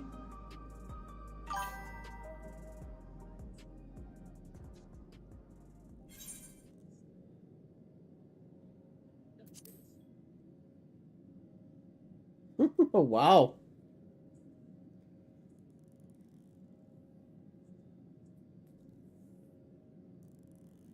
Very well. Be warned, though, that it may take a while.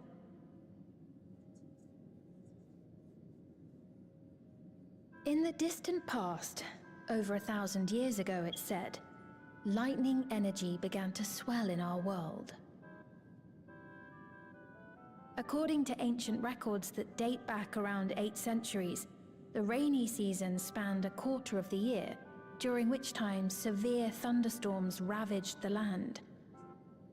4 centuries later, this season had lengthened to nearly half the year. The trend continued, with our ancestors spending longer and longer languishing beneath storm clouds. Crops failed and livestock starved.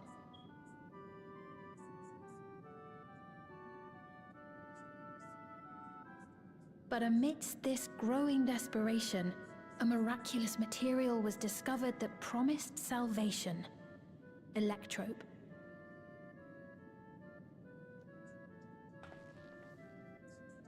The stuff that's used everywhere here.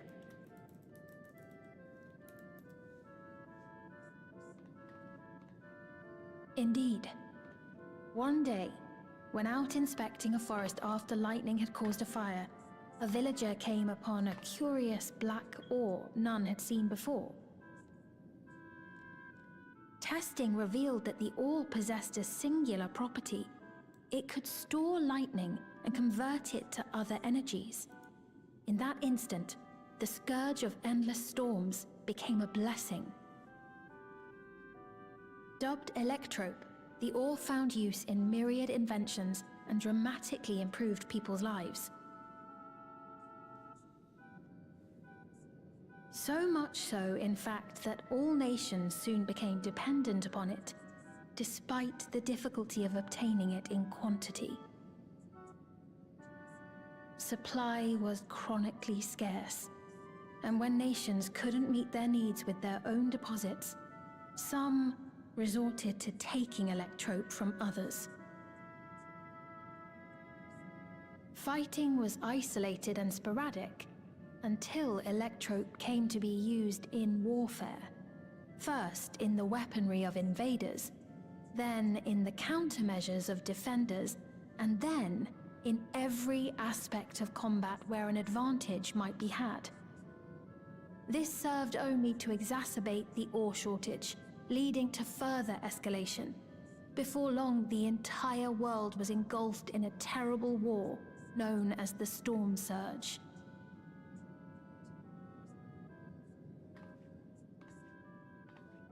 As the war came to a head, Alexandria's neighbor, Lindblum, committed its stores of electrope to the production of a weapon of mass destruction. They deployed it on the front lines and triggered a calamity of frightful magnitude. Not even their own scientists had anticipated the force of the lightning that was unleashed. The energy inundated the entire continent, laying it to waste.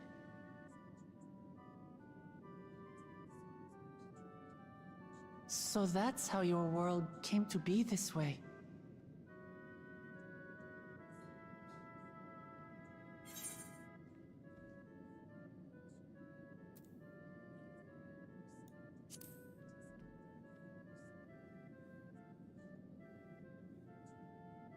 You truly know a great many things that I don't. I should like to learn about you too sometime.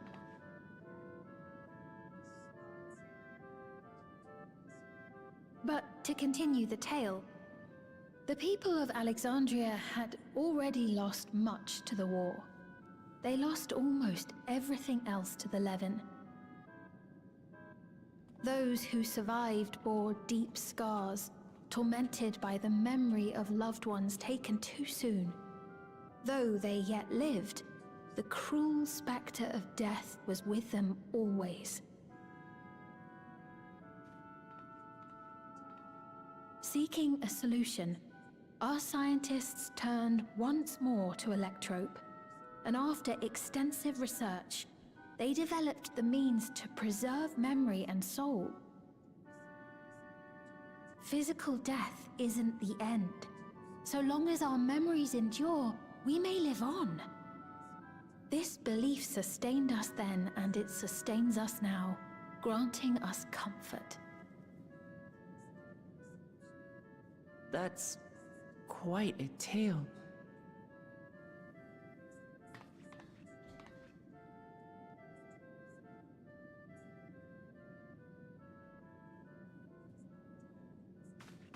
Your Majesty, help me!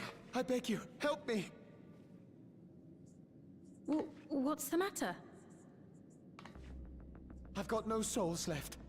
Not a single one! But the lot at Soul Supply refused to give me any! Please, you must do something! My apologies, Your Majesty. This man, he does no work. Instead, he drinks his days away on Trueview. He has only himself to blame if he has no credits for souls. That's not true! I'm a fighter at the Arcadian. Or rather, I was. I haven't been allowed to fight because of the King's decree. It isn't my choice. I see. You're a brave warrior of the arena.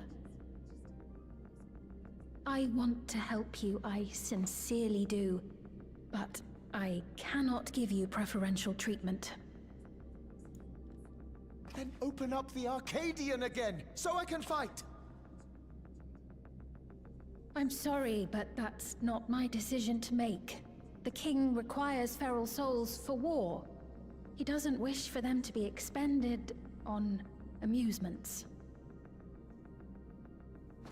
You're useless! A queen in naught but name!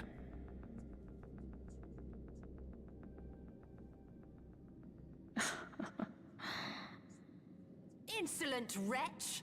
How dare you take that tone with Her Majesty? It's quite all right. Such things don't bother me, nor do I think ill of this man.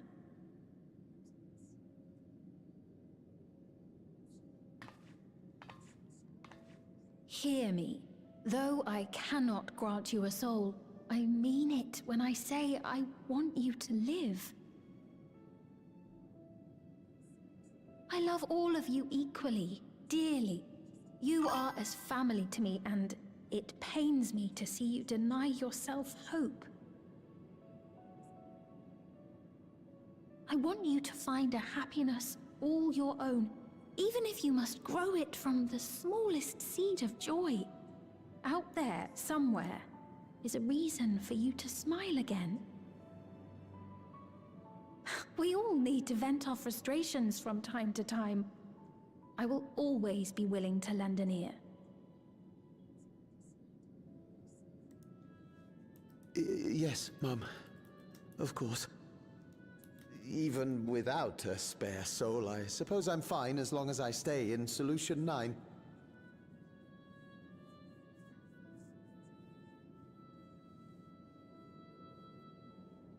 I apologize for my rudeness. Good day to you.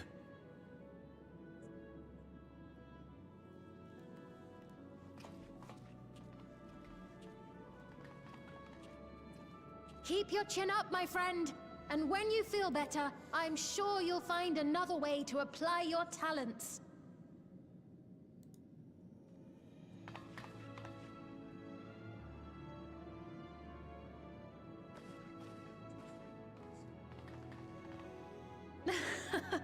I'm sorry you had to see that.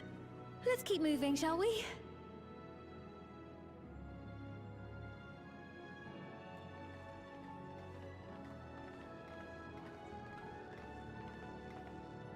Right. I believe we've visited all the main facilities. With that, I declare our tour concluded. That man from before, does that sort of thing happen often? Somewhat. It's unavoidable. Hardships are a fact of life. Our soul management system has sustained our realm for generations, but it isn't without flaws. For one, people have become accustomed to having spare souls. Without them, they feel vulnerable and anxious. Some claim it may also have contributed to a decline in births.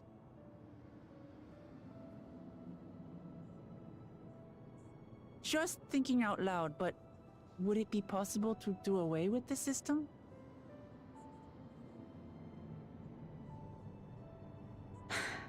No.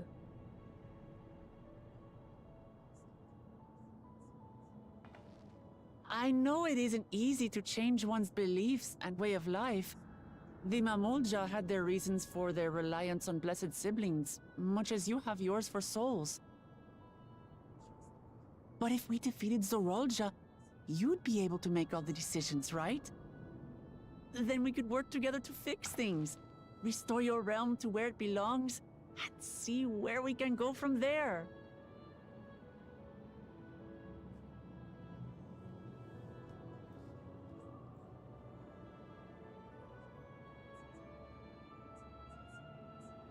Listen to me. There's something that I need to tell you.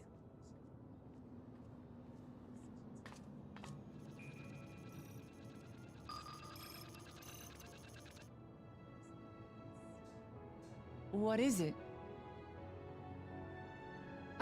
Actually, never mind. It's nothing of import. I don't believe that. It was lovely showing you around. Of course. Of course. Thanks so much for the tour. We've learned not only about your realm, but you as well. For now, our priority is Aralja. But once we've dealt with him, perhaps I can return the favor and show you to Lihiolal. I'd like that very much.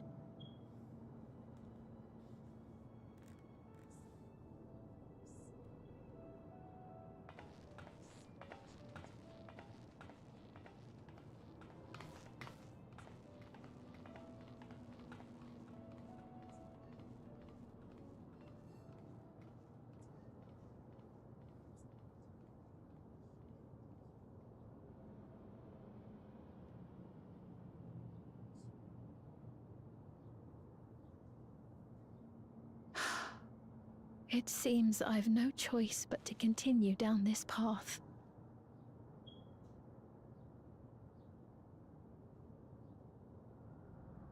Forgive me, Vau Wuklamat, but I must disappoint you.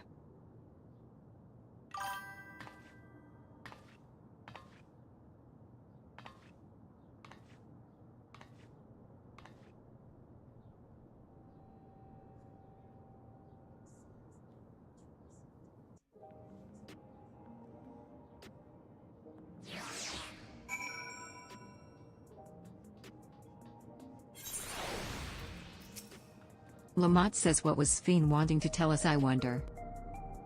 Well, it can wait for another time. We've been exploring for a while now and should probably go to Kakiwa's meeting point. That'll be back the way we came, I think?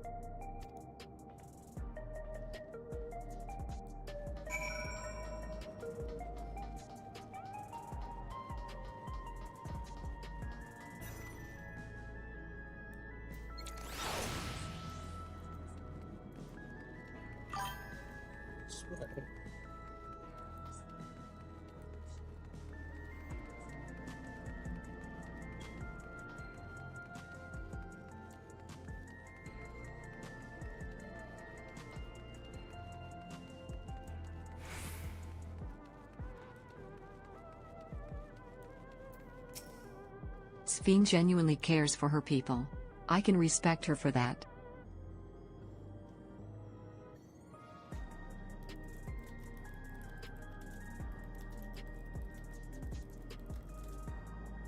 And thanks to her tour, I've come to better understand the lives of Alexandrians. They don't feel so strange and distant anymore.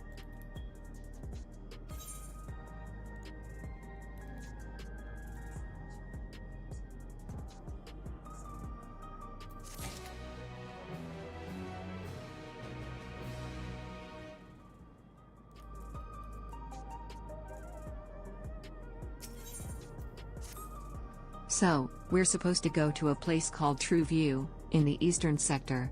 This conveyor ought to take us there. You know, once you get used to it, they're actually kind of fun. Come on, hey Vaughn.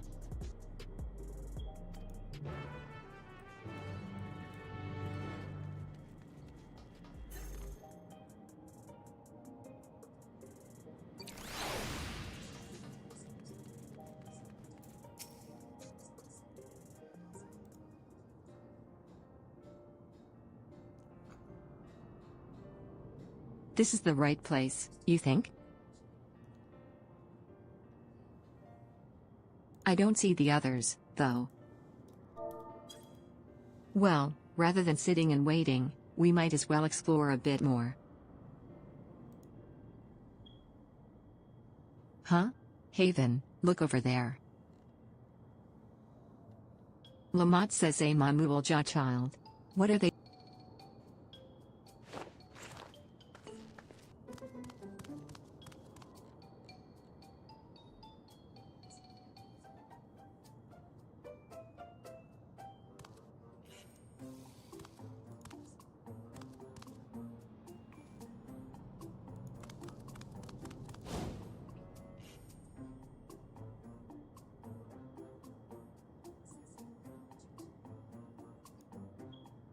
You noticed too, right?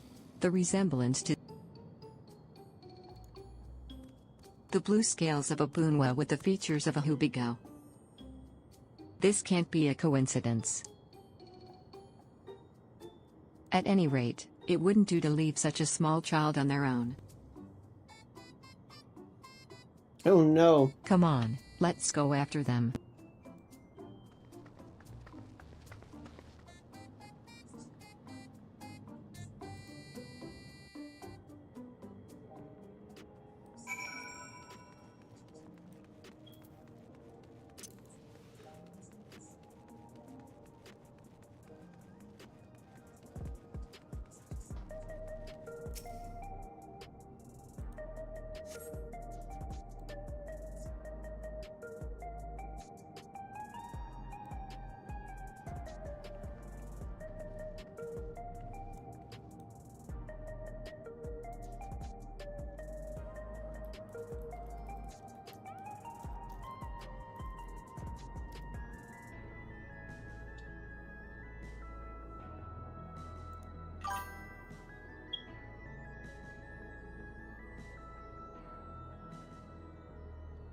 So this is True View.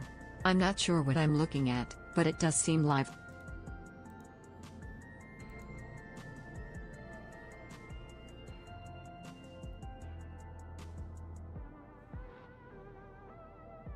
That building's just about the only one that isn't lit up. Not open for business at the moment, I guess?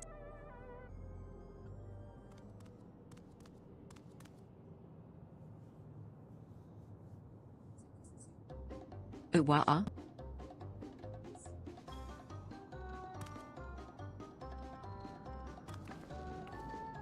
I didn't see you there.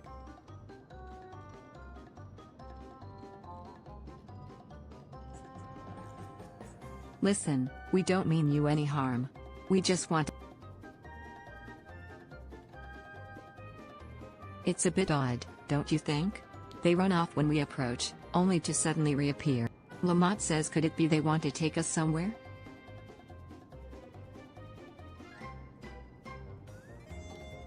Lamont says, is that the way of it? Do you want us to follow?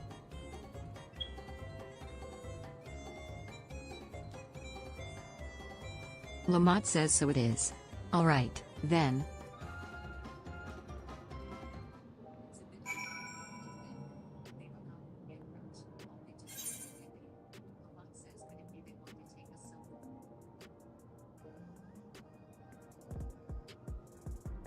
Okay. Child says.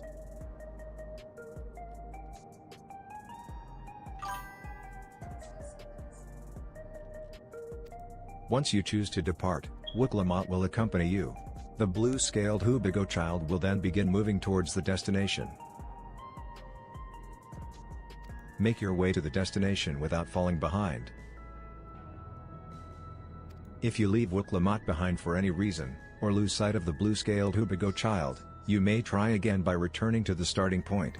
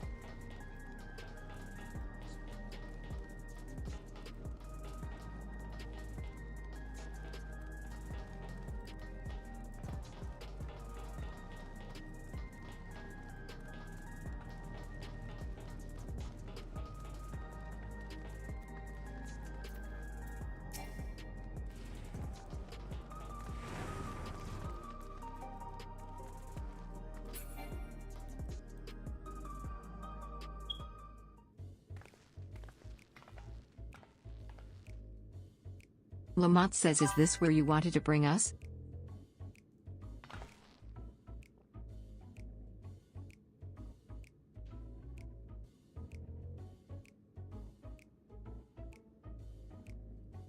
Lamont says, what is this place? If you're meant to relax here, it isn't working. Hey, What's your name?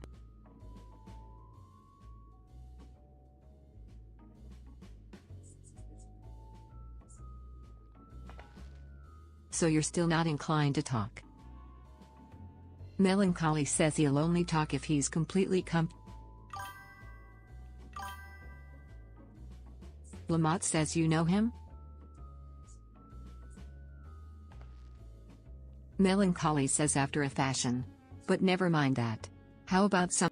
Adorable as you are, it's on the house. I can recommend our special, Her Majesty. I'll prepare one without liquor for the...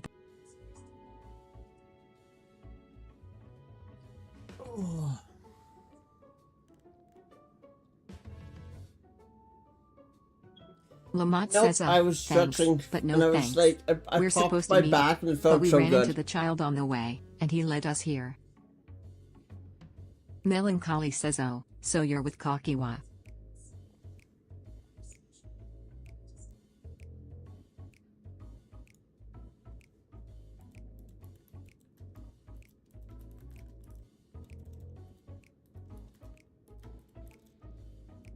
Melancholy says in that case, go and have a chat with Big Tassos there. He'll...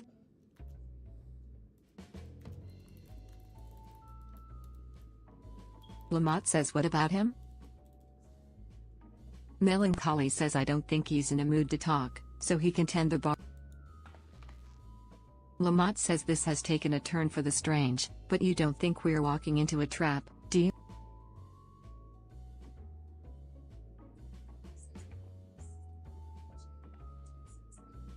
Lamont says damned if this doesn't have suspicious written all over it.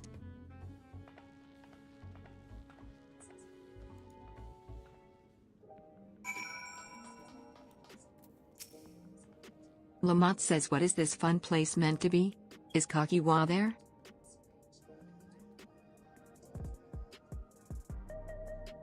Lamont says well, I suppose there's only one way to find out.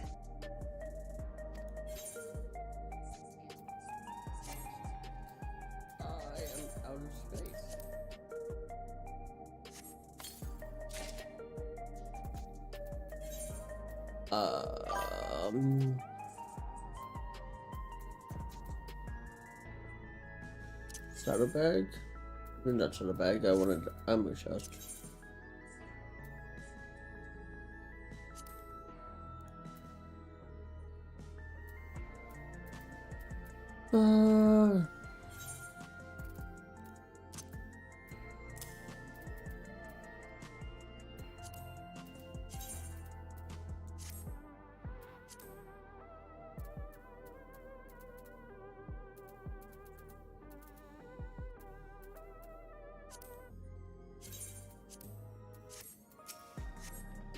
Lamont says what is this fun place? Well.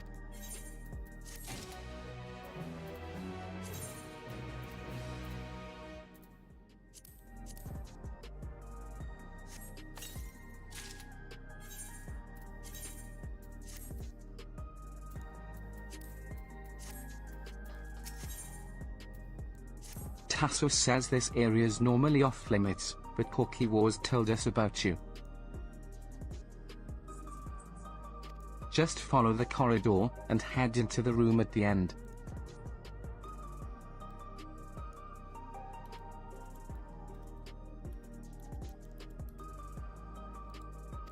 Lamont says let's go, Haven. Whatever happens, you won't catch me being surprised.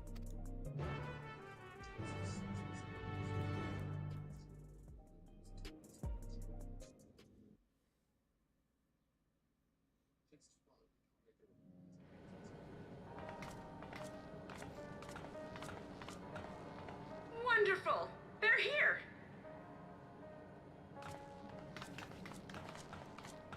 We've only just arrived ourselves. Amazing.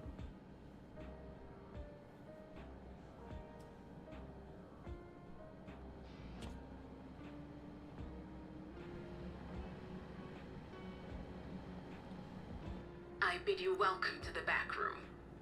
Oblivion's humble headquarters. A hideout tucked behind a drinking hole. Brings back memories, doesn't it?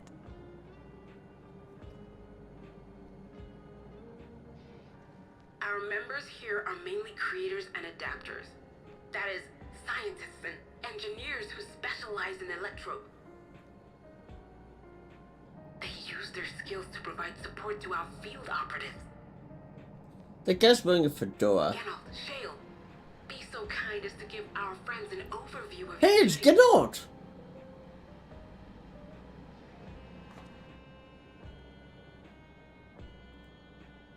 Well, there's provisioning. Gotta have supplies to fight a good fight, ain't ya? Luckily, we got the tools to craft most of what we need. Gathering intelligence is another vital aspect of our work. Everkeep's core system is a veritable treasure trove of information. You just need to know how to get in and find it.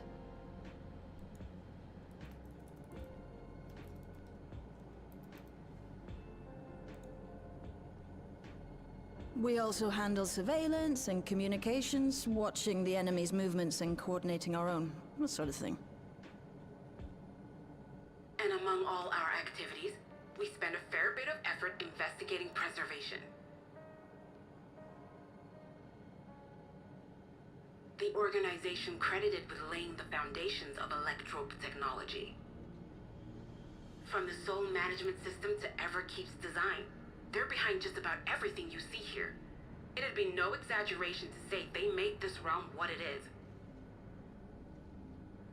But their magnum opus was without a doubt the power which was used to join Alexandria to Tural. Interdimensional fusion. Said power isn't unlike my summoning technique and the magic within Azam's crystal. Yet, though the effect is localized, to be able to fuse realities. Even with my knowledge, I struggle to conceive how it could be possible. Incidentally, the founders of our group, a husband and wife, were members of preservation at one point. But they opposed the fusing of worlds, and so defected in order to prevent it. While not entirely unexpected, given what we have seen, this is still quite the revelation.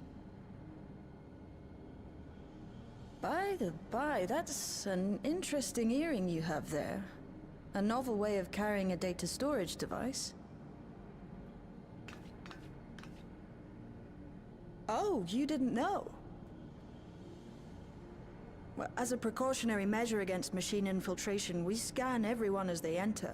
And when we scanned you, we detected a small quantity of electrope. Though it's been dressed up, that earring is a storage device and no mistake. Bought it from a shop here, did you? No, it isn't bought, but inherited. Her earring is a USB drive? Interesting. So these people sent you through the portal along with the earring?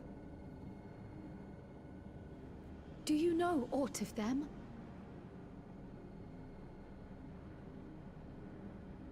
Listen, Cryle. The husband and wife who founded our order. It's believed that they were Malala. Wait, what? Though we have no evidence at present, we can't rule out the possibility that they were your parents, or perhaps close relations. This I posit because they were the very individuals who spearheaded the research into interdimensional fusion. As traitors to preservation, they were relentlessly pursued. If they had a child they feared they couldn't keep safe, entrusting her to the people of another world might have been their best option. Are we not still on the first? My I'm in the source? parents, the founders of Oblivion.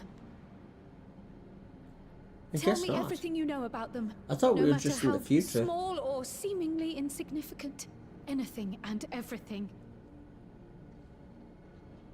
We don't even know their names, I'm afraid. In a bid to elude preservation's agents, we suspect they erased all trace of themselves.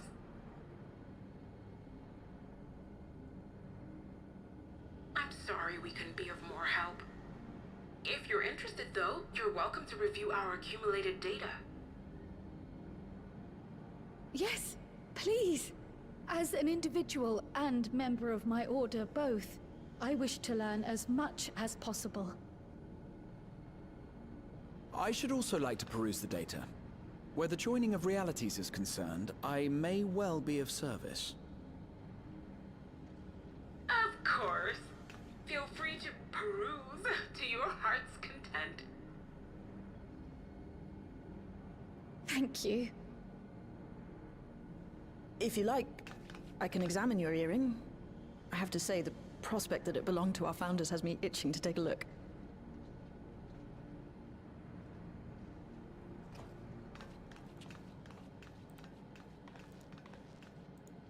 I dare say we have enough eyes to pore over your records. Is there any other way we might be productive? Not right now. We're still waiting for Zoralja to make the next move. In that case, Alice, would you mind accompanying me? Gladly.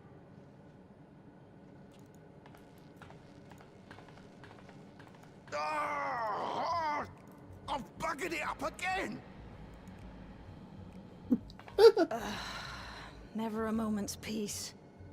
Pay him no mind. I don't.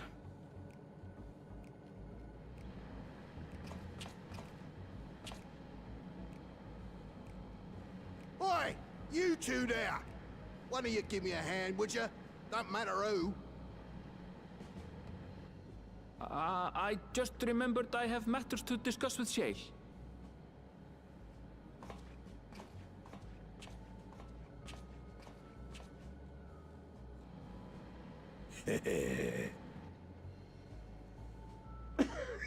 Oh.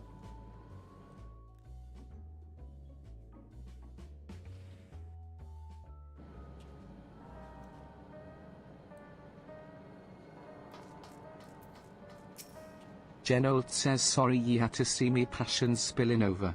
Happens when he puts your heart and soul into your craft, ye know. Genold says and not to be weird or nothing, but I felt a sense of kinship when I saw ye. As if we've met in another life. Enerode. As I was saying, I need someone to lend me a hand. I haven't slept for 2 nights now, not a single wink, and I'm ripe to collapse. Can't afford to, though, got folks relying on me, see. But if I'm to keep at it, I need you to fetch me my favorite energy tonic.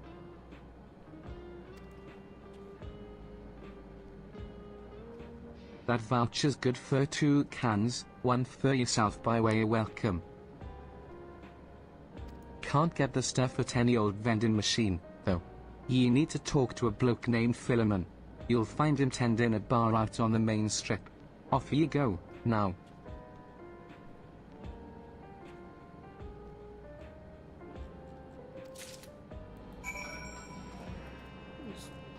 Exit solution 9.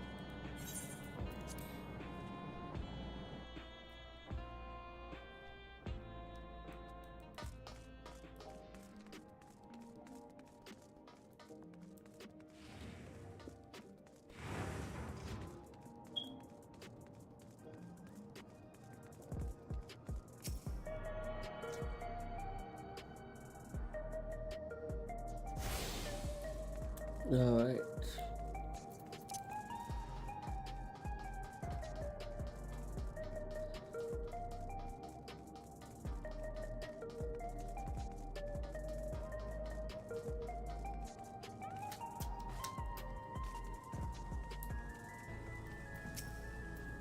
Philemon says welcome.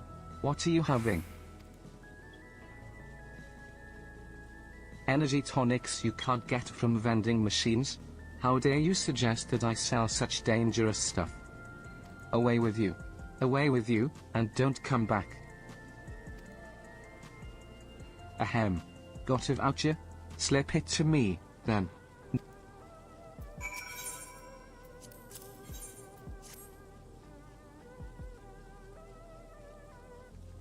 Ah, so you're collecting for Genold. A can for him and a can for you, eh?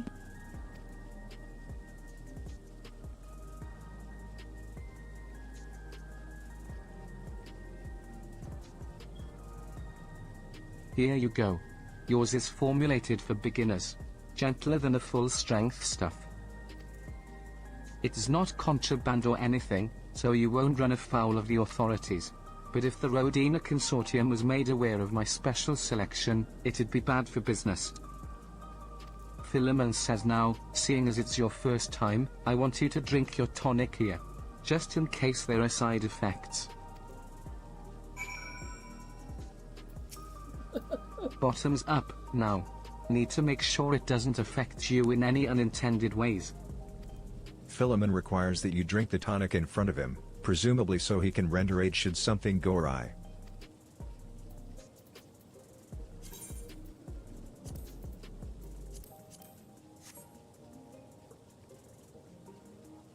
You drain the tonic in a single pull.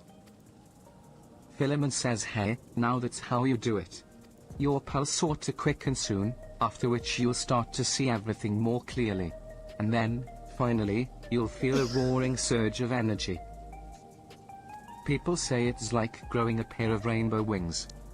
Well, you haven't up and cocked it, so hurry along and give Genold his tonic. He tends to leave it to the last moment, and I expect he's about to keel over. I've gone Super Saiyan.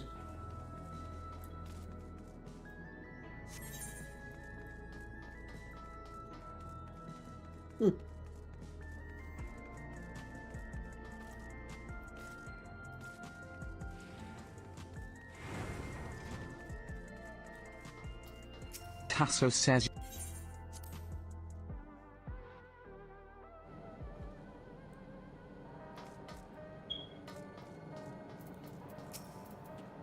Genold.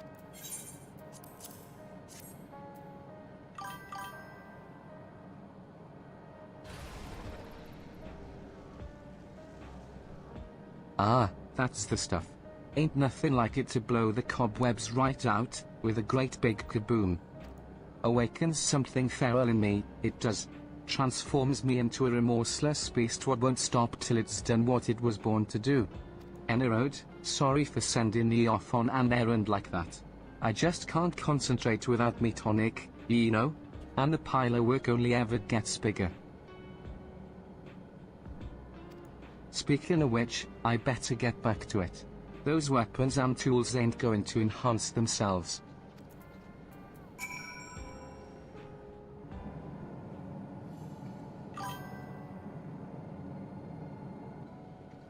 I've been meaning to ask about that Mamulja child.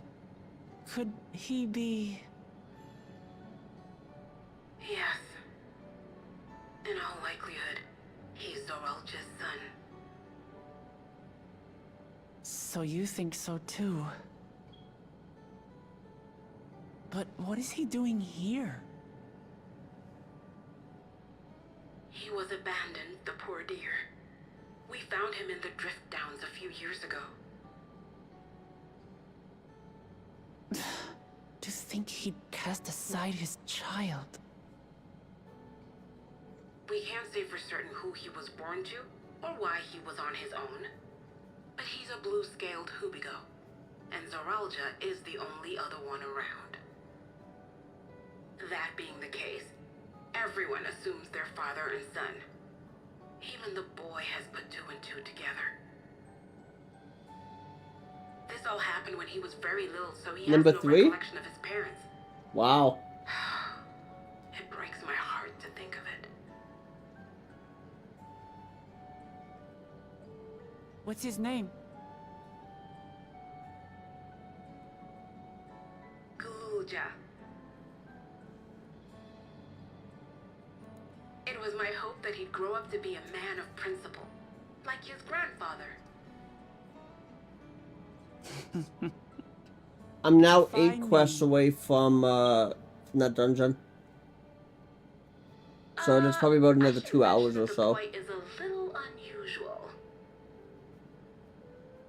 At first, I intended to raise him as my own. But just when I thought he was warming to me, he suddenly disappeared. I don't know if you're still going to be up at that point or Searched not. high and low for several days. And where should he turn up? I can always wait But for in the tomorrow for you, wilds for near when you get up. Everkeep. Or when I get up, because I'll be up. What? Like 2 hours after It's a miracle you. he didn't fall prey to fiends. See? That's another unusual thing. Creatures don't seem to attack him. He could pick his way through the Thunder Yards as if he were on a stroll. On making inquiries, we learned that he had been living alone and receiving food from the people of the outskirts. This became something of a pattern. We track him down and bring him back, only for him to disappear again within a matter of days. He would return to the wilds without fail, and once again rely on the kindness of strangers to survive. Finally, I took the hint and left him be, giving him the solitude he prefers, and lending a hand only when he explicitly asks. If Gululja is Zorolja's child, that makes him my nephew. Assuming he's willing, I'd be glad to take him in like Papa did for me. But seeing as I'm here to kill his father, I don't know if it would be right.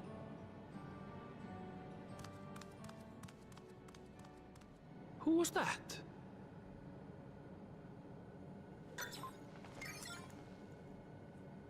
Oh dear. It's Gululja. Don't tell me he heard everything. Ah, this is my fault. I asked that he be kept away, but I should have taken more precautions. I'm going after him. I need to explain. Wait, Lamachi. I understand your haste, but it'd be best to coordinate a search. Oh no. Kafkiwa, do you have any idea where he might What go? level dungeon is it? There's no telling, I'm afraid. Ah. He could as easily be outside the tower as here in Solution 9. If those who can fight would search below, my mother and I will scour the district. Sounds like a plan. Let's get to it.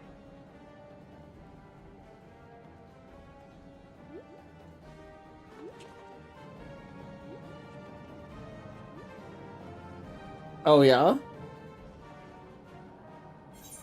Lovely.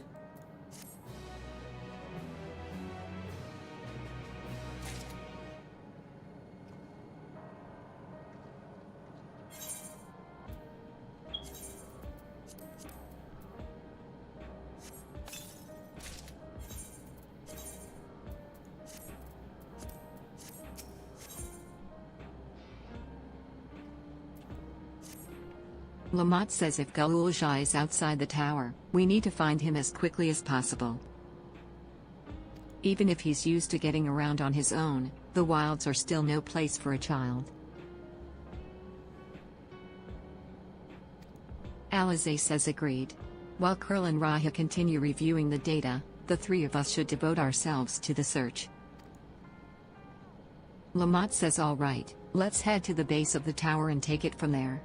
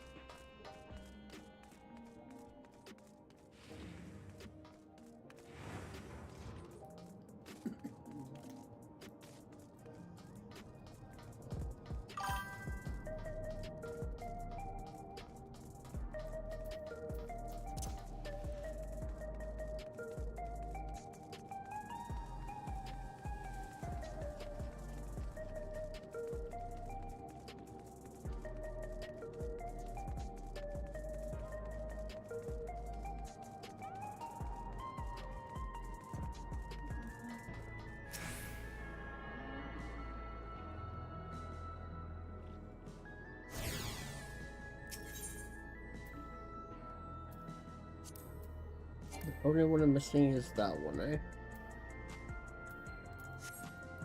Well, let's just run and go get it then.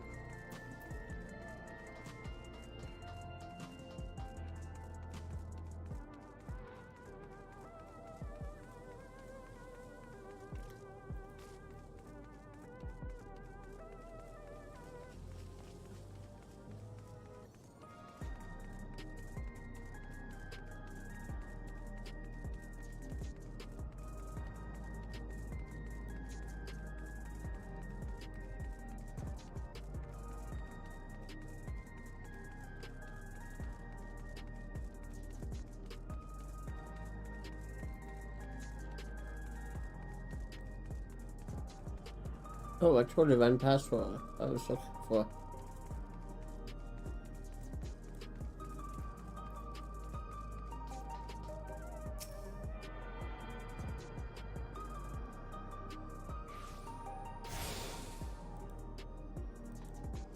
You have attuned yourself to all the scanning port 9, heritage found, is now accessible.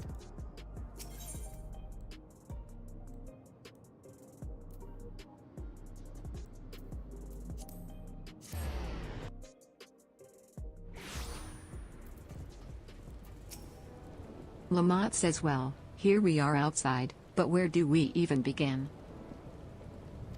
Alize says perhaps someone has caught sight of Galulja. Let's make inquiries nearby. Lamont says good idea. Could you handle the outskirts, Alize? In the meantime, Haven and I will head beyond that big wall.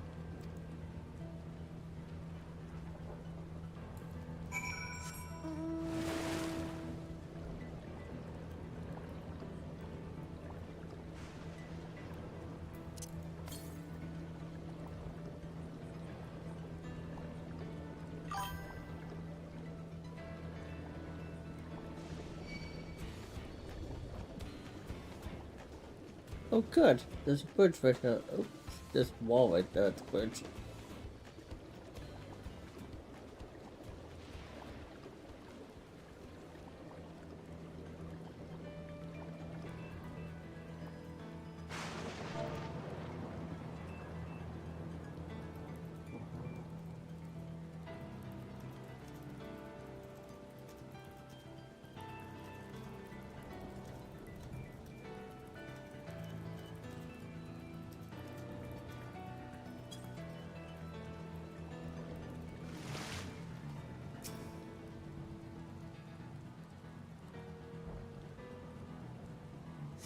Galulja doesn't appear to be in the area. However, you catch sight of a group of people a short distance to the southwest. Lamont says you spotted those people too, yes? Perhaps they've seen something. Come on.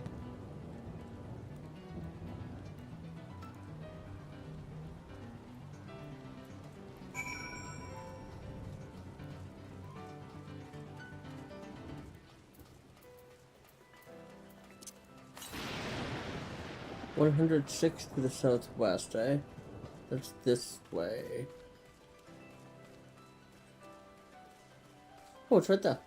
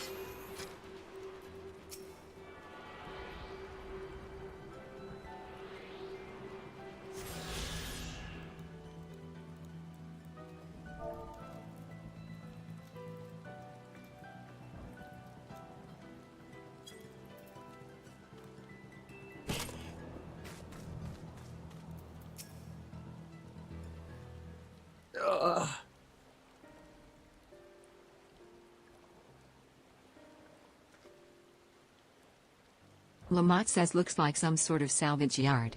Well, Tapu says Galulja isn't here.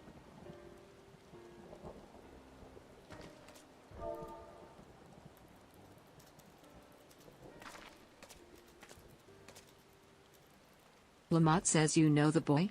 Have you seen him?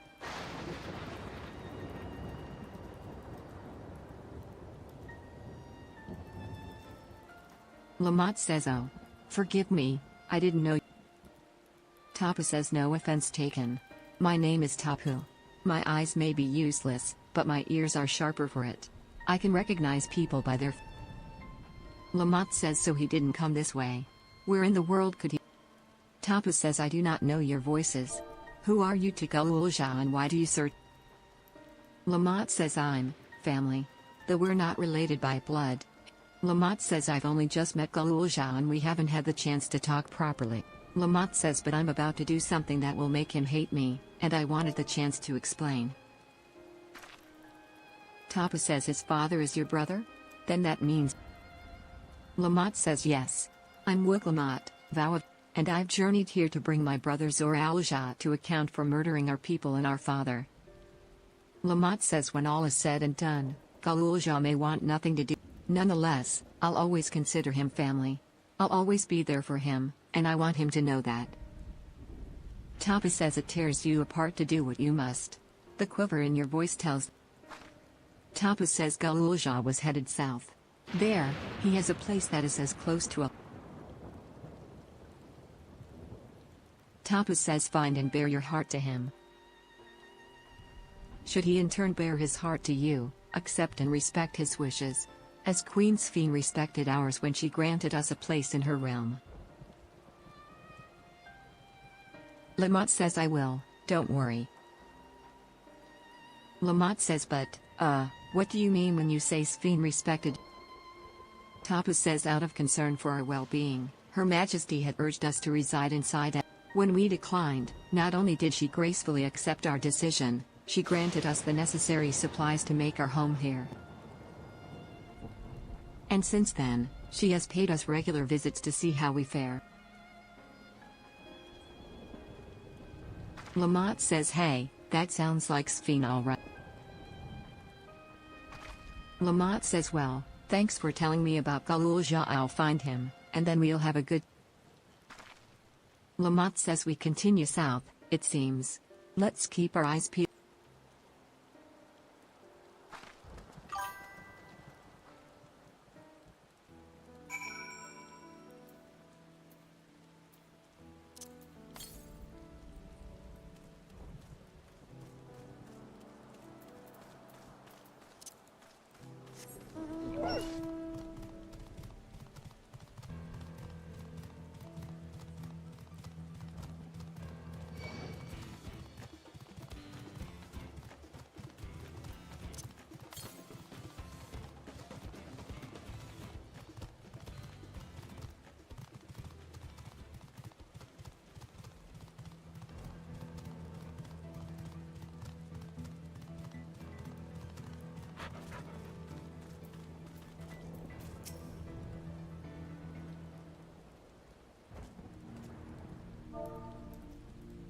Lamont says it's a town.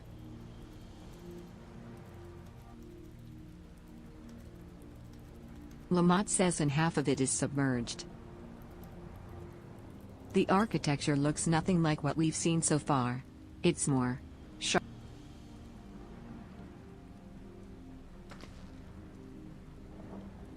Lamont says there he is, among the ruins. Lamont says I only caught a glimpse, but there's no mistaking that tiny Lamont says let's hurry after him. It'd be a disaster if a building collapsed while he...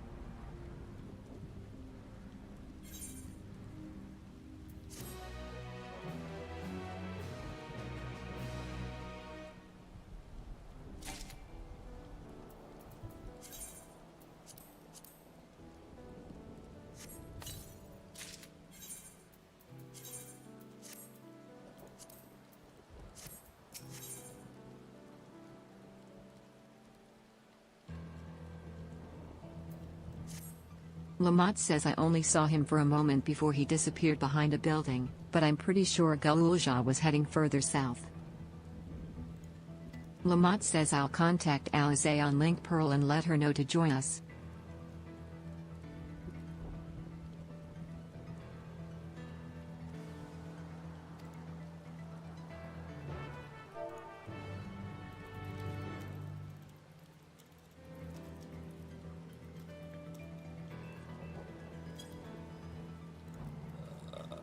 Where are we going?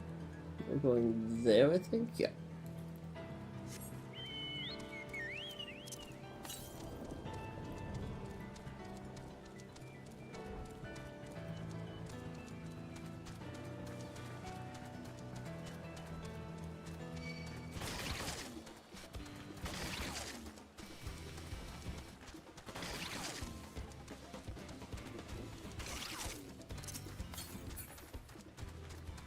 282 directly south, eh?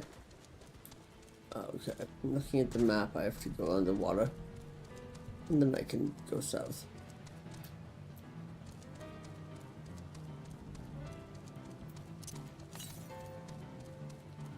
$231.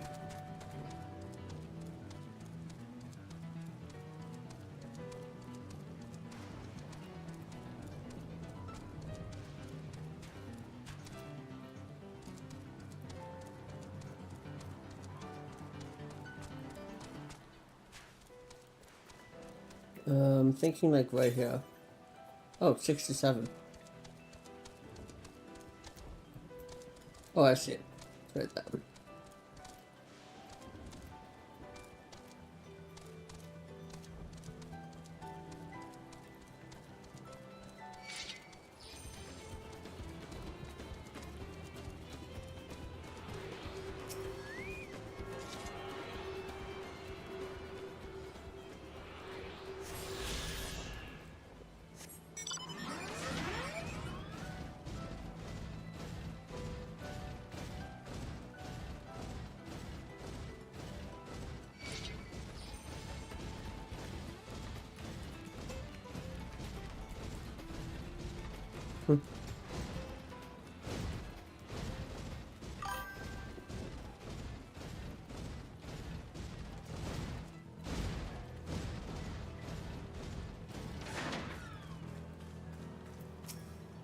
Lamont says this is the area, but the canals and the debris make it hard to get a good view.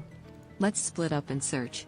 If you could head into the canals, I'll make my way through the streets.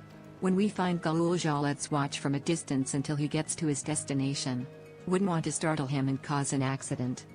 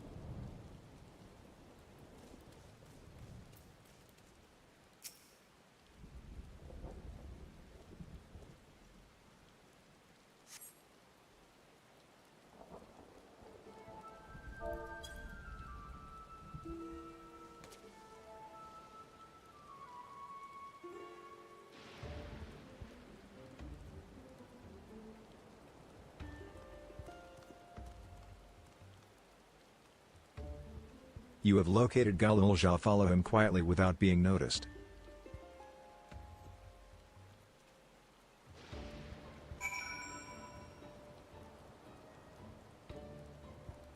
Follow Galulja from a safe distance.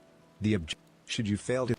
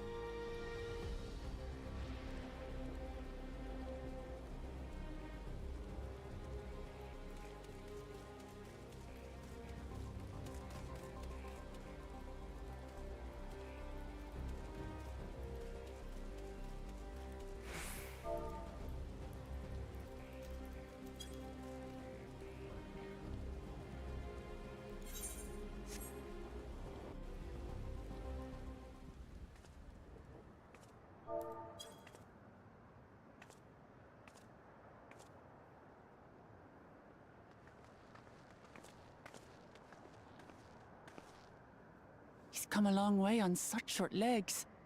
It's a relief he didn't get hurt. What's here, I wonder?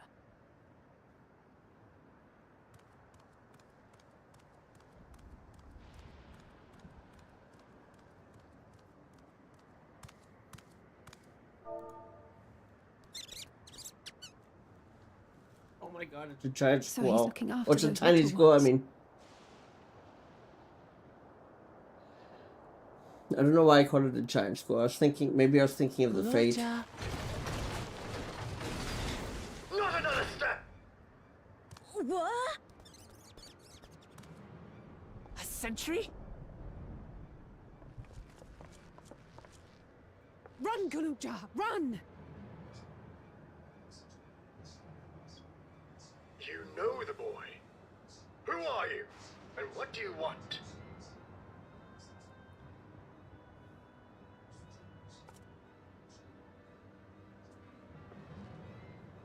My name is Wuklamat, and I've come to talk to Gululja. Is that so? I'm sorry if I scared you. I want to get to know you better. That's all. And you, my boy, do you wish to speak with them?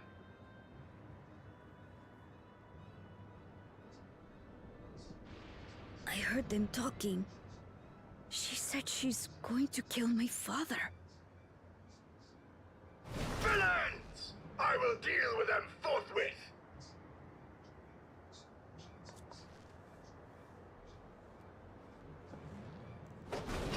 But...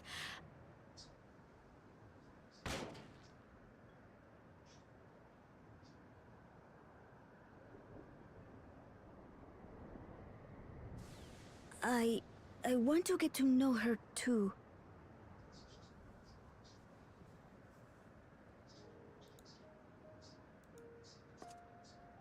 I see. If that is your desire, then I shall stand aside. All right then. Let's talk, you and I. Lots.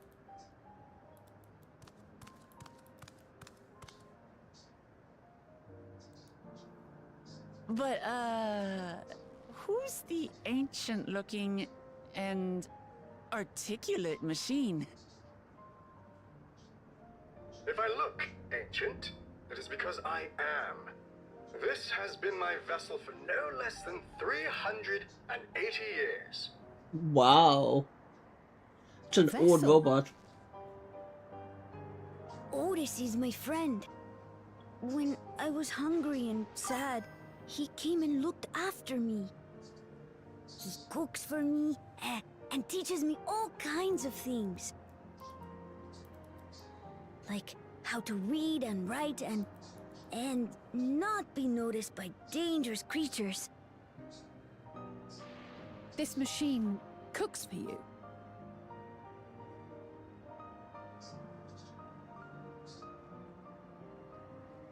And teaches you about fiends. What is he exactly? Ah! How remiss of me. I had neglected to introduce myself. Sir Otis Valona, Lord Captain of the Royal Knights of Alexandria. At your service. You're captain of the knights?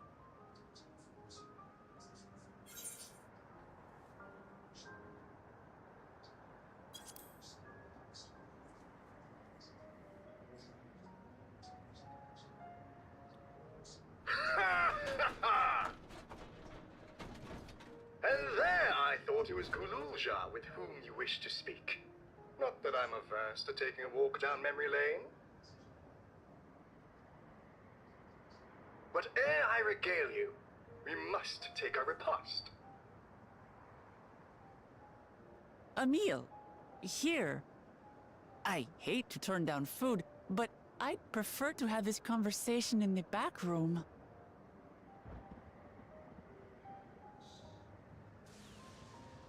Please, I'm really hungry. All right. A riposte it is.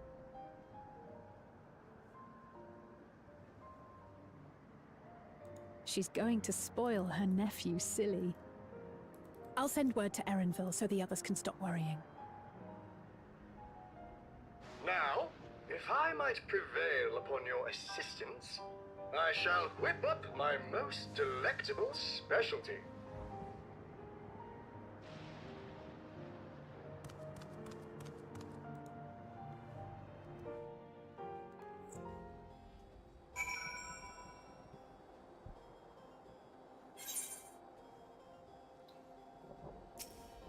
Otis says so, my new friends. I would enlist your aid in procuring the ingredients for our repast. After all, the most enjoyable meals are those we make together. Lamont says we're happy to pitch in, of course. What ingredients did you have in mind? Otis says first of all, some yam and pumpkin. The people of the outskirts should be willing to share their harvest, if you and Galulja could go and speak to them. Just says sure. I'll ask for the cast-offs too, as usual. Otis says as for Haven and Alize, I would be obliged if you could procure some woolback meat. The creatures can be found grazing on the slopes outside of town. As beef is less readily available, their flesh makes for a good substitute, but of the younger ones especially, as it is more tender and less gummy. Alize says consider it done. We'll be back with the meat before you know it. Otis says thank you kindly. In the meantime, I shall see to other preparations.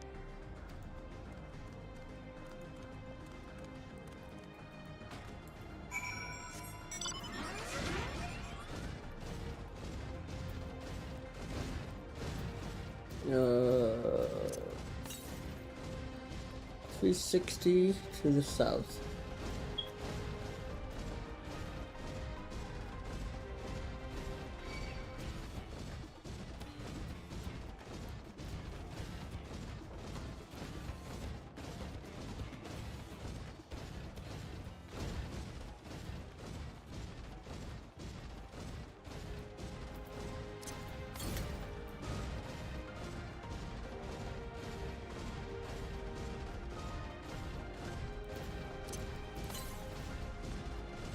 .270 to the southwest, that's southeast, so it's this way.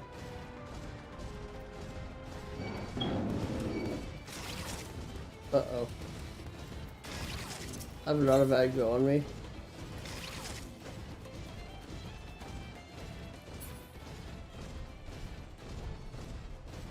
Hmm. 96 directly west, so it's like right in front of me then.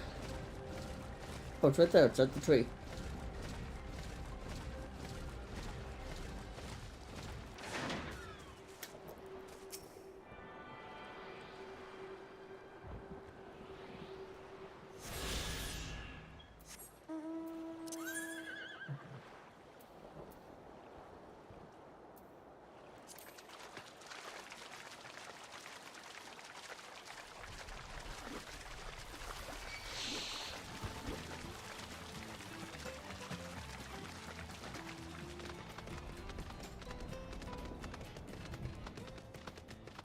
Are you in a dungeon right now?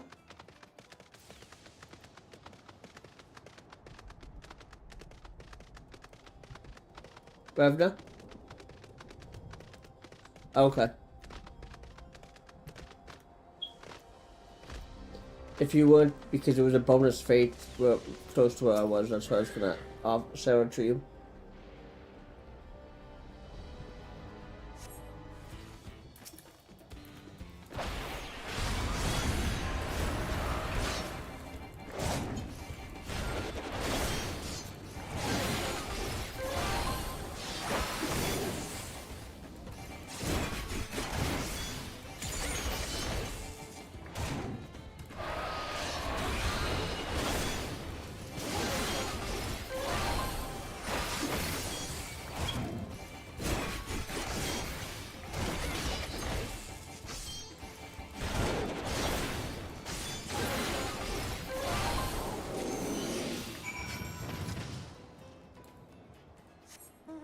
It has 13 minutes left to the fate.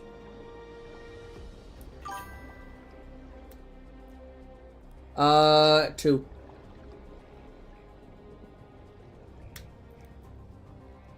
Here, I'll send you the...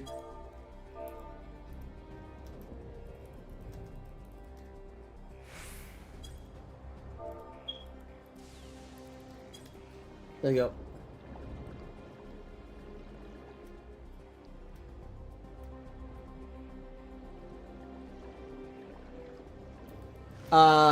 Backslash instance.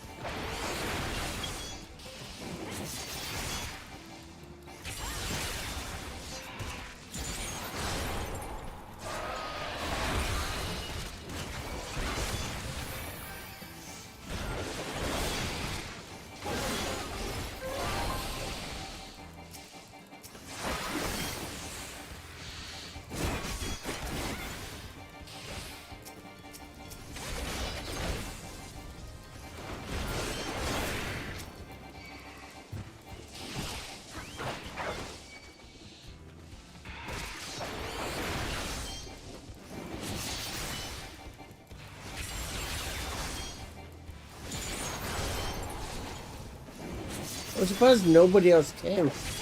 They're posting in the Novice Network by accident.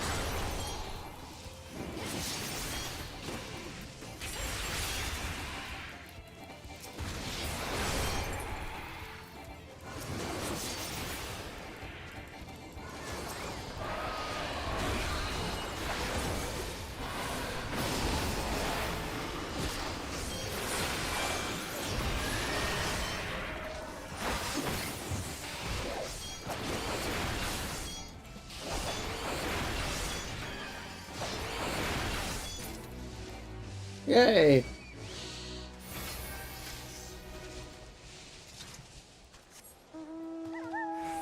$32 bi-colored gemstones.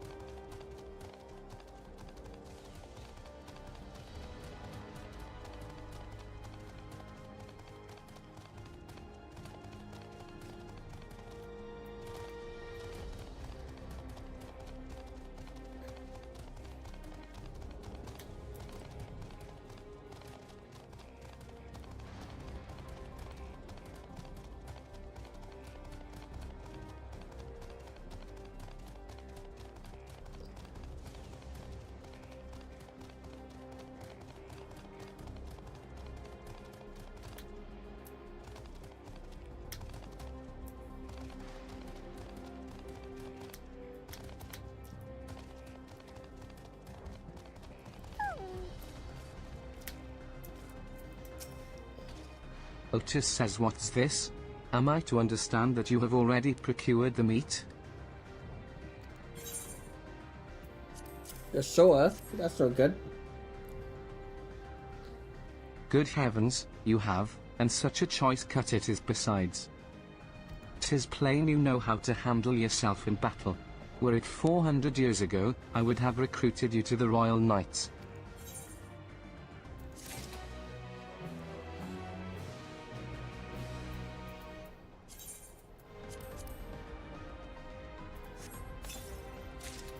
Okay.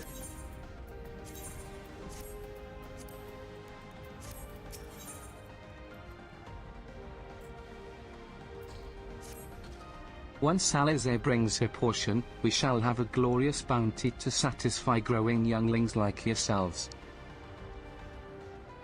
Indeed, I expect there will be ample leftovers to share with the good folk of the Drift Downs. They always appreciate a warm meal. Now, seeing as you have completed your task so quickly, I have another request to make of you. We've exhausted our supplies of kindling electrope, and I should be grateful if you could search the houses yonder for more. Otis says in the Old Kingdom, electrope rations were issued to each citizen. Whilst What, more, you were yawning as you may said that, I still did be not found understand here you. and there. If you can obtain 5 pieces, say, at least one ought to be what we require, that is, the kind that converts lightning to fire. Galil Jacques can identify them by their circuitry, so pray take them to him. The boy has become quite deft at discerning electrope types, and in a very short time, I might add.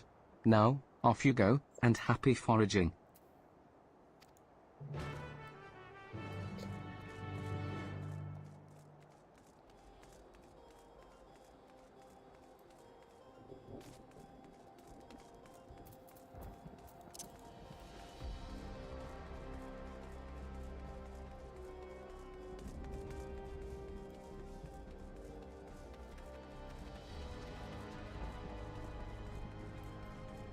Oh. Oh, that was just my hair.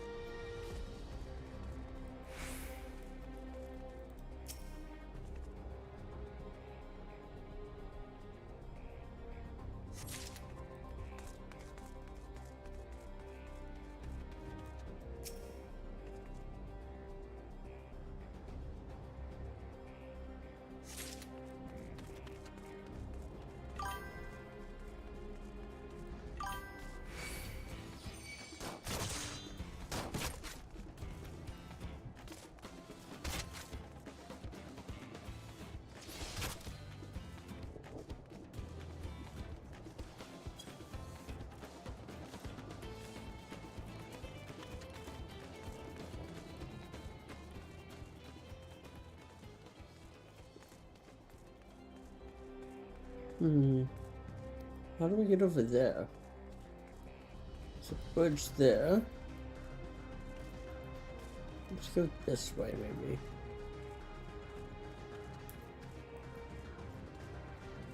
Oh, I can climb up right here. Oh, maybe not.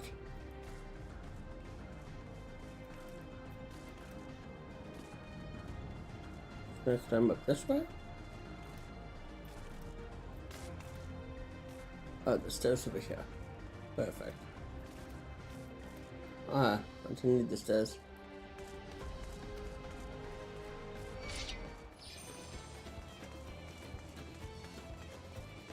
Oh look, there's somebody doing MSQ.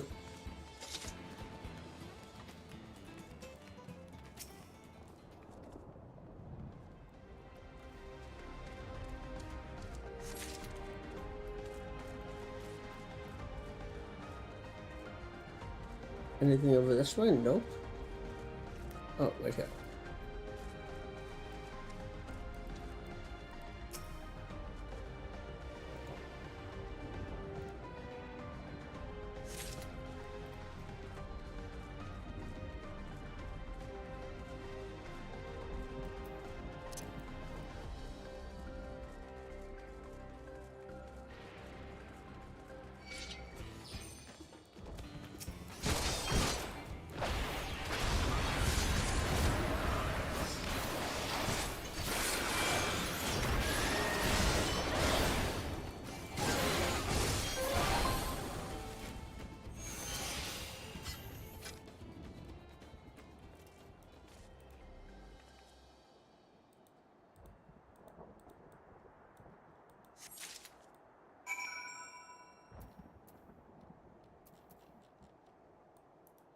What's that sheer rock?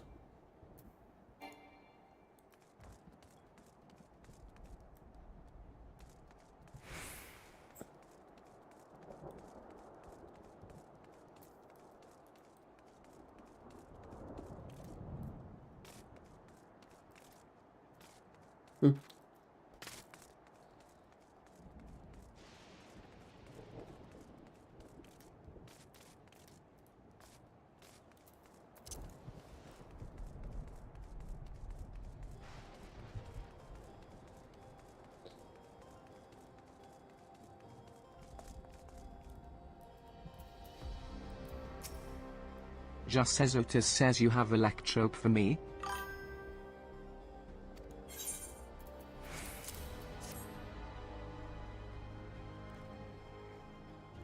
Wow, you found a lot.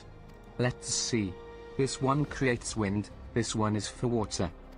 Alize says you can tell just like that? I'm impressed. Lamont says clever, isn't he? I'll bet he gets it from his father. Just says this is it. This converts to fire. It's absorbed lots of lightning, so we should be able to kindle a flame easily. Thank you, Haven. Otis says thanks to your kind assistance, we have everything we need for our repast.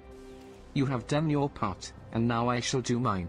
I bid you relax, my friends, the meal will soon be served.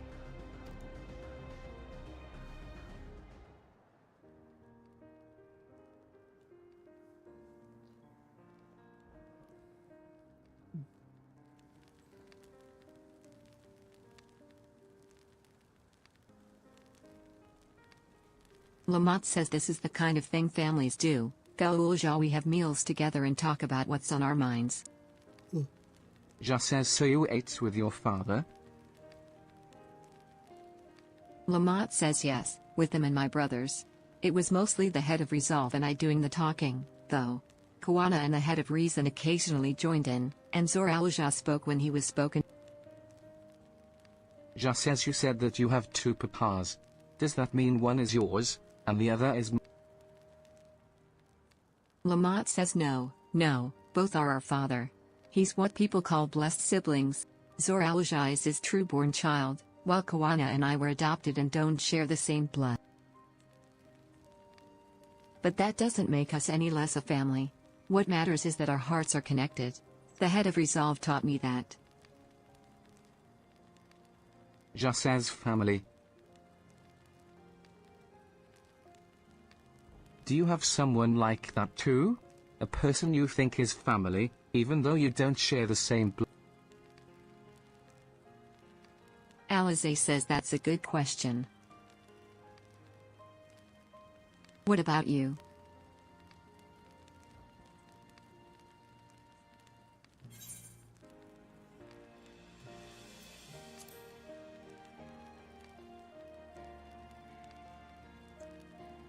Just says I'd like to meet them one day.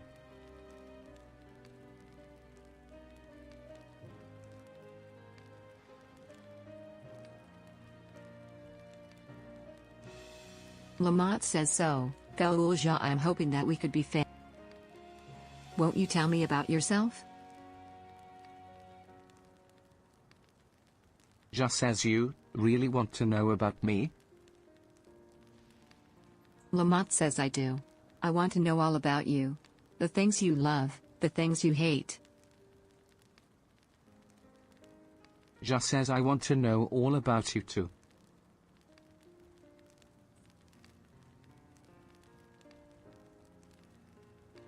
Alize says that reminds me, we were hoping to hear your story.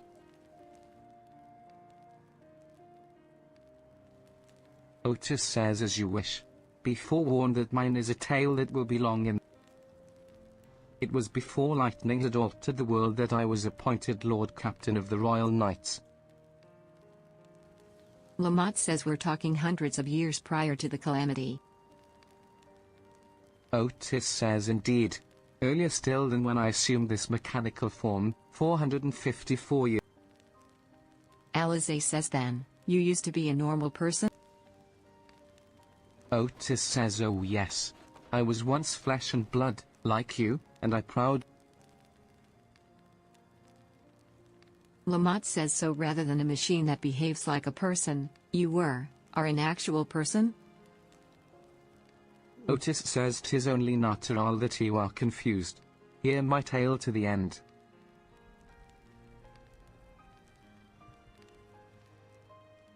Do we get a flashback The with foremost duty of the person? Royal Knights was the protection of the royal family. In my time, it was their Majesties the King and Queen, and their only child, Her Highness the Princess. By then, every nation of Ostar was embroiled in some manner of conflict over Electrope. Thus was our kingdom drawn into a war with it. That war was the catalyst for the great calamity that altered the environment. Countless countrymen lost their lives amidst the chaos, the king and queen among them. For a blessing, we were able to protect the princess, who then rose to the occasion and brought hope to her people in those trying times. So kind-hearted was a young queen that, at her behest, we even took in refugees from the enemy nation. But sadly, her reign was cut short. Like many others, her body had been ravaged by lightning, and one day she collapsed and Alice says how tragic. Otis says Nary was there a citizen whose eyes remained dry, and many a moon was spent constructing a great tomb worth. Yet I clung to hope still. For while Her Majesty was on her deathbed, the kingdom's finest scientists had successfully extracted.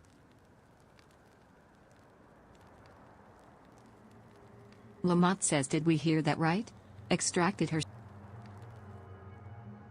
Otis says our flesh may wither and die, but so long as we are remembered, this age-old belief had always comforted our people. But as casualties mounted in the wake of the calamity, we sought to make it into reality through the power of Electro. In time, we succeeded in developing the means to preserve the soul, and it was used to spare the Queen eternal death. Yet it wasn't enough to simply prevent the soul's departure. For the ultimate goal was to recreate a person as they were in life, and this required that their memories be further extracted from their soul.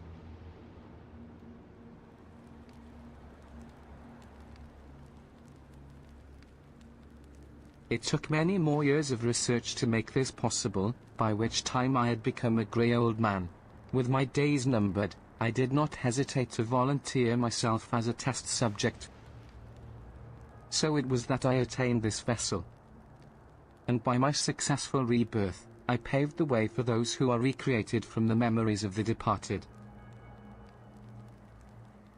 Otis says the endless, they are called. Alize says if your tale is true, then the queen that your people brought back to life.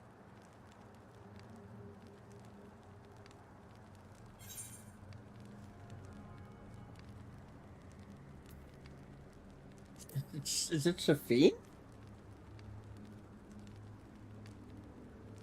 Otis says, oh ho, so you know Her Majesty.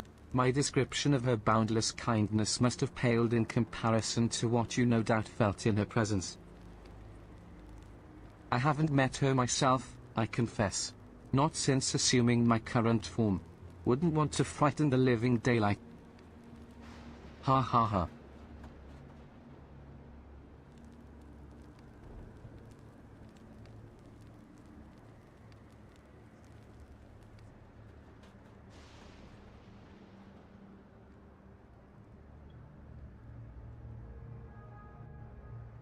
Interesting. Very, very interesting. Lamont says the endless. So all this time.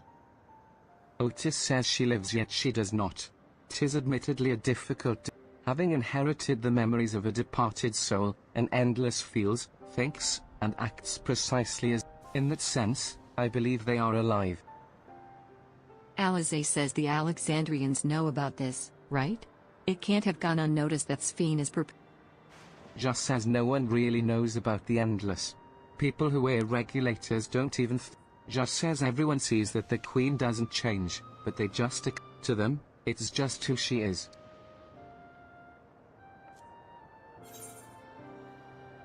Mike and Revna has logged out. Have a good night.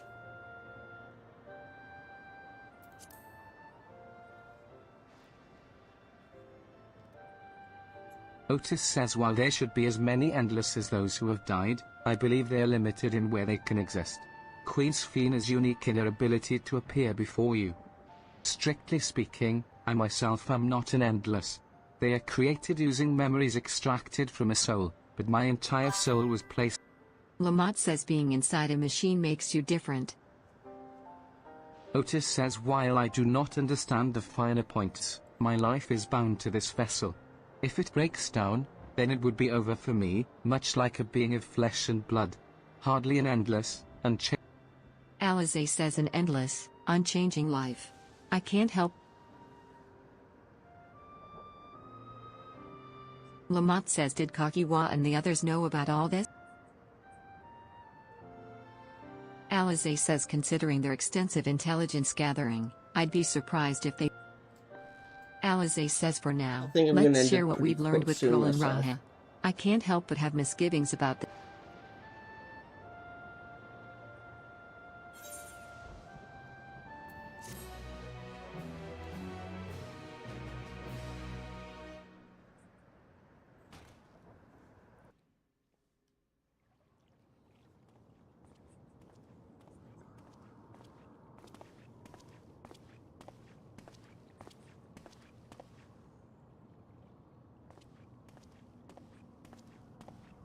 Nahe? Is that you? Good gods, Ellen Nespia! It's been too long, my friend! Where have you been all these years? What have you been doing with yourself? Hold on. They say Queen Sphene has guests from outside the barrier. That's you, I gather? It seems so. I'm looking for my mother. Do you know where she is? Your mother? Sorry, but what was she like again? What? It's Kafkiwa. You know, the one who was too adventurous by half? Who journeyed with the Dawn Servant? Oh no, did Kakia die? It's not ringing any bells. You can't be serious. Ours was a tiny little village. Surely Oh you wait, that remember makes her. sense. She's a robot now. I really don't. It's all a blank. Is anyone else here from the village?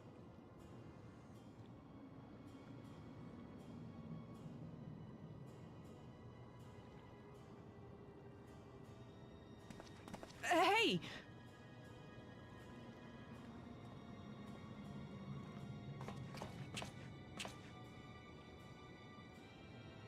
Huh? Elenespia? I'm looking for Kafkiwa. Where is she? What's this all of a sudden? Who's Kafkiwa?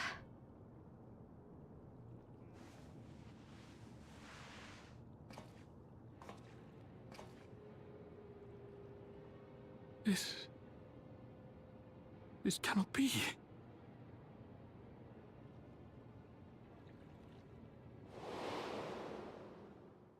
That's bright.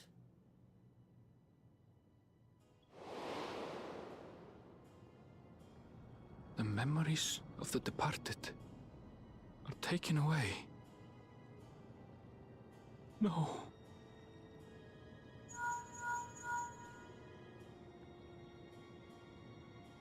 Alnespia, where are you? The others will be here soon, so hurry back, won't you? Do you hear me? Say something, would you?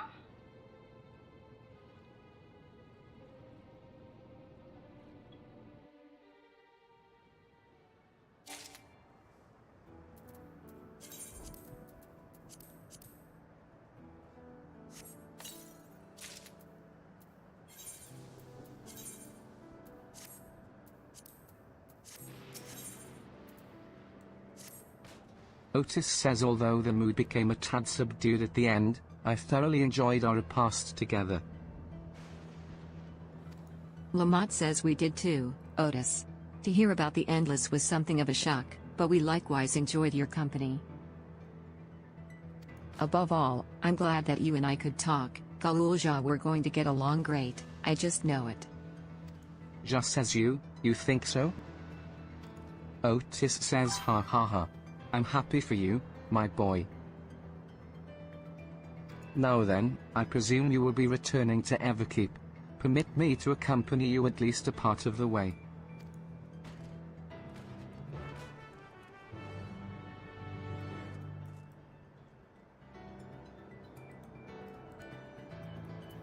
Lamont says about Sphene.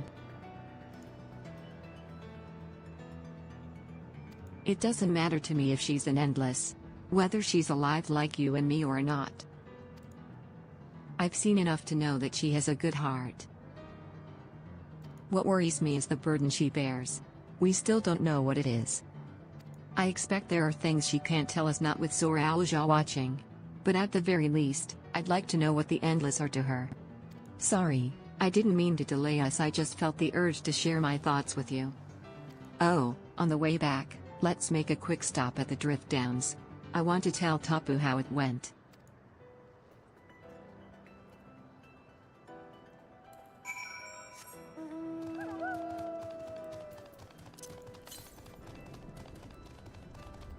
$400 to the east, eh?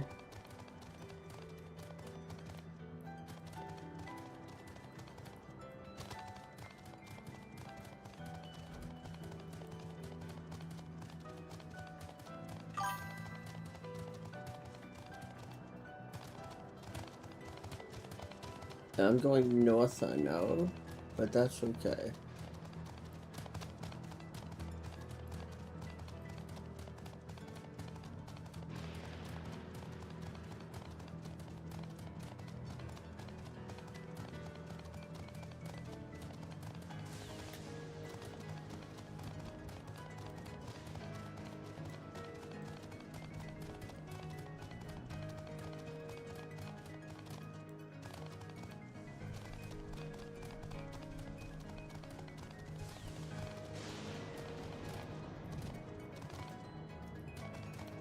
Oh, I'm stuck. Uh-oh.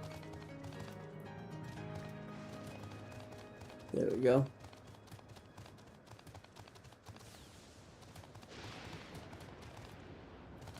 Stupid rocks.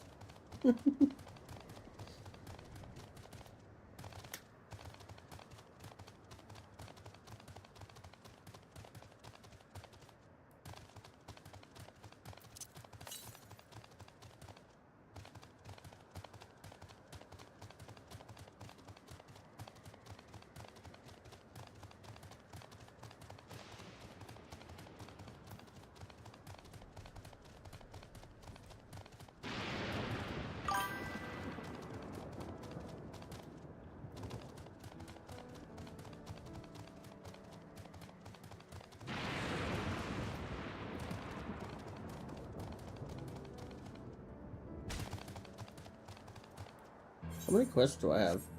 I'm at 20? Okay. Yaopu says, excuse me, do you have a moment? If you're headed south, I would ask a favor. My friend went out to study the plant life and hasn't been back. He has a bad habit of getting absorbed in his work and losing track of time. Last I saw him, he was headed southeast of here. If you could just check in on him, I would sorely appreciate it. Yeah. I'll do it tomorrow.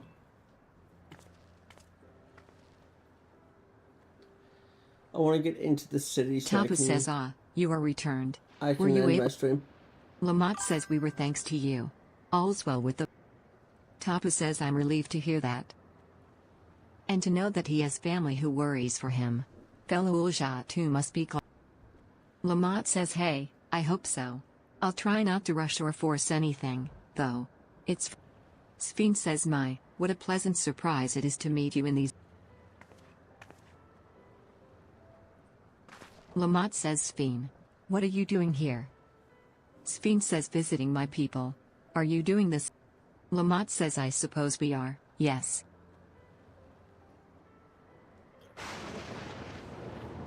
Lamont says listen, there's something we'd like to talk to you about.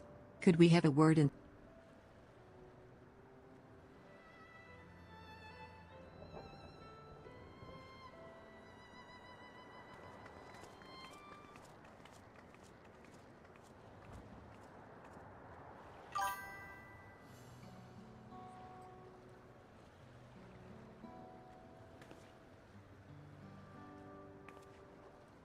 Sphene says, so you know about the Endless. While we may not discuss it openly, my people will have surely noticed that I haven't changed for hundreds of years. I've made no attempt to conceal my nature. If I may ask, though, who is it that told you about the Endless? Only a few should be familiar with the concept. Lamont says I'm afraid I can't say. Sphene says I bear no ill will towards this mystery individual, lest that be your concern. Lamont says tell me, Sphene. You care for your people, that much is plain. And I assume, earlier, in Everkeep, there was something that you wanted to tell us. Was it to do with them?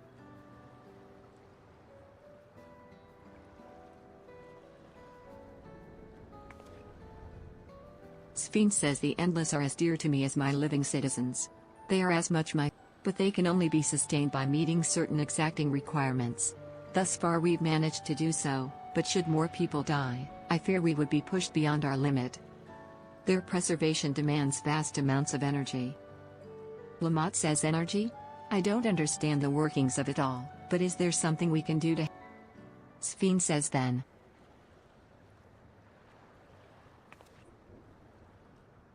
Would you be willing to become Alexandrian citizens? Lamont says what? I have my nation, my people, to protect. Sphene says indeed, I suppose you cannot. Lamont says first you tell us to make peace, then you tell us to go home. What exactly is it that you want? Sphene says the same as you, of course.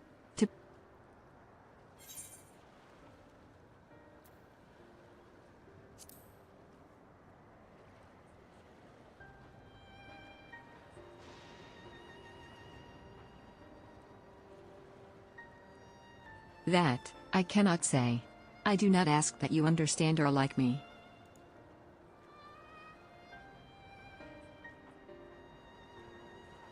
I wish we had been born on the same side of it. Lamont says, hey, what do you mean by that? Or the knot.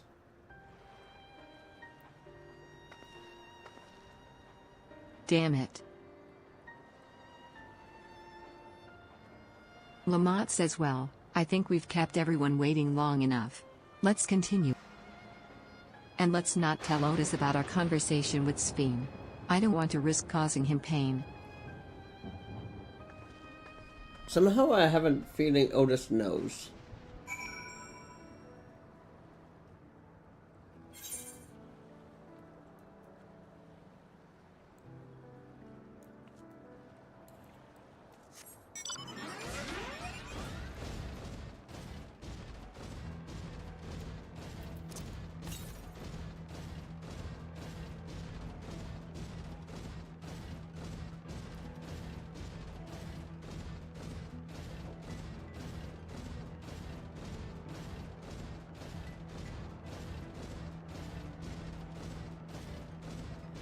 I'm still not inside the circle. I'm in the safe zone.